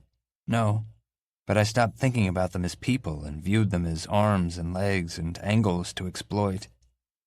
"Oh, I guess that makes sense." I turned into the entrance for Jonathan Dickinson State Park and pulled up to the guard booth. It cost $6, most of which I paid in quarters. Calvin watched me curiously but kept quiet until I parked the car. "Here we are," I said. "This was your big plan?" He didn't sound impressed. "Not the parking lot. We've still got a ways to hike." Neither of us was dressed for hiking, but most of Florida is pretty flat, so it's not like we had to scale mountains. And a welcome cool front had temporarily chased away the heat, though no sane person would call it winter. Lua and I had visited the park often during her photography phase. We'd spent hours wandering the sandy trails while she snapped hundreds of photos of woodpeckers and scrub brush and palm fronds. The most beautiful picture she'd taken was of a heart someone had drawn in the dirt in the middle of a path, footprints trampling its soft lines. She'd promised to make me a copy, but never had. Calvin and I walked through the underbrush while I kept an eye out for snakes. Water moccasins and king snakes and rat snakes and black racers. The trails held a million places for those beady-eyed death noodles to hide. I couldn't tell if Calvin was enjoying himself. I hadn't brought him to the park to hike, but it was necessary to reach our real destination. "Can I ask you another question?" I asked, mostly to fill the silence. "Could I stop you?" "Probably not." "Then go for it." "The guy you told me about, the older one. Was it serious? Was he your boyfriend?" Calvin sighed like he wished he'd never told me in the first place. "We were friends at first. He was there for me after my mom left. He took me fishing on his boat, and sometimes I helped him work around his house." "How do you know? When did things change?" Calvin dragged his feet, his footsteps heavy and plodding. "We were on his boat. He'd brought beer. I was pretty drunk, lying on the deck, getting some sun, and he sat down beside me and started rubbing suntan lotion on my back, and—" His voice trailed off. Then he said, "You know what? I really don't want to talk about this." "He took advantage of you, Cal." Cal clenched his fists. "I knew what I was doing." "He was an adult, a teacher." "Drop it, all right?" I didn't want to drop it, but I worried he'd shut down if I kept pushing. We walked in silence until the trail ended and we broke out of the woods. Ahead of us, at the top of a man-made hill, stood a 5-story wooden tower. It was the tallest object around, taller than the trees. "Come on," I said, leading the way. I was winded by the time we climbed the stairs. Halfway, Calvin had stripped off his hoodie, revealing a white tank top underneath, and tied it around his waist. I walked to the edge and looked out over the park. "This is what I wanted to show you," I said. "You can see the whole world from up here." I'd visited the Grand Canyon and seen the Flatirons in Colorado, but the view from the top of that platform was the most beautiful. We couldn't actually see the whole world. We couldn't even see the ocean, but I imagined we could. Standing there, I could forget the universe had collapsed to less than 1% of its original size. Standing at the top of the world, everything I saw was everything, and maybe that was enough. "I come here to think," I said. I looked toward the horizon and imagined Tommy's out there looking back at me. "What's it like?" Calvin asked. "Being in love, I mean." I leaned against the railing. "We've all got secrets, you know? We've all got things about ourselves we hate and these dark places inside of us we're terrified to show people. We live in constant fear that someone is going to discover the rotting corpses we keep buried in those dark places, and that when they do, they'll despise us for them." I glanced at Calvin. He was leaning with his back against the railing, his arms folded across his chest. "Being in love with someone is knowing that no matter what you show them, no matter what you've done, they'll never reject you." Calvin didn't respond right away, and that was fine. I wasn't sure exactly what was going on in his mind, but I sensed he needed space to figure it out. After a few minutes, he said, "If you love Tommy so much, and you're sure he loves you, why are you spending time with me?" He shifted from one foot to the other. "I know you said we're just friends, but you can't tell me there's nothing going on between us." Calvin's boldness caught me off guard. "I love Tommy, and he loves me, and that confuses the hell out of me. You confuse the hell out of me, Cal, because you're here and he's not, and I don't know what to do." "What if Tommy comes back, Ozzie? What happens to me?" "You're still my friend. You'll always be my friend. But nothing more." I don't know. As much as it must have hurt, I owed Calvin the truth. The laughter I'd mined from him earlier had disappeared. I leaned against the railing next to him, so close we were nearly touching. "Listen, Calvin, I like spending time with you, but I can't tell you what's going to happen next. You might learn something about me you don't like, or school will end, and we'll go to different colleges and never see each other again. Or the universe may collapse and swallow both our lives. I just don't know." Calvin turned and looked out over the park. "The guy, the teacher, I thought he loved me." "People are assholes." "You're not an asshole, Ozzie." "Neither are you, Cal." 201,833 astronomical units. Dr. Dixie McCraney looked like she'd spent the morning making out with Pennywise the Clown. She nursed a 30-ounce iced coffee like it was a baby bottle, and she was literally the first therapist I'd seen who sat behind a desk. I sat on the other side in an uncomfortable modern pleather chair. She was reading my file. She'd been reading my file for the last 5 minutes, nodding occasionally, her lips moving silently. She finally set it down and said, "You sure have plowed through a lot of doctors, Oswald Pinkerton." Then she had the nerve to smile like she'd made a hilarious joke. "What can I say? I'm indecisive." "How about you start by telling me a little bit about why you're here?" Why didn't they ever know? I thought the whole point of seeing a therapist was to get answers, not waste my time providing them with obvious ones. "Let's see," I said. "My boyfriend vanished, and I'm the only one who remembers him. I tried to run away to find him, and the plane I was on crashed only minutes after a cop pulled me off of it. The universe is shrinking, and I gave a blowjob to a guy who cuts himself, had a fling with a teacher, and who I may like but can't date because I'm definitely still in love with my imaginary boyfriend." I snapped my fingers. "Also, my parents are getting divorced, and my idiotic older brother joined the army and will probably shoot himself in the foot." Dr. McCraney's mouth formed an O. "Heavens," she said. "Your life is heaps more interesting than mine. All I've got is a cat with 6 toes. "Fascinating. But I think we should set those issues aside for the time being." "We should?" McCraney nodded. She slurped her iced coffee. She actually slurped it. The sound made me want to stab her with her straw. "I want you to tell me about the future, Oswald." "I'm psycho, not psychic." "Oh, Oswald," she said, "you're a comedian, aren't you?" "No." Dr. McCraney bulldozed ahead. "What does the future look like for Oswald Pinkerton? Great name, by the way. Do you have any plans for college? Anything you're passionate about? Tell me where you see yourself in 10 years. "I don't know," I said. "I don't know if I'm going to college. I don't know what I want to do with the rest of my life. I'm not even sure the universe is going to survive long enough for me to graduate." I clenched my fists. I couldn't stop fidgeting. The only thing I know for certain is that I need to find Tommy. "Your boyfriend?" Dr. McCraney was the first doctor to refer to Tommy as my boyfriend and not my imaginary boyfriend. "My future was Tommy. My future is Tommy." "I see," McCraney said. "And you're worried any choice you make regarding your future now necessarily excludes him." "Yes," I said. Hallelujah. Finally, a doctor who understood. "Tommy was my everything. All my friends are leaving. Lua's going on tour. Dustin's heading to the University of Florida. Even Calvin will probably get out of Cloud Lake.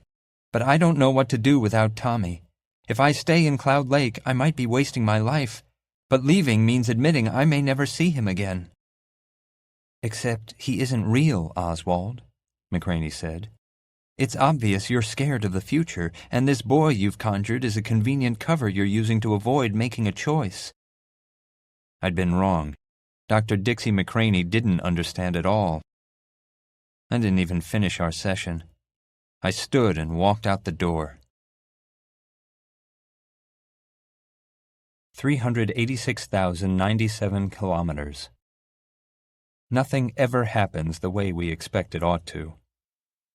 I pulled into Lua's driveway to pick him up for a show at ASL and honked. He ran out the front door, guitar case slung over his shoulder, wearing leather pants and something that looked like a straitjacket. After he tossed his gear into the back, he climbed into the passenger seat and held up his arms. Rust-colored buckles dangled from the sleeves. "You like it?" he asked. "Dinah helped me make it." I didn't answer. He could have gone on and on about anything and everything, and I wouldn't have said a word because of the 2 envelopes sitting in my lap. 2 envelopes that held my future. Lua snapped his fingers in front of my face. "Ozzie, are you listening?" I picked up the envelopes and shoved them at Lua, who immediately quit talking. "You have to open them," I said. Letters from UC Boulder and New College had both been waiting for me when I got home from school. Not my parents, not the realtor or some unknown family feigning interest in buying our house, just those 2 letters. I'd taken them to my room, sat on my bed and stared at them. But after my rejection from Amherst, I hadn't been able to open them alone, so I brought them to Lua. Lua took the envelopes. "Which one first?" "Doesn't matter." "You're going to get in," he said. Maybe I would have believed him before, but the first rejection had proved nothing was certain. "Just do it," I said through clenched teeth. Lua tore open the first letter, unfolded it, read it, and set it on his lap. Then he repeated the process with the second, all while I sat there fighting the urge to puke. "Oh, Ozzie," he said. "I'm so sorry." My gut twisted. I ground my teeth together so hard I thought they would shatter. Then he said, "You're going to be stuck in school for another 4 years. You got in!" "What?" "You're going to college!" "Which one?" "Both, Ozzie. You got into both." Lua burst out of the car, ran around to my side, and pulled me out. He squeezed me, and we jumped up and down in the middle of his driveway. "I got in?" I said. "You got in!" Ms. Novak must have heard us shouting, because she came running out of the house in a robe with her hair in curlers, asking what happened. And Lua said, "Ozzie's going to college!" And Dinah screamed and jumped up and down with us, our hands joined like the points of a star. Lua hugged me and whispered into my ear, "I'm so proud of you, Oswald Pinkerton. I always knew you were too big for Cloud Lake." "I got into college," I said to Belladonna as she drew a fat black X on the top of my hand. "Good for you, baby," she said. "Now all the boys are going to be chasing you." I rolled my eyes, but I was still grinning. Lua hadn't invited me to the show solely to watch. He and the band had finished recording their EP and had copied the songs onto flash drives shaped like skeleton keys for me to sell. I set up a table in the back corner of the club. $5 for the flash drive, $10 for a t-shirt. Each shirt was emblazoned with the band's logo on the front, a cracked clock with a silhouette of Lua over it, and on the back was a list of tour dates, each set in the far-flung past or distant imagined future. I hadn't spent much time with Lua lately. I'd been busy with Cal, and Lua had been busy with the band. But I promised him we'd go to IHOP after the show to catch up, and not only was I desperate to spend time with my best friend and find out what was going on in his life, I really needed to talk to Lua about Calvin. I couldn't think straight around Cal. Kissing him filled my thoughts, though we'd managed to keep our lips firmly to ourselves. Sometimes we stayed up all night on the phone debating why the universe, the boundaries of which now extend barely farther than the moon, kept shrinking. I asked Calvin to explain where daylight came from without the sun, but he didn't recognize the word, which made the discussion difficult. Everything was happening so quickly that I hadn't had time to process what it all meant. Getting into UC Boulder, a new college, was an amazing feeling, but it meant I would have to make a decision about whether to leave or stay. Should I stay in Cloud Lake for Tommy? Leave for myself? Could I admit that I had feelings for Calvin that I found increasingly difficult to ignore? Too many choices. Too many decisions. I'll take a t-shirt. $10, I said, without looking up from my phone. Calvin had texted me a picture of the Thai food he and his dad were eating, and I was trying to think up a witty reply. This piece of shit isn't worth $10. I glanced up, and the last person I expected to see was Trent Williams. He looked so out of place, wearing a Miami Dolphins jersey and khaki shorts, a sneer cutting his ogre face. I snatched the shirt back from him and returned it to the pile. What are you doing here, Trent? Came to see the show, what else? Trent was 18, but he must have had a fake ID that said he was old enough to drink because he held a beer in one hand. So this is what a fag bar looks like, he said. A couple of people nearby glared in Trent's direction. I'm surprised I've never seen you here before, considering what people at school say about you. Trent's smirk transformed into a snarl. Was it you? Whatever Fry told you about me is a lie. He's a fucking liar. Calm down, Trent, I said. I'm sure it's totally normal to get a boner while wrestling with another guy, especially if you're gay. Fuck you, Pinkerton. He inched closer to the table, but a line had begun to form behind him, and a woman said, Move it, creep. Trent bristled and sneered. I doubted he'd start a fight in a club full of people who'd kick his ass for using the word fag, but pride makes people do stupid shit.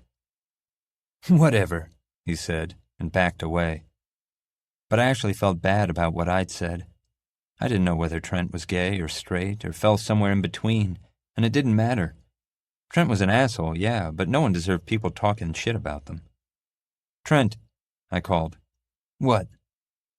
Lua and I are going to IHOP after the show. Why don't you come with us? It had to be getting into college and my preoccupation with Calvin. Those were the only reasons I could think of that I was being nice to an asshat like Trent. I'd rather choke on a shit burrito, he said, and disappeared into the crowd. Whatever. I'd tried. I sold out of the flash drives before the stage lights rose on Lua and the band. Your Mom's a Paradox grew more confident every time I watched them play. It was only a matter of time before they graduated from opening band to headliner, and I was awed by them, by Lua. There was a moment midway through the show during the song Corporal Jackie, the One-Legged Monkey, when Lua cut his finger. Instead of stopping, he smeared it across the front of his straitjacket and played on. It was gross, yeah, but it was so badass. I had no idea what my future held, but I saw Lua's crystal clear, and it shone brighter than I could have possibly imagined. 385,972 kilometers. Holy shit, Lua said, holding his hand over the table for me to see. I'm an idiot.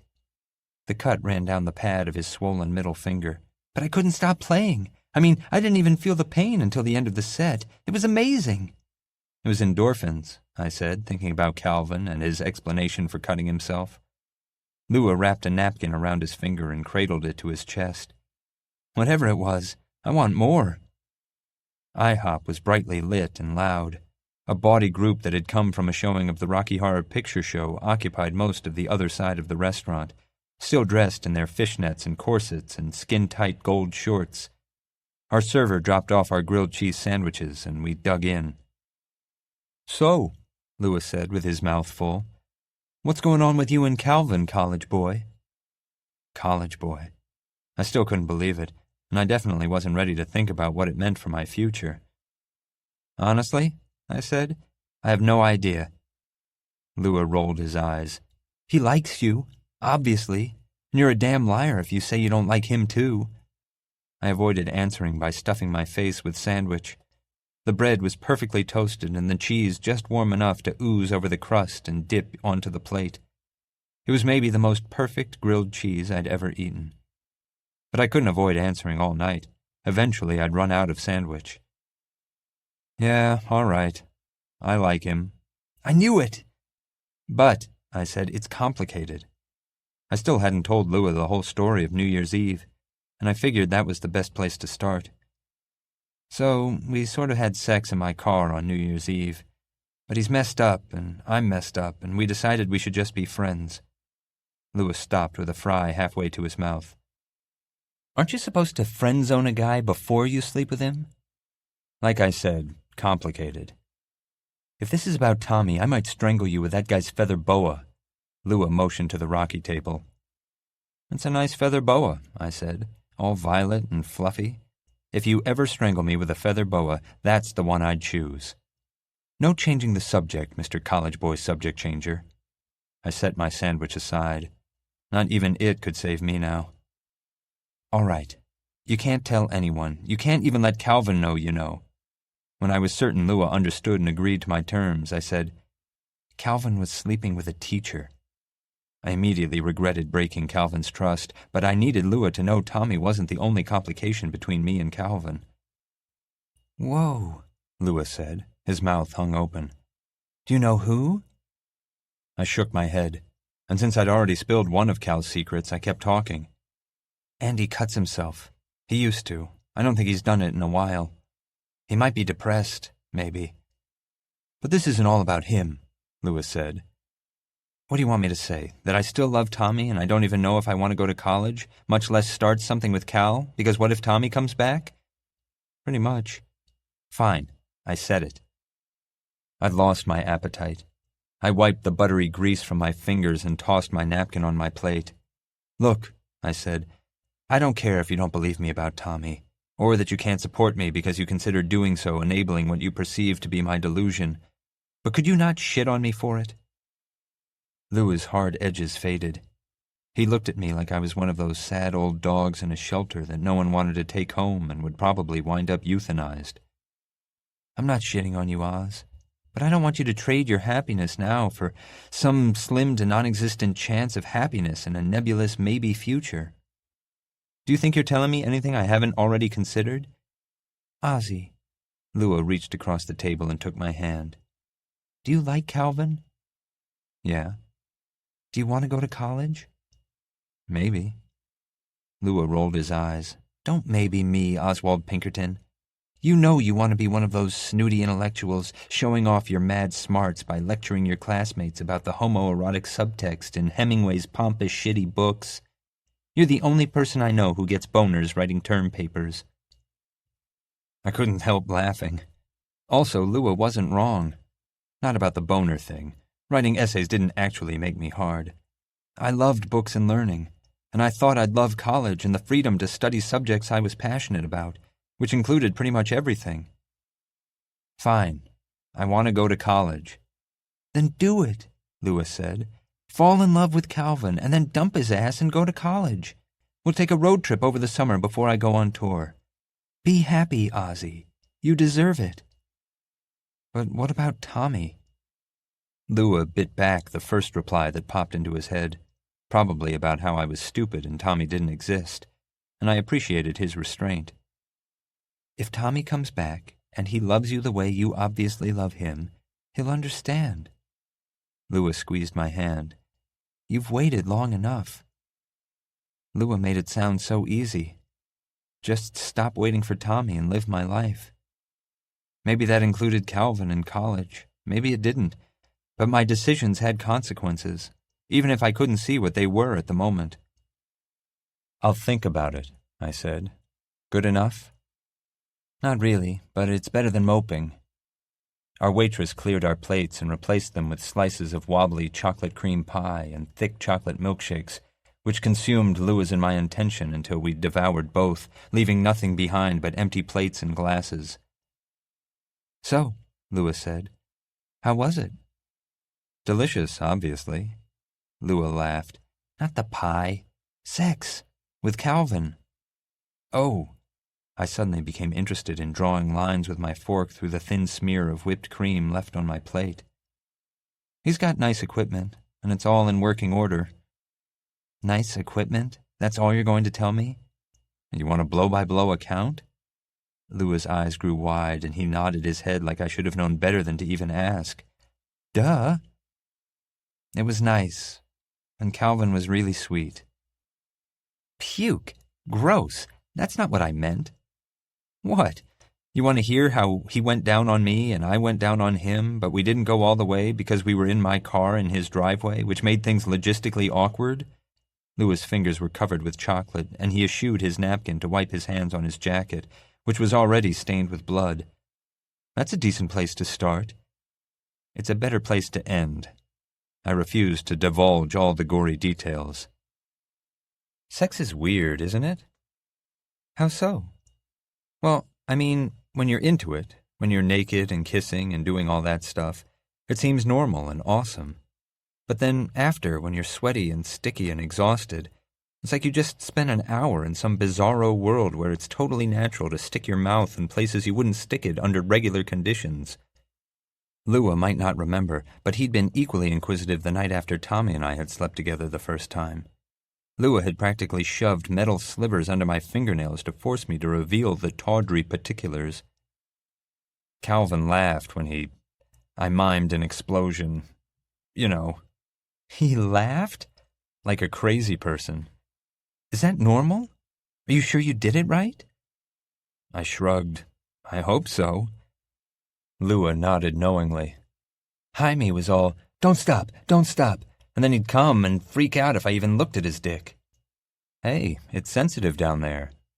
Yeah, well, Jaime was a little too sensitive, Louis said. Most of the time I had to wait for him to leave so I could finish my business alone. You guys have it so easy. A couple of tugs and you're done. For me, getting off feels like cracking a safe. Sure, I can let someone drill the lock and hope they pop it, but it usually takes time and finesse to do the job properly. Many lengthy and graphic conversations with Louis had given me more insight than I'd wanted into female anatomy, but it still seemed abstract to me. While there were definitely downsides to wearing my genitals on the outside, random classroom boners being one of the worst, Louis made the alternative sound much less appealing. Anyway, his laugh was demented, I said. I don't know if he does it every time because we've only done it once, but it was funny, and his body did this weird spasm thing. It was cute and a little unnerving. I decided not to tell Louis about Calvin also calling me a slut, because we'd sorted that issue and I didn't want to give Louis a reason to hate him. Let me guess, Louis said. You're all stone-faced and serious when your soldiers break formation. I don't really know what my face is doing. I'm usually too focused on what other parts of me are doing. Well, I suppose I'm happy you finally got laid. You should do it more often, even if the thought makes me want to vomit up my perfectly delicious pie. Thanks? Louis shook his head, his eyes tinged with sadness. It's not you. I miss Jaime. You regret breaking up with him? Sometimes, Louis said. I still think it was the right thing to do, and I think I miss the idea of Jaime more than I actually miss Jaime. But it was nice knowing there was one person in the world who loved me more than anyone else. I love you, Lou. Louis pursed her lips. Yeah, I know, Oz. He let his thought trail off. I understood what he was thinking, though. It's how I felt about Tommy. Louis was my best friend, and he would always be part of my life, even if he went on tour and I went to college and we didn't talk for months at a time. We were on planets in different galaxies, and Jaime was for Lua as Tommy was for me, the sun around which we orbited, ours and no one else's. Oh, I snapped my fingers, hoping to change the subject. Speaking of Jaime, well, not Jaime, but of guys we hate who totally love you and want to have sex with you, you'll never guess who I saw at the club. If you're going to say Mr. Blakemore, I saw him there a few weeks ago. Lua leaned back in the booth and stretched his arms over his head. I watched him twerk. High school teachers should not twerk. No one should twerk, I said. Lua's fun fact should have surprised me, but it didn't. Any person as persnickety as Blakemore was probably repressing some serious freak tendencies. Still, it was weird to think about teachers having lives and doing things other than grading papers and getting high on the smell of red ink. But that's not who I'm talking about. Don't toy with me, Ozzie. Spill it. Trent Williams. Lua's mouth dropped open, which was exactly the response I'd hoped for. I grabbed my phone off the table and quickly snapped a picture. He slapped at me. Asshole? That one's going on Snowflake, I said, and I was already uploading it. Trent was really at ASL?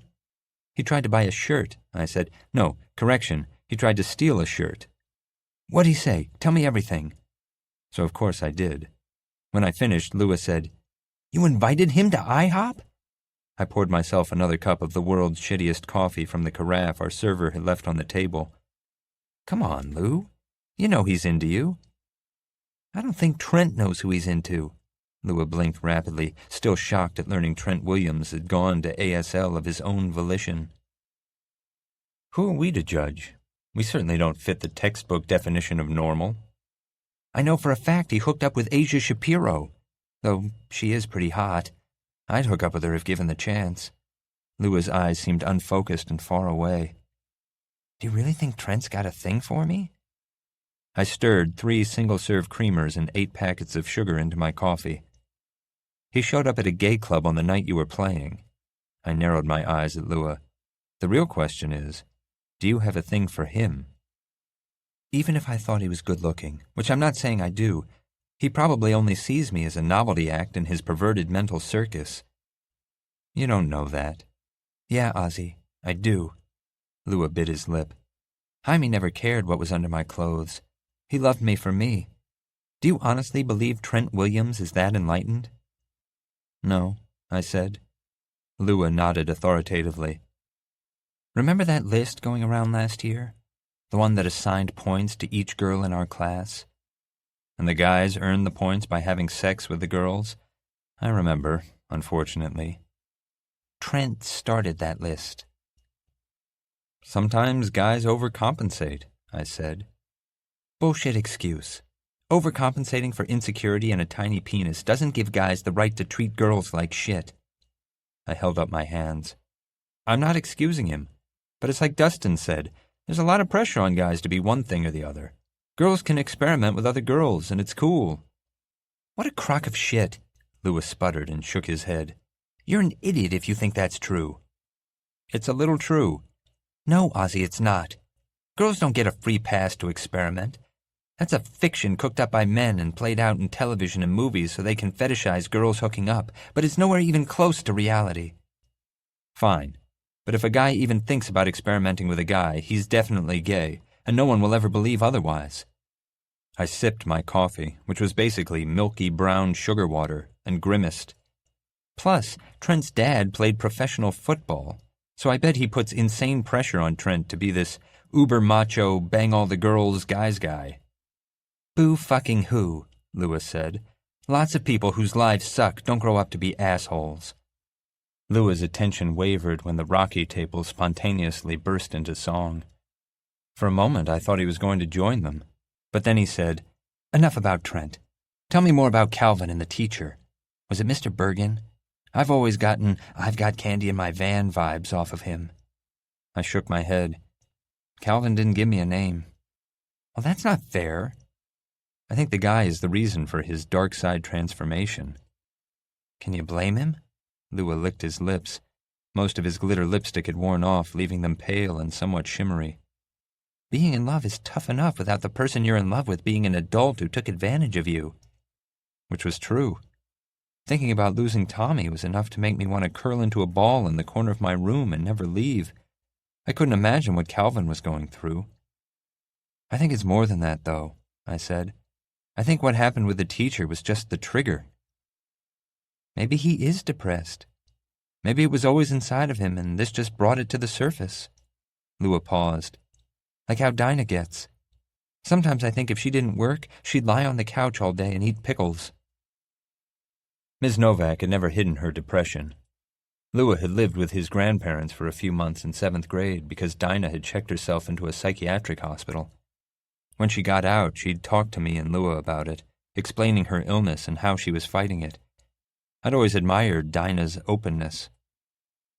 Either way, I think that teacher definitely screwed him up, I said. Do you think that teacher molested him? Calvin said it was consensual, but how could it be? He's only 16. I thought Calvin was 17. I shook my head. He skipped a grade in middle school. Lua formed an O with his mouth. Yeah, well, I can definitely see how having sex with a teacher could have fucked with his head. I just wish there was something I could do. Have you considered telling his dad? I thought about it, I said, but if I rat him out, he'll hate me. Besides, he promised he wouldn't cut himself anymore, so I don't think he's a danger to himself or anything. Lua rolled his eyes. Is that your expert opinion, Dr. Pinkerton? Maybe Lua was right. I'd always felt guilty I hadn't called the police about Tommy's father beating on him, and getting Calvin the help he needed might have been my chance to make up for that. But Calvin's situation was more complicated, and I wasn't prepared to make any decisions about it at IHOP. We should probably get home, I said, rather than answer. Lua and I fought over the bill while the poor waitress stood behind the register unsure what to do. Lua finally won, but I slipped $20 into his jacket pocket while he rocked a victory dance. When we walked out to the parking lot, Trent Williams was sitting on my trunk with his arms folded across his chest. What the hell? I muttered. Trent hopped down when he saw us. What are you doing here? Lua asked, his voice defiant. Pink Lady invited me. Well, you're late, and we're going home. Lua tried to walk to the passenger side, but Trent blocked his path. You don't want to mess with me, Trent. Lua was barely 5 feet tall, but he never backed down from anyone. I used to think he overcompensated for his lack of height with aggressiveness, but time had taught me that Lua was simply fearless. When I tried to push myself between Lua and Trent, I smelled booze on Trent's breath. Go home, Trent. What's your problem? I just want to talk to the he-she for a minute. Oh, shit, I thought. Lua balled his fists and clenched his jaw. He stood straighter and looked Trent dead in the eyes. I had a good 4 inches on Trent, but the guy had rocks for brains and muscles. If we fought, I'd lose, but I wasn't as worried about Trent starting a fight as I was about Lua starting one. Dude, you're drunk, I said. I'll give you a ride home, but you have to cut this shit out. Trent shoved me back. I don't need a ride from the Pansy Patrol. I just want to talk to Lua. I fished my keys out of my pocket and unlocked the car doors with the fob. Come on, Lua. Let's get out of here. I was worried I'd need to wrestle Lua into the car to keep him from throwing down with Trent, but I was relieved when Lua opened the door and started to climb inside. Trent lurched forward and slammed the door shut. A high-pitched wail ripped from Lua's throat, raw and animalistic. I'd never heard a sound that hopeless in my life, and I never want to again. He was screaming, and I felt his pain like it was my own. Trent was going, "Fuck! Oh, fuck! Fuck! I'm sorry!" And he grabbed the handle and pulled the door open again. Without hesitation, Lua kneed Trent in the balls, and it wasn't some half-hearted move either. Lua folded him. What happened? I ran around to their side. Lua was cradling his hand against his chest. That asshole slammed my fingers in the door, Lua said. Trent was still moaning on the ground, clutching his balls, and Lua kicked him in the arm with his steel-toed boot. I tried to coax Lua into letting me look at his hand, but he protected it like a wounded bird. His fingers, from what I could see, were already swelling and bruised. Shit, Ozzie. Shit, I think he broke my fingers. I'm calling the cops, I said. I already had my phone out and was dialing. Lua shook his head. Don't. Let's just go. He assaulted you, Lua. I don't care about him. Lua screamed. "I can't play guitar without my fingers, Ozzie. Don't you get it? I need to go to the hospital right now." I hustled Lua into the car and left Trent moaning in pain in the parking lot. Dinah ran into the hospital a little after 2 a.m., straight from a date and dressed in a short black skirt. Trent had broken 3 of Lua's fingers. His index was fractured in 2 places and would require surgery. The whole time we were waiting for the x-rays, Lua kept saying, "How am I supposed to play now?" I wished I had an answer, but I didn't. 382,011 kilometers. Lua held up her purple and green fingers for Calvin and Dustin to see as we sat at our usual lunch table. The emergency room doctor had splinted her fingers the best he could, but they still looked deformed. "Do you want me to murder him for you?" Dustin asked. He looked past me across the lunchroom toward Trent, who looked no worse for wear. I'd called the police on the way to the hospital to report a drunk guy in the parking lot of IHOP trying to drive home, but he must have either left before the cops had arrived or managed to talk his way out of it, and it made me hate him more. Lua shook her head. She'd refused my calls over the weekend and hadn't said much since she'd arrived at lunch. All the air had leaked out of her. She'd even subdued her normally flamboyant wardrobe, wearing jeans and a black blouse. Lua looked so aggressively normal. "You'll be able to play again, right?" Calvin said. I'd filled him in on what had happened, and he'd spent the rest of the weekend beating himself up for skipping the show, like he could have stopped Trent. Okay, maybe he could have.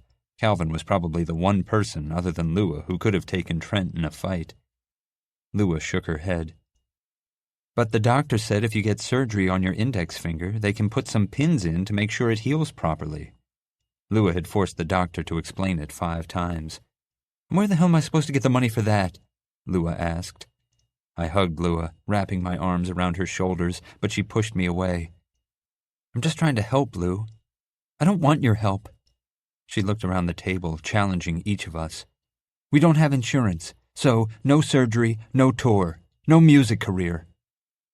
"What about—" Dustin began, but Lua slammed her good fist on the lunch table, causing her tray to jump. "I can't deal with this right now." Lua stood and walked out of the cafeteria.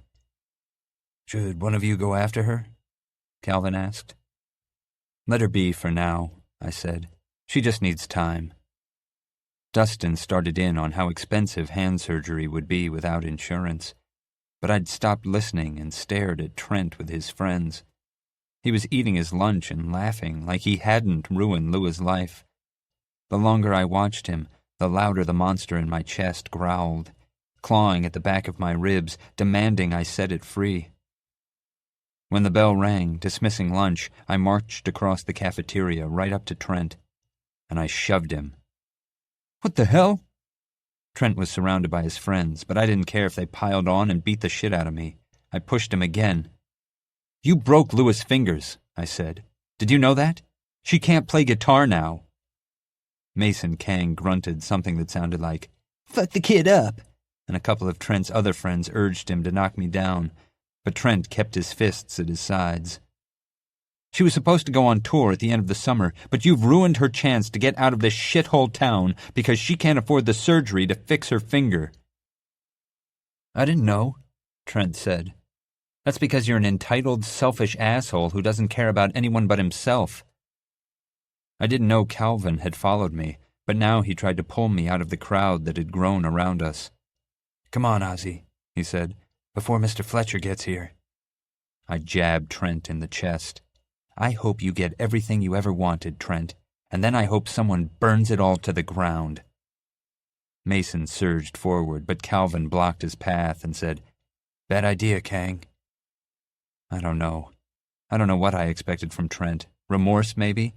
Some acknowledgement that he understood how badly he'd screwed up Lua's life? Instead, he puffed out his chest and said, "Whatever. Her band sucked anyway." Calvin grabbed me by the back of my shirt before I could attack. He locked his arms around me and half pushed, half dragged me out of the cafeteria. Dr. Greg Nelson played with his stylus, tapping the rubber nub on his leg. "How big is the universe?" I asked. I asked you why you thought you were here, he said. Humor me, all right? Nelson pursed his lips, but nodded. About 380,000 kilometers. 382,011 kilometers, to be exact, I said. It ends just past the moon. Oswald, I'd like to talk about you, not the universe. I shifted on the couch, trying to find a comfortable spot, but the cushions were lumpy and a spring kept poking me in the butt. Where does daylight come from? Dr. Nelson stopped fidgeting. He looked at me, his vague smile frozen. I don't follow. The universe. It consists of Earth and the moon, right? So where does daylight come from? I didn't wait for him to answer. There used to be a sun, a star in the center of our solar system. That's what generated the light and heat for our planet. But it's gone, so what warms the planet? Why isn't it dark all the time? Solar system? Star? I'm not familiar with those terms, Ozzie, he said. Now, I'd like to talk about you. Tell me how you're doing. Right. Why would there be a word for a thing that doesn't exist? The word universe comes from an old French word, which itself was derived from the Latin word universum. It means all, everything, the totality of existence, which had shrunk to include nothing more than the moon after Trent broke Louis' hand. I'm fine, I said. Everything's fine. I stopped and thought about it, then said, You know what? No, everything's not fine. My best friend's dream was destroyed by a prick who doesn't give a fuck, and I can't fix it. I can't let myself feel things for the guy I like, who's actually around, because I refuse to give up on the guy I love, who no one believes exists. My parents suck, my brother's gone, and no one can tell me where the light comes from without a goddamn sun. Dr. Nelson retrieved his tablet from beside his chair and wrote something on the screen with his stylus. I'm going to recommend to your parents that you meet with a psychiatrist. You have got to be kidding me. In addition to our sessions, I believe you would benefit from medication, so I'm referring you to Dr. Taylor Lowry for evaluation. He finished writing and set his tablet aside. I shook my head. No, screw that. I don't need medication. There's nothing wrong with me. Dr. Nelson's smile smoothed out like he was speaking to a wild animal. You probably have some misconceptions about psychiatric medications, but they're not going to turn you into a zombie or alter your personality. They might, however, help you strengthen your grip on reality. There's nothing wrong with my grip on reality. You all are the ones incapable of seeing what's really going on. Why don't you just meet with Dr. Lowry and we can take it from there? Or, I said, you could eat a bag of deep-fried dicks. How does that sound? Mom and Dad were waiting for me when I got home. They were both sitting at the breakfast nook, and they were talking. The last time I'd seen them in the same room together was Rennie's going-away dinner. What happened? I asked. Is Rennie all right? Did something happen to him? Dad stood and held up his hands. Warren's fine. Then what's going on? My heart was racing. Mom pushed out a chair between her and Dad. Sit down, Ozzie. Your father and I want to talk to you. I dropped my backpack by the stairs and trudged to the chair. On the table lay 2 more letters, one from UF and one from NYU. Without waiting for permission, I tore them open. Yes from UF, no from NYU. I was all grins when I looked up. I got into the University of Florida. Dad took the letters and read each. That's good, son. Good for you. Actually, that's part of what we wanted to discuss with you. He glanced at my mom. Kat, do you want to start? Mom nodded. Ozzie, sweetheart, we sold the house. Whenever she had to tell me something she knew I wasn't going to like, she spoke in a firm but annoyingly reassuring tone, like I was 5 again and she was telling me my goldfish had died and she was worried I might have a complete meltdown. It's not as much as we'd hoped for, but your father and I agree we're not likely to get a better offer. Good for you. I knew it was for the best that my parents separated and finalized their divorce, but we were talking about my childhood home. It was the backdrop for all of my memories. The idea of strangers living in it felt wrong. I've already bought a 3-bedroom condo in Seabrook, Dad said. It's only a few miles from here. I wasn't ready to get into an argument over who I would end up living with, because maybe I would go to college, and then it wouldn't matter. All I'd need was somewhere to crash on holidays and during the summer, and I wouldn't even need to stay with one of my parents. Ms. Novak would definitely let me sleep on her couch. And if I did decide to hang around Cloud Lake to wait for Tommy, well, maybe I could split my time between my mom and Dad equally. Then Mom said, "And I've accepted a job as the COO of a robotics company." "Okay," I said. "They're based in Chicago, Ozzie. I'm moving to Chicago." "Oh." I didn't think my parents divorcing would mean they wouldn't live in the same state anymore, but the idea didn't upset me. At least I wouldn't have to choose between them. "It's whatever," I said. "I'm probably going to college anyway. I'm leaning toward UC Boulder, but New College is tempting, and Dustin's going to UF, so that's always an option." Mom and Dad glanced at each other. They'd spent so long together that they didn't need words to communicate. Maybe that's what had caused the end of their relationship. Maybe they ran out of words. Also, my father was a cheating asshole. "Oz," Dad said. "Dr. Nelson called us." Uh-oh. "He's concerned about you, and so are your mom and I." "Listen, I'm not going back to him. I'll find a different therapist. He wants to put me on pills. Yeah, okay, I shouldn't have told him to eat a bag of dicks." "You did what?" Mom said, her face darkening. Clearly, Dr. Nelson hadn't told them that part. "That's not important," I said. "Just, I'm not crazy, and I don't need to be put on medication." "Ozzie," Mom said, "Dr. Nelson is concerned that, with all of the changes in your life, leaving your support system might not be the best for your mental health."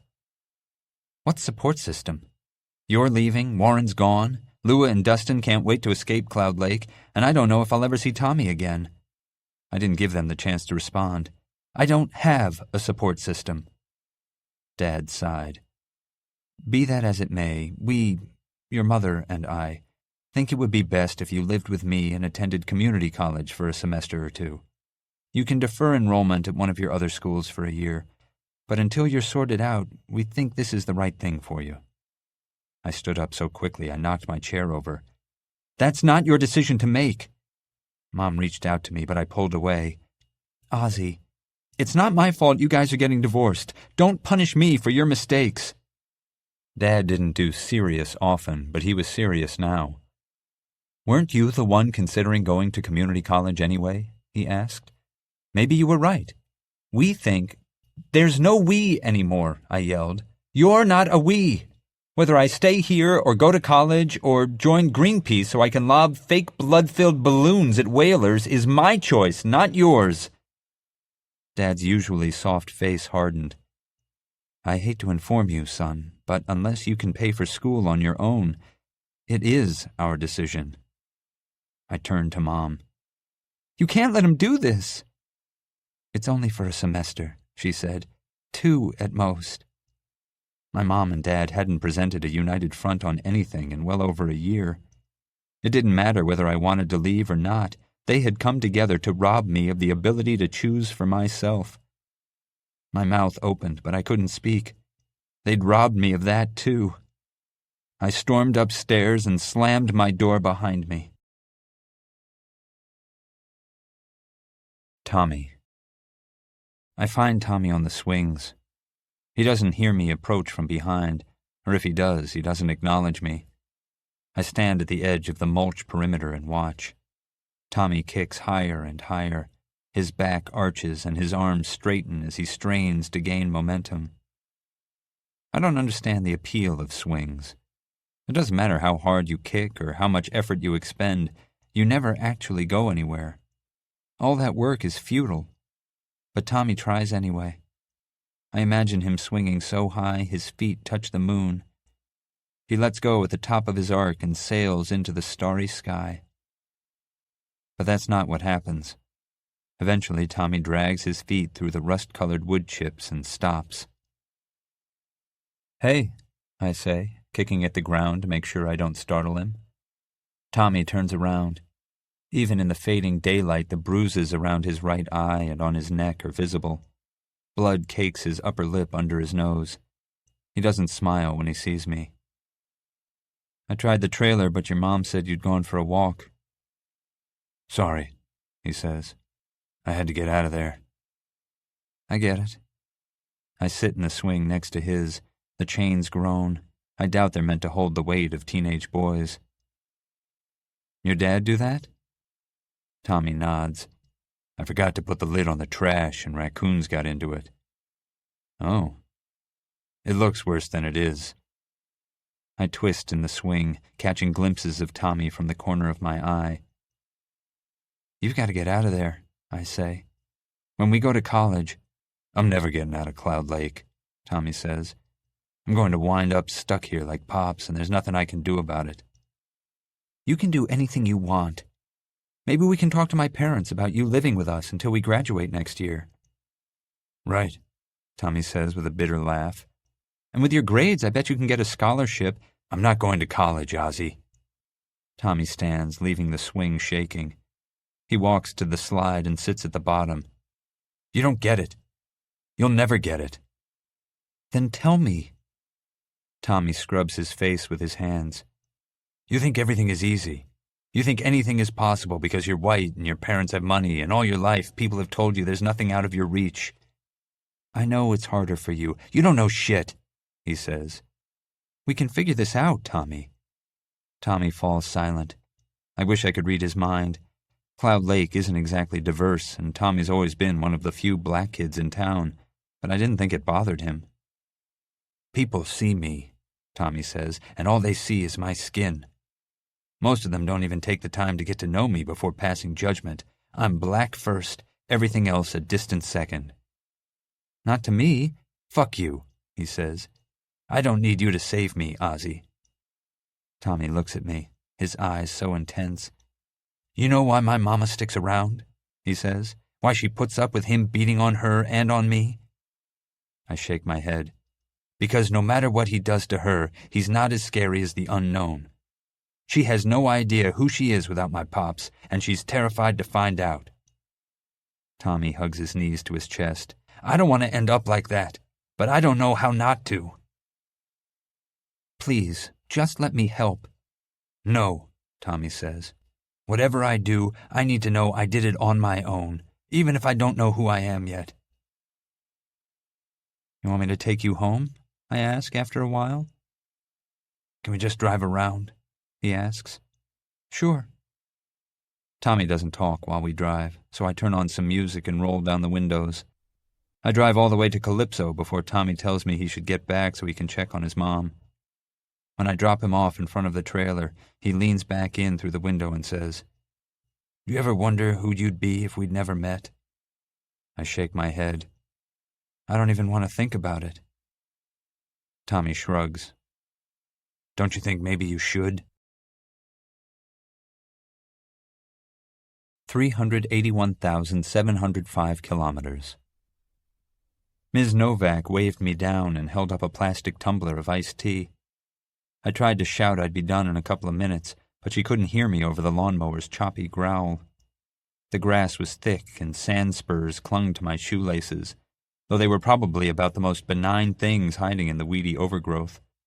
By the time I finished the front yard, my shirt was soaked through with sweat, so I tugged it off and threw it on the trunk of my car to dry. Thanks for helping, Oz, Ms. Novak said when I walked over to take the iced tea.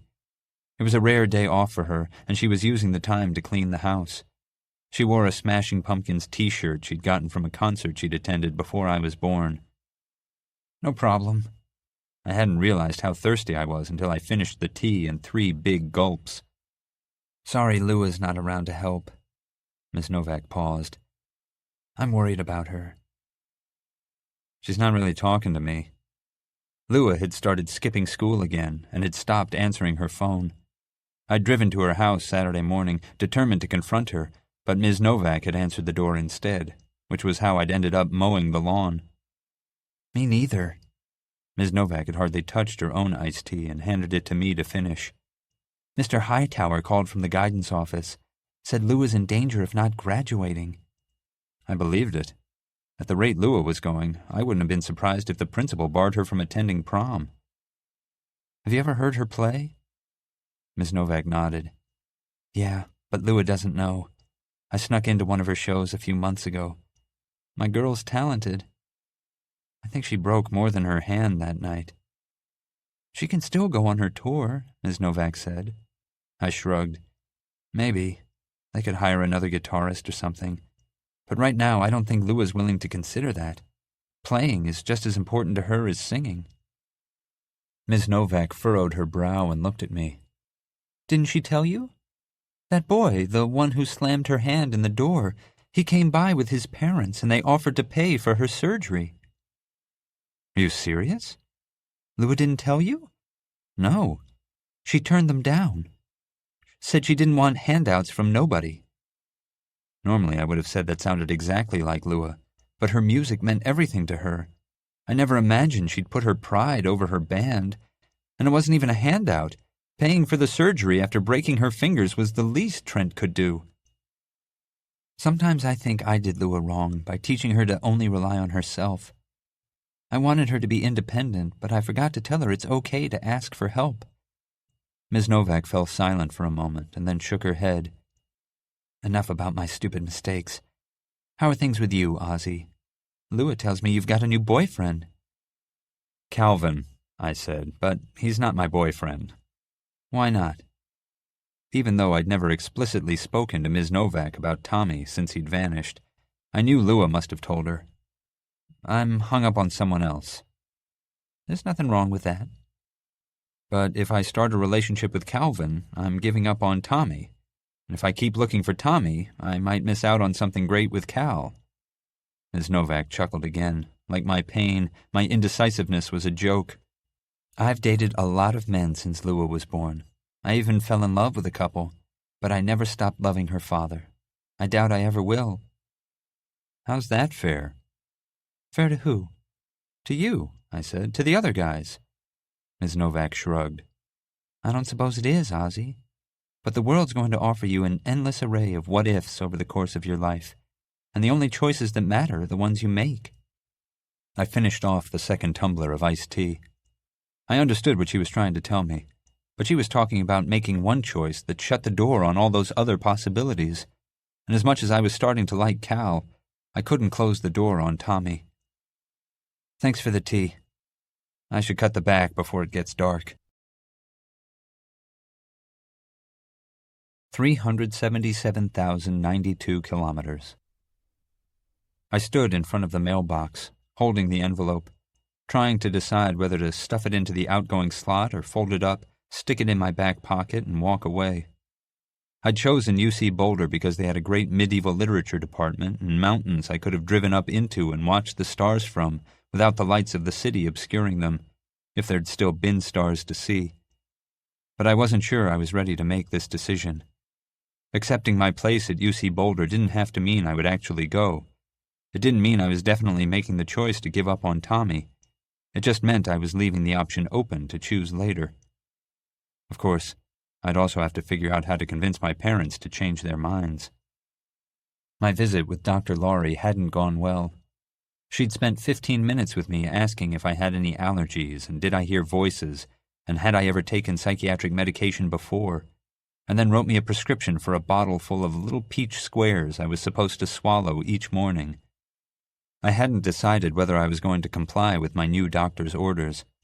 Doing so would be admitting I thought there was something wrong with me, and other than a severe case of chronic indecision, I didn't believe there was. But I hoped at least pretending to go along might help convince my parents I didn't need to stick around Cloud Lake.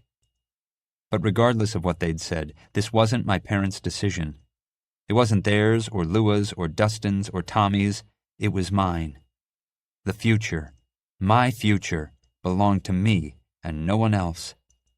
I slid the envelope through the slot and stood back. I'd done it. I was going to UC Boulder. If there was still a Colorado left by the time I graduated. 361,448 kilometers. Calvin grunted hello when he got into the car. and then didn't speak for the rest of the drive.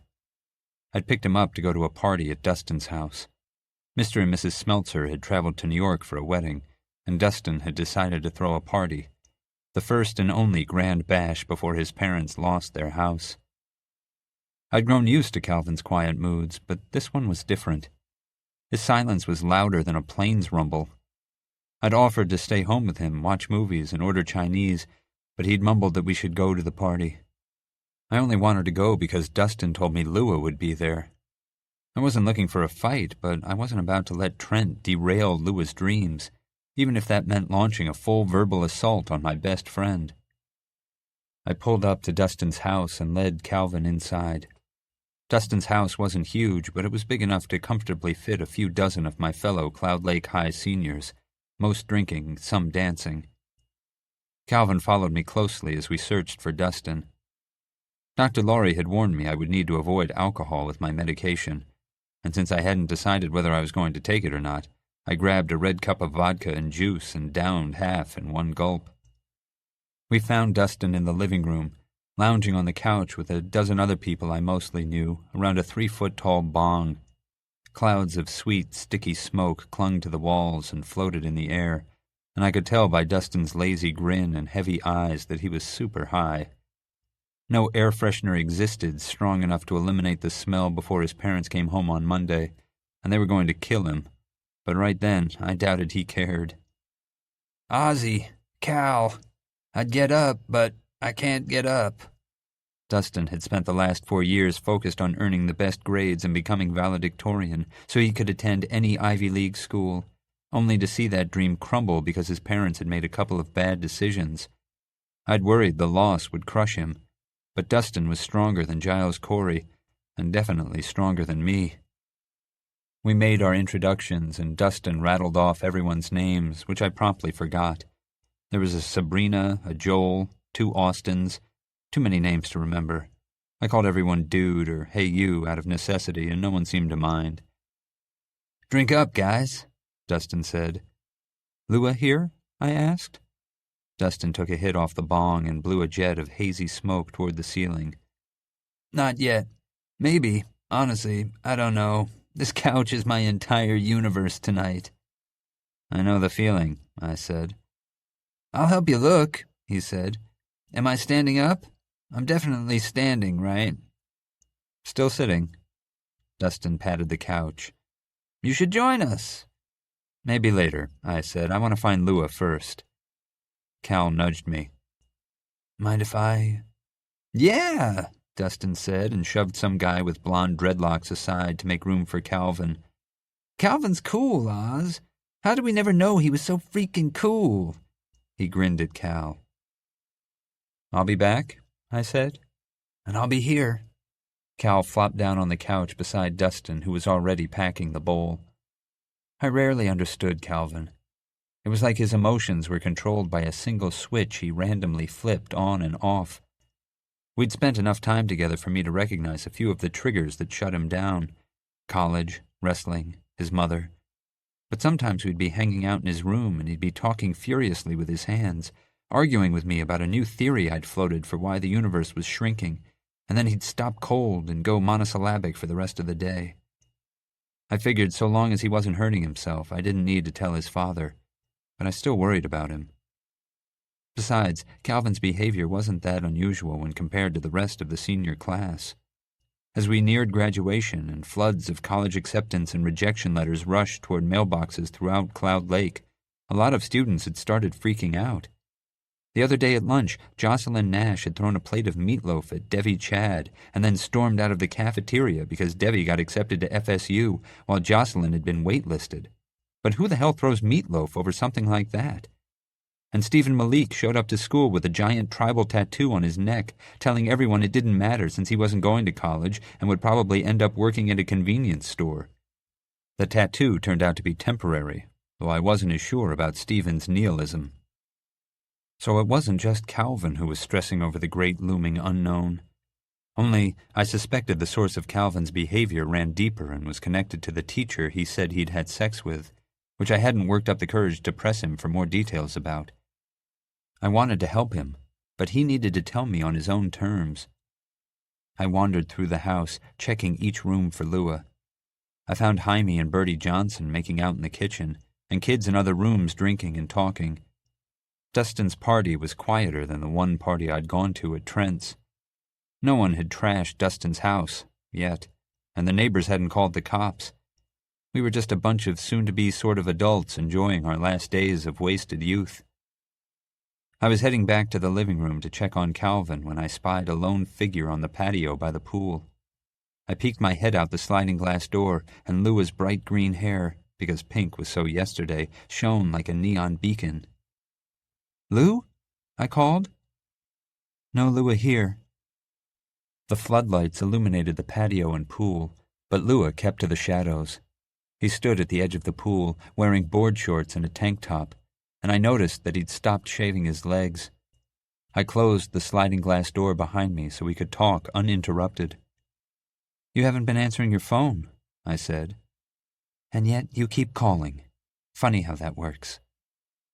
"I talked to your mom today while I was mowing the grass." "Good for you." I walked toward Lua but kept my distance. "Listen, you told me not too long ago that you were drowning. Well, Trent's throwing you a life jacket, and you seem hell-bent on ignoring it. Tell me why." "Because fuck Trent, that's why." Lua glanced at me. "Fine," I said. "Fuck Trent. But accepting his parents' money to fix your hand doesn't make you indebted to him. It's not charity. It's restitution." Lua snorted. He sat on the deck and slipped his legs into the pool, and I sat beside him.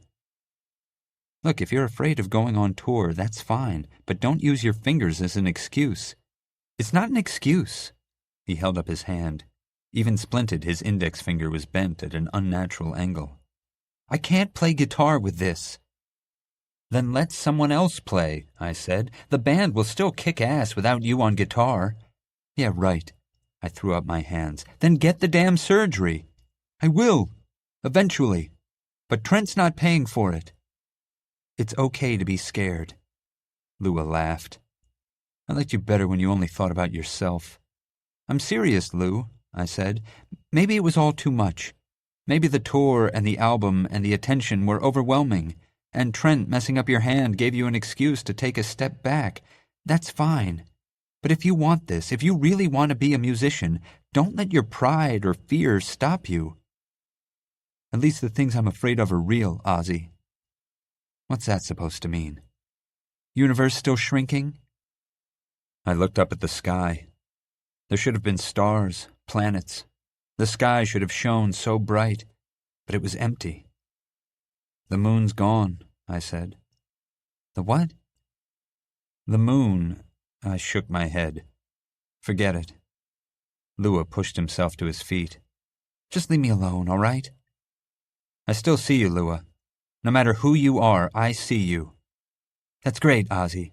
Too bad half the shit you see isn't real." Calvin was stoned when we drove home from the party.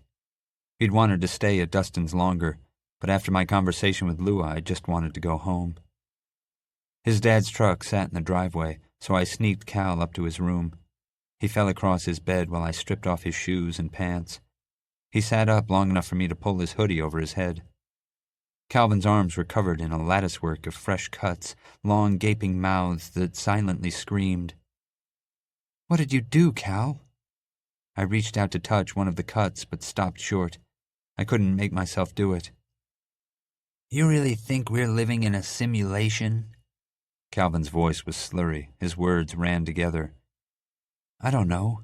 What does that have to do with you cutting yourself?" Calvin collapsed in on himself, like his bones had liquefied.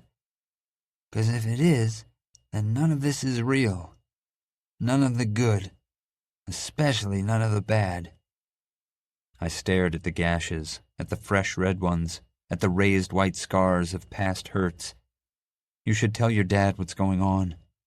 He's worried about you." Calvin pulled me down on top of him and kissed me. It happened so quickly, I kissed him back instinctually. I'd wanted him since New Year's Eve, but I wanted him sober and lucid. I twisted out of Calvin's embrace and backed away from the bed. "Let's talk about this when you're not high." "Whatever." Calvin rolled over, his back to me. He used to give me pills. Dulled everything. Didn't feel the pain. Who was he, Cal? Calvin said, I still don't feel nothing. And I wasn't sure if he knew I was even in the room. We're meant to feel, but not me. Too numb. Look, Cal, if this guy, whoever he is, drugged you to have sex with you, that's rape. You know that, right? Calvin burrowed deeper into his covers. I thought he'd fallen asleep, and I was turning to leave when he mumbled, I never said no. 359,270 kilometers. Goodbye, moon. So long, stars. Along with Tommy and 99% of the universe, I remained the only person who knew they'd ever existed. I pored over science books at work looking for mentions of the moon, but found nothing. None of the Apollo space missions had ever taken place. No country on the planet had attempted a single manned space mission. Instead of the space race in the 60s, the United States and Russia had fought over who could first construct a base on the bottom of the ocean. And President Kennedy's speech at Rice University in 1961 was no longer remembered as one of the greatest speeches in recent history because "We choose to go to the ocean" hadn't inspired the same level of patriotism as "We choose to go to the moon" had. Even though the shrinking universe continued rewriting history, most things remained the same. The technological achievements we'd discovered while trying to explore space still existed. Tommy and I had both gone through a period of obsession with space exploration, and we'd read dozens of books about the missions to the moon and the inventions NASA, which no longer existed, had created for space travel. Take the modern smoke and carbon monoxide detectors found in virtually every home across America. They were originally developed in the 1970s for use on the Skylab space station, but history had compensated for the changes to the universe, and I learned that the DOEA, Deep Ocean Exploration Agency, had invented the detectors during the construction of Atlantis, the first deep ocean base built in the late 1960s. Despite the universe shrinking, history seemed intent on protecting the integrity of the timeline. Like how Tommy's mother had still dropped out of high school even though he'd never been born. Sometimes thinking about it pushed me to the edge of sanity. The damn universe was disappearing, and I was the only person who realized it. If other people knew the truth, there would have been riots and mass suicides and total chaos. But it was a problem I didn't understand and couldn't even begin to conceive of how to solve, so I focused on my other problems, the problems I could actually fix, like Louis' hand, or Cal cutting himself, or packing my room for the move, which my parents had scheduled for the following weekend. When it came to Calvin, I hoped being there was enough to keep him from doing anything permanent. But I worried I wasn't a good or even a reliable anchor for him. I seriously considered telling his father about the cutting, but it had been a week since Dustin's party, and Calvin had kept his word not to hurt himself again, and I'd checked his arms and legs each time we were alone together to make sure. I still felt like my life was splintering, though, and I was terrified I couldn't keep it all from flying apart. Next Sunday was our last day in the house. Mom, who'd started her new job in Chicago, had flown home for the weekend to help pack. I'd begged Dad to hire movers, but he remained obdurately determined we do the work ourselves. The soon-to-be new owners weren't planning to move in for a few months, but Dad said they wanted us out quickly because they intended to gut the house and remodel everything. I was glad I wouldn't have to watch the home I'd grown up in torn apart and transformed into a place I wouldn't recognize. I'd spent Saturday morning cleaning out my closet. A pile of too small clothes lay in a heap across my bed, and I'd gotten sidetracked sorting a box of papers, mostly old homework. The drawing of Tommy that Rennie had given me for Christmas stood propped up against the wall, like he was watching me. My memories and the drawing were all I had left of him. Sometimes I wondered if they were enough. "Ozzie?" Dad called from downstairs. Between working and babysitting Calvin, I'd managed to avoid my parents, especially my dad, whom I was still mad at for cheating on my mom. I hadn't switched sides, but had instead decided there were no winners in this war, and that I was better off hating my parents equally. I continued to play nice, however, because I still hoped to change their minds about letting me go away to college. a plan that had, thus far, met with no success. I wondered if my parents had any control over their decisions, if they were being subtly influenced by forces they couldn't perceive. I still thought it likely Flight 1184 had crashed to send me a message to stay in Cloud Lake, and was forced to consider the possibility that my parents' renewed unity was merely another warning shot fired from the great beyond. "Ozzie!" my mom called. "Ozzie, get down here now!" Her panicked voice echoed through the house and into my room. I pulled on a shirt and headed downstairs. I stalled at the railing, watching Mom and Dad zip through the house like bumper cars. Mom's suitcase sat by the door, even though she wasn't supposed to leave until tomorrow. "What's going on?" I asked.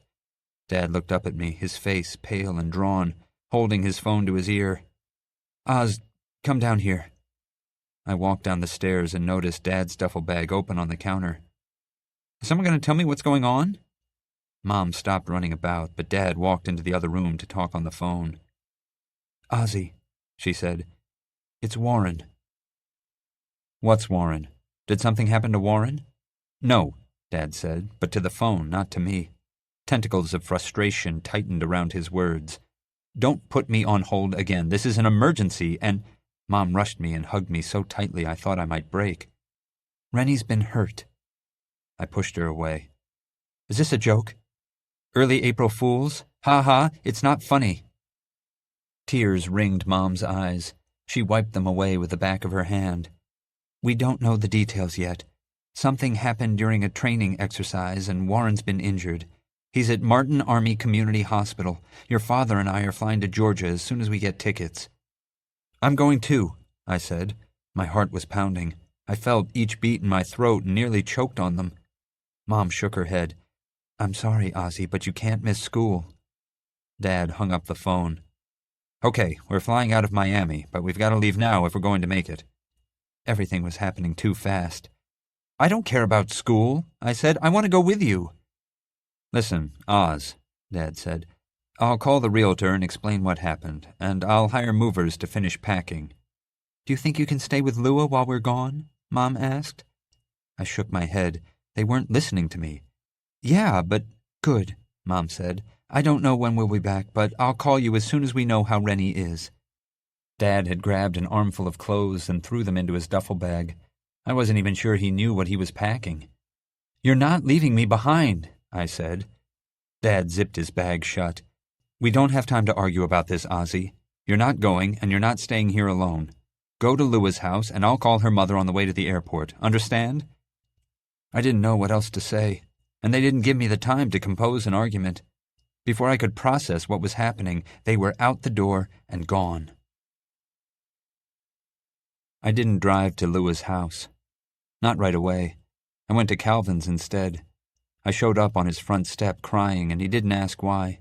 He just hugged me until I stopped.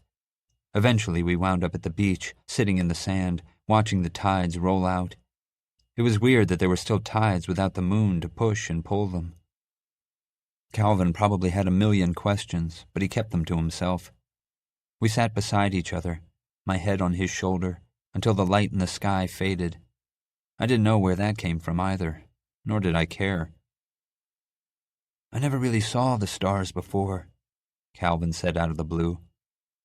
I'd been thinking about Warren, about how stupid he'd been to join the army. He didn't belong there. He wasn't a fighter or a killer. He was just a stupid kid who didn't know what else to do with his life.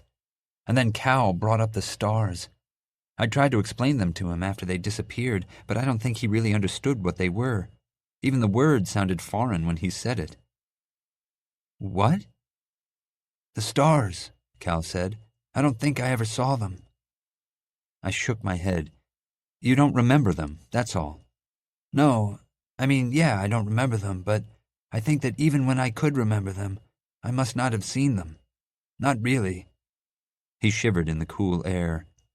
"I think the sky was always empty to me." I wasn't in the mood for one of Calvin's philosophical discussions. Half the time I didn't understand what he was saying anyway. Moments like that, I thought he and Tommy would have liked each other. If they'd met before Tommy and I had, they might have fallen in love, and I'd never have known either of them. "That thing I told you," Calvin said. About being baptized? It wasn't true. It doesn't matter. Yeah, it does. Calvin was quiet for a moment. Then he said, I did nearly drown, and God did speak to me and tell me I could breathe underwater. But it didn't happen at the beach, and I definitely wasn't being baptized. It started on a boat. His boat. He'd given me beer. I was a little tipsy and I fell over the side. He laughed at me because he thought it was funny, and maybe it was, but I sank beneath the surface and didn't float back up. I thought if I let the air out of my lungs and drifted to the bottom of the ocean, everything would be different. Cal, but God told me to breathe, so I breathed, and then he hauled me out of the water. God? Coach Reevy. I pulled away from Cal to look him in the eyes. Your wrestling coach? He's the teacher you were sleeping with? Calvin nodded. I thought he loved me, but then he said he'd found someone new, that I wasn't special anymore. You have to tell someone, I said. Your dad, or a guidance counselor, anyone. He called me to his office last week. Calvin kept talking like he hadn't heard me. No one, it seemed, was listening to me today. Told me he was sorry, that he could help me get into college if you what? Did he do something to you again? Calvin's voice cracked. He buried his face in his hands. The pills he gave me, he said they'd relax me, but then he'd do things to me and I couldn't stop him. My brain would scream at me to fight back, but my body just couldn't. My brother's hurt and he might die. Why are you telling me this now? Because you deserve to know. Listen, Cal, what Coach Reevy did to you isn't your fault. We can tell someone and they'll fire him or arrest him or something, but it's not your fault. The funny thing is, Calvin said, I thought I'd been breathing underwater this whole time, but I guess I've been drowning. I stood and brushed the sand off the back of my shorts. I can't do this, Calvin. I can't. Not with my brother, not with Rennie hurt. I know. I'm sorry. You deserve better than me. Better than you? Who's better than you, Cal? Calvin shrugged. Everyone. Tommy. My phone rings. Its distant chimes bore through my dreams and manifest as thunderous peals from the stars, each one a different note in the heavens that flares when it sounds. I reach out, try to touch them, but they're so distant, and then they fall silent. My phone rings again, and this time I pull the stars from the sky. My hands ignite and burn sapphire blue. My skin melts and drips to the sand. My bones char and turn to ash. But I hold on to the sound. I unspool it and follow it out of the dream. Hello? My voice is groggy. Ozzie? Tommy's voice clears the sleepy fog, and I check my hands to make sure they're not burned. I still remember the pain. I sit up in bed, glance at my alarm clock. It's 3:03 a.m. Tommy? What's wrong? Nothing, he says. I just needed to hear your voice. He's lying. I always know when Tommy's lying, but I also hear other voices in the background, yelling. Your dad? Tommy grunts. They shut off our water. Pops blew the bill money on booze. Can you get out of your house? I'll pick you up. I only have my learner's permit, but I know how to drive well enough to steal Dad's car and get to Tommy. I'm fine, he says. I'm in my room. Block the door with my dresser. Tommy's door is a sliding accordion divider barely thicker than a sheet of cardboard, and definitely not enough to keep his father out. Just talk to me, all right? What about? Tell me where we'd go if we ran away. I whisper to avoid waking Rennie or my parents. My dream of the stars is already fading, but their clear notes linger longest. I think we'd run to Colorado, somewhere in the mountains, or maybe the desert. Either way, we steal a car and drive west. It takes hours to get out of Florida, but we shed our troubles at the border, and at night we sleep under the open sky. I stop when I hear something crash on the other end of the phone. Call the police, Tommy. Ignore it. Do we stop anywhere on the way? Sure. It's difficult to dream up a story about running away when I'm worried Mr. Ross is going to break through Tommy's door and kill him, but I try anyway. We don't take the interstate because the cops are looking for us. We drive the back roads instead, and we pull over at every little stand that sells boiled peanuts. I love boiled peanuts, Tommy says. Then what? We reach Boulder and stop in this cute cafe for breakfast. There's a woman working who keeps looking at us like she recognizes us. Before we leave, she asks if we know where we're going. We tell her we don't. She says the only way to figure it out is to stop searching. I don't hear anything on the other end of the phone, so I say, Tommy, you still there? Nothing for a moment. Then, I'm here. Keep talking. So we head into the mountains with no destination. We drive until we run out of gas. We abandon the car and keep walking. It's winter, and we're cold, but we keep walking. And then, when we're too tired to take another step, we find a log cabin hidden in the trees.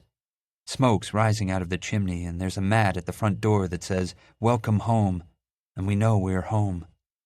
We stay there, and no one ever finds us. Is it real? Tommy asks. It's real, I tell him. As real as you and me. Mr. Ross bellows in the background, and I hear something heavy break. I gotta go, Ozzie. Tommy, wait. Ozzie, I can't. We'll get out of here, Tommy. I love you.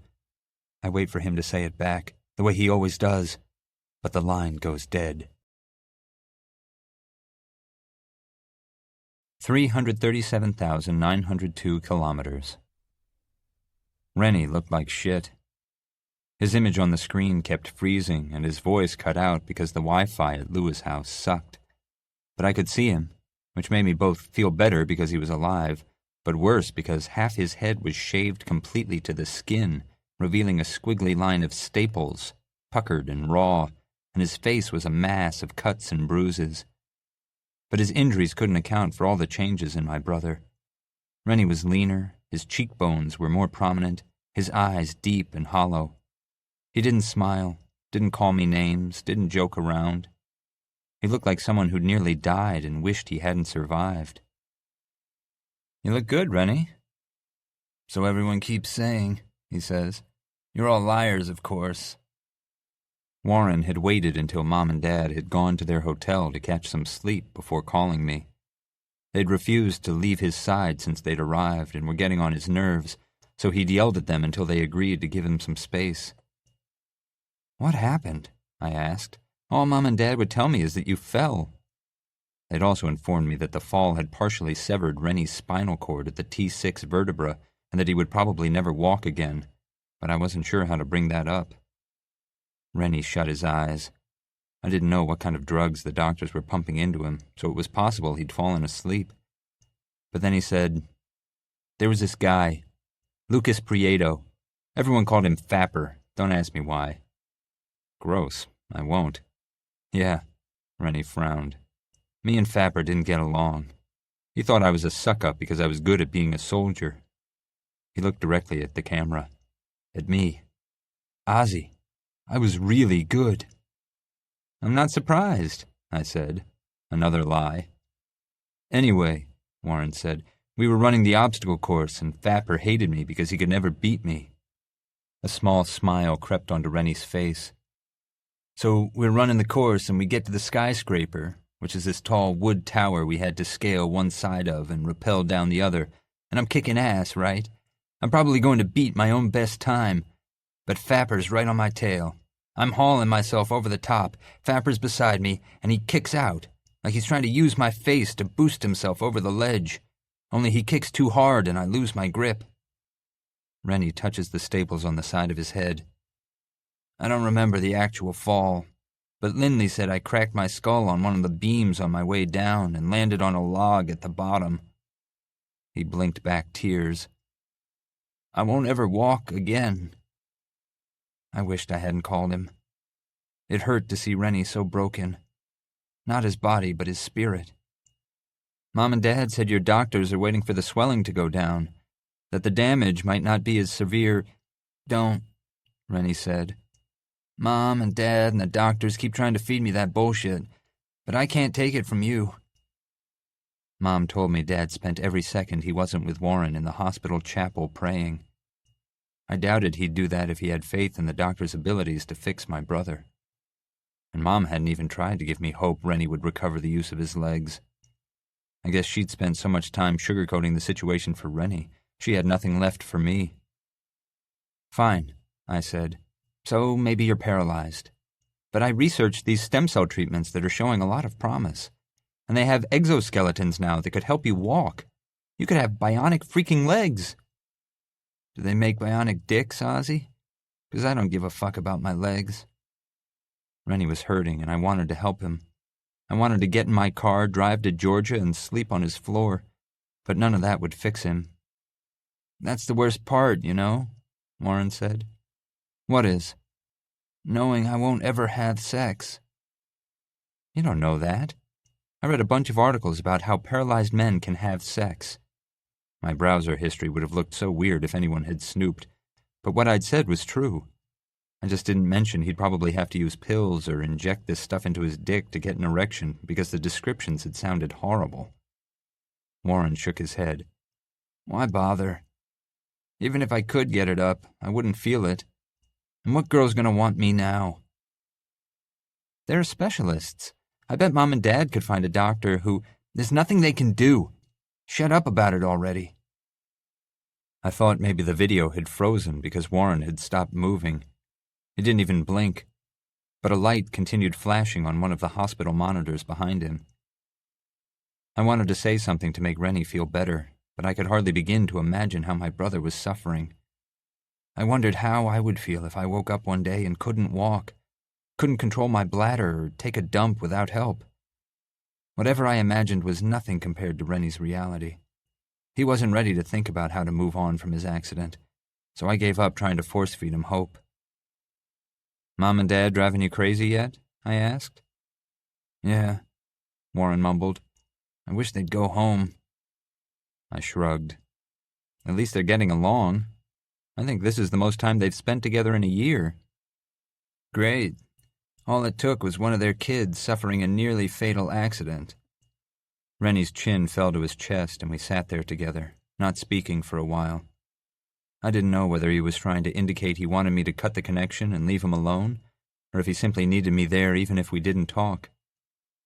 Just when the silence began to veer into uncomfortable territory, Warren said, I lied when I said I didn't care about sex. I'm gonna die a loser virgin. You're not a loser.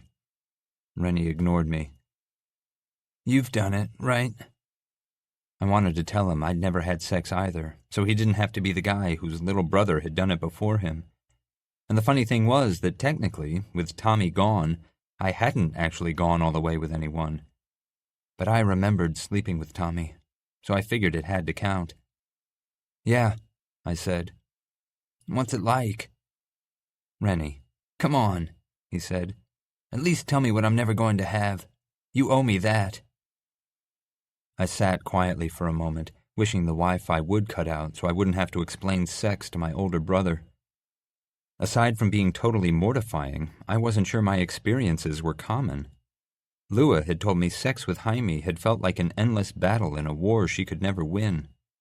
Dustin was still a virgin, and I didn't want to think about how Calvin would have explained sex. I didn't know if he'd slept with any of the girls he'd dated, and he'd said Coach Reevy was the only guy he'd done it with other than me, but Reevy had drugged him, so for Calvin, sex had probably felt like an ambush. For me, I said, sex was like reading an epic story. Kind of confusing at first, but when everything began to make sense, the world disappeared. I lost myself in something bigger than me, and when it was over, all I could think about was going back to the beginning and doing it again. Only you could make sex sound boring. But it wasn't. It hadn't been. Sex with Tommy had been the single most beautiful experience of my life. Yeah, I said, you're not missing much. This time the connection really did stutter, and Warren and I spent a minute calling back and forth to each other. When the video cleared up, Rennie said, "Can I tell you something?" "Anything." "I'm not sure I can live like this. I'm not sure I want to." "Don't you even think about hurting yourself, Rennie," I said. "There's more to life than sex." Says the guy who can stick his dick anywhere he wants to the guy who can't feel his. Warren clenched his jaw, and I wasn't sure if it was from the pain of his injuries or from thinking about what he'd lost. "You were right. I should have told Amelia how I felt before I left." "You still can," Rennie scoffed. "I can hardly sleep. Not even the drugs help. And when I lie awake in the middle of the night in this stupid fucking hospital, all I can think about is how I wish that fall had killed me." My parents shouldn't have left him alone. I touched my phone in my pocket, reminding myself to call them when I was done with Rennie and tell them to never leave him alone again. "Please don't say that, Warren. I need you." Rennie fired off a bitter laugh. "Don't bullshit me, brother. You don't need me. You never needed me." "That's not true. It is, and you know it." He closed his eyes, and I thought he was going to fall asleep, but then he opened them again. "I've always kind of hated you, Oz." "Tell me how you really feel," I said with a half-hearted smile. "I'm serious," Rennie said. "Everything comes so easily to you. Whenever you want to do something, you go out and do it. And the worst part is that you barely have to try. Do you know how great you could be if you put in the tiniest bit of effort?" I'd thought Warren hated me the way older brothers always hate their little brothers, but I never considered that he actually hated me. "Everything's not easy for me." "Bullshit," he said. "Remember in 3rd grade when you were in that musical? You'd never sung before, but they gave you a solo anyway. There wasn't a dry eye in the audience by the time you were done. And then you never sang again. I finally found the one thing I was good at, and now it's gone. You're good at everything. You could be great at anything." "I'd cut off a couple of toes to have someone tell me what to do with my life, Rennie," I said. "Look at Lua. She knows what she's passionate about, and she pursues it with this tireless determination that blows my mind. You say I can do anything, but no matter what I choose, there will always be 100 other things I'll miss out on." "Boo fucking who?" Warren gave his head a little shake and flinched. "Mom and Dad told me they don't want you going away to college." I started to reply, but he cut me off. "I told them to stop being assholes." "I'm sure that went over well." "You'd be surprised at the shit you can get away with when people feel sorry for you." "Maybe you could guilt them into not getting divorced." I waited, hoping the joke would elicit at least a wan smile, but Warren's face remained blank. "Rennie, look, if you don't go away to college, I'll never forgive you." "And how am I supposed to pay for it without Mom and Dad's help?" "You can have my college fund," Rennie said. "I'm never going to use it." I rolled my eyes. "I'm not taking your college fund, but if it'll make you happy, I already accepted my spot at UC Boulder. I'll figure something out. Just don't tell Mom and Dad." I wasn't lying to Rennie, but even if my parents changed their minds, I still wasn't sure I'd go. And it wasn't just because Tommy might return or Lua might not go on tour. Rennie needed me. I had 100 reasons to stay in Cloud Lake, but I didn't want to argue with my brother while he was in so much pain. "Good," Rennie said. "Go to school, Ozzie. Study something ridiculous. Join a frat and bang a ton of dumb hot guys. Become one of those conceited college kids nobody likes, who bores everyone by spouting pedantic nonsense. Go to grad school because your degree is worthless in the real world. Fuck the real world. The real world took my legs and my dick, Ozzie. The real world took my future. Don't let it take yours." Warren rendered me speechless. For someone who hated me, he sure seemed to love me. I wanted to tell him he could have all the things he wanted me to have, that I'd take out soul-crushing loans for my own education so he could have any future he wanted. But I didn't. Because, in a way, he was right. I knew his life wasn't over because he couldn't walk. It just wouldn't be the life he wanted. "I promise, Rennie." "Good." He sighed and his eyelids fluttered. "Look, I'm getting tired, kid." "Okay," I said, not wanting to let him go. When you get home, we'll have wheelchair races on the roads in front of Dad's new place." "Sounds good." Rennie's voice drifted farther away. "And don't expect me to feel sorry for you either," I told him. "I'm not ceding my chance to call you numbnuts to spare your feelings." "Shit, Oz. If numbnuts is the best you can come up with, you're not as smart as I thought." "I love you, Rennie." There it was. A smile. Fragile and newborn, but still a smile. "Ugh, you're such a wuss." "Wuss? Really? Is that all you got?" "Don't make me roll over there and kick your ass," he said, which seemed like the funniest thing in the world. He started laughing, and I laughed because it was good to see Rennie smiling again. But laughing must have hurt because he winced and held his sides. "Ow," he said, but he kept grinning. "Walk it off, Rennie." "You're an asshole, Ozzie. And I love you too." 211,581 kilometers. Dr. Macaulay Sayegh had been staring at me for the longest 5 minutes of my life. We'd exchanged pleasantries after she'd called me into her office, and then she just sat there, staring and smiling. She didn't ask why I thought I was there. She didn't ask how I was feeling. She hadn't asked me anything other than whether I'd like a glass of water. I didn't know what her game was, but I didn't like it. Dr. Sayegh was a tiny woman, barely 5 feet tall, with gleaming white teeth, an overabundance of laugh lines and wavy black hair shot through with gray. I admired her for aging gracefully rather than attempting to dodge time with harsh dyes or skin creams made from leftover baby foreskin. Besides, Sayegh didn't act old. She seemed like the kind of woman who'd celebrate her 50th birthday by climbing to the peak of Mount Everest just to prove she could. I examined the walls to kill time, waiting for her to start the interrogation. A picture of the doctor grinning from inside a yellow raft, an oar in one hand, white water raging all around her, hung on one wall. An abstract painting that drew me into its chaotic world of red splatters and neat yellow boxes, probably painted by a man who'd cut off some extruding body part and mailed it to an unrequited love, hung on another. "My brother's paralyzed," I said when I couldn't bear the silence anymore. Sayegh covered her mouth with her hand and her eyes widened. "Oh, Oswald, I'm so sorry." Fell off this tower thing in basic training. Even though I knew Rennie would live, I'd been moving through life like everything around me was distant noise. I spent my days sleepwalking through school and my nights sitting with Lua and Ms. Novak watching bad reality TV. I hadn't seen much of Calvin outside of physics, and he hadn't made an effort to talk to me either.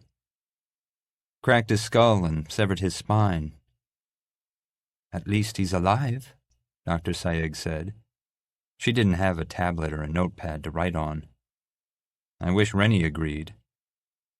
"How are you coping with all of this?" I snorted. "Me? I can still walk. Who cares how I feel?" "I do," Sayegh said. "Your parents do." "Right." I folded my hands together. "My parents are staying with Warren until the army doctors transfer him back home to start physical therapy." "And what about you? Where are you staying?"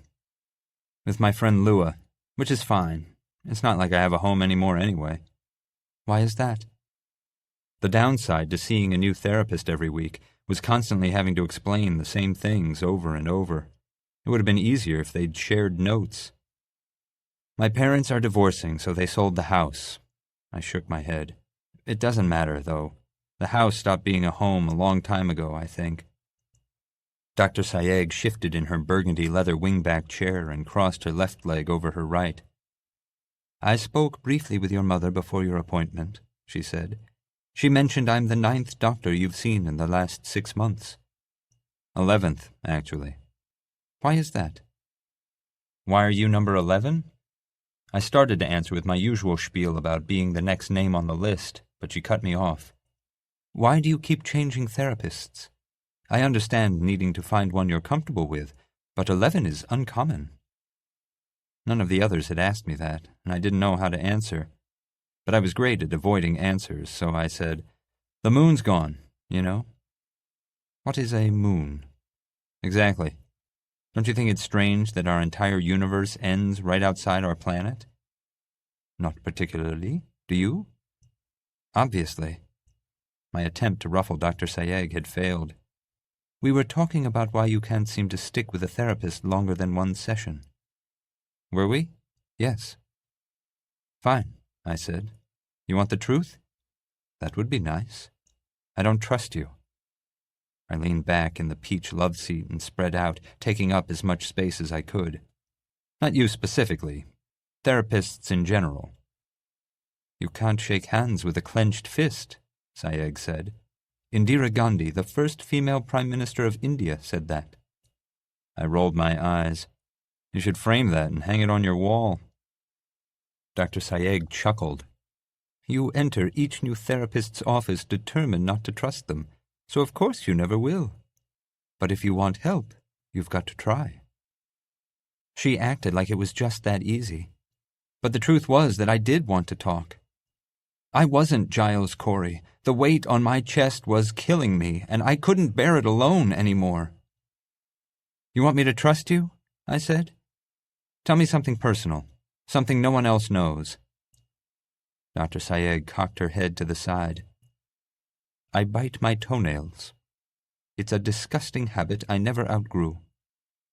Something real, I said. If you want my trust, I need yours. I figured my challenge would go unanswered, that Sayegh would wait out the clock and I'd move on to Dr. Turcotte.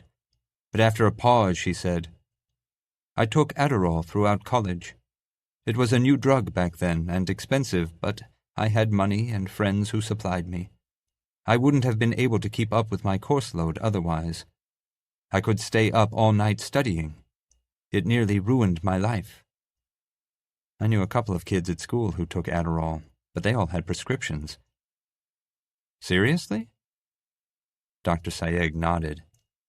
I might not have graduated without those little pills, but the price I paid wasn't worth it. It wasn't the kind of secret that could ruin Dr. Sayegh, but I doubted it was something she would have wanted her patients to learn.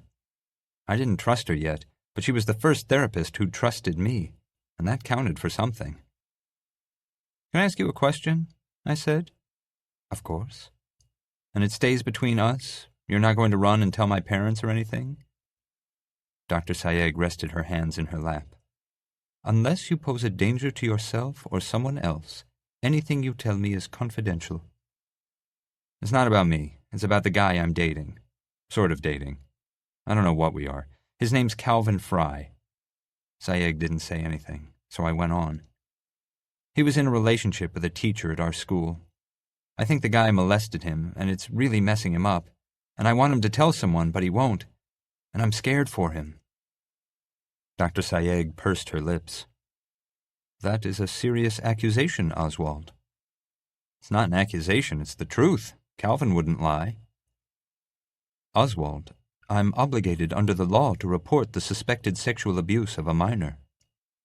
But you said it was confidential. Dr. Sayegh dry-washed her hands over and over. She looked sympathetic, but her voice was stern.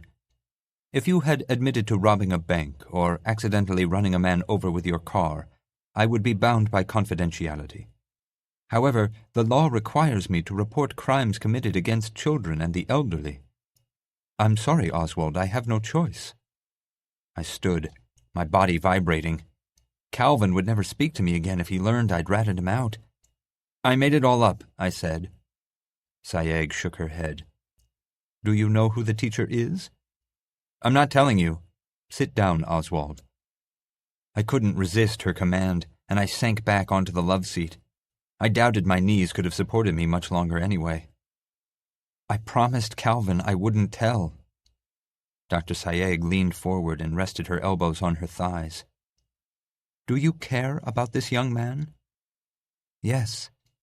Then reporting this crime and getting him help is the right thing to do, Oswald. She stared hard at me. If you know the identity of the teacher who is abusing Calvin, you must tell me. I can keep your identity confidential. No one ever need know you were involved. I thought about the cuts on Calvin's arms. about how he said he'd never seen the stars. No one should have to go their whole lives believing the universe is empty. But it wouldn't matter if Sayegh kept my name out of it. Calvin would know I'd told, and he'd hate me. I didn't want to lose Cal, but he was drowning, and no matter what he said, I didn't believe he could breathe underwater. I'd kept my promise to Tommy and hadn't called the cops on his father for beating him, and I'd lost him and couldn't help wondering if things would have turned out differently if I'd broken that promise. Maybe this was my chance to make up for not keeping Tommy safe. I made up my mind. Even if it meant losing Calvin to keep him from hurting himself again, I had to take the risk. His name is Reevy, I said. Calvin's wrestling coach. He's the one. 207,832 kilometers. I suppose it was technically breaking and entering, even though I still had my key, but it wasn't really a crime unless we got caught, right? I held Calvin's hand and led him into my house, hiking my backpack higher on my shoulders to keep it from slipping. "Don't peek," I said. "I'm not peeking." I hadn't been home since the movers had packed up our belongings and carted them away. They'd taken some of the boxes and furniture to my father's new condo and had put the rest in storage. The house didn't belong to us anymore, but the new owners hadn't begun remodeling yet, so it had been sitting empty since the day we found out about Rennie's accident. "Just so you know," Calvin said, "I don't actually like surprises." "You'll like this one. Now hush." It had been a couple of days since I'd told Dr. Sayegh about Calvin and Coach Reevy, and the cops hadn't dragged Reevy away in handcuffs, though I figured it was only a matter of time. Despite part of me hoping Sayegh had changed her mind about reporting what I'd told her to the police, I knew she hadn't, and I was determined to make the most of what little time I had with Calvin before he learned I'd betrayed him and he never spoke to me again. I let go of Calvin's hand. "Don't move, and don't open your eyes." I watched him for a moment to make sure he wasn't trying to spy through his eyelids. When I was satisfied, I unzipped my backpack and arranged my supplies. It took about 5 minutes to set everything up, and I'd done a pretty brilliant job, if I do say so myself. "Careful," I said, taking Calvin's hand again and pulling him to the floor. "Lie back, but watch your head."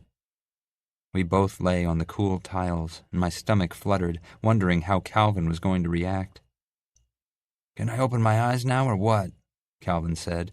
"This is starting to get not in a good way freaky." "Go ahead."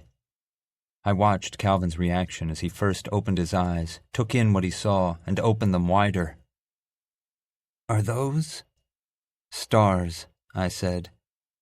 The wide, vaulted ceiling glittered with twinkling pinpoints of light. When I was 10, I'd had one of those domes with the constellations that beamed onto the ceiling in my bedroom. Since stars no longer existed, those little planetariums didn't either, so I'd had to build my own. I'd bought a pair of blue and white LEDs that dimmed alternately and a sheet of heavy black paper, into which I'd punched 1,000 tiny holes, trying to recreate the constellations from memory. I'd put the lights into a cookie tin and arranged the paper over the top in a dome. When the lights blinked, they gave my stars the illusion of twinkling. I pointed to a series of stars in the shape of a U. "That's the constellation Corona Borealis. And over there is the Big Dipper." "Ozzie, they're amazing." I said. "They're a poor approximation of the real thing, but this was the best I could do." I tried to imagine what they looked like to Calvin. He'd never seen stars and only knew the word because I'd explained it to him. They must have looked so alien to someone who was used to a dark and empty night. "And the whole sky looked like this?" "Yeah. In remote places where there weren't any other lights around, you could sometimes see other galaxies." "What's a galaxy?" "Don't worry about it," I said. "It's not important." Calvin didn't speak for a while. He stared at the ceiling, his eyes lingering on one spot for a moment before moving to another. "Why did you do this?" Calvin asked. "I mean, thank you. It's beautiful, but why?" I wasn't about to tell him I'd arranged our DIY planetarium show because I felt guilty about ratting him out to Dr. Sayegh. And anyway, that was only partially why I'd done it. I'm worried about you, I said. Sorry. Don't be sorry. I fumbled for the words. I didn't say that to make you feel bad. It's just, I thought if I could show you the stars, you might understand. Calvin glanced at me side-eye. Understand what? What we've lost. You mean what you've lost? The rest of us can't miss something we don't remember. I wasn't sure Calvin was talking about the stars anymore. Sometimes it's hard to focus on what's right in front of me when all I can think about are the things behind me, I said. Like Tommy? The wonder in Calvin's voice had vanished, replaced by a density greater than all the stars combined. I tried to think of a way to explain it that would make sense, not only to Calvin but to myself. You know how adults are always telling us that high school is the best time of our lives? Yeah, he said. It's bullshit, right? I guess. I watched the lights on the ceiling twinkle, knowing my memories of the real stars were filling in the gaps between the reality and what I was seeing. Our memories and experiences are the lenses through which we see the world, and even though Calvin and I were looking at the same exact lights, I knew we were seeing different things, and I wished I could see them through his eyes. I think people who believe high school was the greatest only remember their triumphs. They were adored as sports legends or were popular because they were beautiful. They had everything they ever wanted, and then they were thrust into the real world where no one knew anything about them. Their bosses and coworkers didn't give a shit that they'd scored the winning touchdown in the homecoming game or had been surrounded by more friends than they could count. The real world is a disappointment to them because their past burns so brightly. Calvin was chewing his bottom lip. So I'm a disappointment? No, I said more forcefully than I'd intended. That's not what I'm saying. I was messing everything up. Those people ignore the beauty in the present because they can't stop living in the past, which is stupid. Oh, Calvin said. Then, are you going to wait forever for Tommy to come back? I don't know. Would I be dumb if I did?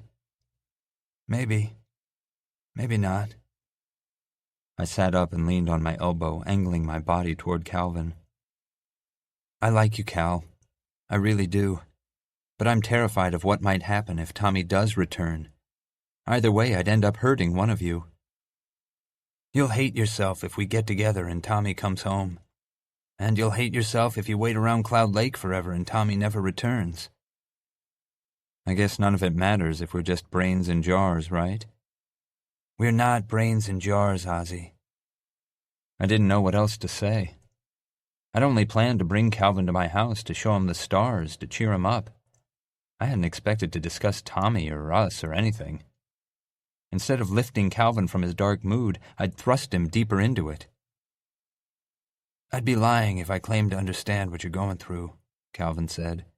His voice echoed against the walls, trying desperately to fill the void my family had left behind. But how about this? I like you too, Ozzie. Maybe you're right and we're living in a simulation or a false vacuum or some parallel universe. Maybe none of this is real, but you're real. This thing between us is real. Cal, so let's see where it goes. For all we know, we could end up hating each other. I couldn't help laughing. That's a terrible sales pitch, I said. But he was right. My own parents were proof two people could spend half their lives together and wind up strangers. I don't know, Cal. Calvin glanced at me but kept most of his attention on the stars above. Let's give whatever this is a try, he said. Go on a couple of dates, maybe go to prom. And if Tommy does come back, I'll walk away. I won't make you choose. Why? I think you might be worth it.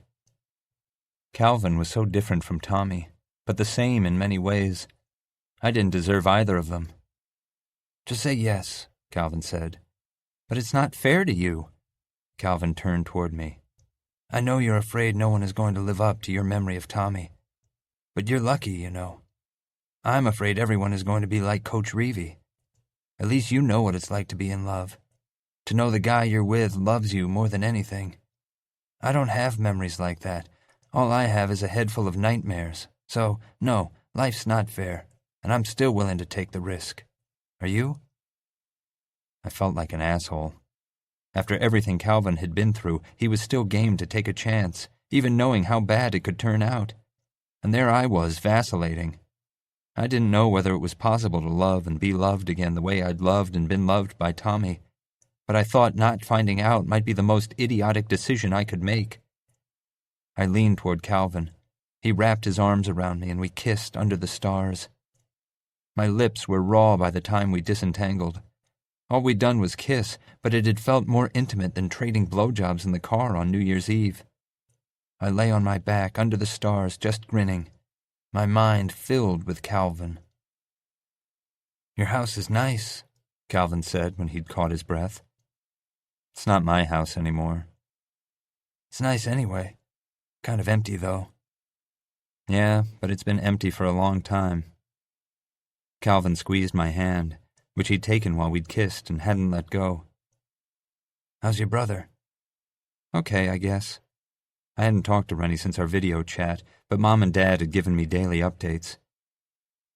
"There's still too much swelling to see exactly how severe the damage is, and it'll be a while before they're ready to move him home, though he might make it by graduation." "That sucks," Calvin said. That summed up the situation well. It sucked he'd never walk again, and it sucked he'd lost something he loved. It just sucked. Calvin sat up and wiped the sweat off his forehead with the back of his arm. "I should get home." "Right." We stared at the stars a while longer before I shut off and dismantled the lights. I hated to lose the stars again, but I could turn these on whenever I needed them. I drove Calvin home and we made out a little more in his driveway. Now that I'd started kissing Calvin, I never wanted to stop. But we had school the next day, and I could see Mr. Fry's shadow standing in front of the windows. As Calvin opened the car door, I said, "Hey, so earlier, did you ask me to go to prom with you?" Calvin stopped, turned to me, and smiled. "I guess I did. What do you say?" "Can Lua come with us?" "Definitely," Calvin said. "But your lips belong to me." I smiled my best smile. "I'll let you and Lua fight that one out." 204,616 kilometers. Lua and Ms. Novak woke me up on my birthday with a plate of flaming donuts.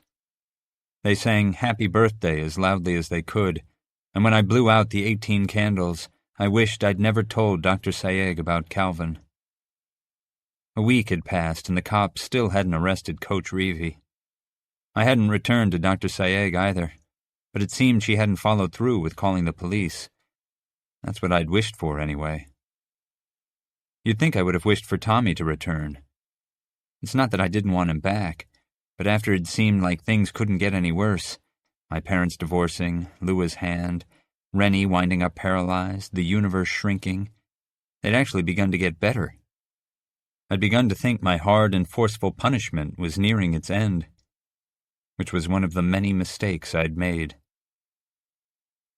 Ms. Fuentes was going over the answers to our homework in physics, and Calvin kept rubbing his knee against my leg.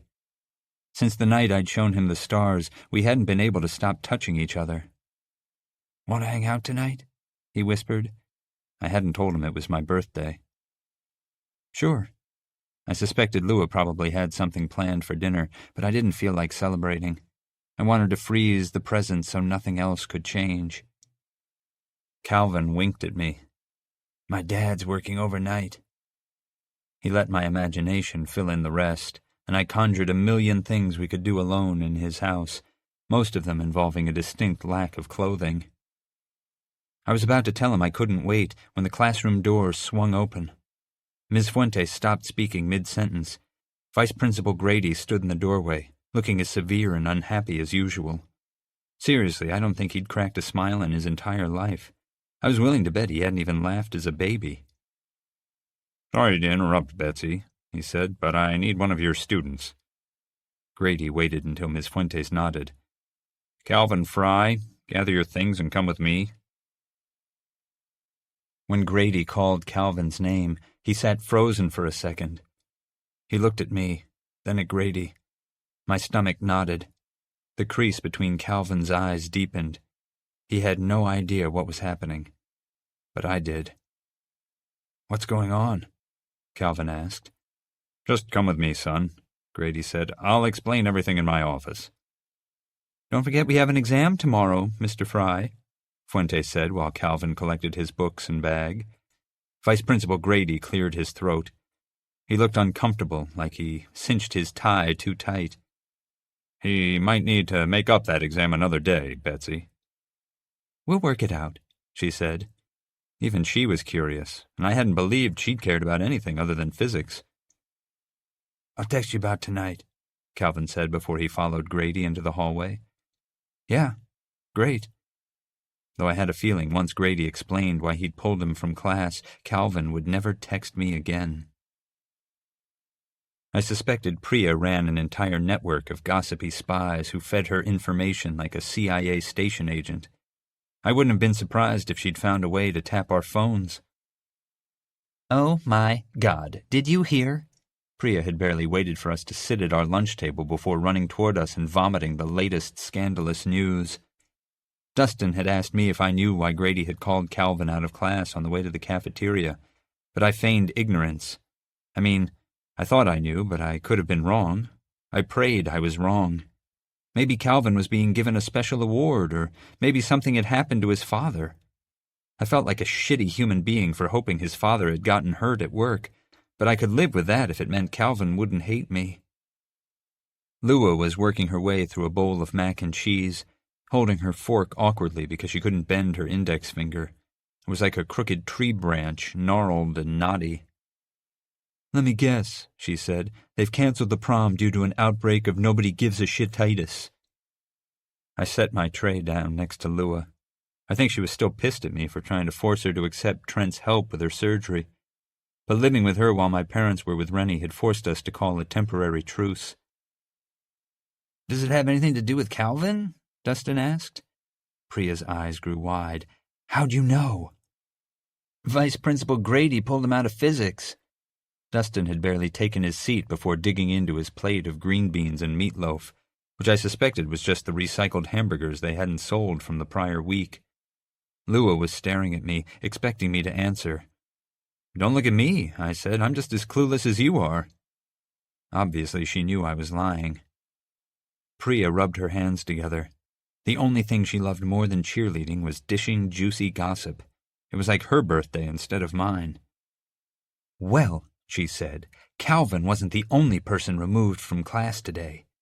My stomach hurt so bad I couldn't eat. The mashed potatoes cooled on my plate, but I didn't care. They might as well have been drying concrete. Niché heard from Darnell that Mr. Gugino pulled Trent Williams out of weight training. He didn't even let him shower or change out of his gym clothes. Trent? Well, that didn't make sense. Maybe I was wrong about why Calvin had been called out of class. "I wonder why," I said. "Fuck Trent," Lua said almost at the same time. "I hope someone breaks his fingers." "We get it, Lou," I said. "He's an asshole. But he also offered to pay for your operation, so let it go." Since the attack, Lua had begun to dress more subdued. Less rock star and more mopey emo teen. Lots of jeans and black t-shirts, which made it difficult to tell whether she was feeling more like a boy or a girl on any given day. I assumed girl that day because her t-shirt, black with a logo for a band called Slutever, which I was surprised no teacher had forced her to turn inside out, was torn at the neck to reveal cleavage. Offering to fix what he broke doesn't absolve him of being a dick. In his case, it's a terminal condition. Lua folded her arms over her chest, daring me to argue, but I didn't. Mostly because I wanted to survive lunch, but also because I didn't want to have to sleep on her floor until my parents returned with Rennie. "You're right," I said. "Forget I mentioned it." Priya waited calmly for us to finish arguing, but despite her outward serenity, I could tell she was practically ready to explode. "There's more?" I asked. "Oh, yeah." "Oh, no." "And this is the best part," Priya said. "Brea told me she heard from Ozzie. Did I tell you he asked her to prom? He poured hot oil on the grass of her parents' front yard to spell out the question. Mr. Grant was so pissed, but she said yes, and—" Dustin said, "Get to the point," with his mouth full of meatloaf. Anyway, Priya continued, so Avi had to go to the office to pick up his inhaler because he'd forgotten it at home, and his mom had dropped it off for him, and he saw police there talking to Calvin. And there it was. Dr. Sayegh had called the cops. I checked my phone again to see if Calvin had messaged me, but his last text was from the day before, asking me if I still wanted to go to prom with someone as screwed up as him, to which I'd replied with a simple yes. I considered texting him to ask if he was all right, but there was only one reason I could think of that the police would be questioning Cal.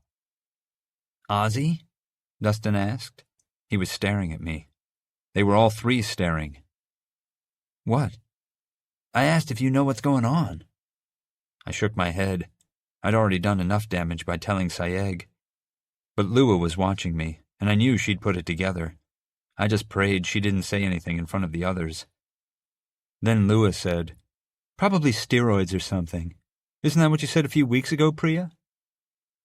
I could have kissed Lua right then. Priya eventually sat down and spent the rest of lunch spinning theories about how the whole wrestling team was likely hooked on steroids, and that's why Trent and Calvin had been called to the office. Either they'd taken steroids or witnessed others shooting up. By the end of lunch, Priya had concocted an entire conspiracy. I kept my mouth shut and let her believe her little fiction, because it didn't matter. The truth would reveal itself eventually, but I could try not to make the situation worse. Lua turned down the stereo in my car as soon as we drove out of the parking lot. Like the truth, she was a tidal force. "It was Reevy, wasn't it?" she said. "The teacher Calvin was banging." My eyes widened. "How did you—" "It's not that tough to figure out," she said. "He was sleeping with a teacher, something happened, he quit wrestling. Any idiot could have connected those dots." "Don't tell Dustin," I said, "or Priya." "I won't," Lua said. "Did you convince Calvin to go to the cops?" I shook my head. The muscles in my face felt tight, and I had to keep blinking back tears. After lunch, I'd walked past the office and had seen Mr. Fry's truck in the parking lot. I couldn't speak. I knew the moment I opened my mouth I was going to lose it and probably get into an accident and kill us, so I pulled into the parking lot of an emergency animal hospital.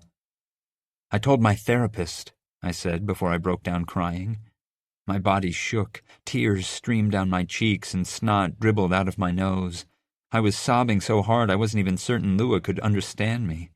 It took me a minute to piece myself back together, and Lua waited patiently. "I was worried. Calvin's been acting weird, and he cut himself again, and then he told me Reevy used to drug him, and I don't even know what else that asshole might have done to him, but I was scared he was going to do something stupid, so I told my therapist, and she said she had to report it." I slammed my fist on the steering wheel. "He's going to hate me so much, Lua." Lua took my hand and cradled it against her chest. "He won't hate you." "Of course he will." "Okay," she said. "Maybe he will." "Is that supposed to help?" I tried to wipe my nose with the back of my hand, but I just smeared the tears and snot across my face. Lua sighed. "You did the right thing, Oz. It's better for Calvin to hate you than be dead, right?" "Yeah." I hung my head. I hadn't felt so low since the 4th of July. "Christ, you really like him, don't you?" "That's not important right now." "Of course it is," Lua said. "If you didn't like him, you wouldn't have risked him hating you to get him help." She dug into my glove box for a wad of napkins. "Being honest with the people you care about is hard. I'm kind of proud of you, Ozzie." "I doubt Cal will see it that way."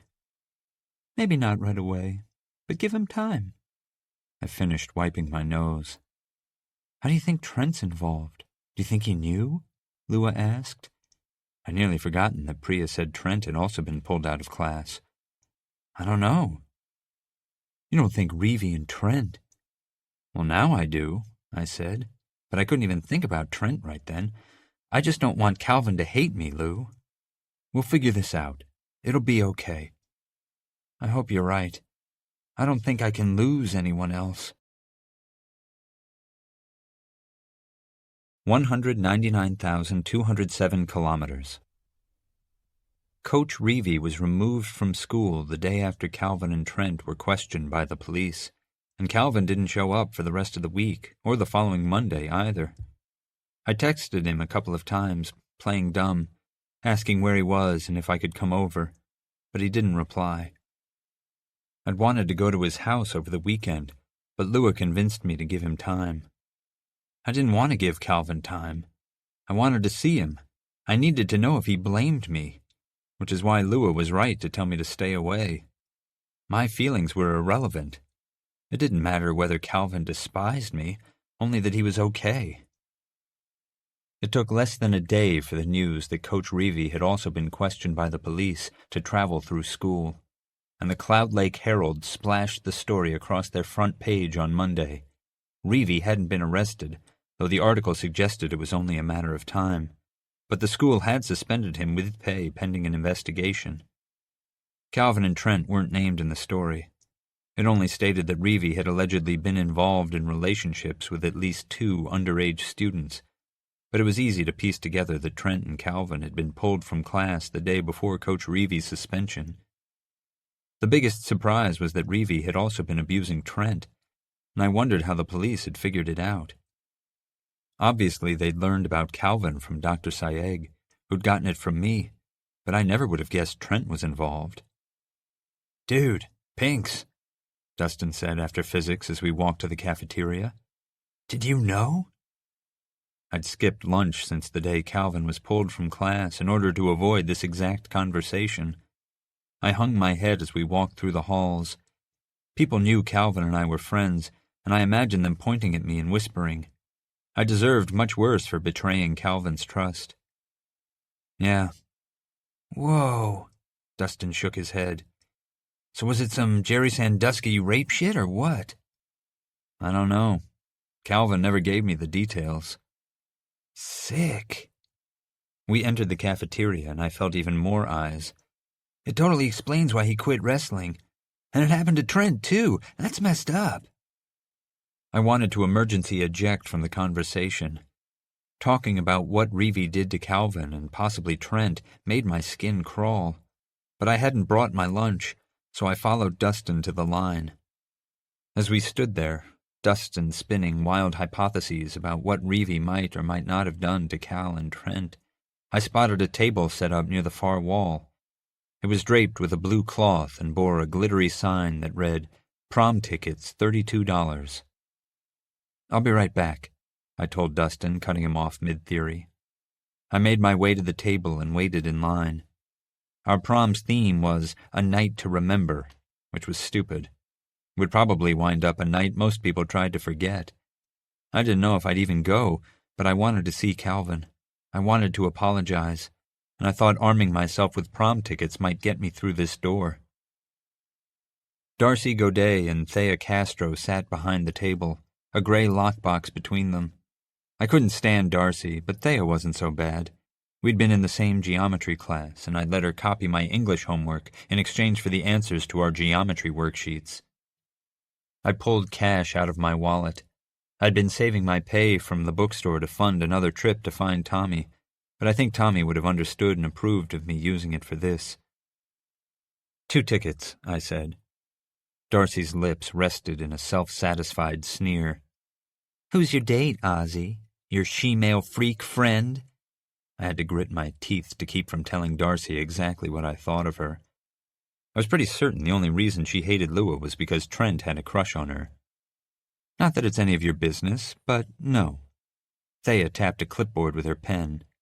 "We're supposed to keep a list." She had the decency to look embarrassed to be sharing breathing space with Darcy. We hadn't been friends in geometry, but we'd laughed together over Mrs. Musser's military buzz cut and persistent elbow warts. I held the cash in my hands. The bills hung limply between us, and I just wanted them to take my money and give me the ticket so I could slink back to my table. "Calvin Fry," I said. Darcy's eyes grew wide and she feigned shock. "Oh, I thought he was taking Coach Reevy." Thea flashed Darcy a scowl. "Rude." "What?" Darcy said. "I'm only repeating what I heard." Buying the tickets had been a terrible idea. I should have waited, or asked Lua or Dustin to buy them for me. But now I was stuck standing there, waiting for Darcy or Thea to take my goddamn money. To my surprise, and for which I am deeply grateful, Thea said to Darcy, "Are you still, taking that college guy you've been dating to prom? Or did he finally realize you're a shady bitch and rethink his life choices?" Darcy's mouth moved, but no sound came out. While she was trying to reply, Thea took my money and handed me my change and 2 prom tickets. "Hey," Thea said as I turned to leave. "Tell Calvin I hope he's doing okay." "You know Cal?" "We had world history together last year. I would have flunked without his help." "I'll tell him. Thanks." I wanted to throw up. By purchasing the tickets, I'd committed to seeing Calvin, whether Lua or anyone else thought it a good idea. After Latin, I sat in my car in the parking lot until most of the other seniors had cut out, rehearsing what I would say to Cal, trying to find the right words. Tommy once told me a person doesn't have to be good with words to tell the truth, because the truth is beautiful all on its own. The truth in this situation was that I hadn't known when I told Dr. Sayegh that she'd go to the cops, that everything I'd said to her wasn't going to remain confidential. But those were excuses, ways to shift the blame, and I doubted they'd win me points with Calvin. I'd upended his life, spilled his secrets to the school and everyone in Cloud Lake. No excuse could change that. When I finally worked up the nerve to drive to Calvin's house, Mr. Fry met me at the front door. I hadn't considered what I'd say to him if he answered. I was used to him rarely being around, but of course he probably hadn't left Calvin alone since the day it all came out. "Hey, Pete." "Ozzie." He stood in the doorway. I didn't know what I'd do if he refused to let me in. "Is Cal around?" "He's not up for visitors today." "I get that," I said, "but it'll only take a minute. I just want to give him something." Mr. Fry seemed to think about it for a moment before he stood aside. I rushed toward the stairs before he changed his mind, but when I started up, he said, "Did you know?" "Some." When I turned around to look him in the eyes, all I saw was disappointment. He'd trusted me to look after Cal, and I'd let him down. No, I hadn't let Mr. Fry down. I'd let Calvin down, and that was the worst part. "Don't stay long," he said. I nodded and ran up the stairs. Calvin's door, usually closed, stood wide open. Calvin was sitting at his desk in front of his laptop, wearing plaid pajama bottoms with a hole in the knee and no shirt. He looked terrible. His skin was pasty and his eyes sunken and bruised. His hair had begun to grow back unevenly. "Cal?" I said, and waited for him to look up. "I don't want to talk to you." His normally Spartan room was trashed, papers and books and clothes everywhere. "Will you at least let me explain?" "Did you tell someone?" "Yes, but then there's nothing to explain." Calvin's voice was liquid nitrogen. His words froze and boiled and burned. "They made me go to a doctor and found the cuts. Now Dad won't let me wear a shirt in the house or shut my door. When he's at work, he pays a nurse to watch me so I can't hurt myself." "I'm sorry," I said, and then stopped. "No, I'm not sorry." I stayed in the hallway because I didn't feel welcome in Calvin's room. I figured Mr. Fry was probably at the bottom of the stairs listening, but I didn't care. "Listen, Cal, I was worried. When I told my therapist what happened to you, I didn't know she was going to call the police, but I'm glad she did. Coach Reevy hurt you, and you've been hurting yourself. You need help. If you hate me for telling, I can live with that, so long as you're alive." Calvin kept staring at his laptop, moving his mouse around, though it didn't look like he was actually doing anything. "You know what Will used to tell me?" Will was Coach Reevy. Calvin had never used his first name around me, but I guess it was silly to think he'd called him Coach Reevy when they'd been alone. He said I'd meet a lot of people in my life, but that none would truly understand me the way he did. Calvin glanced at me, his stare ruthless. How fucked up is it that he was right? All the things I'd thought about saying while I sat in my car after school, all the millions of ways to apologize I'd tried to think up since Vice Principal Grady had pulled Calvin from class, vanished and I was left speechless. Not because what Cal said had hurt, though it had, but because of the possibility he was right. Maybe I didn't understand Calvin. Maybe I never would. I pulled the prom tickets from my pocket and set them on the floor in front of his door before leaving, just in case. 168,111 kilometers. I dodged a pair of flying pliers as I walked into the bookstore's stockroom. They hit the wall and skittered across the floor. Mrs. Petrita swore. She was standing at her work table over a tiny dead mouse. "Sorry, Ozzie." She clenched her fists and slumped onto her stool. "At least you didn't throw the mouse." I grabbed an unopened box of books that needed shelving. "Why do you do this, anyway?" I never asked before, unsure I wanted to know. "Because I take these dead things that would repulse most people, and I transform them into something beautiful." I wasn't sure I'd call her dioramas beautiful, but I couldn't deny they were interesting. The intricate details and the care she put into them astounded me.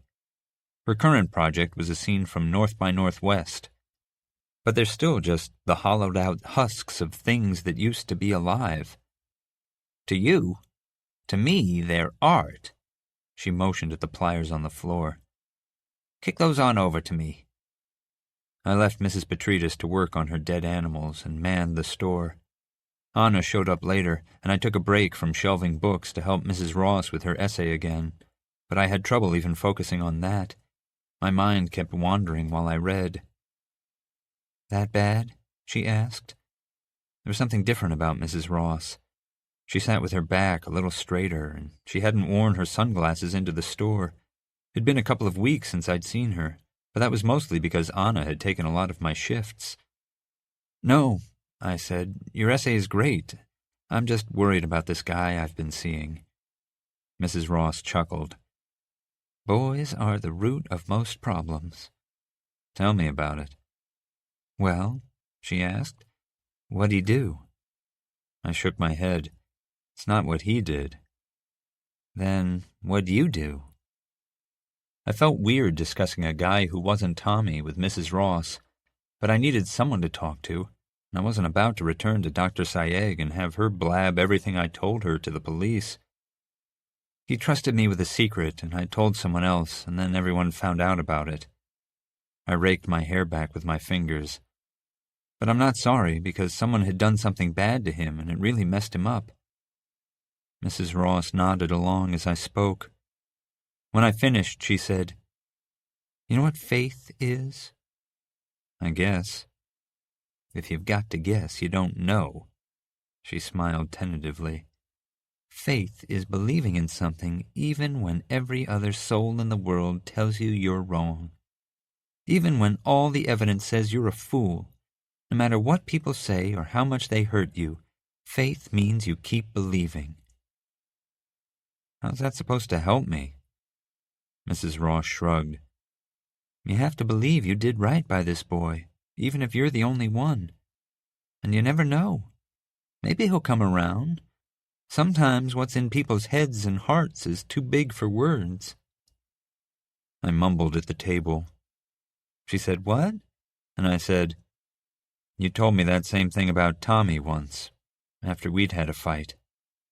I waited for Mrs. Ross to gather her things and run off like she had when I last mentioned Tommy, but she didn't.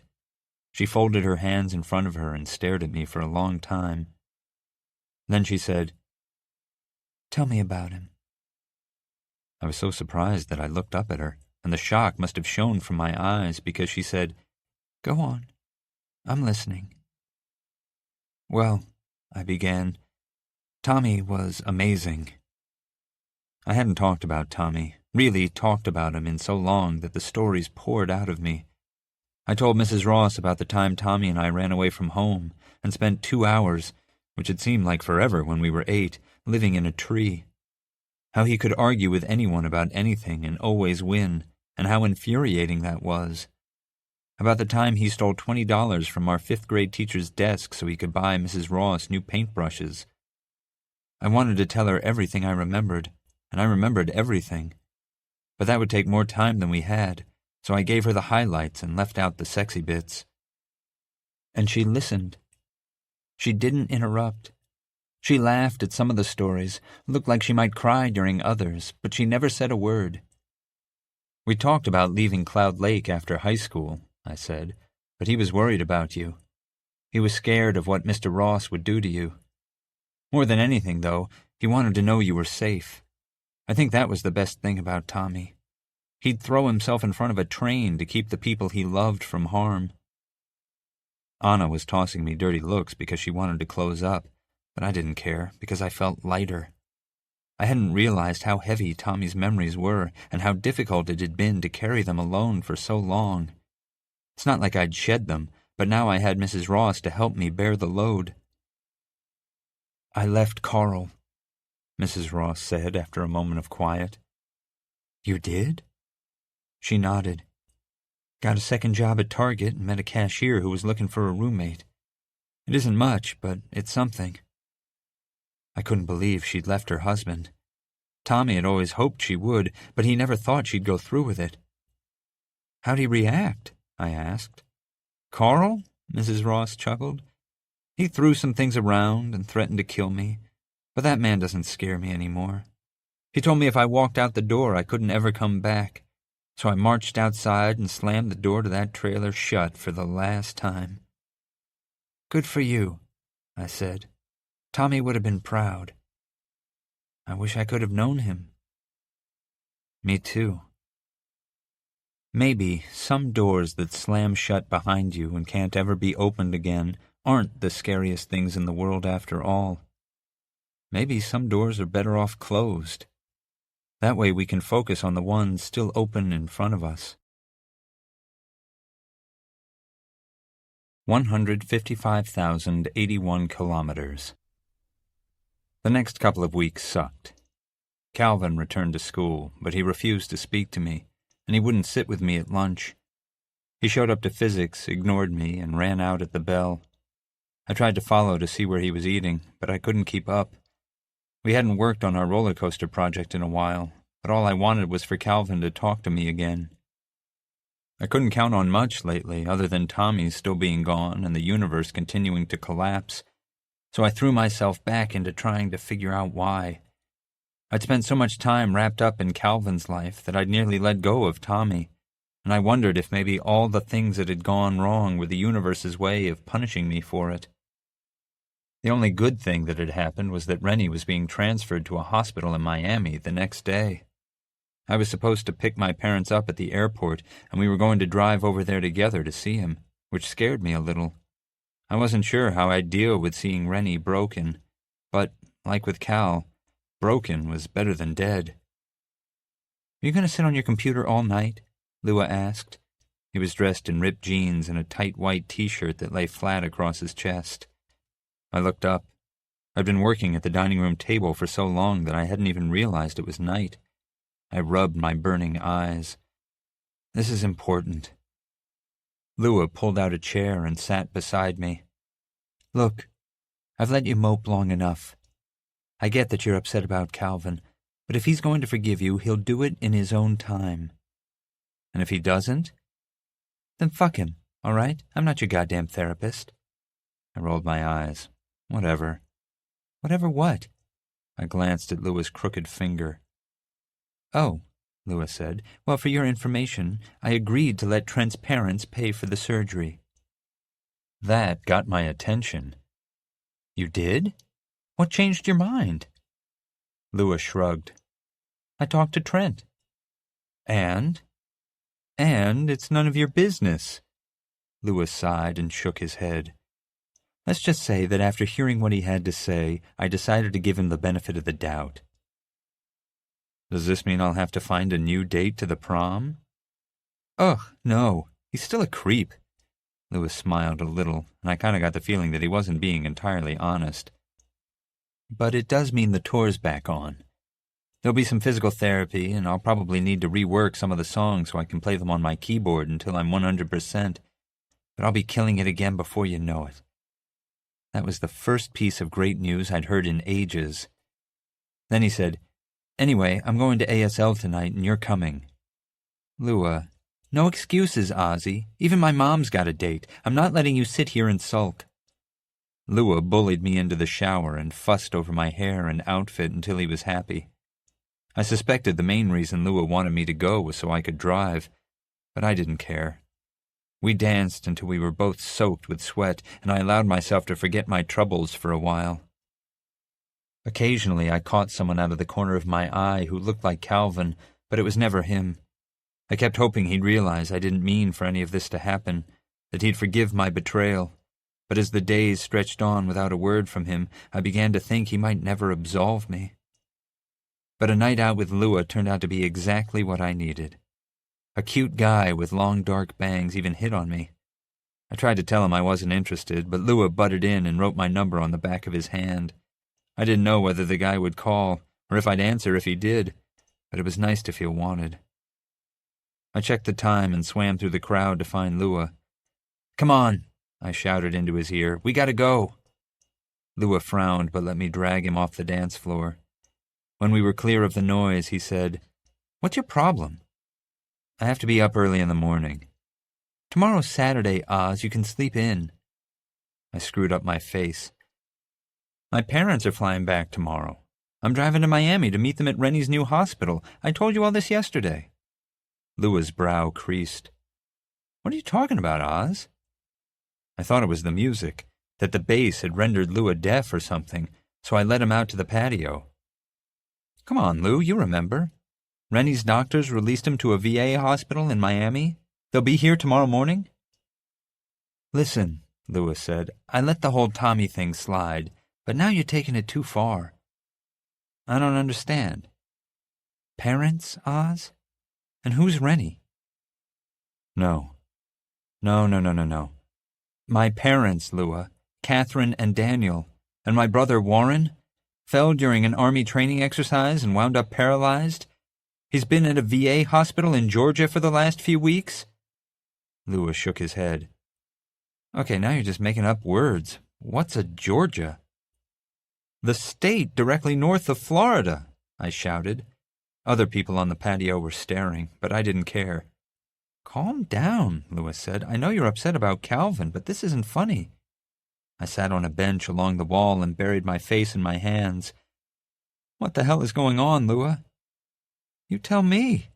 He sat beside me but kept his distance. "Are you saying my parents are gone?" Lua grabbed his phone out of his pocket. "I'm calling Dinah."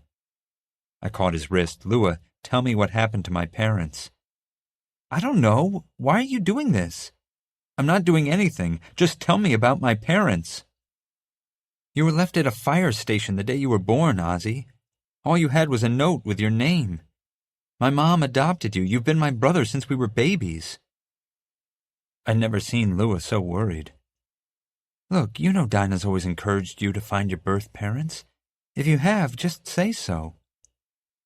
Lua and I? Siblings? Ms. Novak had adopted me?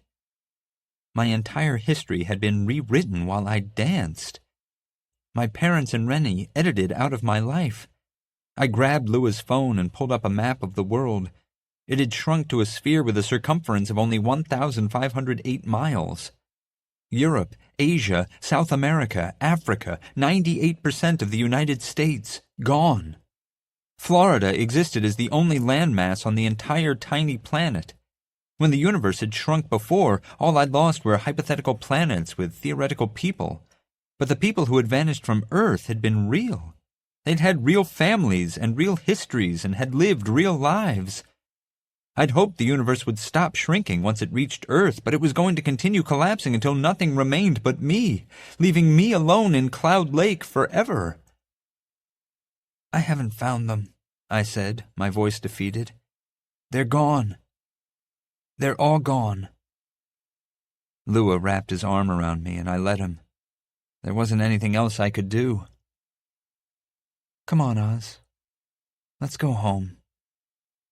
I nodded, but I didn't have a home anymore. Everything I had was being slowly stolen from me, and I didn't know how to stop it. 1,491 miles. My mother, father, and brother had all become casualties of the same great whatever that had stolen Tommy from me. In the new and not so much improved history of my life, my parents had abandoned me, and Ms. Novak had adopted me. I'd grown up with Lua, whose own history had changed so that she'd been born and raised in Cloud Lake. None of it made a damn bit of sense, but I had to go on about my life like everything was peachy.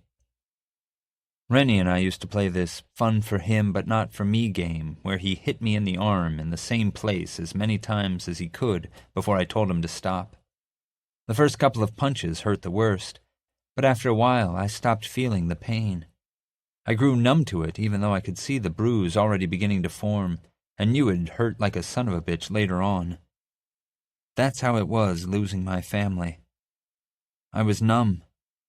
I'd lost so much that I couldn't feel it anymore. The universe was going to keep taking and taking and taking everything I cared about from me, and I was powerless to stop it. Even with all the theories I'd come up with for why the universe was shrinking, I was no closer to a way to stop it. So I did the only thing I could do. I kept moving forward. Dr. Sayegh smiled from her chair, but didn't rise to greet me. I didn't expect to see you again.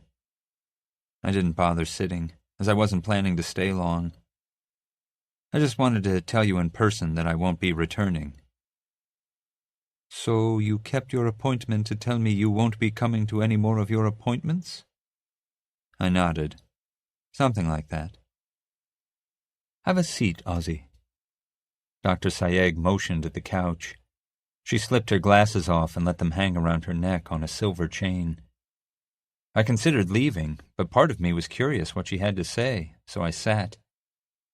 You're an interesting young man, Oswald Pinkerton. Don't you mean crazy? Sayegh shook her head. I dislike that word, she said, and I don't think you're crazy. That surprised me, and I sat up straighter. You believe me, then? About the universe? Dr. Sayegh paused for a moment. Do you believe in God, Ozzie? Maybe, I said. I don't know. Neither do I. Dr. Sayegh kept fiddling with her glasses, which was making me nervous. Like her anxiety was creeping across the distance between us and seeping into me. There are things in this world I can't explain, that I may never be able to explain, but that doesn't make them less real. I wished I hadn't come. I wasn't sure why I had.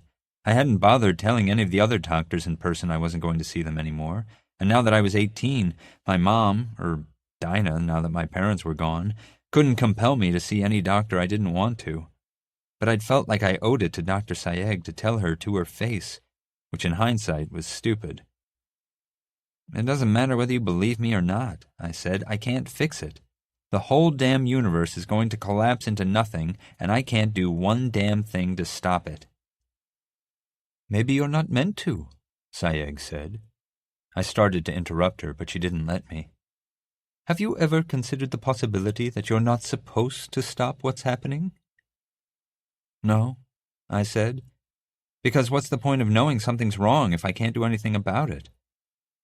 Dr. Sayegh's eyes lost focus like she wasn't seeing me anymore. Maybe the point is to just live your life. I snorted. Not sure how much of a life I'm really going to have when the whole world is Florida, and will probably keep shrinking until there's nothing left but Cloud Lake. And what exactly did you do with your life that was so wonderful when the world was larger? Exactly, Dr. Sayegh said. You claim that the world used to be much bigger than it is, but did you explore it? Did you take advantage of it? How is your life all that different now than it was before? I couldn't answer, because I hadn't done much of anything. Even when there'd been a whole universe to explore, Cloud Lake and Tommy had been my everything. So that's it, I said. I'm just supposed to go on living my life no matter how much the universe takes from me or how small it gets? Dr. Sayegh nodded. It's what the rest of us do, Ozzie. I stood up, but didn't immediately head for the door. I thought Sayegh would try to stop me, try to convince me I needed to keep seeing her, but she didn't say a word. "See you around, Dr. Sayegh." "Goodbye, Ozzie," she said. "Please close the door on your way out." 1,473 miles. On the day our roller coasters were due, I didn't bother calling Calvin to ask him if he'd bring in what we'd completed, because I knew he wouldn't answer his phone. His attendance at school had become sporadic, and I'd heard through the Priya spy network that most of his teachers were allowing him to complete his assignments from home and take his final exams early so that he didn't have to return.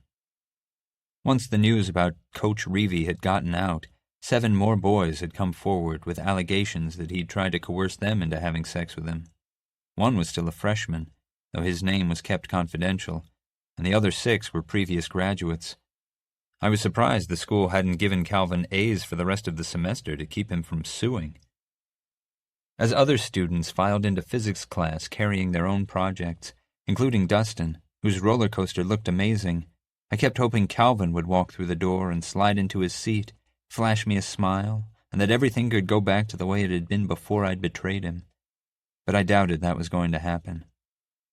I kept thinking about what Dr. Sayegh had said about how I was supposed to keep living my life, even though everything was changing. But how could she expect me to care about prom, which was only a couple of days away, or graduation, which was a couple of weeks after prom, when I'd lost my parents, Rennie, Tommy, and 99.9999% of the universe? How was I supposed to move forward when everything I cared about was gone? I couldn't stand around and wait for the universe to collapse completely. I had to do something, find some way to fix it. It was easy for Sayegh to suggest I might not be meant to stop the universe from shrinking or bring back Tommy and my family because she couldn't remember the way things had been. The universe had always looked small to her, but I knew differently. I knew what it could be and what it would be again. Ms. Fuentes talked excitedly about our projects before launching into her review for our final. I hardly heard any of it, and then time seemed to skip forward and the bell rang. "Ozzie?" Ms. Fuentes called as I stood to leave. "Would you mind waiting around for a moment?" "Sure." Dustin flashed me a what-the-hell-is-going-on look, to which I shrugged, even though I knew she probably wanted to ask me where my project was. I figured she'd give Calvin a pass, but she was going to flunk me for sure. When the last student had left, Ms. Fuentes sat on the edge of her desk and smiled. "About my roller coaster." "That's what I want to speak to you about." "Great," I thought. "Here it comes." "Remember when I told you I belong to a group of hobbyists who build model roller coasters, and that we meet a couple of times a year to show off our designs?" "Sort of," I said. "We're meeting this summer, and I'd like to ask you, and Calvin, of course, for permission to take your project with me to show them." "I'm sorry, what?" "It's really quite ambitious," she said, like she hadn't heard me. "I know I said you'd have the opportunity to present them in class this week, but I couldn't wait to see yours and Calvin's in action. It's reckless and creative, and it could have failed spectacularly, yet you boys pulled it off. I'm extremely proud." I wasn't sure I was hearing Fuentes correctly. "You have our project?" Ms. Fuentes nodded. "Calvin's father brought it in this morning." She walked toward the back of the class, where the other projects were set up and crowded on the tables and shelves and floor. I didn't spot ours at first, but then I saw it on a shelf in the corner, completed. I walked past Miss Fuentes to our roller coaster. Calvin had finished everything. The corkscrew, my barrel roll, the extra loops. He'd even added cheesy, ancient Egyptian-inspired decorations to the mounting board and around the track, and had given our coaster the name the Ozymandias Orbiter. I watched as Fuentes set the car at the bottom of the first incline. The last time we'd worked on it, we still hadn't figured out how to propel the car up the track, but Calvin had devised a brilliant solution. "How'd you come up with the idea of using an electromagnet to repel the cars up the slope?" she asked. "Calvin did that," I said in awe of him. Even with everything he'd been through, even though I'd betrayed him, Calvin had still finished our project. "It's ingenious." Fuentes plugged in the magnet and turned it on. The 3 linked cars shot up the incline and barreled along the track smoothly. For 38 seconds I held my breath and waited for the cars to detach and fly loose from the track, but they never did. They reached the end, which we discussed coating with a spray adhesive to slow the cars, and which Calvin seemed to have done, slowed, and came to rest. Wow.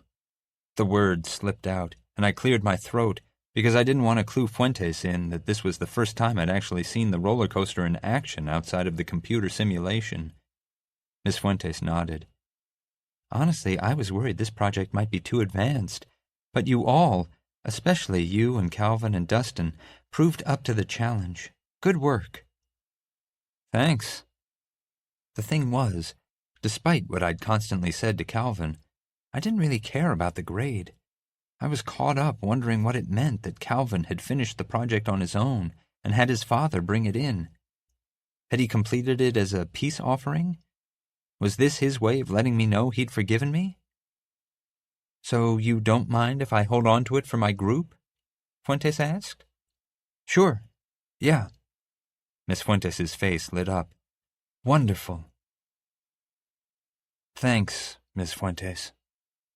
She probably thought I was thanking her for the praise, but even if Calvin still hated me for betraying him, she was the reason I'd gotten to know him. Regardless of how things turned out, if I found Tommy, if the universe collapsed and swallowed us all, the time I'd spent with Calvin had made the last few months bearable. More than that, Calvin had become part of my life, as real as Tommy. Miss Fuentes continued to beam with pride. So, have you decided where you're going to college? I assume you are going. University of... I stopped myself. The University of Colorado didn't exist anymore. Colorado didn't exist anymore. I haven't made up my mind yet. Well, regardless of what school you choose, I suspect you'll do great things. My college years were some of the best of my life. There's more to learn than you'll ever know. I guess, I said. But, and I know this is going to sound weird, I think I'm going to miss high school. Maybe, but the world is bigger than you can possibly imagine, Ozzie, and you've only just begun to explore it. The irony of her statement wasn't lost on me. Miss Fuentes, remember when you taught us about particle-wave duality? She nodded. And you showed us that video on the double-slit experiment? Fascinating stuff, Miss Fuentes said. Some days I think I would have enjoyed specializing in theoretical physics. Well, I was wondering, if observing atoms is what causes them to decide how to act, does that mean we shape reality? Fuentes furrowed her brow and took in a long, deep breath. That's a somewhat esoteric reading of the theories. Is it? If the world around us is in a state of flux until we observe it, how do we know that our intentions and thoughts don't impact what it will become? Because we don't actually change anything, Ozzie, she said. It's all about perception. I don't follow. Fuentes tapped her lip with her index finger. Then she said, Let me show you something. I followed her to her desk and waited while she rolled the overhead projector in front of the whiteboard. She hunted around until she found a sheet of paper. She folded it into 3 even sections. When I fold the paper like this, she said, it forms a triangular prism. 3 equal rectangles that connect to form a triangle. Okay. Now, when I hold it up to the light, what do you see? Fuentes positioned the paper on the overhead so that its shadow was projected on the whiteboard. Aside from your hand, I said. A rectangle. Right. And how about now? A kind of flattened hexagon. Right again. Fuentes turned the paper on its end. And now what? I shrugged. A triangle. What does this have to do with quantum physics and reality? Part of me wished I'd never asked, seeing as I wasn't sure I was going to understand her answer. Ms. Fuentes shut off the projector and set the paper aside. The point is that if you look at the object one way, it's a rectangle. Another, and it's a hexagon or a triangle. But none of that changes the fact that it's a prism. I must have looked completely baffled, and I was, because she said, What we observe is some kind of duality. An atom is either a wave or a particle, depending on our observation, may not reveal the entire truth. The atom may be neither of those things. It might exist in a completely different state we're incapable of seeing or comprehending. Someone who only saw the shadows of our prism might deduce that it had changed shape, while we would know it was a prism all along. Her explanation reminded me of the allegory of the cave. In other words, there might be a truth out there we don't know yet? That's an interesting way to put it, but yes. So then how does that relate to reality? I'm not sure I understand, Fuentes said. I guess I'm asking, do we create reality by interaction and observation? Or does it only appear that way because we're incapable of seeing the whole prism?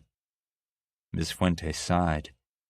You're moving into philosophy here, Ozzie, and I'm not sure I'm the right person to help you. What I can tell you is that it probably doesn't matter. It doesn't matter whether we know if an atom is a particle or a wave or something else completely. Not knowing doesn't change the reality of what an atom is.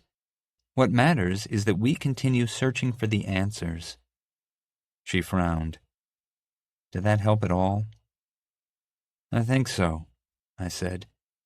Thanks. See you tomorrow.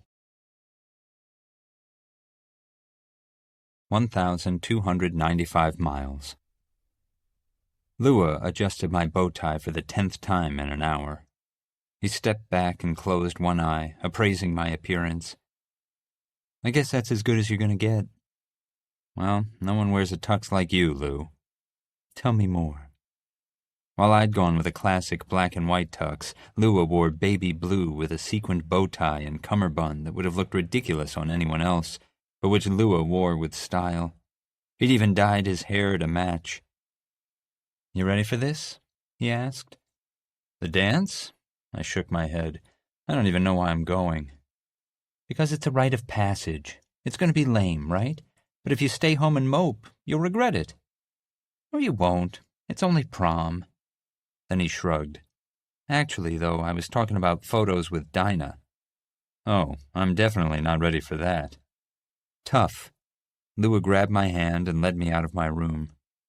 Before the universe had stolen Rennie and my parents, Lua's house had only consisted of 2 bedrooms. But in addition to rewriting history, the universe was also adept at home remodeling and had converted the garage into a bedroom for me. Even as it stole parts of my life, the universe gave me other things in return. It had disappeared my family and replaced it with a new one. It had devoured the stars, but given me the opportunity to recreate them for someone who'd never seen them. It had robbed me of Tommy, but gifted me Calvin. I'd managed to lose Calvin all on my own. I couldn't figure out why the universe bothered. Why replace what it had stolen? Why not just take me too and end the whole thing? From the day I narrowly avoided dying on Flight 1184, it seemed as if the universe was trying to tell me something, but I hadn't been able to decipher what. Sometimes I thought it was trying to tell me to get as far from Cloud Lake as possible. Other times, to never leave.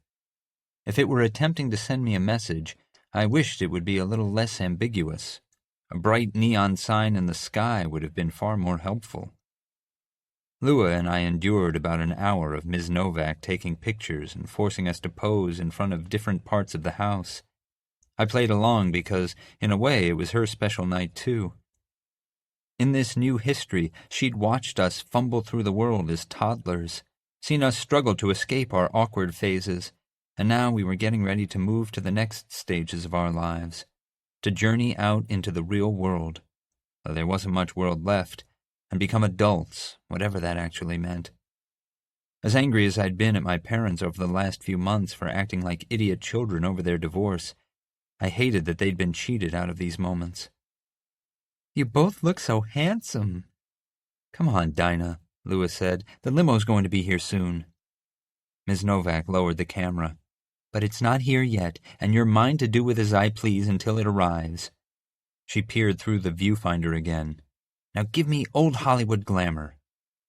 We posed with silly faces, as spies. I held Lua across my arms. He tried to lift me in his.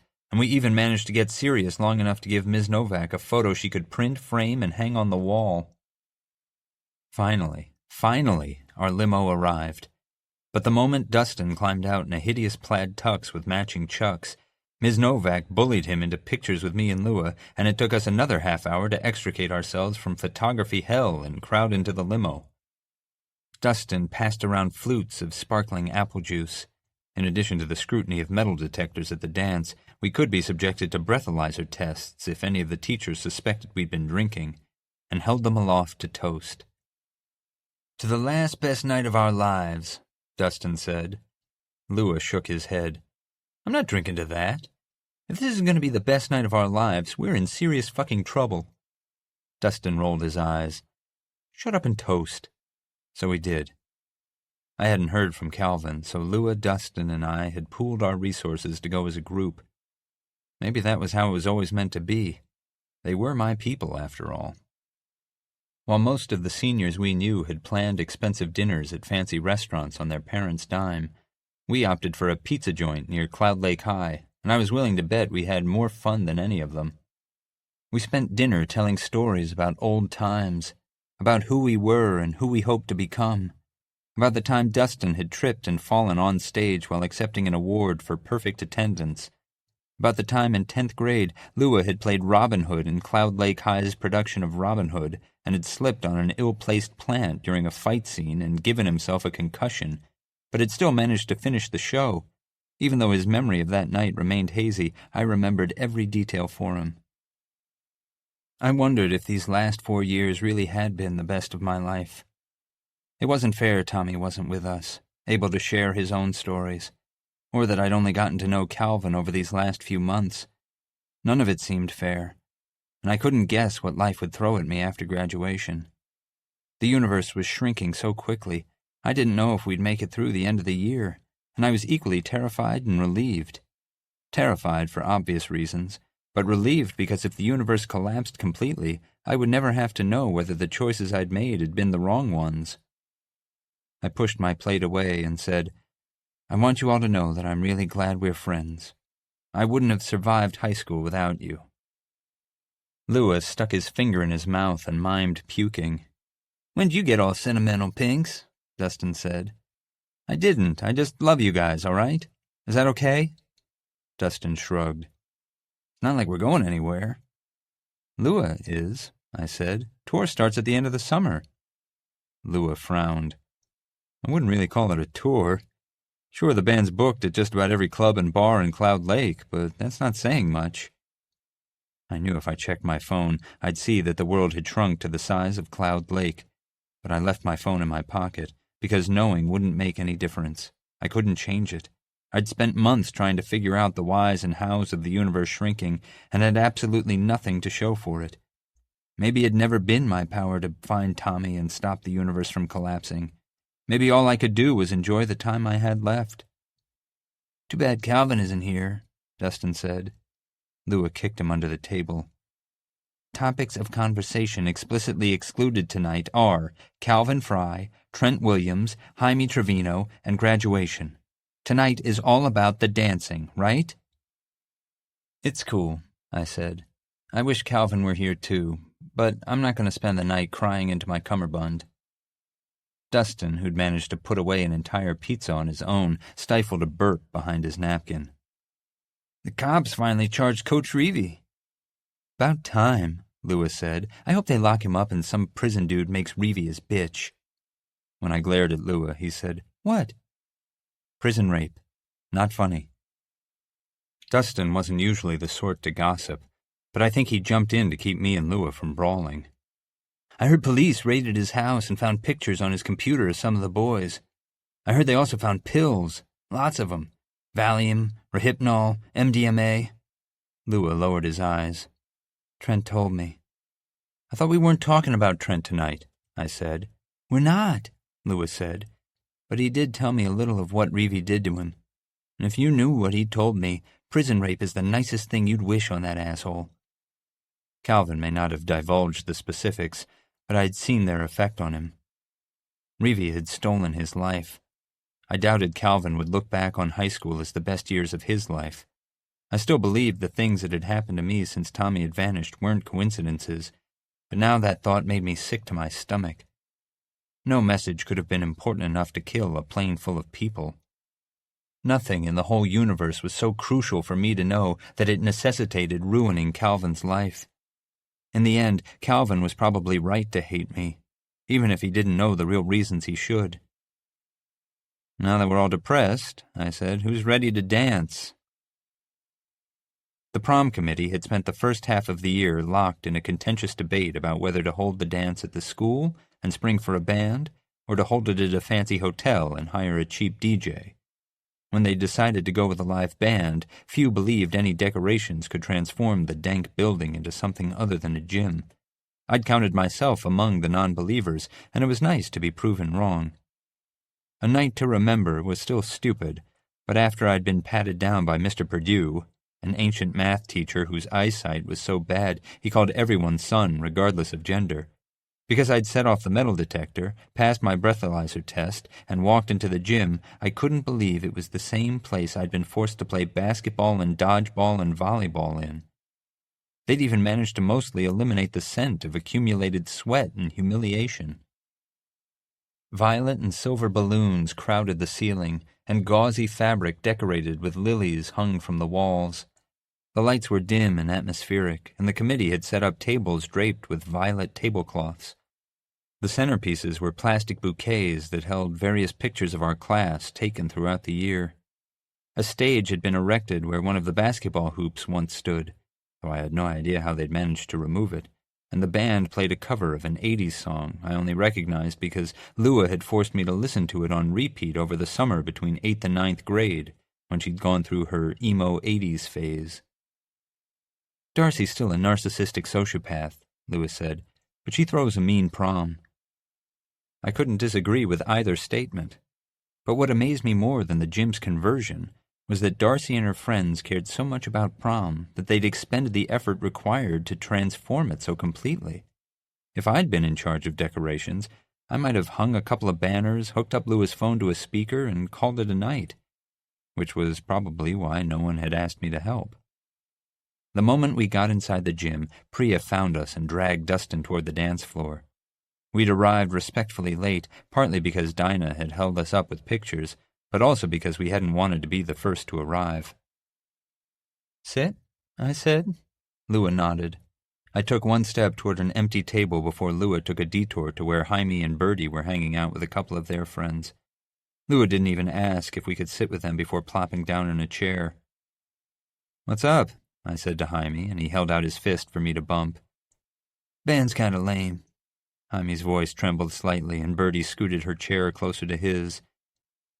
"They're not bad," Lua grudgingly admitted. "You should go up there," Jaime said. "Show 'em how it's done." Lua nodded, but his hand operation wasn't for 2 more days, and even then it would take a few weeks of physical therapy before he could play. He glanced at Birdie, who was wearing a low-cut, skin-tight black dress, her hair piled atop of her head in crispy curls. "You look really beautiful, Birdie." Birdie pursed her lips. "What are you playing at?" "Retract the clause," Lewis said. "I'm not after Jaime. Actually, I think you two are better together than he and I ever were." I shared Birdie's suspicions. Lua was not a graceful loser, and for all I knew, this was step 1 of Lua's nefarious plan to break Birdie and Jaime up by drowning them in compliments. Yeah," Birdie said. "Thanks?" We sat at the table, enduring one of the most awkward silences in the history of awkward silences, until Birdie grabbed Jaime's hand and said, "I want to dance, babe." Jaime, Birdie, and their friends meandered to the dance floor. Jaime glanced back once and mouthed, "Thank you." "What was that all about?" I asked as soon as they'd gone. Lewis shrugged. "He looked happy, didn't he?" "I guess." I was honestly shocked Lua hadn't grabbed one of the picture-holder centerpieces and beaten Jaime or Birdie or both with it. I gotta say, this new mature Lua is freaking me out. "Don't get me wrong," Lua said. "I still want to yank out Birdie's weave and dump a bucket of pig's blood all over her pretty dress. But she makes Jaime happy. And after the train wreck formerly known as our relationship, he deserves it." Lua was right. I just never expected that brand of rational, self-sacrificing logic from him. I wondered if he'd finally looked in the mirror and recognized who he saw. I'd always found it odd that Lua possessed so much confidence when it came to his music and his gender identity, but still seemed so uncomfortable in his own skin. Apparently that had changed. Lua was still my Lua. I still recognized him, but he was also different. "Hey," Lua said. "I really am sorry Calvin's not here." "It's okay. I tried to call him a couple of times. He didn't answer, but I may have left some long, rambling messages explaining why he should forgive you and come to the dance." My eyes shot open. "You didn't." "I really did." "Lua, you're my brother and my best friend, Ozzie." Lua turned to face me, so close our knees touched. "If you think there's anything I wouldn't do for you, you obviously don't know me well." I couldn't help myself. I hugged him until he pushed me away. "Gross, no PDA. I have a rock star reputation to protect." "I love you, Lou." Yeah, I love you too, Ozzie." Eventually we joined the dancers tearing up the floor, even though Lua wouldn't stop complaining about how terrible the band was, and we caught Dustin and Priya dancing intimately during an odd, slow cover of Happiness is a Warm Gun. I wondered how it was possible the universe was only the size of Cloud Lake, but that the Beatles still existed. If there was no England, where had they been born? I could have gotten my phone out and searched, but I suspected the answers would simply lead to more questions, like how we had phones and where they were manufactured. I left Lua, Dustin, and Priya shaking their asses on the dance floor and went to use the restroom. When I returned, the band was playing another slow song. Dustin was standing against the wall holding Priya's purse. "So, Priya?" Dustin shrugged. "What can I say? She's a champion cuddler." I couldn't help laughing at the mental image of Priya and Dustin all snuggled up together. "You seen Lua?" "Yeah, about Lua." Dustin pointed at the dance floor. I followed his finger, searching the crowd. And then I found Lua, dancing, with Trent Williams. Trent's arms were wrapped around Lua's waist. Lua's head leaned against Trent's chest. I stood there with my mouth hanging open until Lua caught me staring and shot me an "I will kill you if you say one damn word" look. I smiled in return. I danced a couple of songs with Priya, a couple more with Lua. Dustin even forced me to dance one with him, and we cracked up the whole time. I kept hoping Calvin would surprise me. I imagined him walking through the doors in a black hoodie tux, catching my eye from across the room, his smile all the forgiveness I needed. I imagined us dancing until we were the only two people left on the floor, dancing long after the band had played its last cheesy song. I imagined kissing him. If my life had been a movie or a book, the night might have ended that way. I might have gotten my happily ever after. But my life was neither of those things. No one's life is. Life is life. It happens. It goes on. Eventually it ends. But other lives continue. New ones begin. That's just the way of it. My life would keep going on until the day it didn't, and I could either make the best of it or waste it wishing for what I didn't and might never have. Tommy. Tommy digs through the bag of candy, picking out the banana runts for himself before passing it to me. We walk through the mall with no particular destination. He's been quiet since I picked him up, but I can tell by the way he breathes shallowly and winces that he must have gotten into a fight with his father. "You still up for fireworks on Dustin's boat Tuesday?" I cheek a couple of strawberry candies. Tommy chews his candy, but I suck on mine until they disintegrate. "Dustin said he managed to get a bunch of illegal shit, M80s and stuff." "Yeah," Tommy says. "Sure. Sounds fun." I'm dying to ask Tommy what happened, to make sure he's not seriously hurt, but he won't talk about it until he's ready.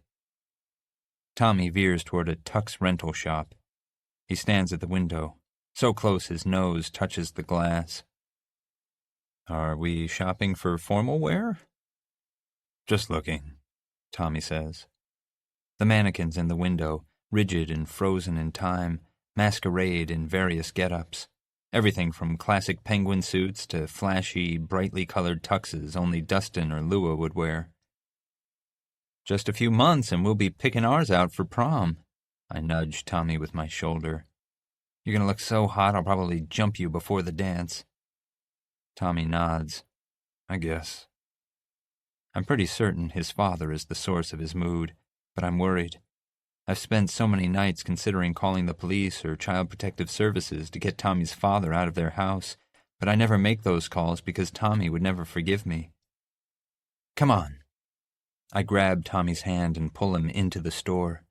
I tell the salesperson a lie about attending a ritzy fundraiser for my father's imaginary company, and before I know it, I'm standing in the middle of the store in a slim-fitting black tuxedo. The salesperson goes on and on about how handsome I look and how it fits like a latex glove.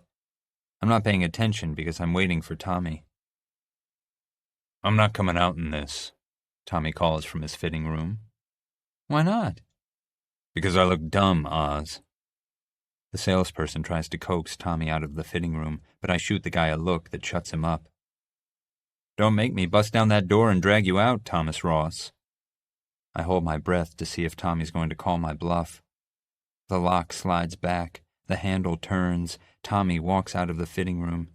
He's wearing a midnight blue tux with a traditional black bow tie. My mouth falls open. "Forget it," Tommy says. "This is silly." "You look... wow." Tommy steps toward me. "For real?" He plucks at the shawl collar and examines himself in the mirror. I nod because I'm tongue-tied. I can't imagine how anyone, how Tommy, could look at himself and not see how beautiful he is. I drag him to the floor-length mirrors and stand beside him. Thankfully, the salesperson has the decency to give us some peace. "You know what I see when I look at you?" I ask. "A goof in a suit he can't afford?" "The most handsome man in the universe, who also happens to be the guy I love." I lean into him. "And next year, when we go to prom and you're wearing this tux, I'll know everyone hates me because you're mine." Tommy stares at our reflections for a while. Then he says, "Are you really set on doing this prom thing?" "Don't you want to go?" "Maybe." Tommy pulls away from me. "I thought you hated all that school shit." "I do, I guess, but it's prom. We've been talking about going together since freshman year." "That's the thing," he says. "Haven't you ever thought of going with anyone else?" "Another guy?" The salesperson is watching us, and I suspect he knows I lied about the fundraiser, but I don't care. "Not necessarily. We could go with Lua and Jaime and Dustin and whoever he takes.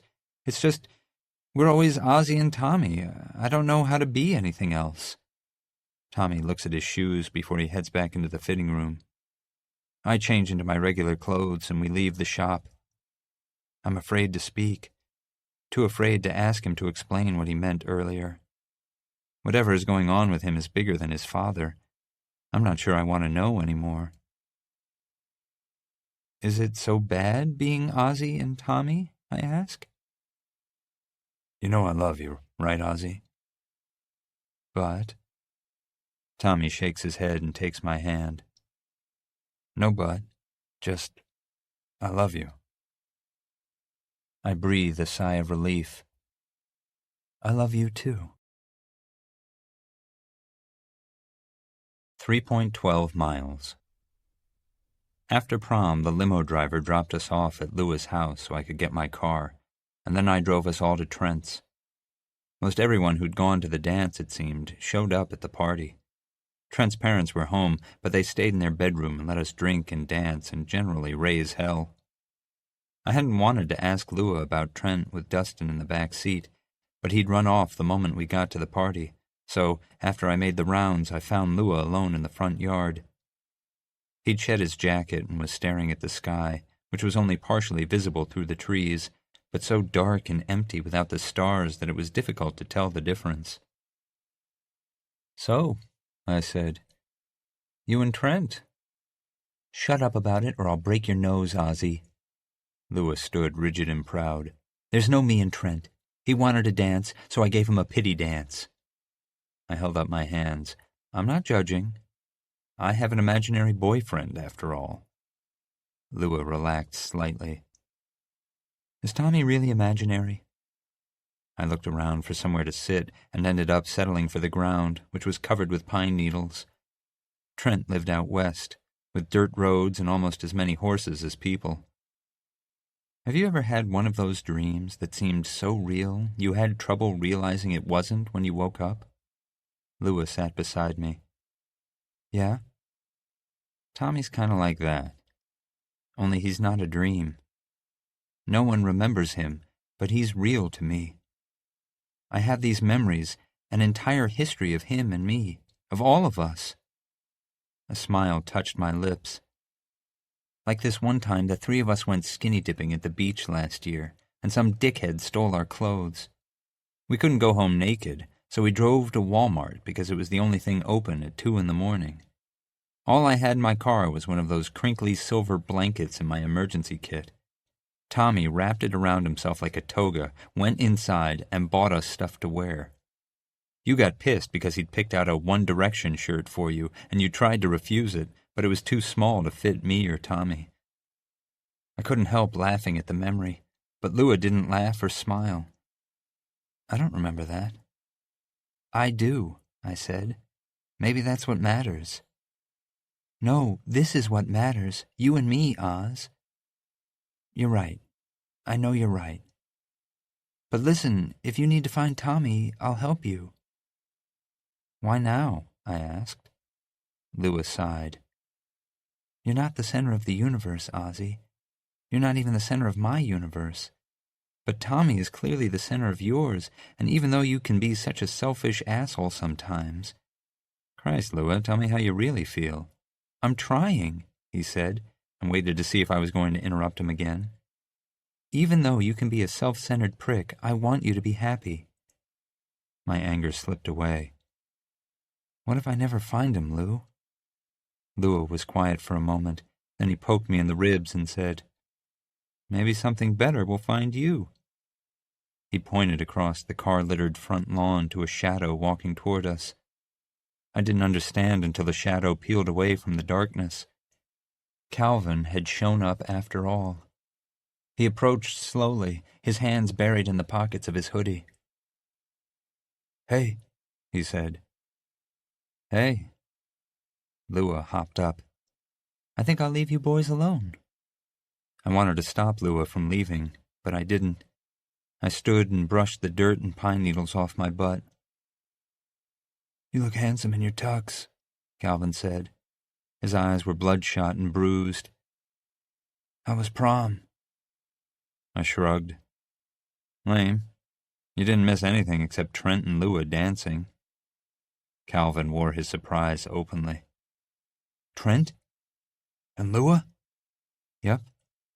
Lua says nothing's going on, but stranger things have happened." "Wow." Calvin stalled a couple of feet away, and I felt more uncomfortable than when I'd caught him cutting himself in the restroom at school. "Listen," I said, "I'm really sorry I told my therapist. I didn't know she'd call the cops. Not that that's a good excuse. I shouldn't have told anyone. And while I'm being honest, I also told Lua. She didn't tell anyone, but you deserve to know." Calvin bobbed his head like he was floating in water, everything below his chin submerged. "It's all right." "No, it's not." "You're right," Calvin said. "It's not. But I forgive you. I've been talking to my own therapist.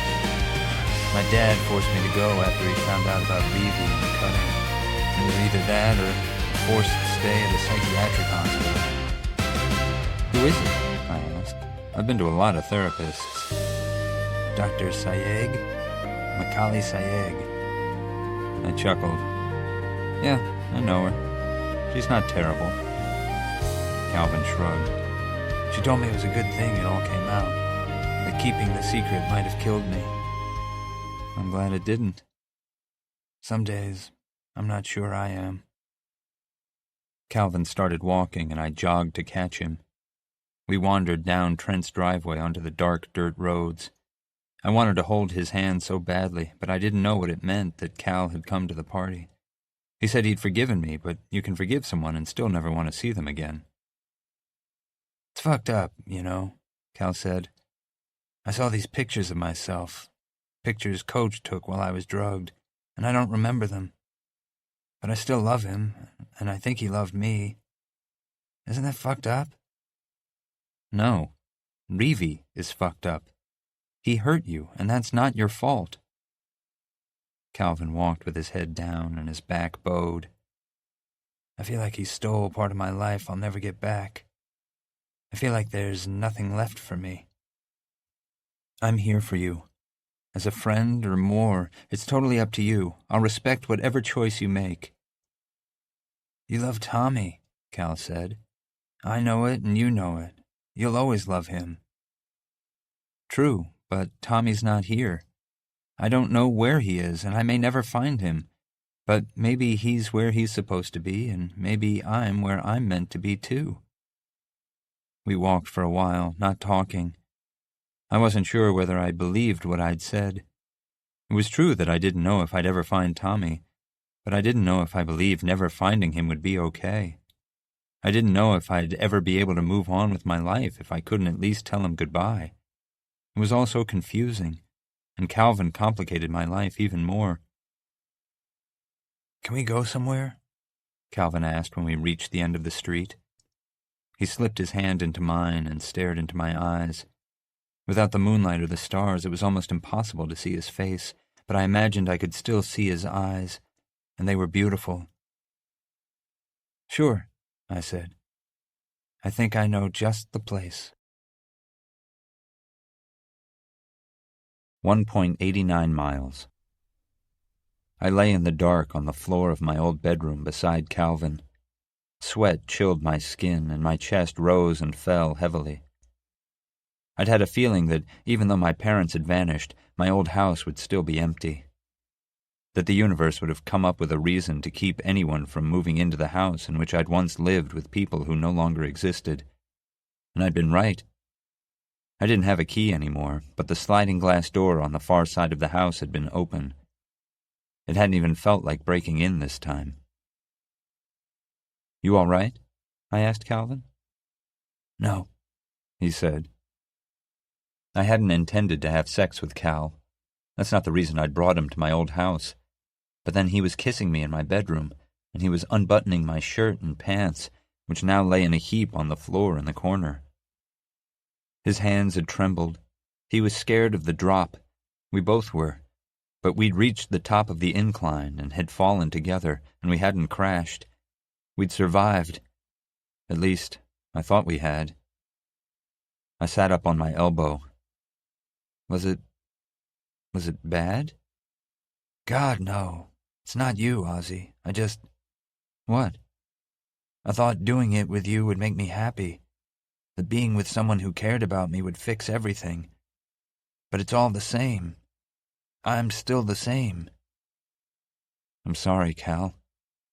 It's my fault. I shouldn't have—" "It's not your fault, Ozzie. I wanted to do it. It was my decision." "Do you want to go back to the party?" I asked, because I couldn't think of anything else to say. Party? At Trent's house. Who's Trent? I crawled across the room, dug my phone out of my pocket, and pulled up a map. The entire world, the entire universe had shrunk again. Everything west of my house was gone, and there wasn't much left east either, just some of the beach and the ocean.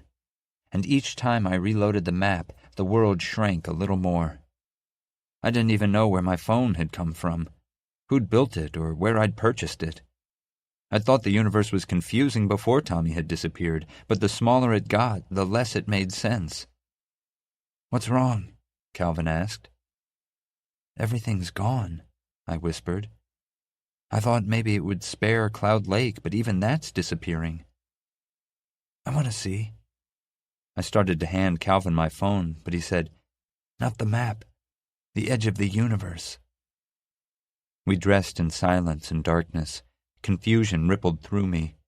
Sleeping with Tommy had brought us closer together, but both times with Calvin seemed to drive us further apart. "Did you ever figure out why the universe is shrinking?" Calvin asked while I sat on the floor and tied my shoelaces. I shook my head. "No, and I don't think I'll be able to stop it before it swallows everything." "Oh." I saw the roller coaster, by the way. Miss Fuentes loved it so much she's taking it to show her roller coaster building group. "Miss Fuentes?" Calvin asked. "Forget it." My heart broke. He didn't remember Miss Fuentes or Trent, which meant he probably didn't remember Coach Reevy either. But he was still affected by what Reevy had done to him. Not even the universe could fix what Reevy had broken. I stood and helped Calvin to his feet. Our faces were so close and I wanted to kiss him, but I didn't. "Do you think this is my fault? That I'm the reason the universe is shrinking?" "Maybe," he said, and it wasn't the answer I'd expected. "Honestly, I don't know, but I think it means something that you're the only person who remembers the way things used to be." "Doesn't it seem weird to you that the whole of existence is just part of one small shitty town?" "Not really," Cal said, "though I do find it odd I grew up so near the edge of the universe and have never gone to see it." "Are you sure you want to now?" Calvin nodded. "Definitely." The beach wasn't far from my house, so we walked. Outside in the middle of the night, the universe didn't just feel small, it felt deserted. We saw no people, no animals, no cars. As far as I knew, Calvin and I were the only humans in existence. It should have been comforting not to have to face the collapse of the universe alone, but it wasn't. I held Calvin's hand while we walked, thinking back to that first night Tommy and I had slept together. I'd wanted to climb to the top of the tallest building and shout about it for the world to hear, but it wasn't the same with Calvin. Instead, I wanted to keep what we'd done to myself. I wasn't ashamed, but I did wonder if it had been a mistake. Maybe whatever invisible hand had pushed us together had only ever intended for us to be friends, and I'd crossed a line by allowing us to become something more. Or maybe it had never been about me at all. We reached the beach road and found a path through the dunes. I kicked off my shoes and socks, and Calvin did the same. I knew something was different before we cleared the sea oats and bushes. I still hadn't gotten used to the empty sky, but what I saw on the horizon was deeper than emptiness. "So," Calvin said, "that's it." Less than a quarter mile off the beach, the sky had disappeared, replaced by a void. That was the only way to describe it. It wasn't black, it wasn't gray. It was the complete and total absence of everything.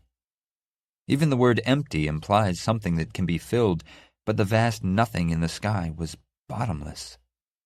Calvin and I could have poured forever into it, and that boundless zone of negative space would have simply devoured all that we were and remained more than empty. "It's moving toward us," I said. "Is it?" The universe must have rewritten Calvin's memory every time it shifted. He could have remained standing at the edge of the ocean until the universe consumed him, and he would have thought it normal. "It's never going to stop."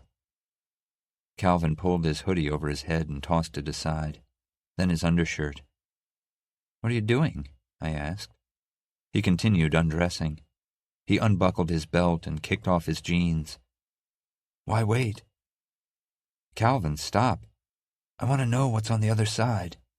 "Nothing," I yelled. "There's nothing on the other side." I grabbed him before he could strip off his underwear, and he pushed me away. I tackled him to the ground, but Calvin was a champion wrestler. He swung his legs, wrapped them around my waist, and held me in a headlock. I struggled, but I couldn't defeat him, so he let me go. "Do you want to be trapped here forever?" Calvin asked. "What if we're meant to escape?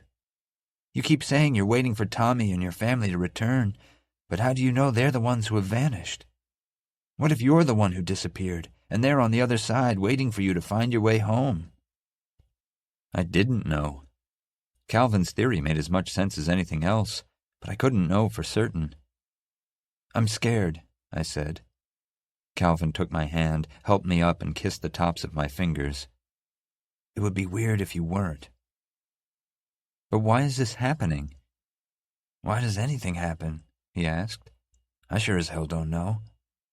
The only thing I know for sure is that we can do nothing, and maybe we'll wind up taken, like you said Tommy and your family were. Or we can face the uncertainty and see what's on the other side for ourselves. It'd be easier if someone would just give me the answers, I said.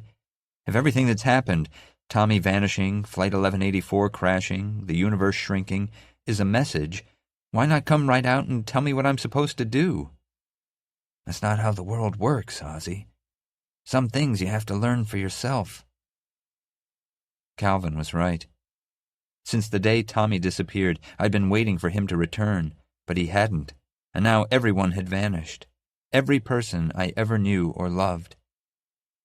And soon, with or without me, Calvin would follow them. I didn't know if the universe was a simulation or a bubble about to burst or even a spooky quantum reality I'd willed into existence. All I knew for certain was that I'd wind up alone if I stayed. Okay, I said. I'll go. I squeezed Calvin's hand and pulled him toward the ocean, but he didn't follow. Come on, we can do this together. He shook his head and let go of my hand. I think you should do it, he said, and I want you to, but I need to do this part on my own. You sure? No, he said, laughing. I didn't want him to leave. I didn't want him to face the void alone, but I understood why he needed to do this himself. If he was going to survive what Coach Reevy had done to him, even if he couldn't remember who Reevy was, he needed to face the future on his own terms. Whatever happens, I said, I want you to know that I care about you, Calvin Fry. Maybe this universe was never real, but you are. You're the only real thing in it. That sounds like a goodbye, Calvin said. But I think we'll see each other on the other side. Cal stripped off his underwear and turned toward the water. He walked until the waves lapped against his bare feet. The void grew closer. With each second that passed, it devoured more of the ocean. You're going to find your way, Ozzie. He took another step into the water. Just wait, I called after him. Wait for it to reach the shore. It's too far out to swim. You'll drown. Calvin glanced at me over his shoulder. He was smiling. I won't drown, Ozzie. I can breathe underwater. He walked until the water reached his waist, and then he dove in and swam.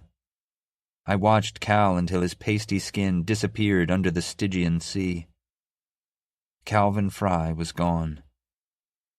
I sank to my knees.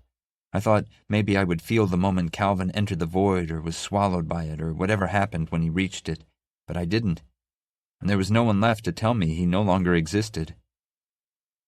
I wished I could have gone with him. I wished I had his courage. I knew if I waited long enough, the emptiness would swallow me. I wouldn't have to do anything but stand on the shore and let it take me. I thought watching Calvin swim to the void would give me the strength to do the same, but I was a coward. The nothingness shuddered and moved closer. I couldn't do it. I'd already lost everything and everyone I ever cared about, and if I died, no one would remember them. I ran back across the dunes. I stumbled and fell, and when I looked behind me, the ocean was gone. I forced myself to my feet and kept running up the hill to the road. I tripped and stubbed my toe. A flap of skin and blood and gravel hung off the end of my big toe, but I kept running. I reached my house and slammed the door behind me. I climbed the stairs to my room and tried to shut that door too, but a force on the other side pushed back. A soundless wind blew into my room, carrying with it a crumpled scrap of paper that floated through the air and landed on the floor. I leaned all my weight against the door and finally slammed it shut. I picked up the paper, crawled into the corner and hugged my knees to my chest. I didn't know where the paper had come from, but I recognized the writing. It was from my journal, the journal from the world where Tommy had existed. The nothingness was all around me. I didn't need a map to know that only my house and I remained. Finally, I was alone, and I smoothed out the paper and began to read. Tommy. Tommy and I lie side by side on top of his trailer. His father's snores drift up through the thin metal. The 4th of July is still a couple of days away, but one of Tommy's neighbors is already shooting off fireworks in the distance. The dazzling lights dim the stars for a moment, except there are so many scattered across the sky they can't be outshone for long. The stars look haphazard, though I know they're not. Someone put them there. There's some design. I just can't figure out what it is. Tell me we'll always be together, Tommy. I expect him to answer immediately, for him to tell me that nothing will keep us apart, that it'll always be him and me against the world. But he doesn't, and I wait. Tommy? I can't, he whispers, even though his father could sleep through a nuclear bomb strike. Come on, we're going to be together forever, right? Actually, Oz, he says, I was thinking we need some time apart. I slap Tommy playfully. Stop fooling around. I'm not fooling. I tilt my head and search his face, his eyes, for the joke, but don't find it. Since the day we met, our lives have been all about each other. I spent years so focused on you and on us that I haven't given hardly any thought to the rest of my life. I don't know how I'm going to afford college. You don't know what you want to do with the rest of your life. He throws his hands up. It's like we've spent the last 9 years being one person, and I don't know who I am when I'm not with you. What does it matter? I say. I don't even care about college. All I care about is you, being with you. Tommy sits up on his elbow. The metal roof groans. And I care about you. But that's the problem, you know. Being together isn't enough if we're not whole individual people. But I love you, Tommy. Don't you get that? I do, he says. It's just, I need to know who I am on my own.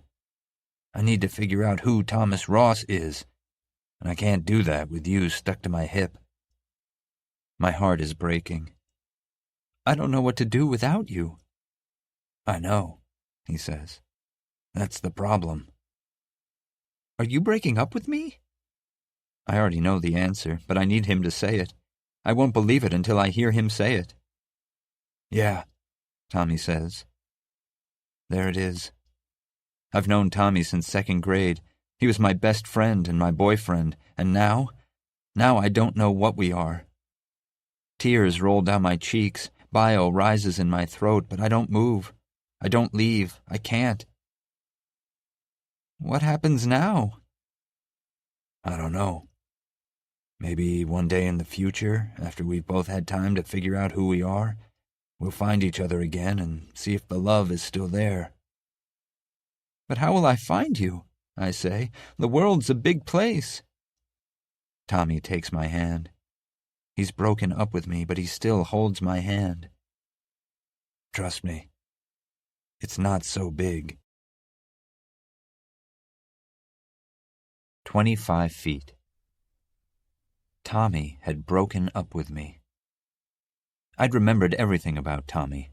The deep thrum of his voice, the way his hands felt tender when he touched me, even though his skin was rough.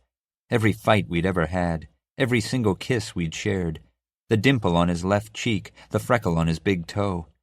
I could recall the most random details about Tommy and our life together, but I'd forgotten that night. The night he broke up with me. I'd rewritten every memory of Tommy I could recall from my journals, but I hadn't rewritten that one. I'd spent months searching for him. I'd almost died on a plane crash to find him. I'd waited around Cloud Lake hoping he would return, but Tommy was never coming back. And even if he did, he wasn't coming back to me. The void waited outside my bedroom walls. I was alone in the universe. I still didn't know what had happened. Even now that I remembered Tommy breaking up with me, I didn't know whether I'd created this universe from my broken heart, or if I was a brain scientists had plopped into a jar and were experimenting on, with Tommy nothing more than a part of the sadistic test. But I still had to decide whether to stay here, afraid and alone, or be brave like Calvin and see what, if anything, was on the other side.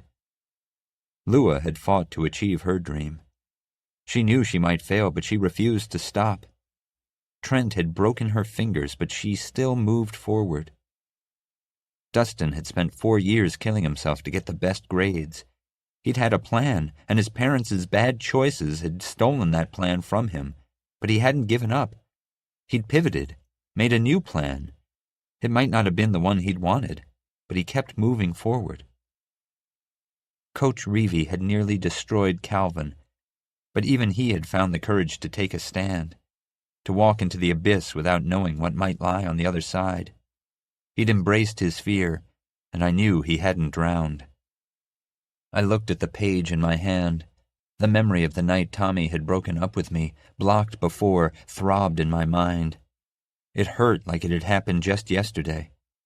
I remembered hating him, crying in my bedroom, swearing I'd never speak to him again. I'd hated him so much I'd erased him from my life. But he'd been right. We'd spent so much time as Tommy and Ozzie that I didn't know who I was or what I wanted without him. I thought Tommy disappearing and Flight 1184 crashing and the universe shrinking were messages telling me to stay in Cloud Lake. I'd spent months waiting for some kind of sign, but I was beginning to think none of this had ever been about me. I wasn't special or important. I was just a boy chained in a cave, too stupid to know I'd been staring at shadows on a wall while the real world was happening behind me. And now the chains were gone, broken, and I had to make a decision. I had to choose. I opened my curtains. The void had stopped on the other side of the glass, and it waited for me outside my bedroom door. The universe was no longer contracting. I felt certain I could remain in my room until I grew old and died, but I'd do so alone. Or I could step into the unknown. Maybe I'd find Tommy and Calvin and Lua and my family. Maybe I'd discover the future, or nothing at all. I knew what awaited me if I stayed, and there was comfort in that knowledge. My future on the other side of the void was unknowable and frightening. Here in my room, I was the center of the universe, the single star around which everything revolved. Beyond the void, I was probably just another insignificant particle floating amongst a vast sea of countless others, and that terrified me. The scariest thing in life is the door that closes and can't ever be opened again. Once I opened the door and stepped into the void, that door would slam shut behind me and I could never go back. But maybe it's okay to be afraid. Mrs. Ross hadn't let fear stop her from walking away from her old life and slamming that door behind her. And maybe those slamming doors are the scariest things in life, but they're not the worst. The worst is never going through them at all. I didn't know whether my world was merely shadows on the wall, but it was time to turn around and find out. I took a deep breath, held it, let it out. I gripped the knob, opened the door, walked into the void, and pulled the door shut behind me. Infinity, and then some. I'd survived, I guess. The inside of the arena reeked of sweaty bodies, and despite the air conditioners laboring overhead, the air was thick and moist. I sat amongst my fellow classmates. We had all survived. Not just the universe shrinking, we had survived high school. Lua sat a row ahead of me, Calvin way up front where I could barely make out the back of his head. And Dustin stood on stage in his blue graduation cap and gown, addressing the Cloud Lake High class of 2018. I went skydiving yesterday. I've been skydiving a lot lately, actually. I didn't tell my friends or my parents. Surprise! And yesterday was my first solo jump. Dustin was so far away that I could barely make out his face, but I knew he was sweating and nervous. I hadn't known he'd gone skydiving, but it didn't surprise me. It was a very Dustin thing to do. Falling isn't the scary part. You'd think it is, what with the falling and screaming and plummeting toward the ground. But a moment after you begin to fall, you reach terminal velocity, and you realize that you're not falling. You're flying. Maybe it's an illusion created by wind resistance, but that's okay because you're still flying. You can hold your arms out and soar, or pin them to your sides and shoot forward like a rocket. How you descend is totally up to you. No, the falling isn't the scary part. Falling is easy. Jumping is hard. Jumping is scary. Until yesterday, I'd made all my jumps tandem, with an instructor strapped to my back. I couldn't really screw anything up because she was there to correct my mistakes, to tell me what to do if my brain froze. But yesterday, I jumped alone. I stood outside the open hatch, holding onto the rails, my feet planted on something solid, and I knew that I'd need to push off, to jump into the open and unforgiving air, alone. There was this moment where I was like, oh hell no, I am not doing this. And I could have climbed back into the plane and ridden it down, but I didn't. I'd taken the right courses. I'd listened to my instructors. I possessed all the knowledge necessary to make it to the ground safely. Sure, it was still dangerous. My chute might not have opened, or I might have freaked out and forgotten all the things I'd learned. Skydiving isn't without risk, but flying is totally worth it. So I took one last breath, I let go of the railing, and I jumped. Dustin wiped sweat from his forehead with the back of his hand. He paused and stared out at us. I wasn't sure he could pick me out of the ocean of caps and faces, but I like to imagine he could. Graduating seniors of Cloud Lake High, it's time for us to jump. I stuck my tongue out at the camera as I shielded my eyes from the sun. Come on, Ozzie, don't be such a spoil sport. Mom stood with her hand on her hip while Dad tried to snap a picture. This is for posterity. You've already taken 1 million. How many more does posterity need? My parents hadn't fought since Mom had arrived earlier that week for my graduation. She'd tried to get a hotel room, but they'd all been booked by relatives who'd traveled to see their nieces and nephews and grandchildren graduate. So she stayed with me and Rennie and Dad. I wound up sleeping on the couch while Mom took my room. I like to think that their newfound friendship was repayment for my having to camp out on the most uncomfortable sofa bed in existence. But maybe this was the new normal for them. Now that they were no longer husband and wife, they'd found a way back to the friendship they thought they'd lost.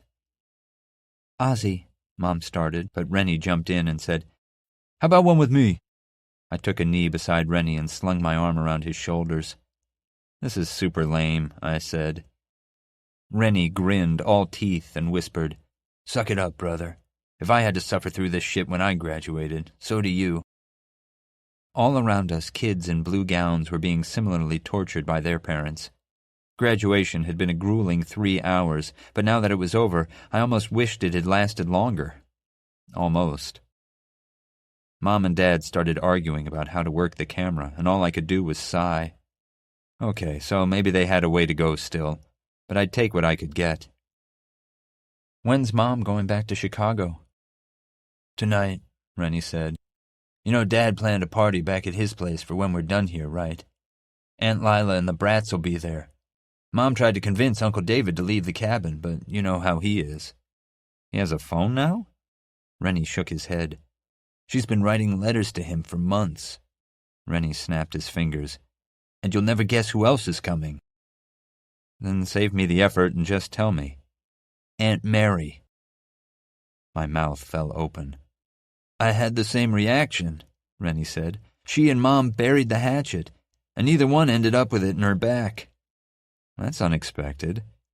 Rennie furrowed his brow. Promise me we'll never stop talking like that. Oh, Lord, I said. Are you getting emotional? Are you going to cry? I don't think I could deal if you cried. At least not until Mom and Dad get the camera working so I can record photographic evidence of it. Rennie slugged me in the shoulder. You're such a dick, but promise anyway. You're my brother, Rennie. My dumbass, gimpy brother, and I'll be around to annoy you until the day you die. Yay, me. But Rennie was smiling. Even though my brother had only been in the army for a few weeks, those weeks had changed him. He might have lost the use of his legs, but he still looked taller to me, more confident. Skinnier, too, which Mom and Dad seemed hell-bent on correcting. I bit my lip. So, about the party, I said. Think anyone will notice if I don't show?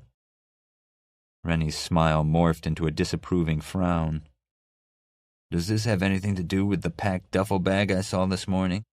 He waved his hands to cut me off. Actually, don't tell me. I'd prefer to maintain plausible deniability. I'll be back in a few weeks. Rennie raised an eyebrow. Don't worry, I'll call Mom and Dad and let them know when I'm on the road, and they can't try to stop me.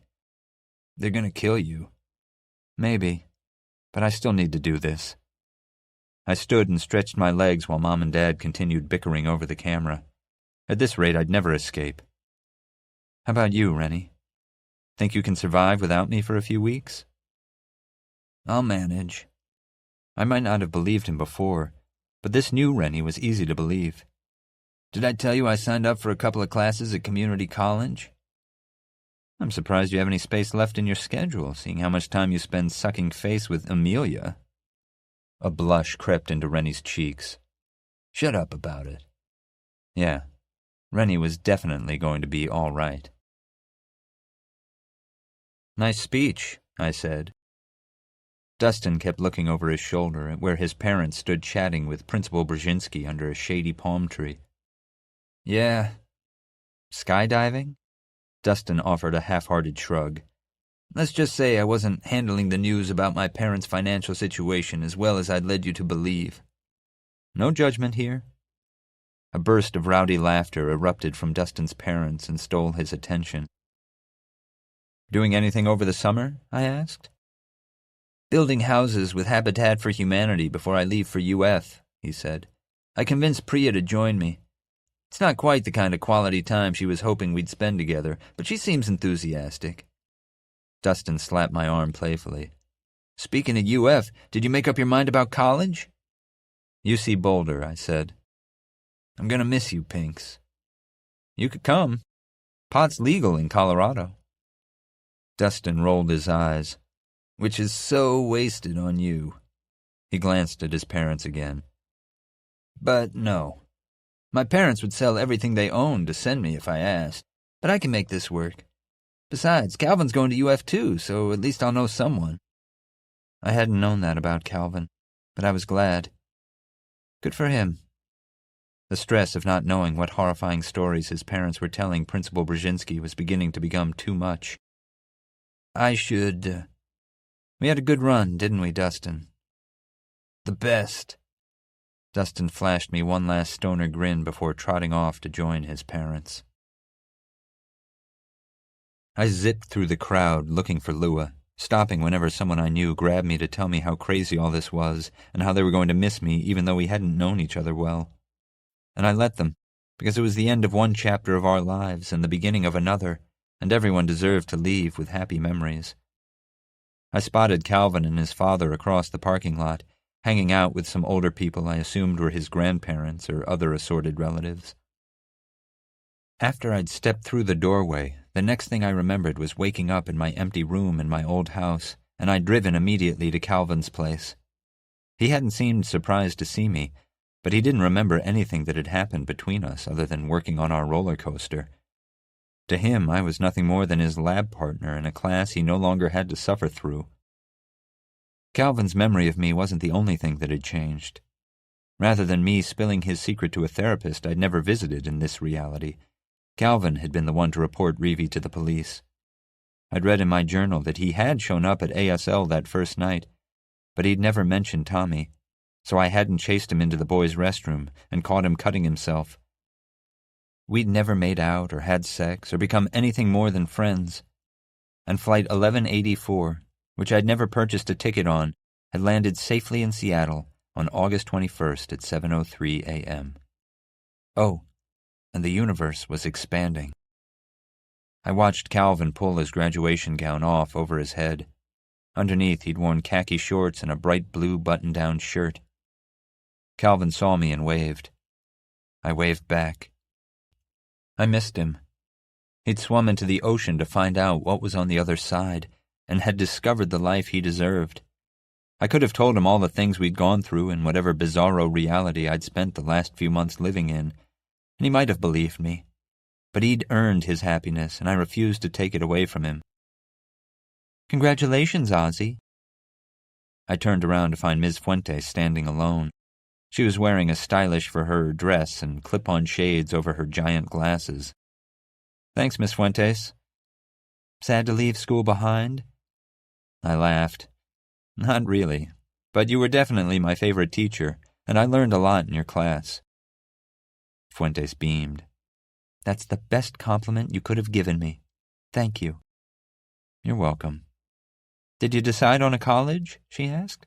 "I saw in the program you'd been accepted to a wonderful array of schools." I nodded. "UC Boulder. They've got a great English department." "Sounds like you've got a plan," she said. "But if you ever grow tired of reading dusty books, I think you have a real knack for designing roller coasters." "Maybe," I said. "Between you and me, I honestly don't know what I'll end up doing." "Don't worry about it, Ozzie. You've got the rest of your life to figure it out." I finally found Lua and Trent hanging out alone. Trent didn't call me any names when he saw me, and nodded when he left. "Still want me to believe there's nothing going on between you and Trent?" "Yes," Lua said, "because there's nothing going on." I frowned and glared down my nose at her. "Look, he needed someone to talk to, and I don't mind listening. Anyway, it's not like either of us is relationship material." "If you say so." I held up my hands in surrender. "You ready?" "Not quite." Lua made me endure a few more pictures, this time with Dinah behind the camera, before we finally walked to my car. The moment Lua climbed into the passenger seat, she plugged her phone into my stereo. "You sure you want to do this?" she asked. We'd both tossed our caps and gowns into the trunk. She'd worn a glittery corset and leggings under her gown, like she was about to play a show. "I'm sure," I said. "Are you sure? You don't have to come." "Fuck that, Oz. You go, I go." She snapped her seatbelt into place. "But we have to be back by August 1st so I have time to practice with the band before the tour." She held up her hand. Tiny pins stuck out of her skin around the stitches that ran the length of her finger. "I have to do my finger exercises so I can play." "August," I said. "We'll be back by then." I started the car but didn't put it into drive. I just sat there with my hands on the steering wheel. "Ozzie?" "Hold up," I said. "There's one last thing I need to do." I hopped out of the car and dodged through the crowds of smartly dressed students and their families. I searched their faces until I found him. And I had. I'd found Thomas Ross. It wasn't the first time I'd seen him since I'd stepped through the void and returned to this world, but it was the first time I'd worked up the courage to speak to him. I still wasn't entirely sure what had happened, but I had a lot of theories. The one I thought most probable was that I'd somehow been sucked into an unstable parallel world shaped by the feeling I'd lost Tommy. I don't know if I created that world, but I did know that even if Tommy didn't want to be with me anymore, I never wanted to live in a world where he didn't exist. Tommy stood beside his mom, talking to Dr. Eisenhower, his old debate coach. He smiled when he saw me. I smiled back. "Hey," he said after he trotted over to where I was standing. "Hey." "I wanted to see you, but I didn't know." "It's all right, Tommy," I said. "You don't hate me?" I shook my head. "Never." Relief flooded his face. I'd spent months dreaming of Tommy, dreaming of seeing him again and kissing him. The second thing I'd done after I'd returned was look him up. I found his beautiful smiling face on Snowflake. Everything had gone back to the way it had been before he'd disappeared. He'd been my best friend and boyfriend, and then we'd broken up. I'd wanted to talk to him since I got back, but I'd been too scared. Only I couldn't leave without seeing him one last time. Yeah, I'd found Tommy, but we were traveling separate paths now. Maybe they'd merge somewhere in the future, maybe they wouldn't. For the present, we were on our own. "I heard about Rennie," Tommy said. "He okay?" "He's good." I glanced at his mom, waved. She waved back. "Your dad didn't come?" "Mama kicked him out. She's divorcing him, finally." "Good for her." "Yeah," Tommy said. "I'm going to stick around for a while. I got into FSU and got financial aid, but I deferred for a semester to help her get on her feet." "Maybe you could take my job at the bookstore," I said. "You quit?" "Yesterday was my last day. I'm not going to be around much this summer, Then I'm off to UC Boulder in the fall." Tommy smiled. It was a wistful smile, though. I knew he was happy for me, but he was sad too, if that makes sense. I felt the same, happy for the future, sad for all I was leaving behind. "That's great," Tommy said. He bit his lip. "I'm really going to miss you, Ozzie." Before I could reply, he closed the distance between us and wrapped me in a hug I never wanted to leave. But I had to. I had to let go. "Lou is waiting for me," I said. Tommy hiked his thumb back at his mom. "Mama's treating me to dinner to celebrate." "Take care of yourself, Tommy." I turned to leave when Tommy said, "Hey, Ozzie, you think we'll ever find each other again?" I nodded. "I'll always find you. No matter how big the universe is, I will always find you." I took off without waiting for a reply. Lua was still sitting in the car. I shut the door and buckled in. "Ready? This is your show, Ozzie. Where to?" Lua was looking at me, waiting for me to put the car in gear and drive. I'd stepped into the void and survived. The world wasn't what I'd hoped for, but I think it had returned to the way it was meant to be. The universe was vast, and though I might have been just one infinitesimal part of it, the whole of my unexplored life stretched before me. I could go anywhere. I could become anything or anyone I wanted. "I don't know," I said. "Somewhere we can see the stars."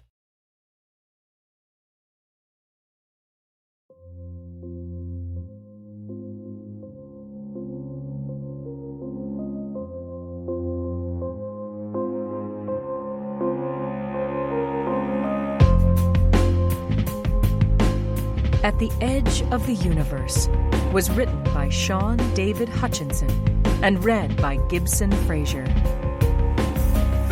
Editing and post-production by Common Mode, Paul Fowley, Technical Director.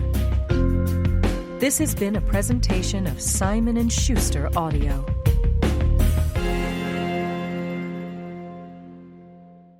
At the Edge of the Universe is available in print from Simon Pulse.